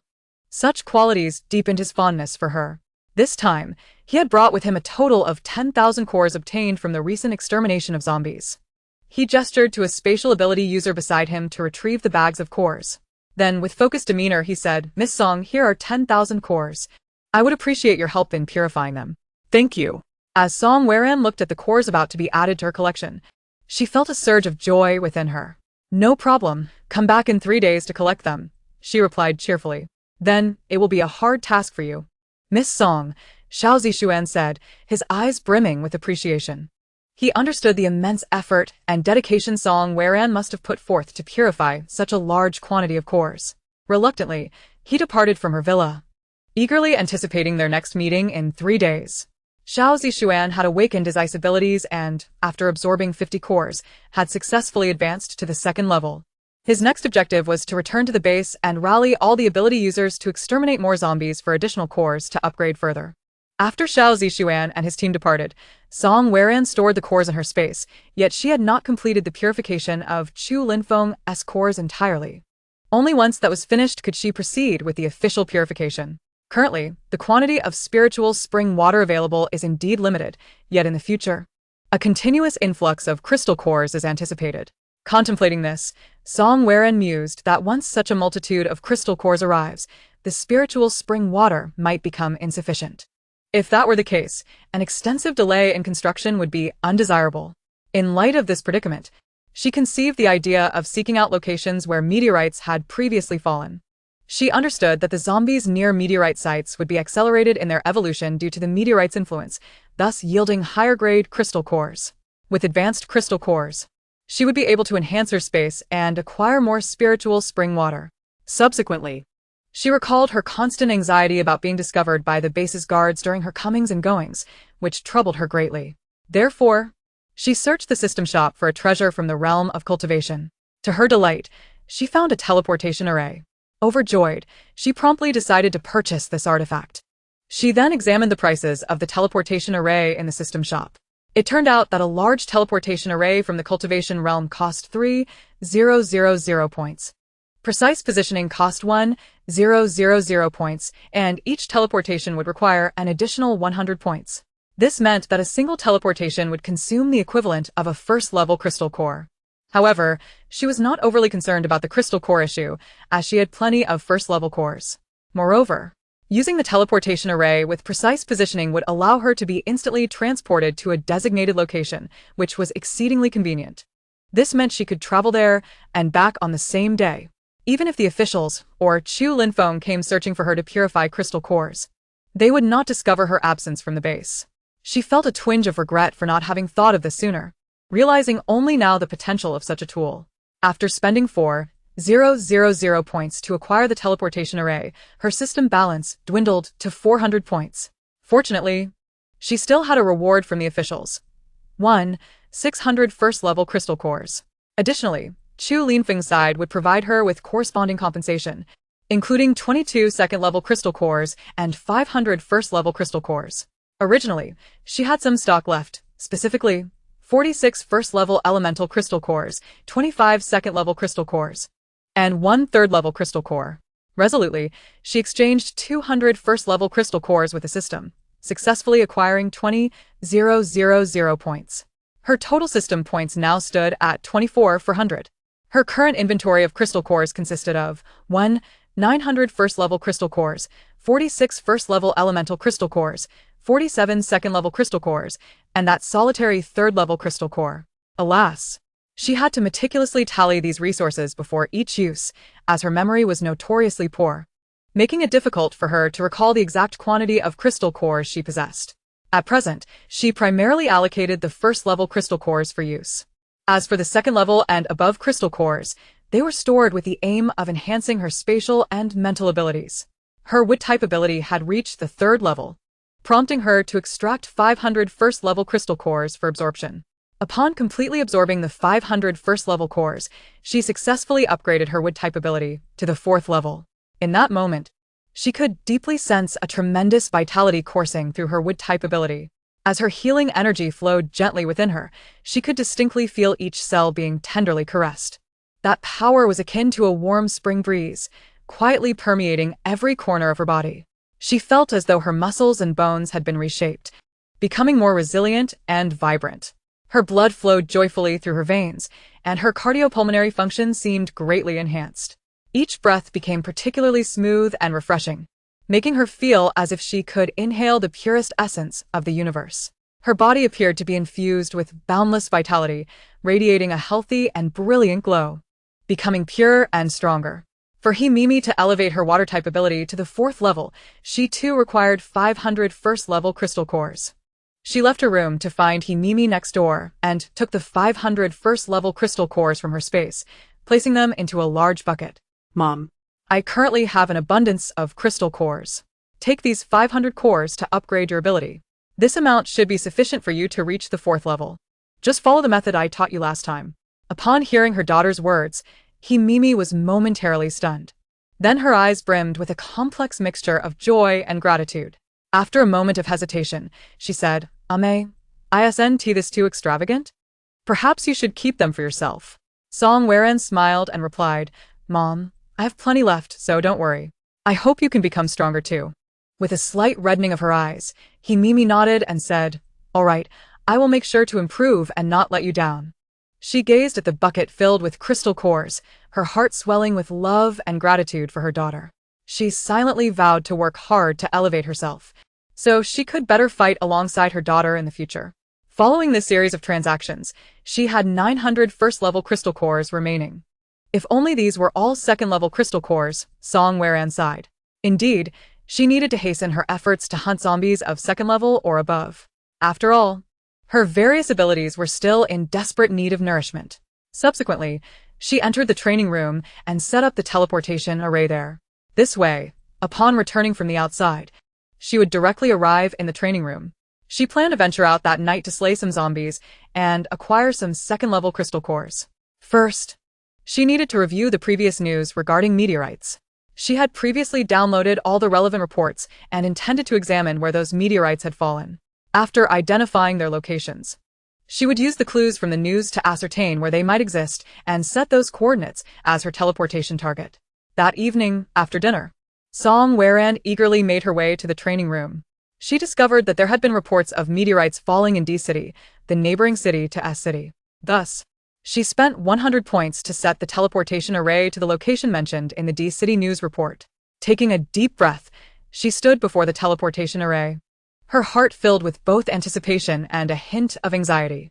As the array shimmered with light, moments later, she found herself transported to a desolate wilderness. The sky was overcast, heavy clouds loomed ominously, as though a torrential downpour could erupt at any moment. The surroundings were a scene of ruin, with abandoned structures and overgrown vegetation intertwined. The air was thick with a decayed scent, creating a stifling atmosphere. Song Waren cautiously surveyed her surroundings, gripping her weapon tightly. Suddenly, a low growl echoed from a distance. Her heart quickened, sensing impending danger. Sure enough, moments later, 3 enormous, grotesque third-level zombie creatures came into view. A surge of excitement coursed through her. She hadn't expected that merely a week away would yield such rapid evolution among the zombie creatures outside. The 3 third-level crystal cores seemed almost within her grasp. The trio consisted of a creature resembling a giant wolf, its sharp fangs glinting ominously in the dim light. A monstrous entity akin to an eagle, its wings spanning several meters, and a serpent-like creature, its body twisting in a disquieting manner. She tightened her grip on her weapon, her eyes betraying her determination and resolve. The three zombie creatures sensed Song Weran's presence and charged at her with ferocious roars. With a swift movement, Song Weran evaded their fierce attacks like a wraith. In the midst of a fierce struggle with these undead beasts, Song Weran continuously unleashed her wind-based supernatural abilities. Sharp blades of wind, cutting with an unparalleled ferocity, surged towards them with relentless force. The enormous wolf zombie, unfortunate enough to be struck, was instantly marked with several deep wounds, exposing bone as black blood gushed forth. The eagle zombie, too, fell heavily to the ground under the impact of the wind blades, emitting a piercing shriek before becoming utterly immobile. Another, even more powerful blade of wind she conjured accurately struck the vital area of the giant python zombie, swiftly dispatching it with a clean cut. A surge of delight filled Song Weran's heart as she realized that her wind-based powers, combined with her mental abilities, served as a formidable long-range weapon, akin to adding wings to a tiger. She swiftly extracted the crystal cores from the heads of these creatures, her spirits lifting as she placed them into her spatial storage. She secretly hoped to encounter more such high-level zombies. According to news reports, once experts detected the presence of a meteorite, they swiftly established a research base in the surrounding area, dedicating themselves to in-depth investigations. However, Song Weran was well aware of the fate that awaited the personnel inside that laboratory. Next, she opened the map on her phone, meticulously searching for the specific locations of various laboratories that had been urgently shut down before the apocalypse. After a thorough search, she successfully pinpointed the nearest laboratory to her current location. After a moment of contemplation and planning, she decisively set forth in that direction, hoping to encounter high-level zombies and retrieve the meteorite for points. Extracting her sleek motorcycle from her spatial storage, she mounted it and revved the engine, which emitted a deep growl.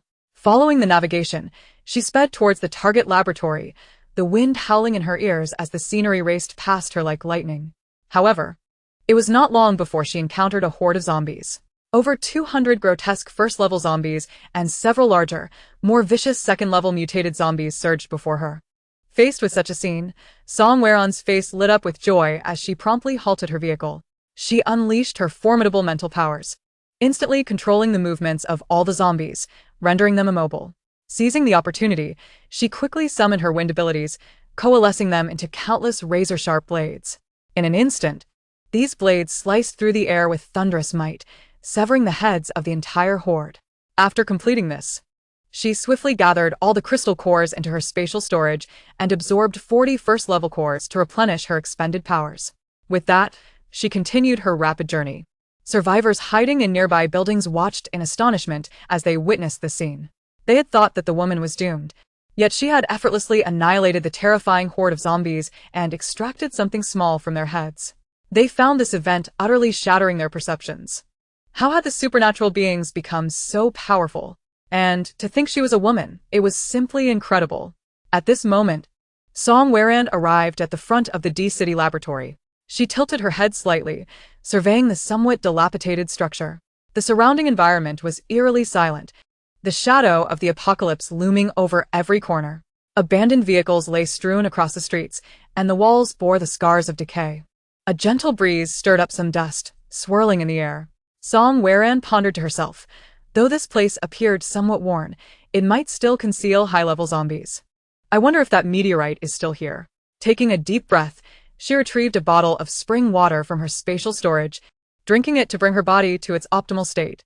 With her focus sharpened, she extended her mental awareness to envelop the entire building.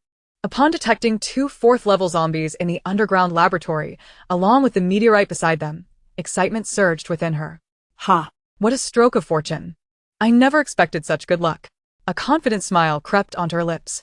She then raised her hand, channeling her wind powers to conjure a blade of wind, striking fiercely at the building's door.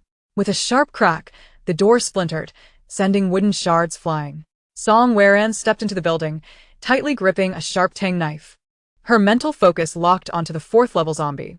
The air inside was thick with a miasma of decay, paint peeling from the walls, and the floor littered with dust and debris.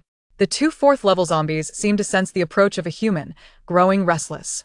One emerged from the laboratory while the other remained by the meteorite, emitting a series of furious roars. Soon, Song Weran reached the entrance to the underground laboratory. A half-open iron door, rusted and weathered, stood before her. Suddenly, a low growl echoed, followed by a shadow lunging towards her. Song Weran's gaze sharpened as she swiftly evaded using her wind powers, swinging her tang knife at the shadow. The blade struck the zombie's body, leaving only a shallow mark on its skin. The shadow was the fourth-level zombie that had emerged. Such formidable defense. Song Weran was taken aback. She realized that ordinary attacks were ineffective against this creature. She had to unleash her full potential. Taking a deep breath, she summoned all her supernatural energy. With her hands in motion, blades of wind rained down upon the zombie like a torrential storm. The zombie roared in anger as it was struck by the blades, but continued to charge towards Song Weran with unwavering determination. Seeing this, she immediately concentrated her mental energy into a spear aimed at the zombie's brain. The zombie sensed the impending danger and attempted to flee, but it was too late. Its movements faltered, rendering it immobile. She unleashed another wind blade, severing the zombie's head. With a sigh of relief, she quickly drank more spring water to restore her stamina. Subsequently, she absorbed 100 first-level crystal cores, replenishing her powers. Her mental awareness remained vigilant, focusing on the fourth-level zombie guarding the meteorite. It was agitated, roaring incessantly. Yet it did not stray far from the meteorite. Fortunately, it had not come over to join the fray. Had both zombies attacked her simultaneously? She doubted she could have so easily dispatched them. Realizing that fourth-level zombies had now emerged, Song Weran felt a pressing need to elevate her powers to the fifth level. She had to advance before the zombies surpassed humans in strength. Approaching the severed head of the fallen zombie, she extracted the crystal core within. This core was larger than an ordinary one and possessed a deeper hue. She stored the core in her spatial storage and continued towards the laboratory. The laboratory door was firmly shut, yet the stench of decay seeped through the cracks. As she approached, the fourth-level zombie beside the meteorite unleashed a more violent roar. Its massive form, muscular and imposing, resembled a small mountain. Its skin displayed an eerie bluish-gray hue, with sharp fangs glinting ominously. She silently calculated the distance to the zombie and the optimal timing for her attack. Suddenly, the zombie lunged at her with astonishing speed. Utilizing her wind powers, she darted through the laboratory like a wraith. As she deftly evaded the onslaught of zombies, she concentrated her mental energy into a piercing spear and thrust it forcefully into the undead creature's brain. Chapter 76: An Encounter with the D-City Officials. The zombie emitted a tortured wail, its body convulsing violently. Upon witnessing this, Song Weran swiftly unleashed a wind blade, aiming for the creature's neck. With a sickening thud, the zombie's head fell, rolling away to the side. Song Weran quickly approached and extracted the crystal core, observing that its hue was deeper than the previous one, indicating it was on the verge of evolving into a level 5 zombie. Had it not been for her dual-type level 4 abilities, she would not have been able to dispatch it so swiftly. After concluding the battle, Song Weran turned her gaze toward the meteorite, which was slightly larger than the last one. It stood there quietly, exuding an air of mystery. She hurried over, gently touching the meteorite and requesting an exchange with the system. "Please convert this meteorite into points for me." As soon as she finished speaking, a radiant glow emanated from her palm, and in mere moments, the meteorite vanished. The system's voice chimed in, "Congratulations, host, you have successfully exchanged for 10,000 points." A faint smile graced Song Weran's lips, revealing her satisfaction. Her current total amounted to 33,030 points. Subsequently, she approached the file cabinet in the laboratory, meticulously perusing the documents. The handwriting was somewhat blurred, yet she diligently read every word. After a while, she concluded that the data here was consistent with what she had previously obtained from the S-City laboratory. Noting the time, she decided it was best not to linger any longer. She intended to seek out more advanced zombies at the hospital, aiming to elevate her mental abilities to level 5 before returning tonight. She retrieved 100 level 1 crystal cores to absorb, replenishing the energy expended by her 2 level 4 dual-type abilities. She now had 890 level 1 crystal cores remaining. With this recent acquisition, her total comprised 60 level 1 ability crystal cores, 90 level 2 crystal cores, for level 3 crystal cores, and 2 level 4 crystal cores. To upgrade to level 5 mental abilities, she needed 10 level 4 crystal cores, or 100 level 3 crystal cores, or 1000 level 2 crystal cores. She had to keep striving. Hopefully, the hospital would yield many high-level zombies. With that thought, she briskly exited the laboratory and arrived at the entrance of the building. Retrieving her motorcycle, efficiently mounting it, she started the engine, the roar shattering the silence. The wheels spun rapidly, kicking up a cloud of dust as she sped toward the hospital. Nearby, a handful of survivors watched from the shadows, astonished that Song Weirand emerged unscathed from the terrifying laboratory. They were filled with disbelief, for that dreadful place was known to harbor exceptionally powerful zombies. Previously, a few brave souls had dared to enter the laboratory in search of medical supplies, but shortly after their entry, they were met with horrific screams and the roars of zombies. After that, no further sounds emanated from within. Henceforth, the laboratory became a forbidden zone in the minds of all survivors. Each time they ventured out for supplies, they kept their distance, too fearful to approach. Yet this time, they watched in wonder as this woman boldly charged inside. Driven by intense curiosity, they stealthily inched closer, eager to see what would transpire. However, throughout the ordeal, they only heard the growls of zombies and never the woman's screams, until she emerged unscathed. At that moment, Song Weirand was racing down the road. Shortly after, she slowed her speed as she approached a chaotic scene ahead. Bright flames flickered in the dimness, casting an erratic glow around, while the sounds of gunfire intertwined with the roars of zombies. Song Weirand furrowed her brow, using her mental perception to scan the area, astonished to discover that 500 officials from D-City were engaged in a desperate battle against a massive horde of zombies. A rough estimate suggested that there were at least 3,000 level 1 zombies surging like a tide, frantically lunging at the officials. The officials, possessing abilities only at level 1, faced overwhelming numbers. Without the support of artillery, they would have been torn to shreds by the horde. Realizing she could not reveal herself in front of the officials, Song Weirand quickly lowered her head and donned a helmet from her space, pulling down the visor to conceal her identity completely. She pondered, what if they later seek me out in S-City to purify crystal cores? It would be difficult to explain my presence here. She wished to avoid unnecessary trouble. At that moment, the officials engaged in combat noticed her presence. In the midst of the chaotic battlefield, they mistook Song Weirand for an ordinary survivor. A commanding officer, with a square jaw and pronounced brow, his eyes exuding determination, shouted, "Quickly, provide cover for that survivor and help her escape." As he called out, he gestured for his team to take action. Hearing their shouts, Song Weirand did not stop. Instead, she pressed the accelerator, increasing her speed. She had no desire for entanglement with them and wished only to leave this treacherous place as swiftly as possible. However, the officials had a different perspective, believing Song Weirand was merely frightened and desperately rushing towards her. "Don't run. We will protect you," a team member shouted, his tall frame and dark complexion reflecting his urgency. Song Weirand felt a wave of helplessness, but continued to ignore them, driving forward. Just then, a dozen zombies sensed her presence and broke away from the horde, lunging toward her. With a cold glint in her eyes, Song Weirand swiftly summoned her mental energy. The invisible mental needles coalesced instantaneously, shooting forth like lightning toward the approaching zombies. Before they could reach her, their brains were pierced, and they collapsed to the ground. The officials who rushed to assist were taken aback by the scene, their faces displaying astonishment. They had not anticipated that this female survivor was an ability user, and a formidable one at that. One team member whispered, "She's an ability user." The captain's eyes flickered with surprise, but he quickly regained his composure and called out, "Miss, this is a dangerous place. Please come with us. We will ensure your safety." Song Weirand remained unresponsive, her irritation mounting as she longed to distance herself from these individuals. Silently, she accelerated her vehicle, gaining speed. The captain, noticing her disregard, felt a pang of urgency and shouted, "Miss, don't run away. Staying with us is the safest option." Chapter 77. A Bounty of Spoils. Song Weirand continued her journey toward the hospital without looking back. At that moment, an influx of zombies was drawn to her, surging toward her in a frenzy. She was compelled to reduce her speed as the surrounding zombies gradually encircled her. Utilizing her mental energy to cover the zombies, she unleashed her mental needles once more.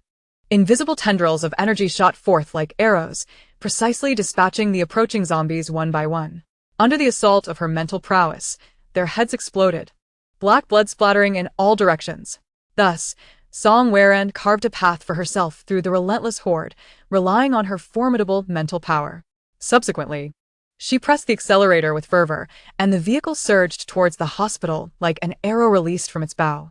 The billowing dust behind her bore witness to her relentless path of slaughter against the zombies.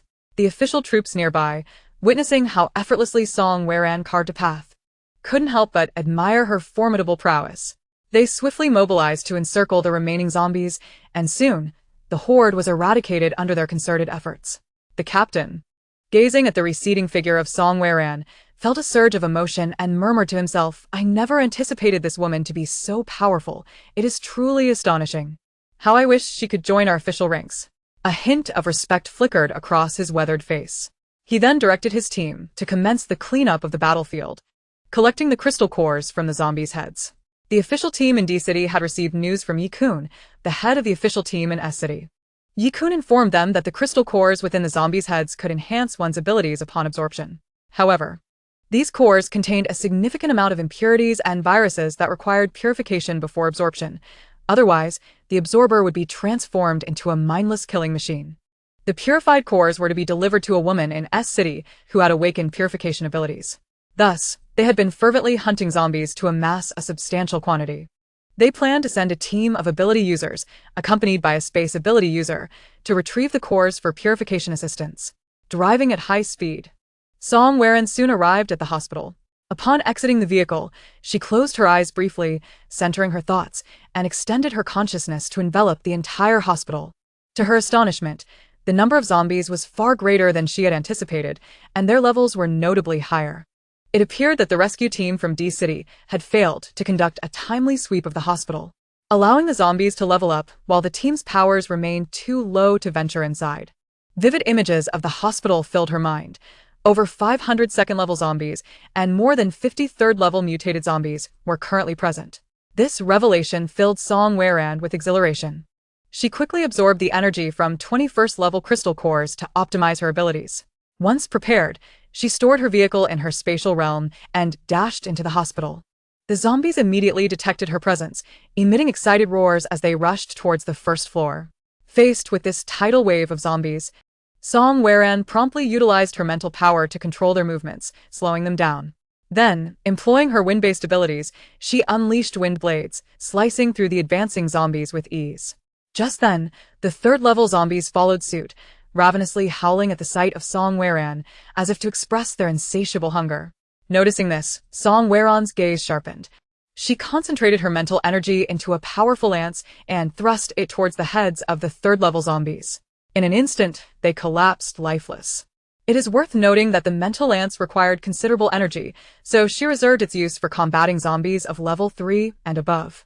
After dispatching all the zombies, Song Weran meticulously cleared the scene, extracting the crystal cores and storing them in her spatial realm.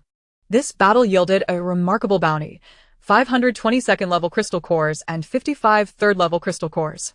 Overjoyed by such a substantial haul, Song Weran smiled brightly, deciding she would frequently visit hospitals in the future. To her, they were indeed the paradise of zombies and, simultaneously, her own sanctuary. She proceeded deeper into the hospital, collecting all usable medical equipment and supplies into her spatial realm. The items within her spatial realm grew increasingly abundant, featuring surgical instruments, syringes, a myriad of medicines, and more, an impressive array. Upon reaching the pharmacy, her eyes sparkled with excitement at the sight of the shelves brimming with various medications, prompting her to eagerly begin collecting them one by one. As time passed, Song Weran finally scavenged every useful item within the hospital. Standing in the lobby, she surveyed her surroundings, filled with a sense of accomplishment. "What a bountiful harvest!" she exclaimed. After estimating that she still needed a few more crystal cores for upgrades, she resolved to explore another hospital. She pulled out her phone and opened an offline map, discovering a relatively large hospital situated 20 kilometers away. Without hesitation, she mounted her motorcycle and set off towards her new destination. As she sped along, the wind howled past her ears, lifting her hair in the rush. In no time, she approached the target hospital. However, just then, she spotted a group of over 20 individuals ahead, their eyes fixated on her with ill intent. At the forefront stood a bald man, his face a mask of brutishness, greed glinting in his eyes. With a cigarette clenched between his teeth, he snarled, "Hey, little lady. Hand over your supplies, or we won't hesitate to get rough." Song Waron's gaze turned icy as she slowly halted her motorcycle, facing the group with calm composure. The surrounding environment appeared desolate, with dilapidated buildings and barren streets painting a bleak picture. The bald man's companions began to jeer, seemingly confident of their advantage. With a cold smirk, Song Waron unleashed a surge of powerful mental energy, instantly immobilizing the movements of the 20-plus individuals. They were struck with terror. Realizing they could not move, disbelief etched on their faces. How is this possible? The bald man was taken aback, never expecting Song Waron's mental prowess to be so formidable. Disregarding their pleas, she swiftly executed wind blades, which howled like a tempest as they surged towards them. Those lacking abilities fell to the ground in an instant, blood pooling beneath them. Meanwhile, the 10 individuals with abilities struggled in terror, their resistance proving futile against the constraints of her mental power. Song Waron approached them step by step, devoid of any compassion in her eyes. "Please spare us," one tall, thin man pleaded, his face pale and slick with sweat. His pants dampened with fear. Ignoring his cries, she waved her hand, and the wind blades descended once more, eliminating the remaining 10. She skillfully extracted the crystal cores from their heads. The bald man's eyes remained wide open in disbelief, unable to comprehend that he had been so effortlessly slain by a woman. Song Waron regarded the crystal cores in her hand with indifference. She showed no mercy towards those who harbored malicious intentions. After tidying up, she remounted her motorcycle and sped towards the hospital, leaving behind a scene of carnage. Before long, she arrived at the entrance of D City People's Hospital. After stopping her motorcycle, she gracefully dismounted, her movements fluid like flowing water. Her gaze sharpened as she surveyed the somewhat dilapidated hospital before her. The walls were marred with stains, the once pristine white now sullied by dust and blood. Occasional roars of zombies echoed from within. Song Waron quickly readied herself, retrieving a vial of spiritual spring water from her spatial realm. She tilted her head back and took a large gulp, the refreshing sensation instantly enveloping her entire body, restoring her to her prime state. Subsequently, she retrieved over 100 crystal cores and began to absorb them. As the energy from the cores surged into her, she felt her recently expended abilities steadily replenishing, gradually reaching their zenith. Once all was prepared, Song Waron concentrated her mental energy. She closed her eyes, unleashing her psychic force. Like a vast net slowly enveloping the entire hospital. With the coverage of her mental power, the scenes within the hospital gradually crystallized in her mind. The grotesque zombies wandered in various corners, exuding a nauseating aura. A slight smile of satisfaction graced Song Waron's lips. This hospital was enormous, housing over 1,000 second-tier zombies and more than 200 third-tier zombies. Opening her eyes, excitement shimmered within them as she stepped into the hospital with light yet resolute strides. Upon entering the lobby, the zombies caught her scent and roared as they lunged towards her. Unfazed, Song Waron swiftly conjured sharp blades of wind in her hands, striking at the zombies' heads. She pressed forward, effortlessly dispatching the second-tier zombies she encountered along the way. As she ventured deeper into the hospital, third-tier zombies began to appear. After they emerged, Song Waron deftly slipped into her spatial realm, absorbing dozens of crystal cores to elevate her abilities back to their pinnacle before re-emerging.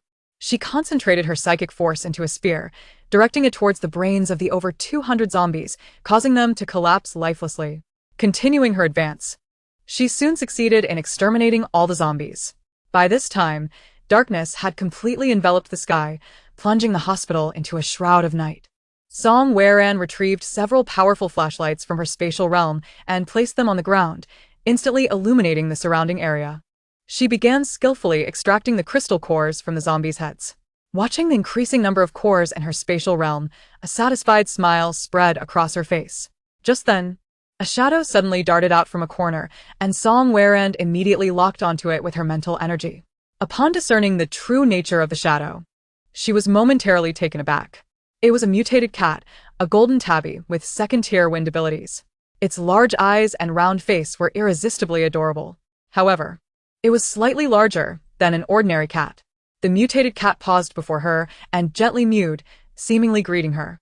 Song Weran gazed at this charming creature, curiosity bubbling within her. She had always adored cats and had longed for one of her own before the apocalypse. The mutated cat slowly approached her feet and nudged against her.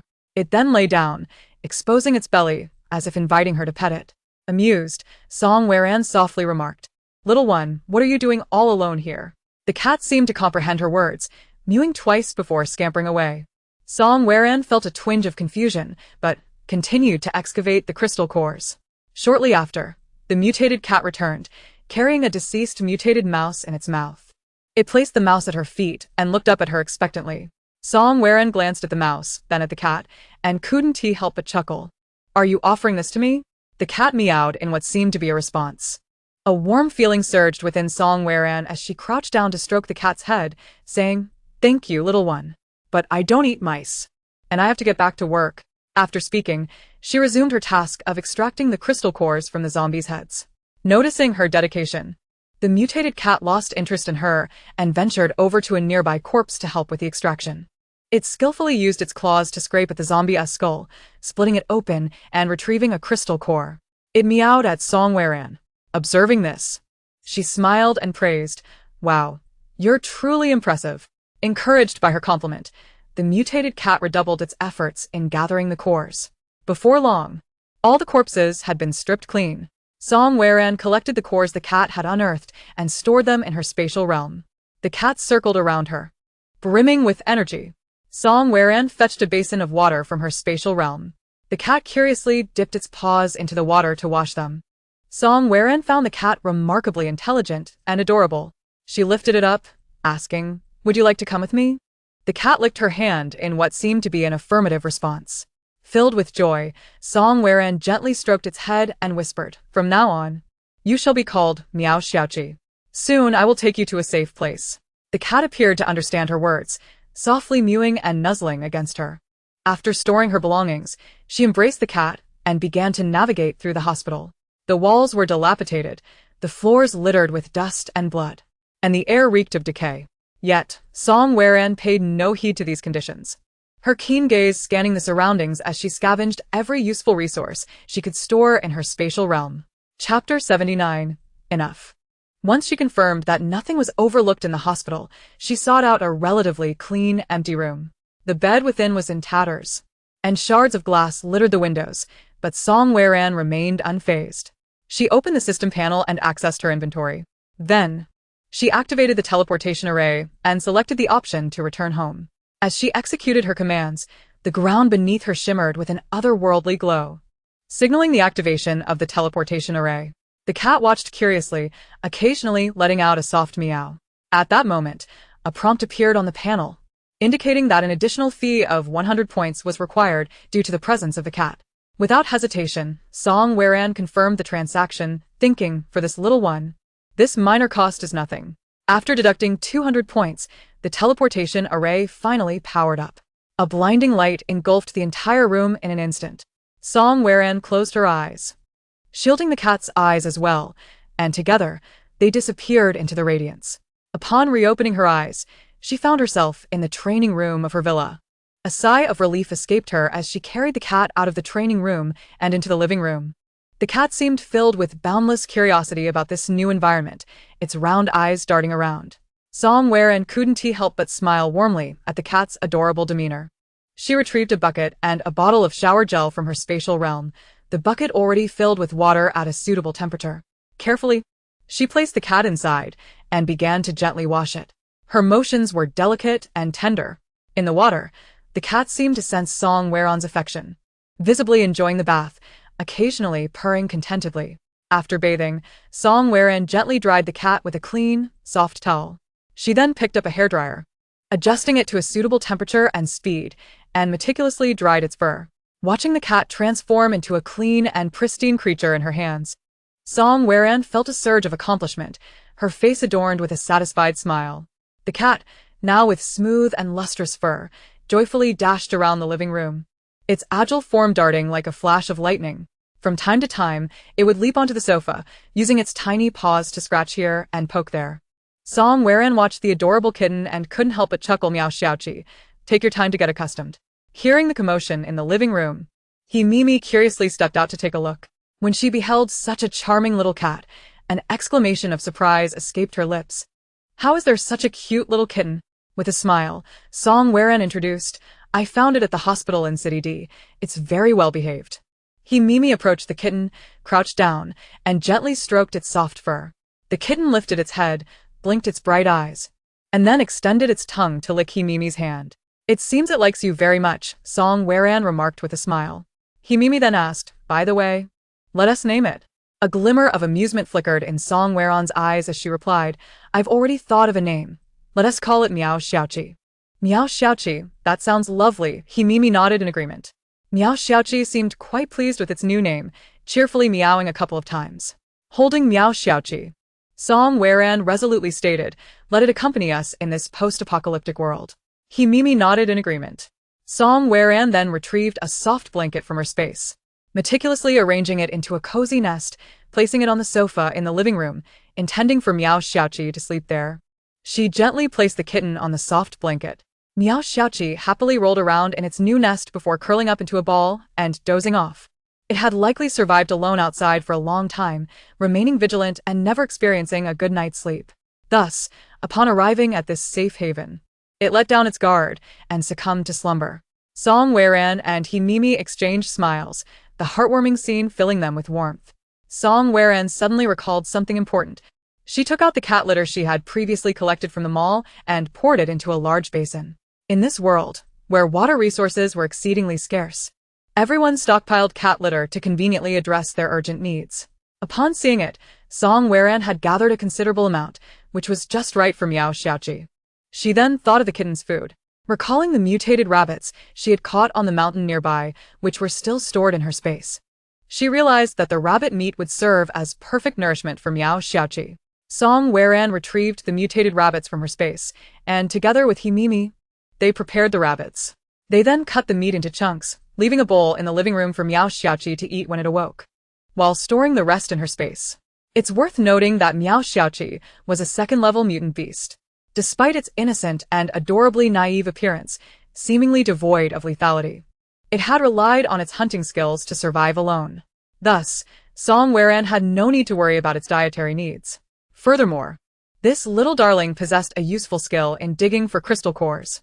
With its assistance, Song Weran would significantly shorten the time required for her future endeavors in crystal core excavation. Overjoyed to have such an exceptional companion, she resolved to take it along whenever she ventured out. Subsequently, Song Weran returned to her room and began to meticulously tally the total number of crystal cores she had acquired that day. After midnight, when the spiritual spring began to flow continuously, she planned to use this water to purify the crystal cores. Upon organizing and counting, she discovered that her harvest was indeed bountiful.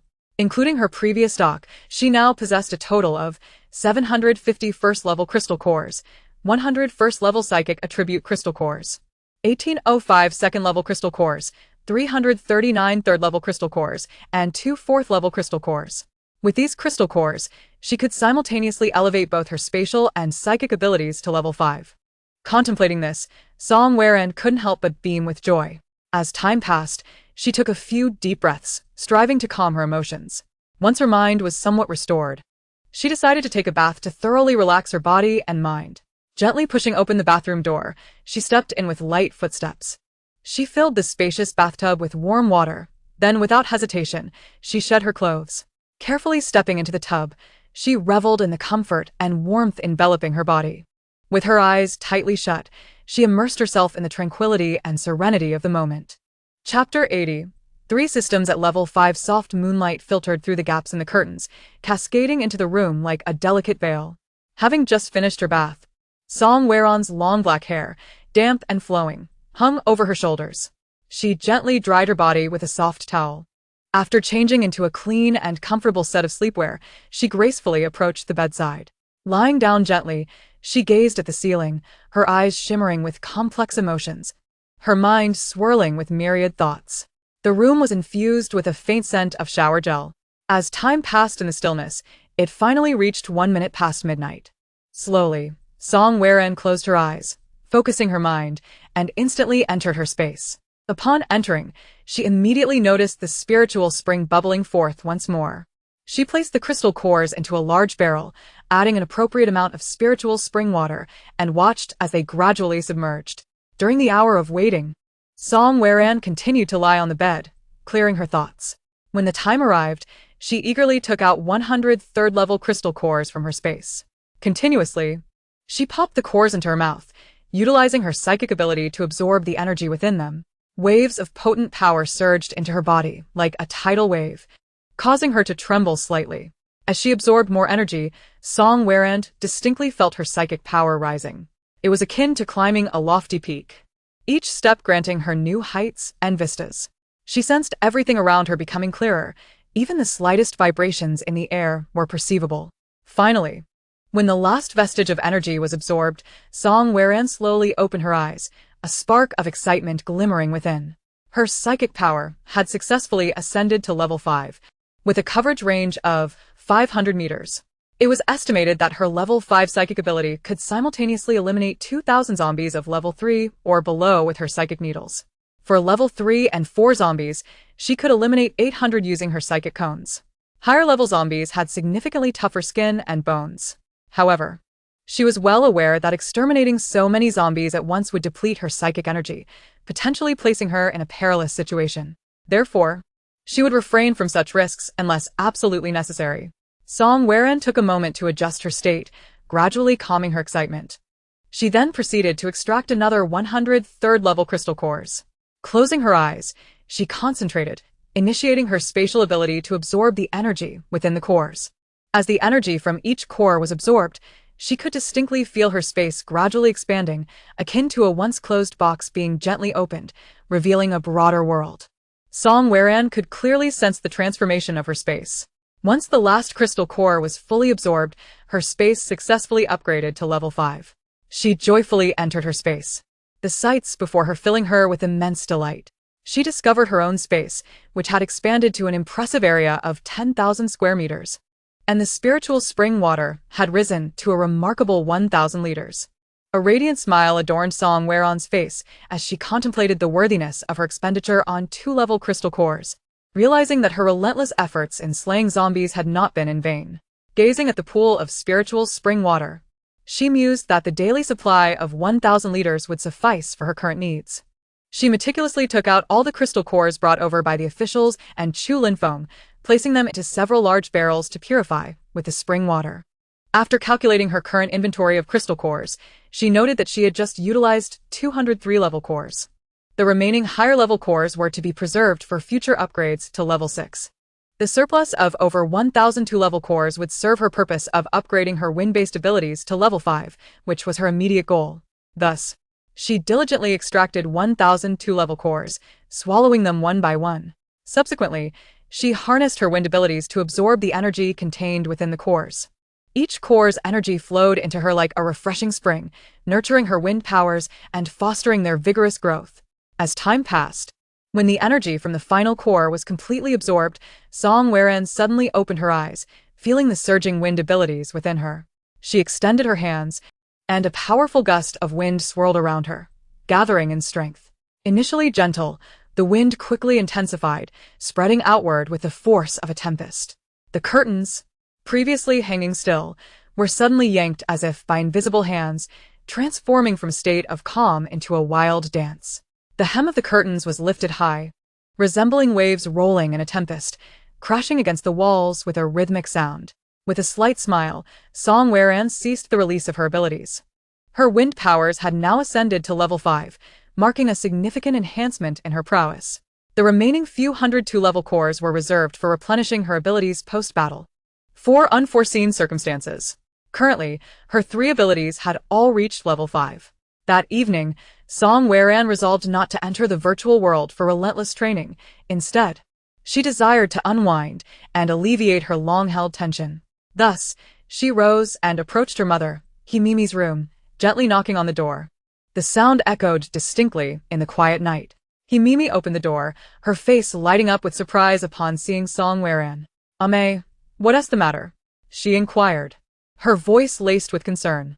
With a bright smile, Song Weran replied, "Mom, I successfully upgraded my 3 abilities to level 5. Tonight, Let us relax and watch a movie together." He Mimi beamed with pride and joy for her daughter. After they settled into the living room, Song Weran retrieved the projector and played a popular, humorous film. The images flickered on the wall as she took out a variety of delicious foods, including her favorite barbecued dishes and spicy crayfish. The enticing aromas wafted through the air, igniting their appetites. She also brought out a few cans of beer, deeming it a worthy celebration for her achievement. The living room was filled with delightful scents as the film played on the wall. Song Weran and He Mimi sat on the sofa, indulging in the feast while enjoying the movie, often bursting into fits of laughter. Song Weran felt an unparalleled sense of ease. The pressures and fatigue of recent times seemed to dissipate in that moment. Meanwhile, He Mimi reflected on how their current life was far happier than before the apocalypse, devoid of the burdens and anxieties that once plagued them. If only this happiness could last forever, she thought to herself. In Chapter 81, the sounds from the living room failed to disturb the little cat, Meow Xiaoqi. Nestled on the opposite end of the sofa, curled up as if caught in a beautiful dream. At the lay base, the members ventured out daily to combat zombies, bringing back a bountiful supply of crystal cores for purification, which Lei Yuanyuan collected as payment. During this time, she had successfully upgraded her mental abilities to level 4. Similarly, Lei Heading had also reached level 4 in his lightning abilities. Of late, Lei Yuanyuan had been either accompanying teams to gather supplies or tirelessly purifying crystal cores to enhance her powers, leaving her little time to relax. Consequently, she had yet to devise a strategy to approach Lu Jinyan and garner luck points. Her system reminded her that it was time to draw close to him. Recalling Lu Jinyan's tall, handsome figure, exuding a unique charisma, she knew she must devise a plan to win his trust and affection. Thus, she approached Lei Heading with a proposal for collaboration between the Lei base and the Half-Mountain base, suggesting he speak to Lu Jinyan about her ability to purify crystal cores at a favorable rate, 10 cores for the price of 4. Lei Yuanyuan believed this enticing offer would be irresistible to Lu Jinyan, who would subsequently seek her assistance, ultimately becoming enamored by her charm. A proud smile crept onto her face as she entertained these thoughts. Lei Heading found merit in Lei Yuanyuan's reasoning and agreed to the collaboration.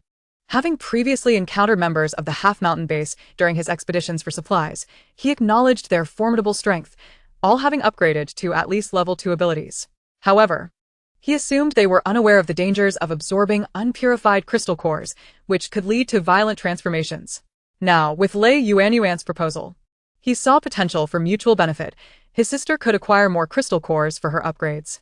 Consequently, he led a team to the Half-Mountain base to discuss the partnership with Lu Jinyan. Upon learning that Lei Heading had come personally, Lu Jinyan felt a flicker of surprise. In the spacious and well-lit reception room, the two men faced each other, initiating a direct dialogue. Lei Yuanyuan closely followed her brother, her demeanor shy and demure, striving to present her most alluring self to Lu Jinyan. However, he scarcely cast a glance in her direction, igniting a sense of frustration within her. She thought defiantly, surely, my striking beauty and unique ability to purify crystal cores will not leave him indifferent. One day, he will seek my aid. Moreover, her system specifically alerted her that another child of fortune, the mercenary King Chu Linfeng, was also present at the Half-Mountain base. This news amplified her ambitions, solidifying her resolve to conquer both men. During the conversation with Lu Jinyan, Lei Heading revealed the true purpose of their visit, to foster a cooperative relationship between Lu Jinyan and the Lei base. As the sole member of the Lei base capable of purifying crystal cores, Lei Yuanyuan offered her services at a rate of 4 cores for every 10 purified. Lu Jinyan, however, internally scoffed, knowing that with Ruren by his side, he had no need to regard her. Yet, he maintained a facade of composure, concealing his true sentiments. He spoke in a calm and measured tone. Now, there are others at the Half-Mountain base who have awakened the power of purification, so there is no need to trouble Miss Lei. Upon hearing this, Lei Yuanyuan was visibly shocked, exclaiming, "This is impossible. How could there be anyone else capable of purifying crystal cores?" She widened her eyes, fixating on Lu Jinyan as if searching for a crack in his facade. Lu Jinyan, however, merely returned her gaze with cold indifference, his voice as chilling as a mountain spring. "Miss Lei, many possibilities exist in this world. You are not the sole individual who can awaken the power of purification." With that, the corners of his mouth lifted slightly, revealing a hint of disdainful amusement. Lei Yuanyuan.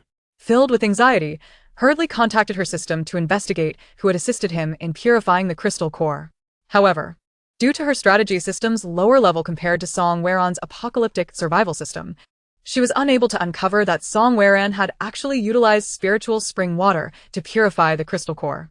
After some time, the system could only ascertain that a woman named Song Weran had assisted Lu Jinyan in completing the purification process. Thus, the system relayed to Lei Yuanyuan, the individual capable of purifying crystal cores at the half-mountain base is Song Weran. Lei Yuanyuan's eyes widened, disbelief etched on her face. She pondered internally. Isn't this Song Weran the streamer who was highly favored by Lu Jinyan before the apocalypse? How could she possibly appear at the half-mountain base? Moreover, she possesses the ability to purify crystal cores. Logically, a weak woman like her should have long been tormented to the brink of death by ruthless individuals after the apocalypse, ultimately perishing in some dark corner. With this thought, Lei Yuanyuan's expression twisted into one of malice, her heart brimming with resentment and jealousy. At that moment, Lu Jinyan inadvertently caught sight of Lei Yuanyuan's grotesque, contorted visage, prompting a wave of intense revulsion and discomfort within him. His interest in the Lei family had waned, and he wished to maintain his distance from them, severing all ties. Lu Jinyan softly addressed Lei Yeqing, Director Lei. The half-mountain base currently does not require cooperation with your side. I hope we can coexist peacefully and pursue our separate paths. Upon hearing Lu Jinyan's unceremonious dismissal, Lei Yuanyuan's previously beautiful countenance darkened considerably, as if it could drip with malice. She clenched her teeth, her eyes flashing with sparks of anger and indignation. She silently vowed to make Lu Jinyan pay dearly for the contempt he had shown her today. Moreover, her animosity towards Song Weran intensified. Immediately, she activated her 4th-level mental power ability to encompass the entire half-mountain base, attempting to ascertain Song Weran's whereabouts, but to her dismay, she found nothing. How could this be? Lei Yuanyuan was filled with doubt. Could that woman have vanished into thin air? Just as she was lost in her thoughts, it suddenly occurred to her that the issue might lie with Song Weran. Realizing this, Lei Yuanyuan furrowed her brow, falling into contemplation. Unbeknownst to her, Song Weran had previously purchased a necklace capable of shielding against mental probes below the divine transformation stage, which she wore at all times. It was this very necklace that successfully concealed her presence from Lei Yuanyuan's mental scan, preventing her from detecting Song Weran's location. Chapter 82. Becoming the victor nevertheless. Lei Yuanyuan was not one to give up easily. She turned to her strategy system for assistance, hoping its advanced technology would pinpoint Song Weran's exact location. Unfortunately, contrary to her expectations, after a considerable effort, the system ultimately reported that it could not determine Song Weran's specific whereabouts. Faced with such a revelation, disbelief washed over Lei Yuanyuan. Even the system cannot find her? What on earth is going on with this Song Weran? The more she pondered, the more suspicious she became of Song Weran, realizing she needed to devise a long-term strategy. Meanwhile, upon hearing that Lu Jinyan had no intention of cooperating, Lei having displayed a fleeting look of disappointment. He sighed resignedly, then took Lei Yuanyuan by the arm, bidding farewell to Lu Jinyan before turning to leave. On the other hand, the apocalyptic survival system bound to Song Weran showcased its formidable capabilities.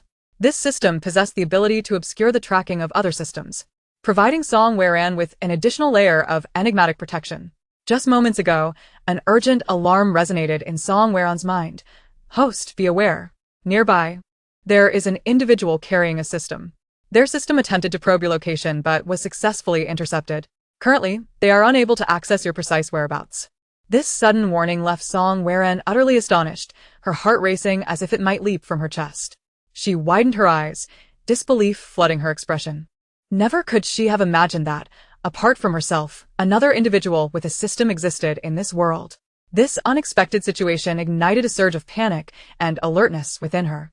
She contemplated her response strategy, realizing that she was uncertain of the other party's strength and whether she could contend with them. She resolved to remain still for the time being, observing developments with a calm demeanor, for she did not yet grasp the specifics of her opponent.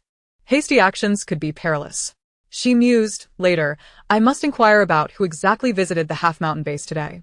What heightened her vigilance was the fact that the other party explicitly sought to use their system to locate her.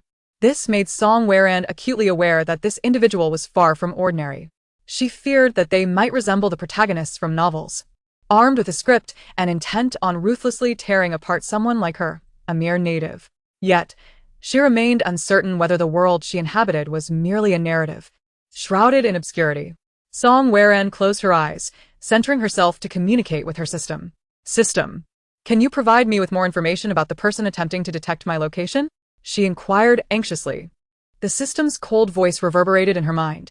I can only ascertain that the other party's system is a strategy system, but I cannot acquire more specific details.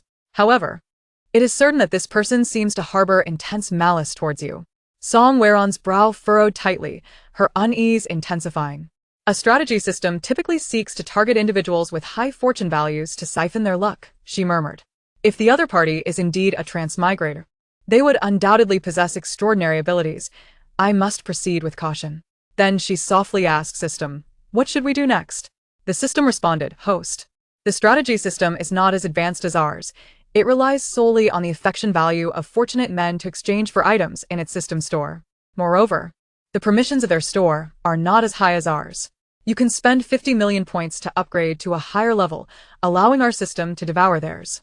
Upon hearing this, Song Weran fell into deep contemplation. 50 million points was no trivial sum, but to prepare for potential danger. She had no choice but to upgrade her system. One crystal core equates to 100 points, thus 50 million points translates to 500,000 first-level crystal cores. This further equates to 50,000 second-level cores or 5,000 third-level cores. The calculation alone made her catch her breath. Just as she had begun to relax for a night, she now faced the necessity of hunting zombies for crystal cores once more.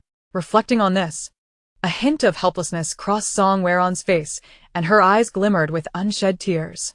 She realized that the number of crystal cores she currently possessed was woefully inadequate. In such circumstances, Song Weran found herself compelled to endure for the time being, choosing to bide her time. The thought of her mother, Himimi, being left alone in the villa twisted her heart into knots. She was deeply concerned for her mother's safety, haunted by the presence of that sinister woman who had long been a thorn in her side. A fear gripped her that, in her absence, that woman might take advantage of the situation and harm her mother. Song Weran silently vowed that she would protect her only family member at all costs.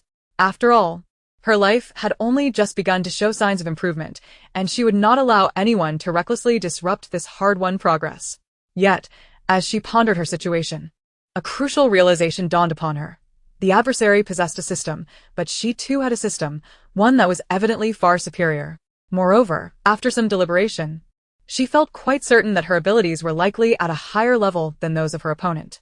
With these thoughts in mind, a flicker of confidence surged within her, illuminating her previously dull gaze. Ultimately, it all boiled down to the issue of crystal cores. As long as she amassed enough of them, she could upgrade her system. At that point, what would she have to fear? Song Weran mused that this was akin to a competition. The one with the more formidable advantage would emerge as the ultimate victor. And she was determined to be that victor. Her resolve solidified. She clenched her fists tightly. At that moment, her heart raced with anxiety, her desire for crystal cores reaching unprecedented heights. She yearned to acquire more and more. After much contemplation, she resolved to venture to various hospitals and locations where meteors had fallen, hunting zombies. However, thoughts of her mother, Himimi, lingered. She could not bear the idea of leaving her alone at home.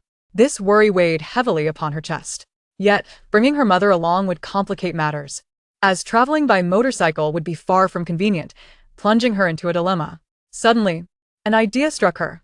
What if her luxurious RV were equipped with an autonomous driving feature, combined with a protective system resembling that of a villa?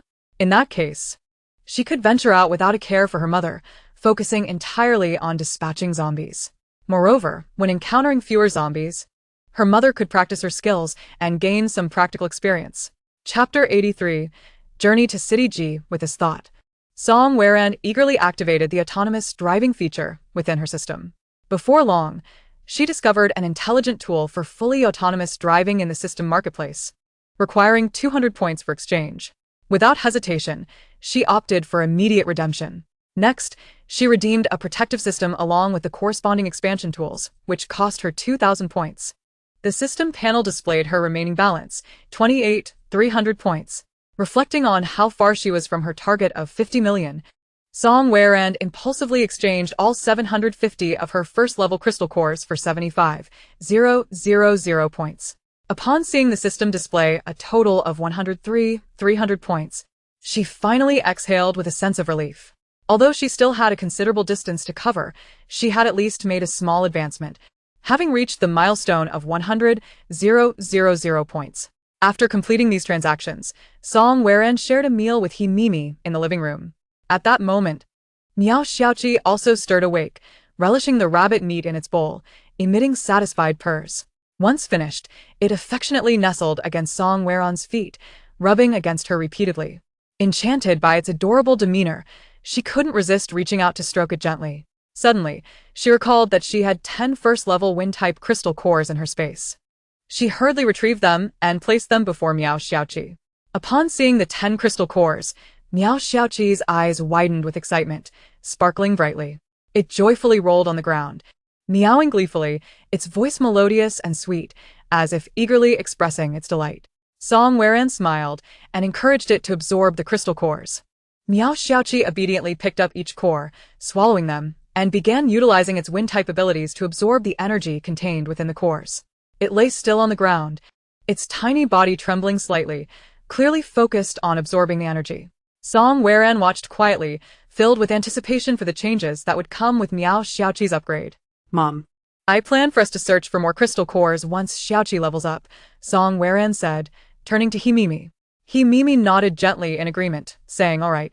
My dear, I will follow your lead.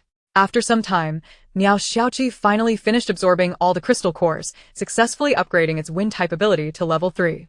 It joyfully leaped up, bouncing around Song Weirand. She happily scooped up Miao Xiaoqi, noticing that its fur had become softer and shinier. And its size had increased slightly compared to before. Congratulations on your upgrade, Xiaoqi. Song Weirand exclaimed with a smile. Miao Xiaoqi licked her hand before leaping down, shaking its body and proudly showcasing its new changes, excitedly darting around as if to flaunt its newfound strength to everyone. Before long, Song Weirand, carrying Miao Xiaoqi, led Himimi into the training room. Today, they were heading to City G, the experimental building that had been sealed after research on meteors prior to the apocalypse. Song Weirand skillfully set the destination, and the system deducted 300 points accordingly. As the teleportation array activated, a radiant light enveloped them. In the blink of an eye, the three of them arrived in City G. The streets of City G were deserted, with abandoned vehicles and crumbling structures all around. Song Weirand retrieved the RV from her space, which she had outfitted with a protective system resembling that of a villa, appearing quite sturdy. She opened the door and ushered Himimi inside. Mom, stay here and don't go anywhere. It's safe inside. I will head to the experimental building to deal with the zombies, she instructed. Himimi nodded, feeling nervous, as this was her first time confronting zombies directly. Song Weirand closed the door securely and, with Miao Xiaoqi in tow, made her way toward the experimental building. Along the way, the landscape was filled with devastation, with the occasional first-level zombie charging out from the shadows. Miao Xiaoqi adeptly dodged the zombies' attacks while retaliating with its sharp claws, swiftly dispatching them and extracting the crystal cores from their heads, meowing triumphantly in the process. Song Weirand smiled and praised, "Our Xiaoqi is truly amazing." After collecting the extracted cores into her space, she pressed onward. Before long, they arrived at the front of the experimental building. The entrance was tightly shut, and a putrid odor lingered in the air. Employing her mental prowess, Song Weirand enveloped the entire building in her awareness, while Miao Xiaoqi remained vigilant, scanning the surroundings. Within the building resided dozens of third-level mutated zombies, and closest to the meteor was a fifth-level zombie, which was significantly larger than any meteor she had encountered before. At that moment, her heart brimmed with astonishment and caution. Little did she expect that zombies had already evolved to level 5, particularly a fifth-level psychic-type zombie. Song Weirand was acutely aware of the danger the zombie posed, especially to Miao Xiaoqi. Turning to Miao Xiaoqi, she gazed at it gently, seeing the round, innocent eyes filled with dependence and reluctance. "Xiaoqi, you need to leave this place and wait for me back at the RV," Song Weirand softly spoke, pointing towards the direction of the RV and gently nudging it. Miao Xiaoqi seemed to understand her intent, and though somewhat reluctant, left with lingering glances back. Watching Miao Xiaoqi's retreating figure, Song Weirand felt a warm surge in her heart. She knew she must muster all her strength to confront the formidable level 5 zombie before her. This zombie lurked deep within the laboratory building, its shadow flickering ominously. Its appearance was grotesquely terrifying, with skin exhibiting a bizarre bluish-gray hue, as if it had been decayed for ages. Its eyes glimmered with a blood-red light, exuding an insatiable madness and thirst for slaughter. Its teeth were sharp and menacing, capable of rending flesh to shreds at any moment. Taking a deep breath, Song Weran concentrated, unleashing a powerful surge of psychic energy in an attempt to identify any weaknesses in the level 5 zombie. Her psychic force spread outward like a tumultuous wave, while the zombie retaliated with furious roars that echoed in the air, its own psychic energy surging towards her like a tide. The clash of their psychic forces created invisible ripples in the atmosphere. Song Weran felt a sharp pain in her head, akin to countless needles piercing her mind. Clearly, the adversary had been at level 5 for some time, and the benefits bestowed upon zombies by meteorite power were immense. Yet, the training she had undergone in the virtual world, filled with encounters against formidable foes, had endowed her with resilience far beyond the average newly ascended level 5. Chapter 84. Defeating the level 5 zombie inside the RV, Himimi was filled with worry upon seeing Miao Xiaoqi return. Clenching her fists, she anxiously gazed out the window towards the laboratory building, her eyes brimming with unease as she prayed for Song Weran's safety. Miao Xiaoqi paced anxiously by the RV, glancing towards Song Weran intermittently, emitting soft whimpers. It yearned to rush forward to assist her, yet understood that its master had ordered it to stay back for its own safety, leaving it to wait with bated breath. The psychic duel between Song Weran and the level 5 zombie persisted for quite some time, both parties gradually feeling fatigued. Beads of sweat adorned Song Weran's delicate visage, strands of hair clinging to her cheeks, yet her gaze remained resolute and sharp. Realizing that continuing in this manner was futile, she knew a tactical change was imperative. Suddenly, inspiration struck her. She resolved to leverage her unique abilities. Swiftly harnessing her wind-based powers, she flickered like a wraith into the depths of the laboratory. The level 5 zombie, sensing her movement, roared in fury, its shrill voice threatening to shatter eardrums. It summoned dozens of level 3 zombies to impede her progress. In an instant, the laboratory was filled with eerie howls. Song Weran's agile figure darted through the horde of zombies, her long, dark hair billowing wildly in the wind. She deftly evaded their attacks, quickly slipping into a spatial realm. Within, she eagerly consumed several level 2 crystal cores to replenish her depleting psychic energy. Following that, she took a refreshing gulp of spring water, the cool liquid revitalizing her weary body and restoring her to peak condition. The level 5 zombie, realizing its prey had vanished, grew increasingly agitated, its roars reverberating through the laboratory. When Song Weran reappeared, she relentlessly unleashed her psychic force towards it while simultaneously summoning sharp blades of wind to decimate the surrounding zombies. The onslaught of wind blades felled the level 3 zombies one after another, splattering dark red blood across the floor. The level 5 zombie revealed a vulnerability under the onslaught of Song Weran's psychic assault. Seizing the opportunity, she swiftly approached the laboratory housing the meteorite. Her determined gaze locked onto the zombie before her. With a flourish of her hands, she gathered several wind blades, launching them at the level 5 zombie. The creature, unable to evade, found its head severed.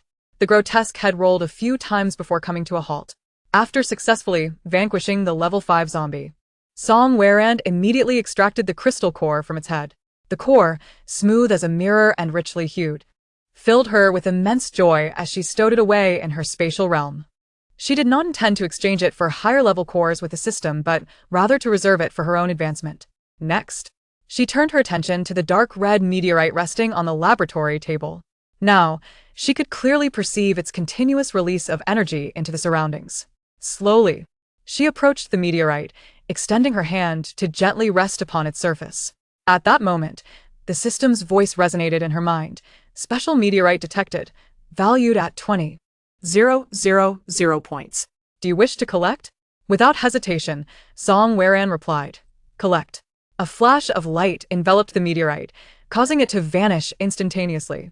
Having completed these tasks, Song Weran surveyed the laboratory once more but found nothing of further use. She swiftly exited the laboratory to extract the crystal cores from the 60 level 3 zombies, stowing them in her spatial realm. Upon returning to the RV, Miao Xiaoqi joyfully bounded towards her, circling around in excitement while emitting cheerful sounds. Gently, Song Weiran stroked Miao Xiaoqi's head, smiling as she said, "All right, Xiaoqi, we are safe now." Seeing Song Weiran return unscathed, Mimi finally relaxed her anxious heart. Song Weiran, holding Miao Xiaoqi, entered the RV. After a brief rest, she resolved to utilize the autopilot feature to drive to a nearby hospital. The RV smoothly traversed the road, with Song Weiran reclining in the driver's seat, leisurely enjoying some fruit. On either side lay dilapidated buildings and desolate scenery, with the occasional sighting of a few level 1 zombies. Song Weiran instructed the vehicle to halt, allowing Mimi to disembark and engage them. Mimi trembled slightly at the sight of so many zombies. "Mom, don't be afraid. Be brave. I am right here, and I won't let them harm you. Just apply what you've learned from the water spirit technique to unleash your water abilities against them." Taking a deep breath to steady herself, Mimi stepped out towards the group of zombies. Following Song Weiran's guidance, she concentrated her efforts to summon her water abilities. A sphere of water materialized in her hand, and with a vigorous motion, she propelled it forward, striking a zombie directly. The hit zombie momentarily halted, and seeing this, Mimi's confidence surged. She continued to unleash her water abilities, attacking with increasing accuracy and strength, her movements becoming more fluid with each attempt. Watching Mimi adapt to the battle from within the RV, Song Weiran felt a sense of relief. She believed that this experience would fortify Mimi's resolve. After several attempts, Mimi successfully employed the techniques from the water spirit technique. With her hands dancing, her water abilities flowed effortlessly under her control. Streams of water rapidly coalesced into sharp water arrows, launching forth with relentless force towards the zombies. The arrows sliced through the air, striking the zombies' heads with precision, causing them to collapse. She continued to fire water arrows in quick succession, dispatching the zombies one by one. Her confidence soared as she resolved all the remaining zombies. At that moment, Mimi felt exhilarated, filled with a profound sense of achievement. Observing her mother successfully defeat over 30 level 1 zombies, Song Weiran shared in her joy. "Mom, please go with Miao Xiaoqi to extract the crystal cores from the zombies' heads." Mei and Miao Xiaoqi cautiously ventured into a horde of zombies, meticulously extracting crystal cores. Meanwhile, Song Weiran remained in the vehicle, vigilant and observant of their surroundings. Soon enough, Mei and Miao Xiaoqi returned to the vehicle, bearing the precious crystal cores. Song Weiran started the engine and continued their journey towards the hospital. Along the way, they encountered a handful of scattered zombies, which they effortlessly dispatched. After some time on the road, a group of survivors suddenly appeared ahead. They were ragged and gaunt, some wielding makeshift weapons. Upon spotting the RV, a glimmer of greed and desire ignited in their eyes. Chapter 85. Miao Xiaoqi takes the initiative. The group of survivors immediately rushed into the middle of the road, blocking their path. "Stop! Stop!" one of them shouted loudly. Song Weiran furrowed her brows and halted the vehicle. "How much supplies do you have? Hand them over," growled a burly man with a scruffy beard. He wore a tattered jacket, his hair disheveled, glaring at her with a fierce intensity. Song Weiran coldly regarded them in silence, her displeasure mounting as she contemplated their audacity. "We are many, and you are but 2. If you are wise, you will hand over your supplies, or you shall not leave." Another voice chimed in, belonging to a wiry man with a shifty appearance that inspired distaste. "No," Song Weiran replied icily. "Humph. How selfish you are. In this apocalypse, we should help one another. You possess supplies yet refuse to share. Does your conscience not ache?" A woman feigned pity, attempting to morally manipulate Song Weiran. Despite her haggard appearance and wilted dress, a cunning glimmer sparkled in her eyes. Song Weiran sneered. "What are you to merit my assistance?" Her voice was frigid, as if it could freeze the very air around her. "Stop the nonsense. Hand over your supplies now, or we will not be polite." The bearded man threatened, brandishing a metal rod that glimmered ominously in the sunlight. Song Weiran's eyes hardened. "Leave." Her voice was icy, her patience exhausted, ready to employ her protective system. The survivors hesitated, yet one stubbornly declared, "We are many, and we are not afraid of you alone." At that moment, Miao Xiaoqi suddenly sprang from the top of the vehicle, emitting a low growl towards the survivors. Its fur bristled, resembling a small warrior. In an instant, it lunged at the faces of the raucous men with lightning speed. Miao Shaoqi's agility was astonishing. The survivors had no time to react before deep claw marks marred their faces, blood splattering. Cries of anguish erupted as they crouched on the ground, clutching their faces. The other survivors, witnessing the scene, displayed expressions of fear. They had never anticipated such ferocity from the cat. Miao Shaoqi gracefully leaped back onto the RV's roof, leisurely licking its bloodied paws as if it had merely accomplished an inconsequential task.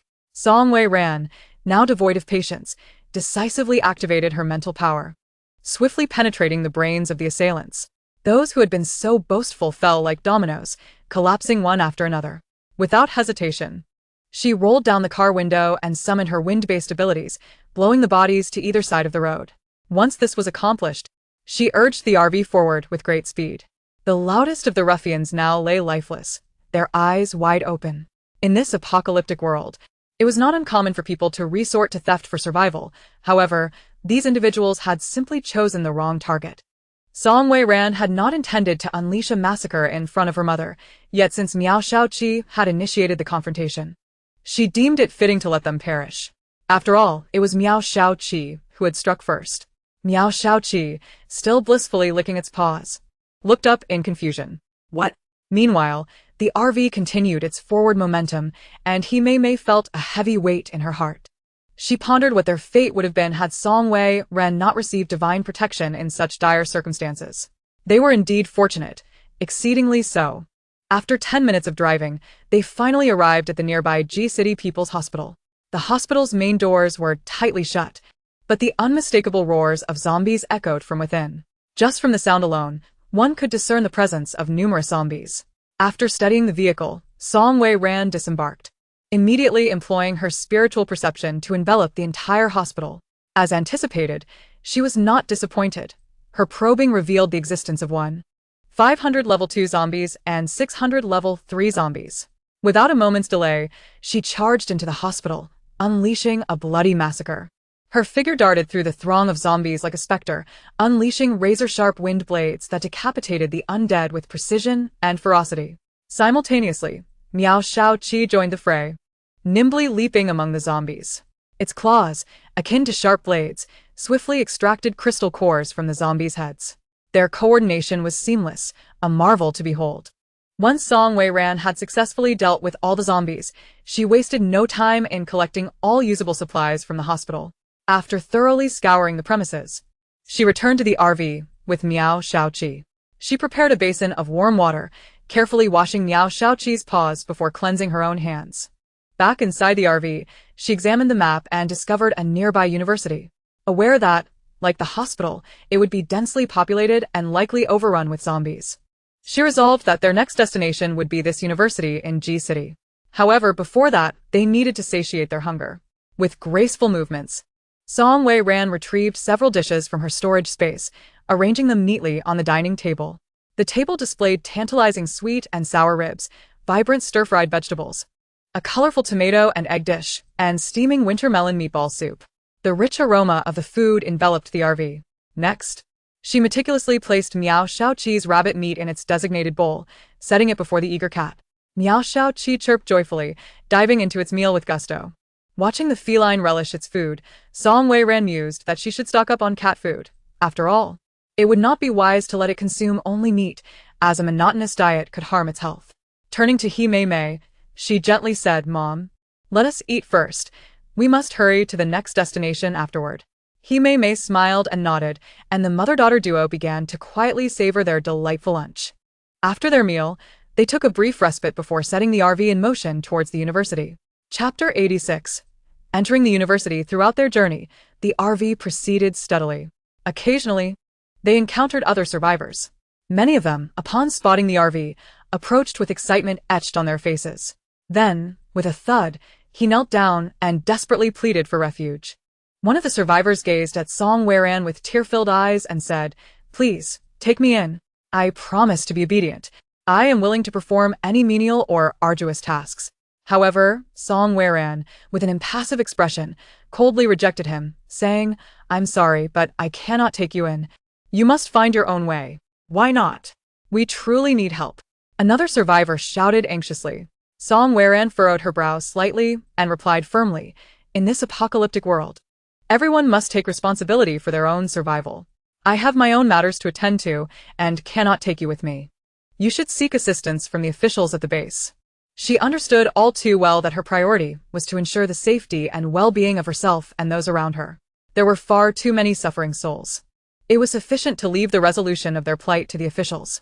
Thus, the RV continued resolutely toward its destination, leaving the survivors behind, their eyes filled with disappointment and helplessness. Before long, the RV arrived slowly at the university's entrance.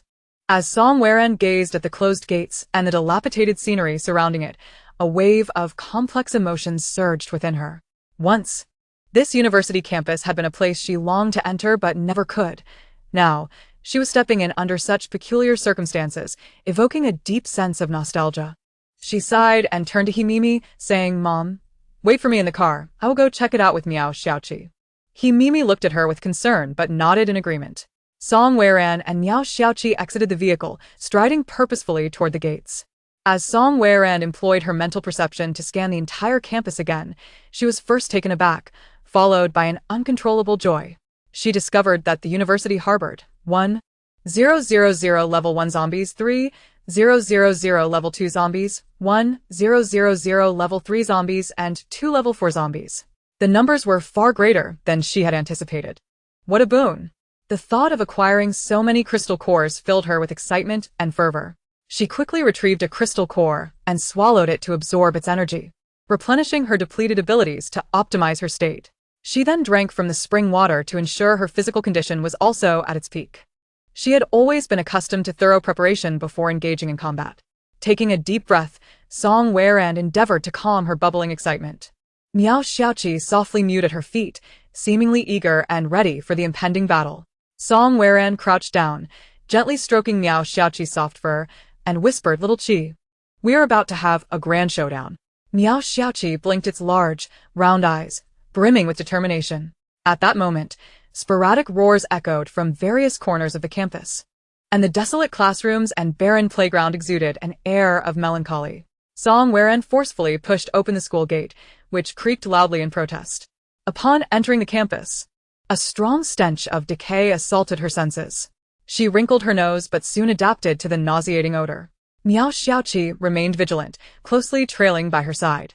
"Let us start our clearing from this direction," Song Weran murmured, pointing towards a classroom building. Miao Xiaoqi responded with a soft meow and followed her toward the building. As they approached, a horde of zombies caught the scent of the living and charged towards them like ravenous wolves. Song Weran's gaze instantly turned icy, and she swiftly unleashed several razor-sharp wind blades, accurately severing the heads of the leading dozen level 2 zombies with ruthless efficiency. The severed heads rolled on the ground, and black blood splattered everywhere. Miao Xiaoqi, undeterred, leaped agilely, its sharp claws slicing through the zombie skulls with ease, precisely extracting the crystal cores. As the battle progressed, Song Weran gradually immersed herself in the fray. Her movements became increasingly fluid and graceful, each strike imbued with lethal force. In no time, she had annihilated all 1,000 level 1 zombies. Once the zombies in that building were cleared, Song Weran and Miao Xiaoqi took a brief respite. Song Weran produced the spring water and took a few sips before looking at Miao Xiaoqi, saying, "Little Qi, come have some water." She poured the spring water into a bowl. Miao Xiaoqi happily trotted over and eagerly licked the water in the bowl. As soon as it finished, all feelings of fatigue vanished, and the injuries sustained from earlier skirmishes miraculously healed. Miao Xiaoqi let out an excited cry and joyfully circled around Song Weran. Song Weran smiled and patted its head gently, saying, "It seems the spring water works wonders for you as well." They then proceeded toward the next building. Along the way, they encountered numerous zombies, but each was efficiently dealt with. As time passed, the number of zombies on campus dwindled. Eventually, they arrived at the location of the 2 level 4 zombies. Song Weran swiftly retrieved a crystal core to absorb its energy, restoring her abilities to their optimal state. She concentrated her mental energy, unleashing a mental spike that shot towards the level 4 zombies like lightning, piercing through their skulls. The zombies appeared to be frozen in time, collapsing to the ground. Song Weran immediately advanced, skillfully slicing open the zombies' heads to extract the 2 richly colored level 4 crystal cores. Looking at the cores in her hand, a slight smile graced her lips. Subsequently, Song Weran returned, ensuring that she had collected all the crystal cores and gathered everything necessary. As she passed by the library, her steps involuntarily halted. Gazing at the books lining the shelves, an inexplicable impulse surged within her. These books must not be wasted. With this thought, she set about to action. She used her wind blades to cut open the library's door lock. Entering the library, her eyes filled with appreciation at the sight of the countless volumes. As she walked through, she collected both the books and the shelves into her space. After clearing the first floor, she ascended to the second, third, and fourth floors. When the last book was finally secured, Song Weran let out a sigh of relief. A satisfied smile gracing her face. She silently resolved that she would collect the books from every school she visited in the future. Chapter 87. Meow Meow's upgrade. After gathering all that could be collected, she returned to the RV with Meow Xiaoqi. Mimi stood at the door, her eyes filled with concern. "Are you alright, Ame?" Mimi scrutinized Song Weran from head to toe. Song Weran smiled and shook her head. "I'm fine." Everything went smoothly. Mimi finally relaxed, exclaiming, "That's good, that's good." Meow Xiaoqi, cheerfully mewing, looked up at Mimi with sparkling eyes, as if to say, "Grandma, Little Chi is just fine too." Song Weran looked at Meow Xiaoqi and remarked, "Little Chi performed wonderfully today." Hearing the praise, Meow Xiaoqi wagged its tail proudly. Mimi observed their interaction with a look of contentment. Turning her gaze towards the surroundings of the RV, the university campus appeared particularly tranquil at that moment. The crumbling buildings cast long shadows in the sunlight, as if narrating tales of past glory and present desolation. The ground still bore remnants of zombie blood and carcasses, exuding a nauseating odor. She placed the basin on the ground and cleaned Meow Xiaoqi's paws before cradling it into the vehicle. Resuming her seat in the driver's position, she began to tally her current inventory of crystal cores. She had 936 first-level crystal cores, 200 first-level ability-type crystal cores, 5,305 second-level crystal cores, 1,799 third-level crystal cores, 4 fourth-level crystal cores, and 1 fifth-level mental-type core, along with 123,300 system points. She extracted 120 first-level crystal cores and 200 second-level crystal cores for Meow Xiaoqi to absorb, aiming to elevate its wind ability to level 4. Meow Xiaoqi obediently nestled beside Song Weran, beginning to absorb the cores. As the energy from the crystals was gradually drained, Meow Xiaoqi's body trembled slightly. With tightly shut eyes, it endeavored to digest the potent energy, its breath becoming somewhat hurried, as if it were under immense pressure. After a while, the trembling subsided, and its breathing steadied. A subtle shift in the surrounding air could be felt, as if a gentle breeze began to circulate. Once the last trace of the crystal's energy was fully absorbed, Meow Xiaoqi opened its eyes, a fleeting glint of sharpness shimmering within. Its wind ability had successfully ascended to level 4. Overjoyed, it leaped into Song Weran's embrace. Meowing with delight, Song Weran tenderly stroked Meow Xiaoqi's head, smiling as she exclaimed, "Xiaoqi, you're amazing. You've become even more powerful." Meow Xiaoqi nuzzled against her affectionately. At that moment, Mimi approached, her face lighting up at Meow Xiaoqi's successful upgrade. "Xiaoqi is truly becoming more capable," she remarked cheerfully. Song Weran nodded. "Yes. From now on, we will rely on Xiaoqi to protect my mother." She gazed down at Meow Xiaoqi, her eyes brimming with affection.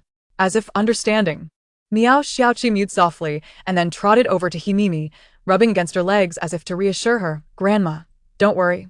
I will protect you." Mimi crouched down, gently patting Meow Xiaoqi's head. Song Weran then began to exchange the 806 first-level crystal cores and 200 ability-type first-level crystal cores for points in the system, acquiring 110,600 points. With her existing points, her total now stood at 233,900. She hesitated to exchange the second-level crystal cores, choosing to hold on to them for emergencies, as even with the exchange, she still lacked the desired 50 million. Song Weran contemplated. It is still afternoon. There is time to strive for more crystal cores. She opened the map, her gaze fixed intently on it, searching for nearby hospitals or schools. Her eyes finally locked onto the marked location of G City University. She pondered silently. This is a renowned university in G Province. How many parents took pride in their children gaining admission here before the apocalypse? The number of zombies within that school is likely not less than 10,000. Mom, there's a G City University 50 kilometers away. It's a vast place. There might be many crystal cores inside, but there could also be thousands of zombies, Song Weran informed Himimi, turning to her. Himimi stood beside her, warm trust and support shining in her eyes as she replied, Ame, whatever decision you make, I support you. Song Weran nodded and looked at the obedient Miao Xiaoqi. The little creature, fluffy with round, inquisitive eyes, seemed to be eagerly awaiting their decision. All right, let us venture to G City University, she declared, returning to the driver's seat and activating the fully automated driving system, guiding the RV towards the university. Along the way, the scenery became increasingly desolate. Abandoned vehicles and crumbling buildings lined the roadside, and a putrid scent permeated the air. As the RV sped along, Song Weran leaned back lazily against the driver's seat, her eyes half closed. Miao Xiaoqi lay quietly beside her, occasionally blinking its lively eyes. Time passed quietly, and soon the vehicle began to slow down. Observing this, Song Weran frowned. Ahead, a mass of abandoned vehicles obstructed the road, leaving little room to maneuver. These cars must have been waiting at a traffic light when the zombie outbreak occurred. She had anticipated such an obstacle. The sun was beginning to set, casting an orange glow over the desolate landscape, heightening the sense of bleakness and despair. Mom. The road ahead is blocked. We can't continue by vehicle and must proceed on foot, Song Weran calmly informed Himimi. Himimi nodded in agreement. Soon after, Song Weran, along with Himimi and Miao Xiaoqi, exited the RV, clad in a form-fitting black combat suit that accentuated her graceful figure. Her long black hair was tied in a ponytail, swaying gently with her movements, exuding vitality. She stored the RV in her spatial dimension before stepping forward. Although numerous zombies lurked ahead, most were of the first and second levels, posing no threat to them. As they approached the pile of abandoned vehicles, the zombies sensed their presence, emitting low, chilling growls before charging towards them. Song Weran remained composed, swiftly mobilizing her mental energy. She conjured sharp mental needles, her gaze turning icy. Without hesitation, she launched the mental needles like lightning into the zombies' heads. The horde fell to the ground with dull, heavy thuds. Chapter 88. Storage Necklace. Miao Xiaoqi, as usual, swiftly darted towards the fallen zombies, skillfully extracting the crystal cores from their heads. Meanwhile, Song Weran, unfazed, guided Himimi through the gaps in the wrecked vehicles, collecting crystal cores along the way. After a thorough sweep, she acquired 200 first-level crystal cores and 100 second-level crystal cores. Eventually, they successfully navigated through the congested area. Song Weran calmly retrieved the RV from her spatial dimension, and Himimi was the first to step inside. Shortly after, Song Weran and Miao Xiaoqi joined her. She started the vehicle, gradually distancing themselves from the chaotic blockage. The view outside the windows transformed like a slideshow.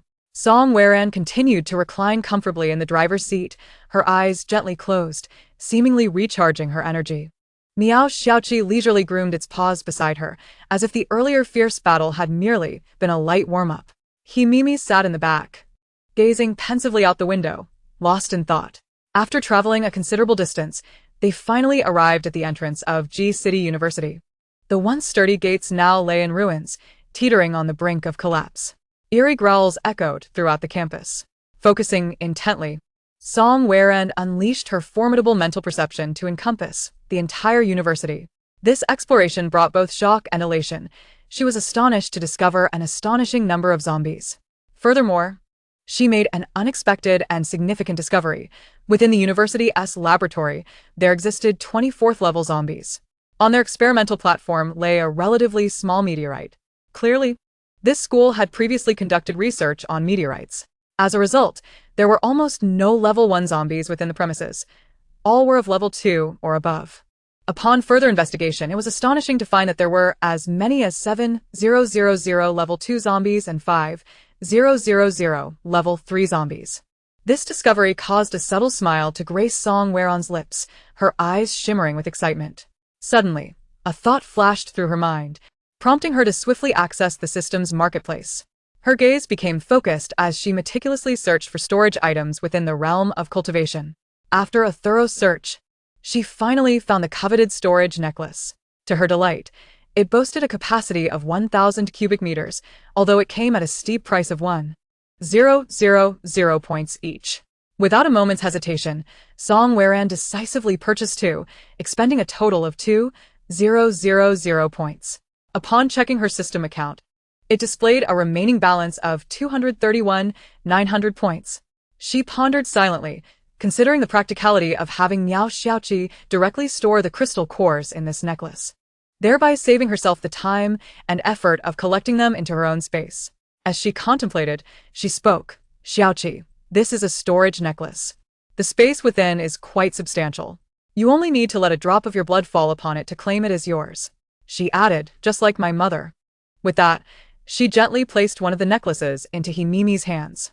Himimi gazed at the necklace with delight, admiring the gem embedded within it, an exquisite piece she had never owned before, her affection palpable.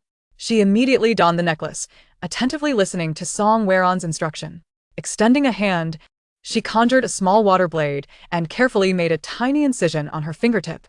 Soon, a drop of blood emerged, which she applied to the gem of the necklace. As her blood merged with the gem, the necklace emitted a faint glow before vanishing from sight. Himimi felt her consciousness sink into it, her face lighting up with surprise. It's truly vast inside.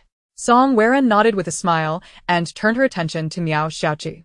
Understanding her cue, Miao Xiaoqi swiftly made a small cut with its sharp claws, allowing a droplet of blood to fall onto the other necklace. A flash of light signified its successful bond. Song Weran then placed the necklace around Miao Xiaoqi's neck. Now, let's work hard together to excavate those crystal cores, she whispered. Miao Xiaoqi bounced joyfully. Its little head held high, eyes sparkling with excitement. Its tail swished like a playful whip, emitting a series of eager and cheerful meows, as if expressing its eagerness to begin the hunt for crystal cores.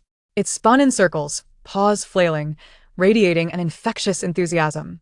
She turned to the seated Himimi and softly said, Mom, there are many zombies in this school. Miao Xiaoqi, and I will return a little later. Himimi looked at her with concern, gently advising, Be careful, my dear, and don't take unnecessary risks. Song Weran offered a reassuring smile, responding, Don't worry, Mom. I know my limits. With that, she opened the car door and exited with Miao Xiaoqi, her figure flashing like a wraith as she dashed towards the campus. The zombies near the entrance sensed her presence and lunged at her with guttural roars. With a cold snort, Song Weran wielded her hands, unleashing a barrage of sharp wind blades that swiftly decapitated the advancing zombies. Miao Xiaoqi seized the moment to rush forward and extract the crystal cores. Song Weran navigated through the throng of zombies with graceful agility, leaving a trail of fallen foes in her wake. As time passed, the campus gradually became devoid of zombies, the ground littered with their remnants. Miao Xiaoqi joyfully approached the fallen corpses, skillfully digging for the crystal cores, while Song Weran remained vigilant, scanning the surroundings for any stragglers. The campus was eerily quiet, save for the sound of Miao Xiaoqi excavating the cores. Suddenly, the 20 level 4 zombies from the laboratory seemed to sense the commotion outside. They emitted a low growl, with several charging out of the lab. The speed and strength of these level 4 zombies far surpassed that of ordinary ones.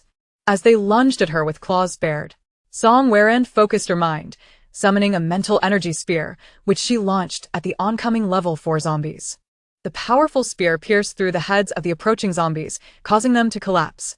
She continued to target the remaining 10 level 4 zombies within the laboratory with her mental energy spear.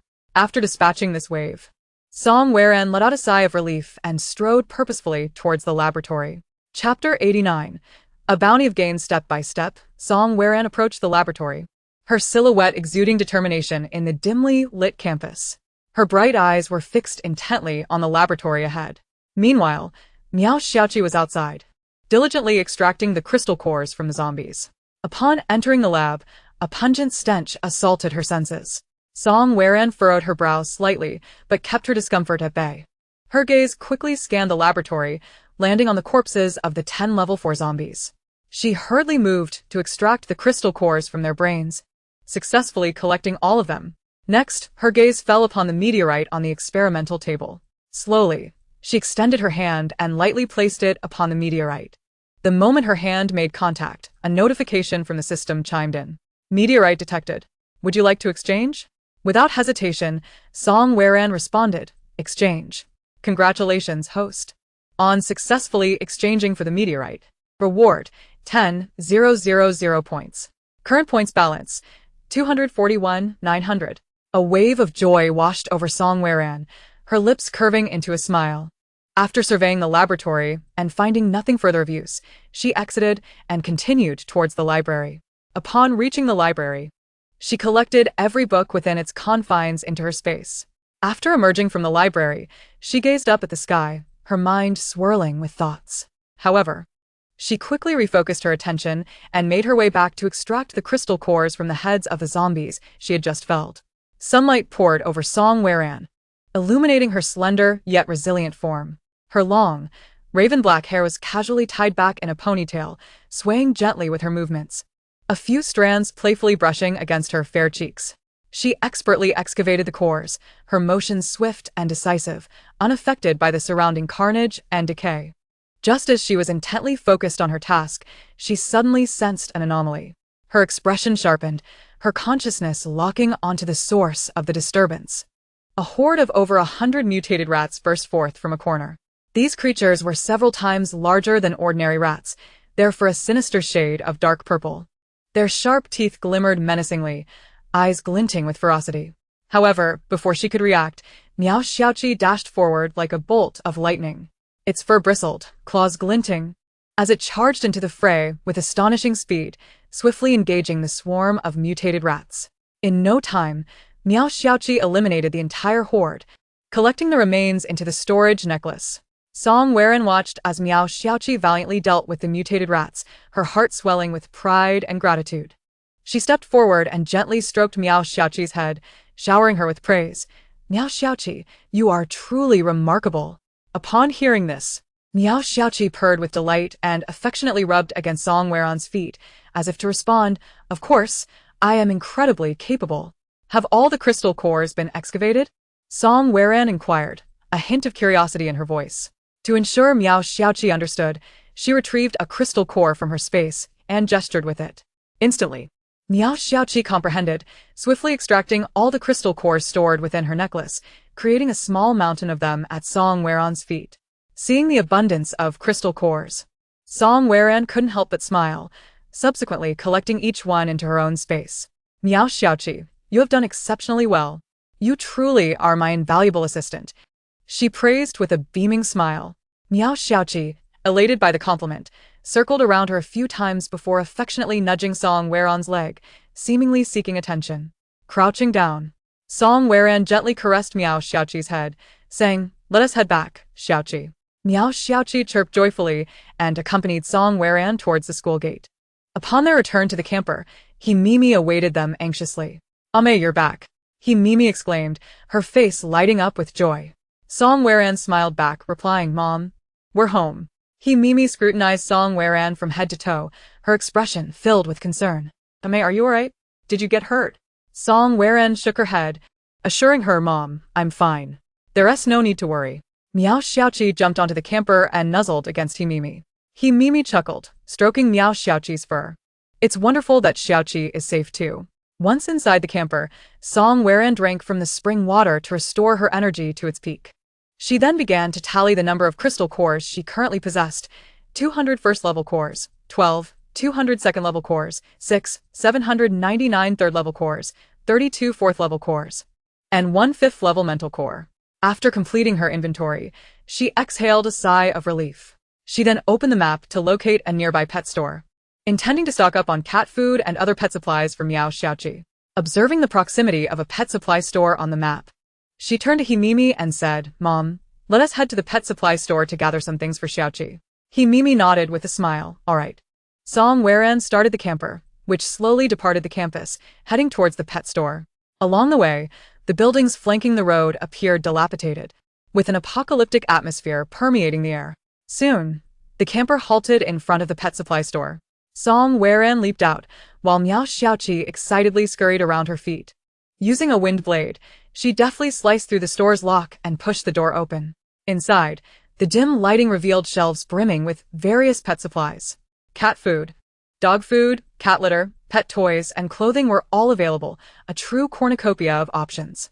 A satisfied smile graced Song Weran's face as she hurried to the shelves, picking up a bag of cat food for a closer inspection. The packaging was intact, showing no signs of damage. She then glanced at other cat food varieties, noting the extensive selection of flavors and brands. Without further hesitation, she stored everything she could in her space. In the pet toy section, an array of cat wands, small balls, and plush toys caught her eye. She picked up a pink plush mouse and waved it in front of Miao Xiaoqi, who immediately became intrigued, reaching out with her paw to swat at the toy. Seeing Miao Xiaoqi's adorable antics, Song Weran couldn't help but laugh. After emptying the store of all pet supplies, she carried Miao Xiaoqi back to the camper, where Himimi was waiting for them inside. She informed Himimi about the numerous toys she had gathered. Xiaoqi now has so many things to play with, Himimi remarked with a smile. Nodding, Song Weran replied, yes, Xiaoqi's life will certainly be more enriched now. In Chapter 90, emptying them all, Himimi asked, where are we headed next? Song Weran glanced at the sky, noting that it was getting late, but felt there was still time to defeat a few zombies nearby. She continued examining the map and discovered a large mall in the vicinity. Let us go to that nearby mall, she suggested. Himimi, trusting her daughter, nodded in agreement. As they approached the mall, a horde of zombies, approximately 200 first-level ones, loitered at the entrance. Song Weran unleashed her consciousness, immediately covering the entire mall. Upon realizing that about 2,000 second-level zombies were congregated inside, her heart leapt with joy. She decided to let Himimi take on the 200 first-level zombies, allowing her to hone her abilities. Turning to Himimi, she earnestly said, Mom, you can handle those 200 first-level zombies outside. You are a level 4 water ability user, so you'll be just fine. Himimi paused momentarily before nodding, determination shining in her eyes. Taking a deep breath, she opened the door and stepped out, gathering her water abilities in preparation for battle. Song Weran encouraged her with a smile. Mom, go for it. I believe in you. After you're done, just wait for me in the camper. With that, she jumped out of the camper and made her way into the mall, leaving Himimi to confront the horde alone. Followed closely by Miao Xiaoqi. As Himimi faced the approaching horde of zombies, she felt a surge of nervousness, yet a stronger desire to prove her resolve. Gritting her teeth, she began to conjure water arrows before her.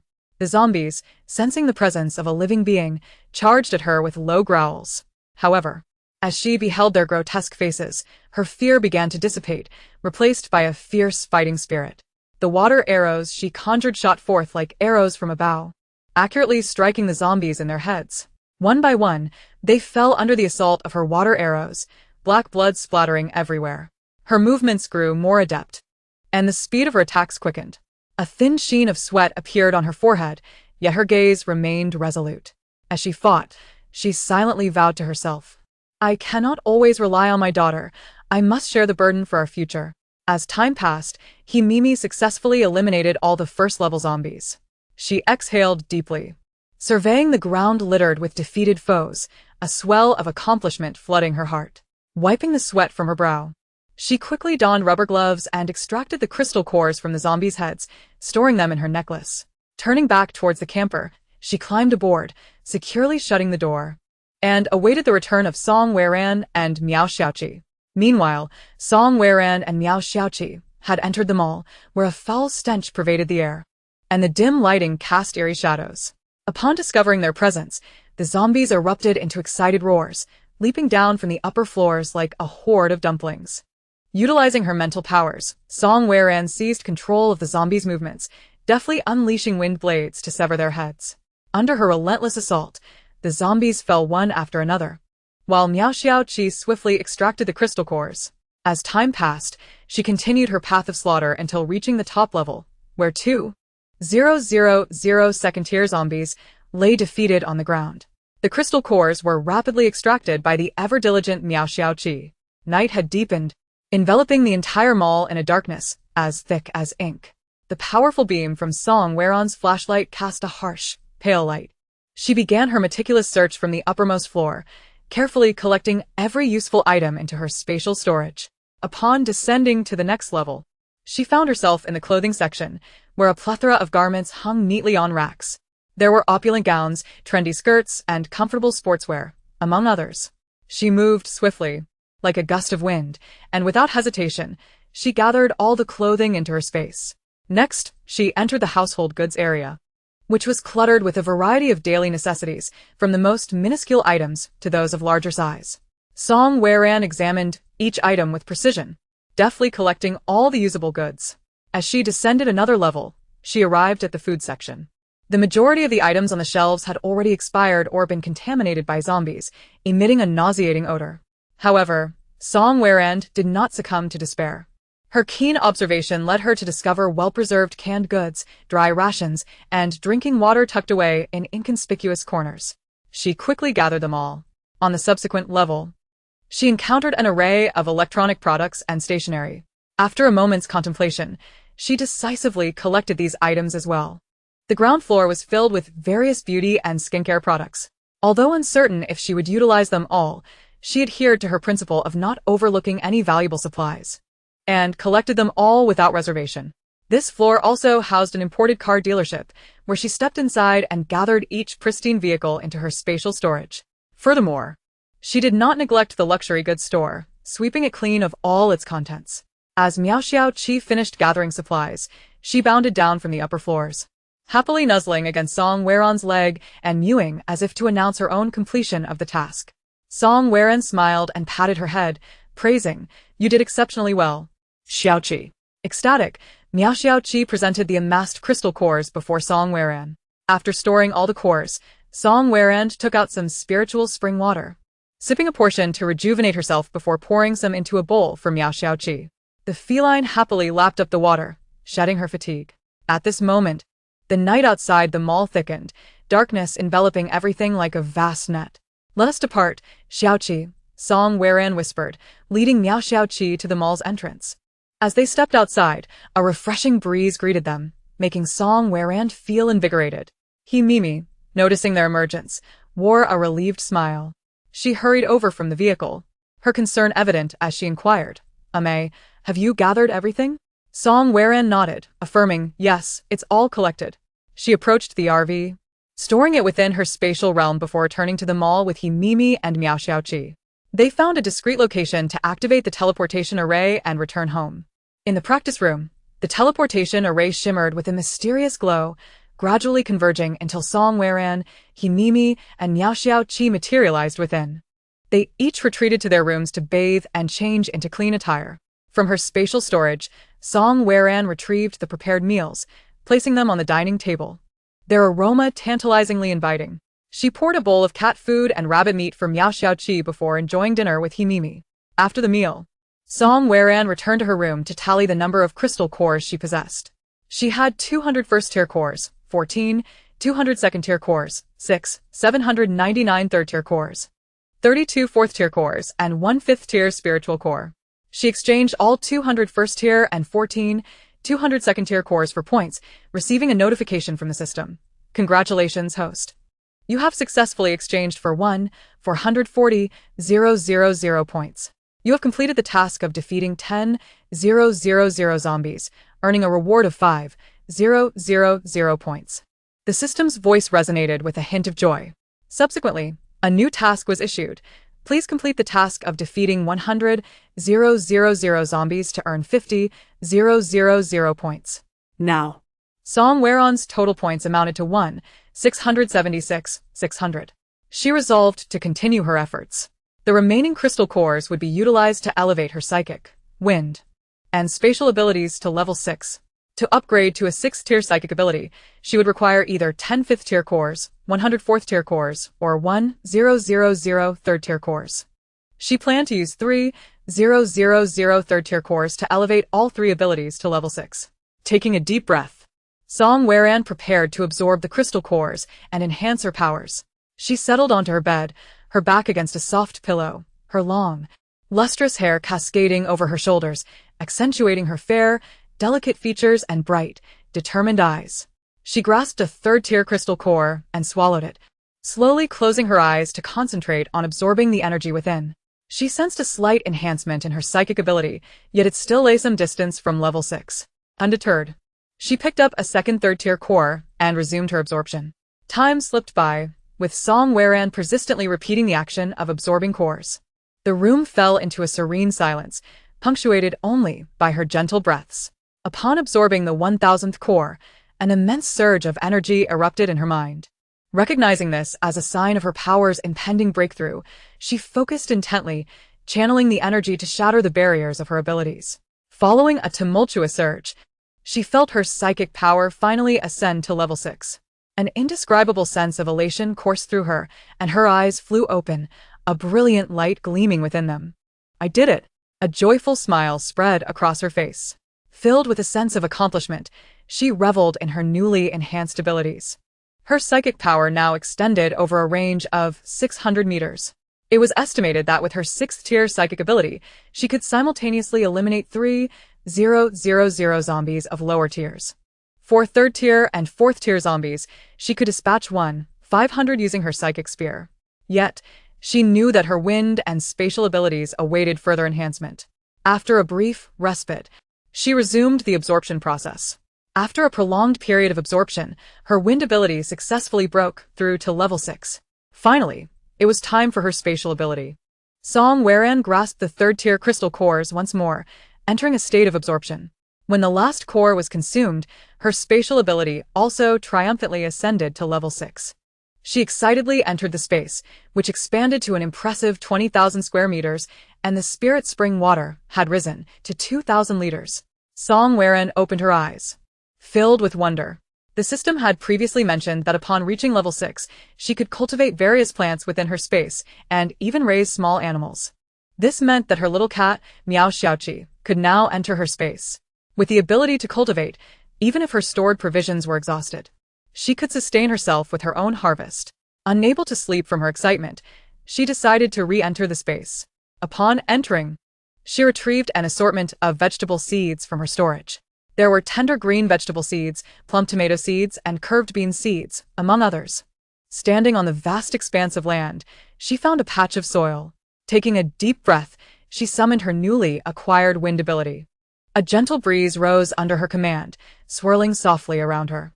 Her glossy black hair danced in the wind, resembling a graceful fairy in flight. Focusing intently, she guided the wind to tenderly till the soil, making it loose and ready for planting. The breeze acted as her hands, delicately cultivating the earth. Subsequently, Song Weran began to sow the seeds, scattering them one by one across the land. The wind ability served as her assistant, skillfully ensuring the seeds were evenly distributed. As she sowed, she envisioned a future filled with lush vegetables, a smile unconsciously gracing her lips. Once the sowing was complete, she picked up a prepared bucket filled with water mixed with spirit spring water. Utilizing her space power, she began to water the seeds. After diligently ensuring each seed received ample moisture, she turned her attention to the fruit tree seeds.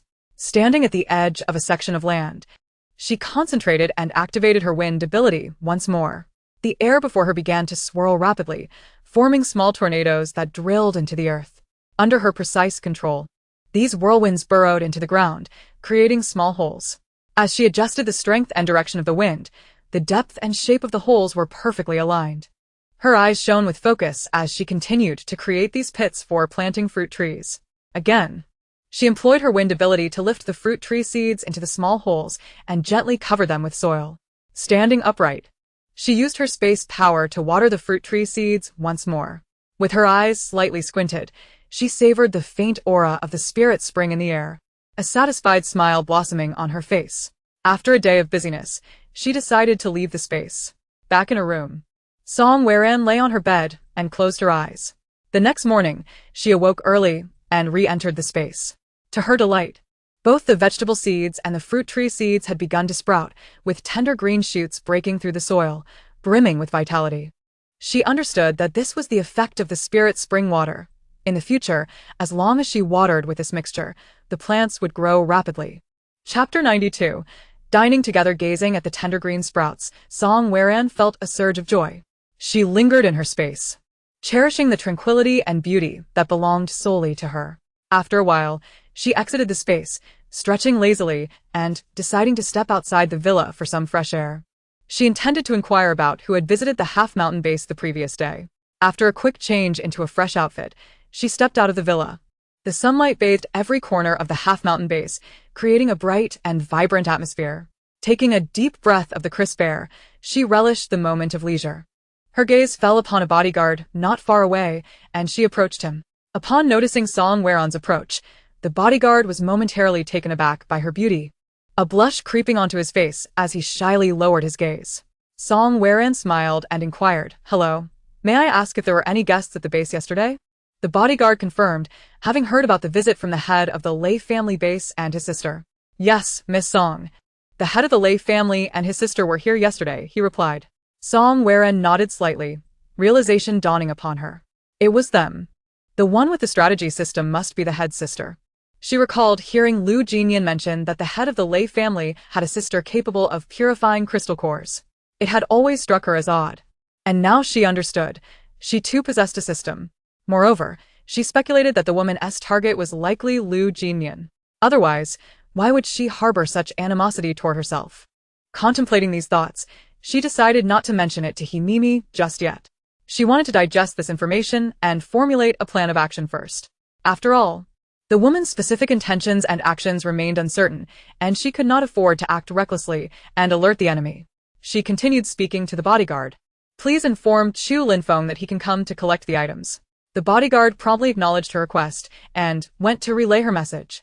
Returning to the villa, Song Waren retrieved the meal she had prepared earlier. The aroma wafted through the room, tantalizing and appetizing. She and Himimi sat down to enjoy lunch together.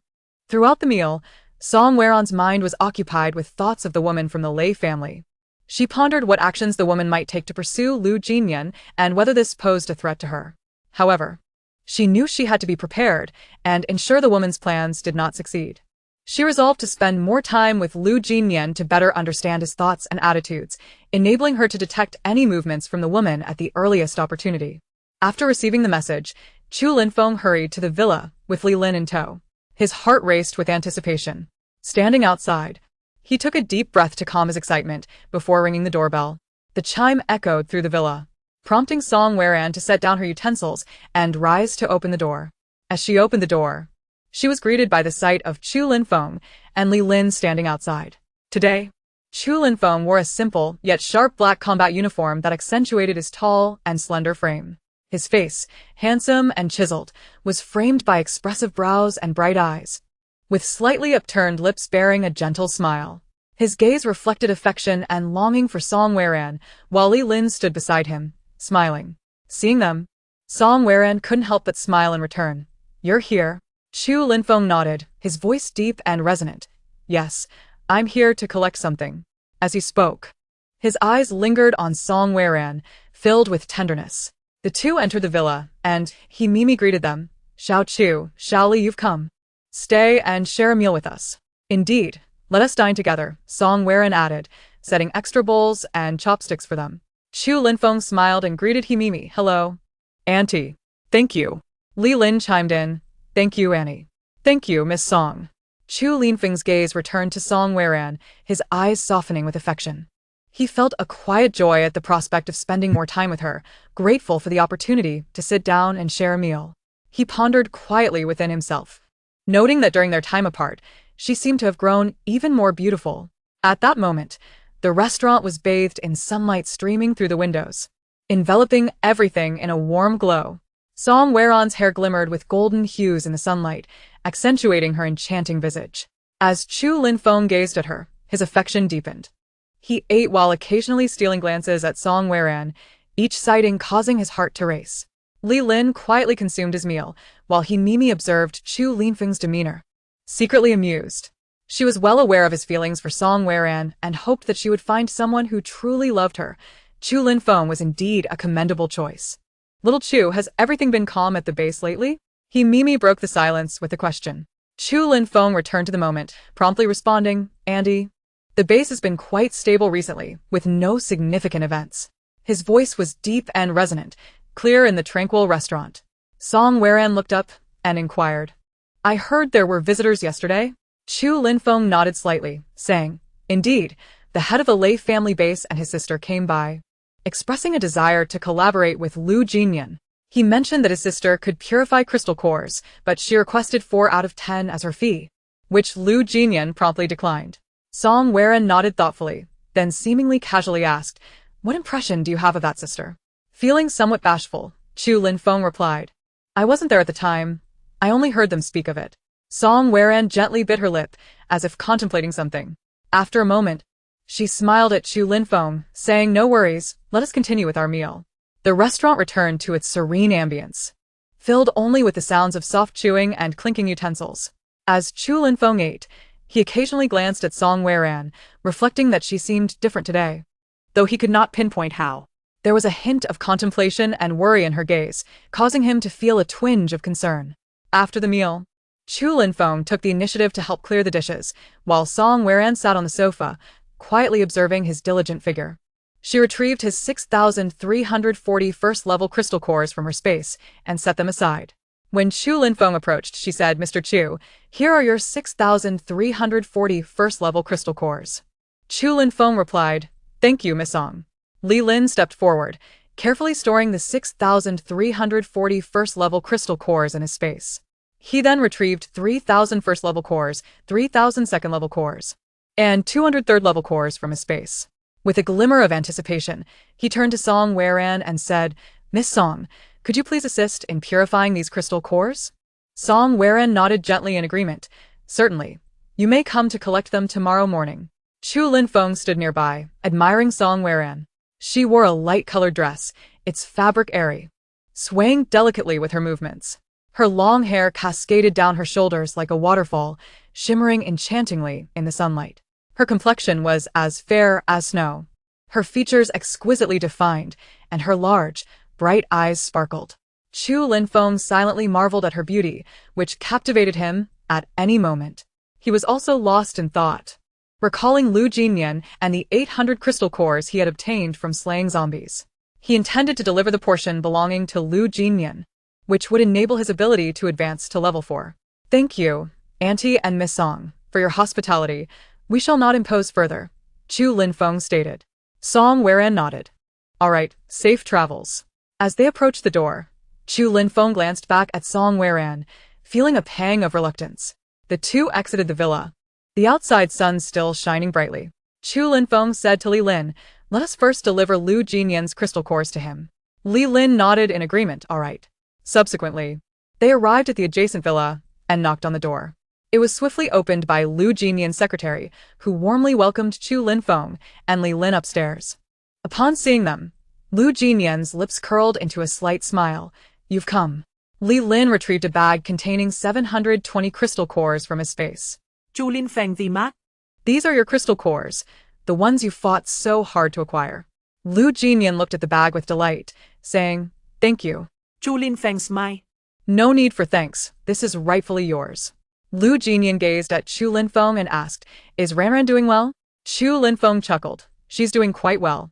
Lu Jinyan nodded, a subtle warmth flickering in his eyes. After delivering the items, Chu Linfeng did not linger, and he and Li Lin took their leave. Once they departed, Lu Jinyan hurriedly consumed the crystal cores, utilizing his metal ability to absorb their energy. After absorbing over 600 cores, he successfully advanced to level 4. An overwhelming joy swelling within him, an exhilaration born from the fruits of hard-earned labor. Before long, a steady and composed cadence of footsteps approached, resonating clearly in the somewhat quiet environment. A group from the official sector arrived at the villa where Song Weran resided, with the leader gently pressing the doorbell. The door was soon opened by Himimi, who greeted them with a smile and stepped aside to invite them in.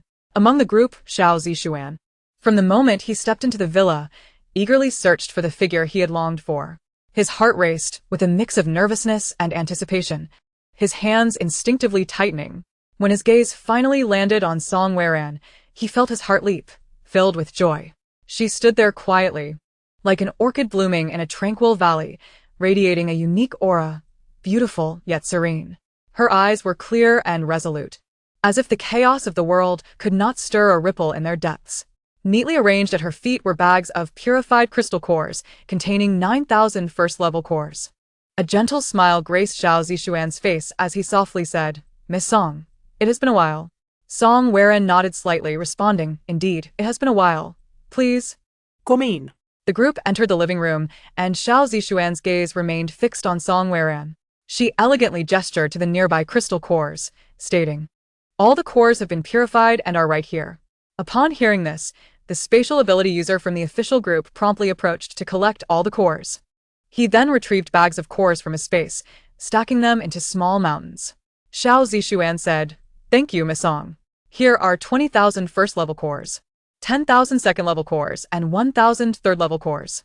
I'd appreciate your assistance in purifying these as well. Song Weiran, taken aback by the mountain of cores before her, nodded in agreement. You may come to collect them the day after tomorrow morning. Xiao Zixuan smiled and nodded. I appreciate your efforts, Miss Song. At that moment, Mimi approached, smiling at Xiao Zixuan and the others. Everyone, please take a seat for a moment while I prepare some water. With that, she turned and left. A momentary silence enveloped the living room as Xiao Zixuan's gaze remained steadfastly fixed on Song Weiran. In contrast, Song Weiran appeared rather composed, occasionally directing her attention towards the pile of crystal cores, seemingly deep in thought. Breaking the stillness, Xiao Zixuan gently inquired, Miss Song, how have you been lately? Song Weiran raised her eyes slightly to meet his, responding with a calm demeanor. I'm well. Thank you for your concern. Her voice was clear and tranquil, akin to a gentle stream flowing through the hearts of those present. A subtle smile graced Xiao Zixuan's lips, radiating warmth, as he reflected silently within. Perceiving Song Weiran as an ethereal being, beautiful and enigmatic, evoking an irresistible desire to draw closer and understand her. At that moment, Mimi approached, carrying hot water and snacks. She placed the tray on the table, cheerfully announcing, Everyone, please have some water. The others expressed their gratitude, reaching for cups to drink. Xiao Zixuan glanced at the time, rising to say, Miss Song, we shall not intrude any longer. We will return the day after tomorrow to collect the crystal cores. Song Weiran nodded in agreement. Xiao Zixuan, accompanied by his group, slowly exited the villa, his heart filled with reluctance towards Song Weiran. Once they departed, Song Weiran gathered all the crystal cores into her spatial compartment, placing them into the large containers she had acquired from the marketplace the previous day. Immersed in spiritual spring water, the cores began to soak slowly. Meanwhile, Song Weiran began to devise her subsequent plans. She aimed to continue hunting zombies and collecting meteorites in cities where crystal cores had appeared. She opened the news regarding meteorite reports, noting that nearby city, Z, had also reported deaths from a virus following meteorite research. She resolved to head to the laboratory in City Z next. She brought Mimi and Miao Xiaoqi into the training room, set the destination on the teleportation array, and activated it. After deducting 300 points, the array glimmered with white light, enveloping them within. Moments later, they were teleported to City Z, Chapter 94, City Z. As the radiance of the teleportation array gradually faded, Song Weiran, Mimi, and Miao Xiaoqi found themselves on a street in City Z. The streets were strewn with abandoned vehicles and scattered items, the air thick with a pungent stench of decay. Occasionally, the distant growls of zombies could be heard. The sun struggled to pierce through the clouds, failing to dispel the heavy gloom that shrouded the area. Observing her surroundings, Song Weiran slightly furrowed her brows. She swiftly opened the map, meticulously examining the precise location of the laboratory. Subsequently, she retrieved the RV from her spatial compartment and turned to Mimi, saying, Mom, please wait for me in the car. Mimi nodded obediently, her eyes filled with concern as she softly urged her to be cautious. Miao Xiaoqi patiently waited by her side, her large, round eyes fixed on Song Weiran, brimming with innocence and reliance. With focus, Song Weiran extended her spiritual awareness to encompass the nearby areas. After assessing the situation, she and Miao Xiaoqi proceeded cautiously along the street, with Miao Xiaoqi remaining vigilant, attentive to any signs of movement around them. Before long, they arrived at the laboratory's entrance. The building appeared somewhat antiquated, its doors tightly shut, exuding an unbearable odor of decay. Song Weiran concentrated, employing her formidable psychic abilities to probe the interior of the laboratory. Upon detecting the presence of 20 level 4 zombies and 50 level 3 zombies inside, a wave of exhilaration surged within her. She swiftly began to condense her psychic energy into a spear, which shot out like lightning, instantly penetrating the brains of the zombies. The creatures had no opportunity to react before collapsing to the ground. With determination, Song Weiran and Miao Xiaoqi entered the laboratory, where the air was thick with a nauseating blend of blood and decay. Yet, Song Weiran remained unfazed, skillfully extracting crystal cores from the zombies' heads and collecting them into her spatial compartment. Miao Xiaoqi promptly joined her, deftly assisting in the extraction with agility and proficiency. They soon arrived at the door of the laboratory, where the meteorite was stored. The laboratory was expansive, with the bodies of the 20 level 4 zombies sprawled haphazardly within. Song Weiran and Miao Xiaoqi continued to extract crystal cores from the zombies' heads. Observing the vibrant 20 level 4 crystal cores in her spatial compartment, a satisfied smile graced Song Weiran's face. The meteorite lay quietly on the laboratory table, emanating a mysterious and unique aura. Gently, Song Weiran extended her hand, lightly resting it on the meteorite. At that moment, the system's voice echoed. Detected meteorite can be exchanged for 10,000 points. Would you like to exchange? Without hesitation, Song Weiran replied, exchange.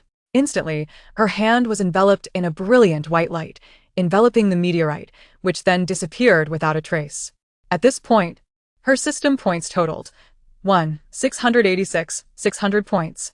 After completing the extraction of the crystal cores, Miao Xiaoqi joyfully hopped over to her side, presenting the cores she had collected. She then tilted her adorable little head, her round eyes gazing up at Song Weiran, seemingly awaiting praise. With a smile, Song Weiran remarked, Xiaoqi, you did wonderfully. Miao Xiaoqi let out a cheerful meow, as if responding, her demeanor utterly charming. After placing the crystal cores into her spatial compartment, Song Weiran exited the laboratory with Miao Xiaoqi. Upon returning to the RV, Mimi's face lit up with joy at their safe return. She quickly rose from her seat and hurried towards them, exclaiming excitedly, You're back. Mimi's voice brimmed with uncontainable happiness. Song Weiran nodded with a smile. Having chosen not to bring Mimi along to battle, as she wished to avoid any distractions during the fight, keeping her mother in the RV, protected by the defense system, was the safest option. After all, she possessed sufficient capability to ensure her mother could lead a good life, rendering it unnecessary for Mimi to take risks.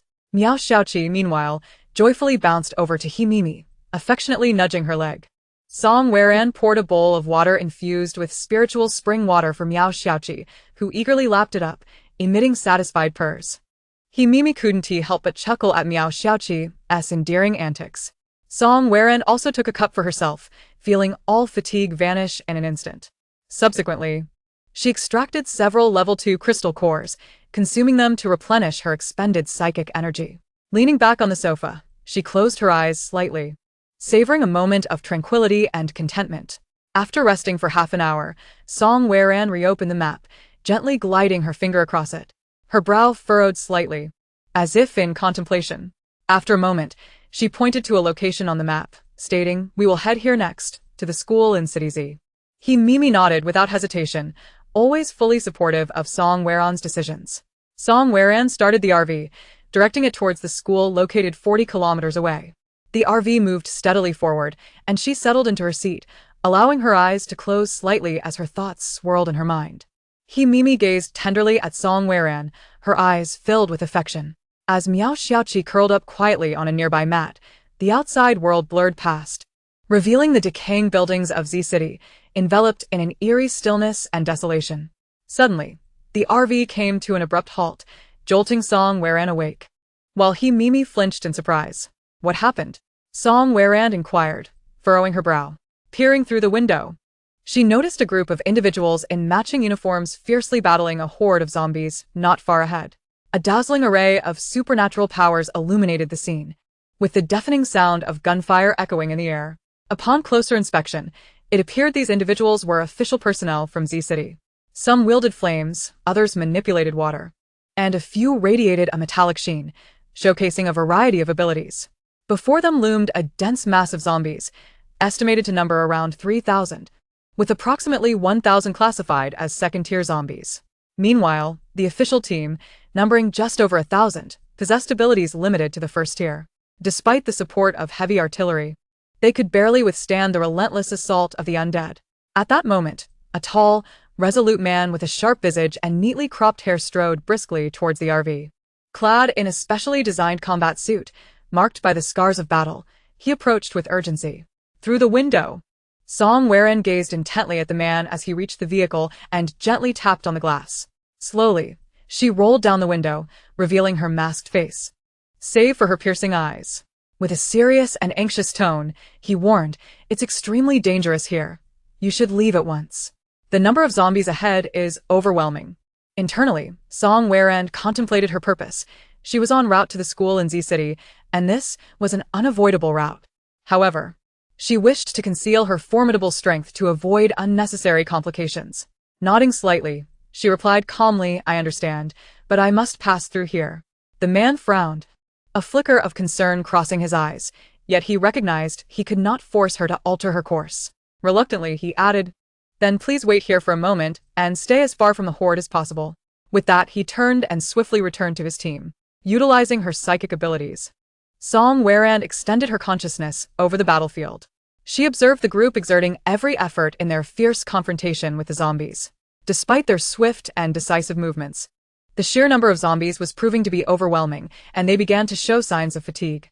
Her gaze fell upon the man who had just spoken to her, wielding a long blade with an imposing presence. Beads of sweat drenched his forehead, his short hair clinging to his scalp, yet his eyes shone with unwavering determination.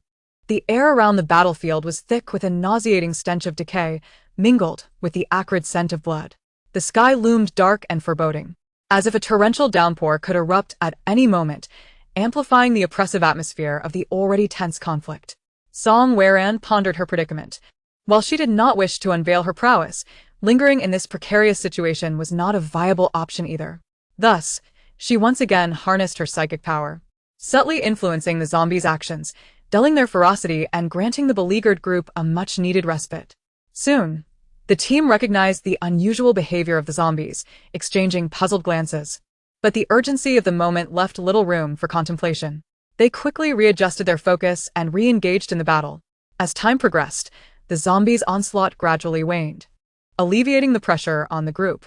Ultimately, they succeeded in dispatching the wave of zombies, exhausted yet relieved, leaning against nearby structures to recuperate. The tall man approached the RV once more, tapping on the window again. Song Weran slowly lowered the glass and he inquired, You're safe now. Where are you headed? The official base is not in that direction. With a calm demeanor, Song Weran replied, I am searching for my family. The man hesitated momentarily, but chose not to press further. The RV gently resumed its journey towards the school. As the vehicle sped away, the man watched it go, his brow furrowing slightly, lost in thought. The RV ultimately arrived at Z City as school, where the gates stood firmly shut, with distant growls of zombies echoing from within. Song Weran disembarked with Miao Xiaoqi and ventured into the school. Using her psychic abilities, she scanned the surroundings, discovering a significant number of zombies, 2,000 first-tier, 4,000 second-tier, and 5,000 third-tier zombies. The first-tier zombies immediately detected her presence, emitting deep growls as they charged towards her. Unfazed, Song Weran employed her psychic needles, eliminating the 2,000 first-tier zombies before they could reach her. She then swiftly consumed several second-tier crystal nuclei, absorbing their energy to restore her abilities to peak condition. Continuing forward, she was soon confronted by the second-tier zombies, who surged towards her with menacing roars. Upon seeing this, she quickly stowed Miao Xiaoqi into her storage space to protect it from harm. Next, she sprinted towards the nearest teaching building, ascending to the rooftop. As she climbed, she unleashed her psychic needles, piercing the brains of the 2,000 encroaching second-tier zombies, rendering them immobile. Without pausing, she pressed on, encountering another 2,000 second-tier zombies, which she dispatched with her psychic abilities once again. To replenish her consumed energy, she swallowed additional second-tier crystal nuclei. The energy surged through her body, revitalizing her powers. After vanquishing all the second-tier zombies, Song Weran finally reached the rooftop. From her vantage point, she surveyed the school. Only the third-tier zombies remained, now gathering below. She concentrated her psychic energy into needles, targeting the heads of 1,000 third-tier zombies, who promptly fell lifelessly to the ground. Continuing to absorb the energy from the crystal nuclei, she unleashed her psychic needles upon the remaining third-tier zombies. After 5 rounds of consuming crystal nuclei to restore her powers, she successfully eliminated all 5,000 third-tier zombies. With a sigh of relief, she realized she had relied solely on her psychic abilities for this confrontation. Eager to hone her mental prowess, she knew that as long as she had a steady supply of crystal nuclei, she could easily defeat tens of thousands of zombies below level 4. After a while, she released Miao Xiaoqi from her space, instructing it to search for crystal nuclei. Miao Xiaoqi swiftly descended, digging through the heads of the fallen zombies with its claws. It had just entered a strange new place, where the scent of its beloved spiritual spring water lingered, accompanied by numerous toys it adored. Excited by the prospect of play, it resolved to behave well. hoping its master would frequently allow it to explore this delightful realm. Song Weran gazed at the delightful sight of Miao Xiaoqi diligently excavating crystal cores, a subtle smile gracing her lips. Descending from the rooftop, she joined the endeavor, and after 3 hours, they had successfully unearthed all the crystal cores. After cleansing her hands, she made her way to the school library. Shortly thereafter, she entered the library and stored all the books within her spatial realm. With Miao Xiaoqi in tow, she exited the campus. Chapter 96. Bionic Robots with Ease. Song Weran and Miao Xiaoqi emerged from the campus, returning to the parked RV. Mimi had been anxiously awaiting their return, and upon spotting them, her heart gradually settled. Miao Xiaoqi joyfully scampered around Mimi's feet, intermittently emitting cheerful meow sounds, as if recounting the adventures they had just experienced. Song Weran cast a fond glance at Miao Xiaoqi before opening the car door and taking her place in the driver's seat. After consulting the map for a moment, she started the RV, set the navigation, and recalibrated their destination towards another school. Under the smooth drive of the RV, they soon arrived at their destination. Stepping out of the vehicle, Song Weran gazed silently at the dilapidated school before her, a wave of sentiment washing over her. This institution appeared significantly more decrepit than the previous one, with a pervasive stench of decay enveloping the surroundings. She gently closed her eyes, focused her mind, and extended her consciousness to encompass the entire school. After a thorough investigation, she discerned that there were 1,000 level 1 zombies, 2,000 level 2 zombies, and 3,000 level 3 zombies within. With a clear understanding of the situation, Song Weran strode confidently into the school, with Miao Xiaoqi closely following her, its alert eyes scanning the vicinity, ever vigilant. Barely having entered the school, a horde of zombies surged towards them with a cacophony of growls. Unperturbed, Song Weran remained calm and collected. She swiftly activated her psychic abilities, effectively immobilizing the foremost zombies. Following that, she unleashed her wind powers, deftly conjuring sharp blades of wind that swiftly sliced towards the zombies' heads. Under the dual onslaught of her wind and psychic abilities, the zombies were rendered motionless in an instant, collapsing to the ground. Undaunted, Song Weran advanced steadily, her powers harmoniously intertwining, resembling a highly efficient and lethal machine of destruction. With such formidable attacks, the zombies could scarcely approach her. Meanwhile, Miao Xiaoqi nimbly darted forward, expertly excavating crystal cores. As time passed, the number of zombies steadily dwindled. During this period, Song Weran consumed 4 crystal cores to replenish her expended energy. When the last level 3 zombie fell with a resounding thud, she finally exhaled a sigh of relief. Standing quietly, she retrieved a cup of spiritual spring water from her spatial realm and drank it down in one go. She then placed a bowl of spring water on the ground, which Miao Xiaoqi promptly rushed over to drink. After replenishing its vitality, it resumed its task of excavating crystal cores. At this moment, the sky grew increasingly overcast, as if a torrential downpour were imminent. Song Weran looked up at the heavens, silently wishing for a delay in the rain. After a brief respite, she continued her journey towards the library. The library doors were firmly shut, but this posed no challenge for Song Weran. With a gentle wave of her hand, her wind powers surged forth, effortlessly pushing the doors open. Entering the library, she was greeted by the musty scent of aged books. Methodically, she began to store the books and shelves into her spatial dimension. Upon completing her task, she slowly exited the library. Next came the work of excavating crystal cores. In seamless cooperation with Miao Xiaoqi, they completed the task in 3 hours, unearthing all the crystal cores. Looking at the bountiful collection amassed in her spatial realm, a sense of accomplishment filled her heart. After meticulously washing her hands, she returned to the RV with Miao Xiaoqi. Seated in the driver's seat, she took a half-hour break to restore her energy to its peak. Subsequently, she restarted the RV and set off towards a nearby shopping mall. Upon arrival at the mall, Song Weran engaged in a fierce battle, successfully vanquishing 2,000 level 1 and 2 zombies. Following this, she excavated all the crystal cores and gathered all usable supplies within the mall into her spatial realm. Once everything was completed, night had fully fallen. Exiting the mall, she waved her hand to return the RV to her spatial realm and then led Mimi inside to reunite with Miao Xiaoqi. Soon after, Song Weran activated the teleportation array, and with a flash of light, they returned to the training room of their villa. Once home, Song Weran indulged in a refreshing shower, washing away the sweat that clung to her. After donning comfortable pajamas, she languidly reclined on her bed, meticulously tallying the number of crystal cores she had acquired. She currently possessed 4,000 level 1 crystal cores, 7,000 level 2 crystal cores, 11,800 level 3 crystal cores, 52 level 4 crystal cores, and 1 level 5 psychic crystal core. Addressing the system, she requested, "System, please convert all 4,000 level 1 crystal cores and 7,000 level 2 crystal cores into points." The system responded with a cheerful tone, "Congratulations, host, for successfully exchanging for 7,400,000 points. Remaining points, 9,086,300. Please continue your efforts." Hearing the system's notification, a satisfied smile crept across Song Weran's face. She whispered to herself, "Not bad. With a bit more effort, I shall be able to upgrade the system." Before long, she recalled the items she had planted in her spatial realm and eagerly entered to check on her crops. Upon discovering that the vegetables had grown remarkably large in just one day's time, she was filled with astonishment and joy, observing the varieties that were now ready for harvest. A thought arose in her mind.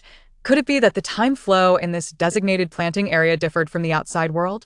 After some investigation, she concluded that one day here equated to at least 30 days outside, making it an ideal space for cultivation. However, recognizing the increasing demands of her flourishing garden, she resolved to seek assistance in the system shop for a helpful robot. Upon encountering a bionic robot priced at 1,000 points each, she wasted no time in purchasing two. The system promptly notified her of her remaining points, 9,084,300. Soon, two exquisitely crafted bionic robots materialized before her. Their human-like appearance, naturalistic skin texture, and smooth hair leaving Song Weran in awe. Following the operational instructions, she cautiously powered them on. Upon activation, the robot's eyes sparkled with intelligence, radiating a sense of boundless wisdom. Song Weran inwardly praised the system's craftsmanship, marveling at the exquisite detail of their design.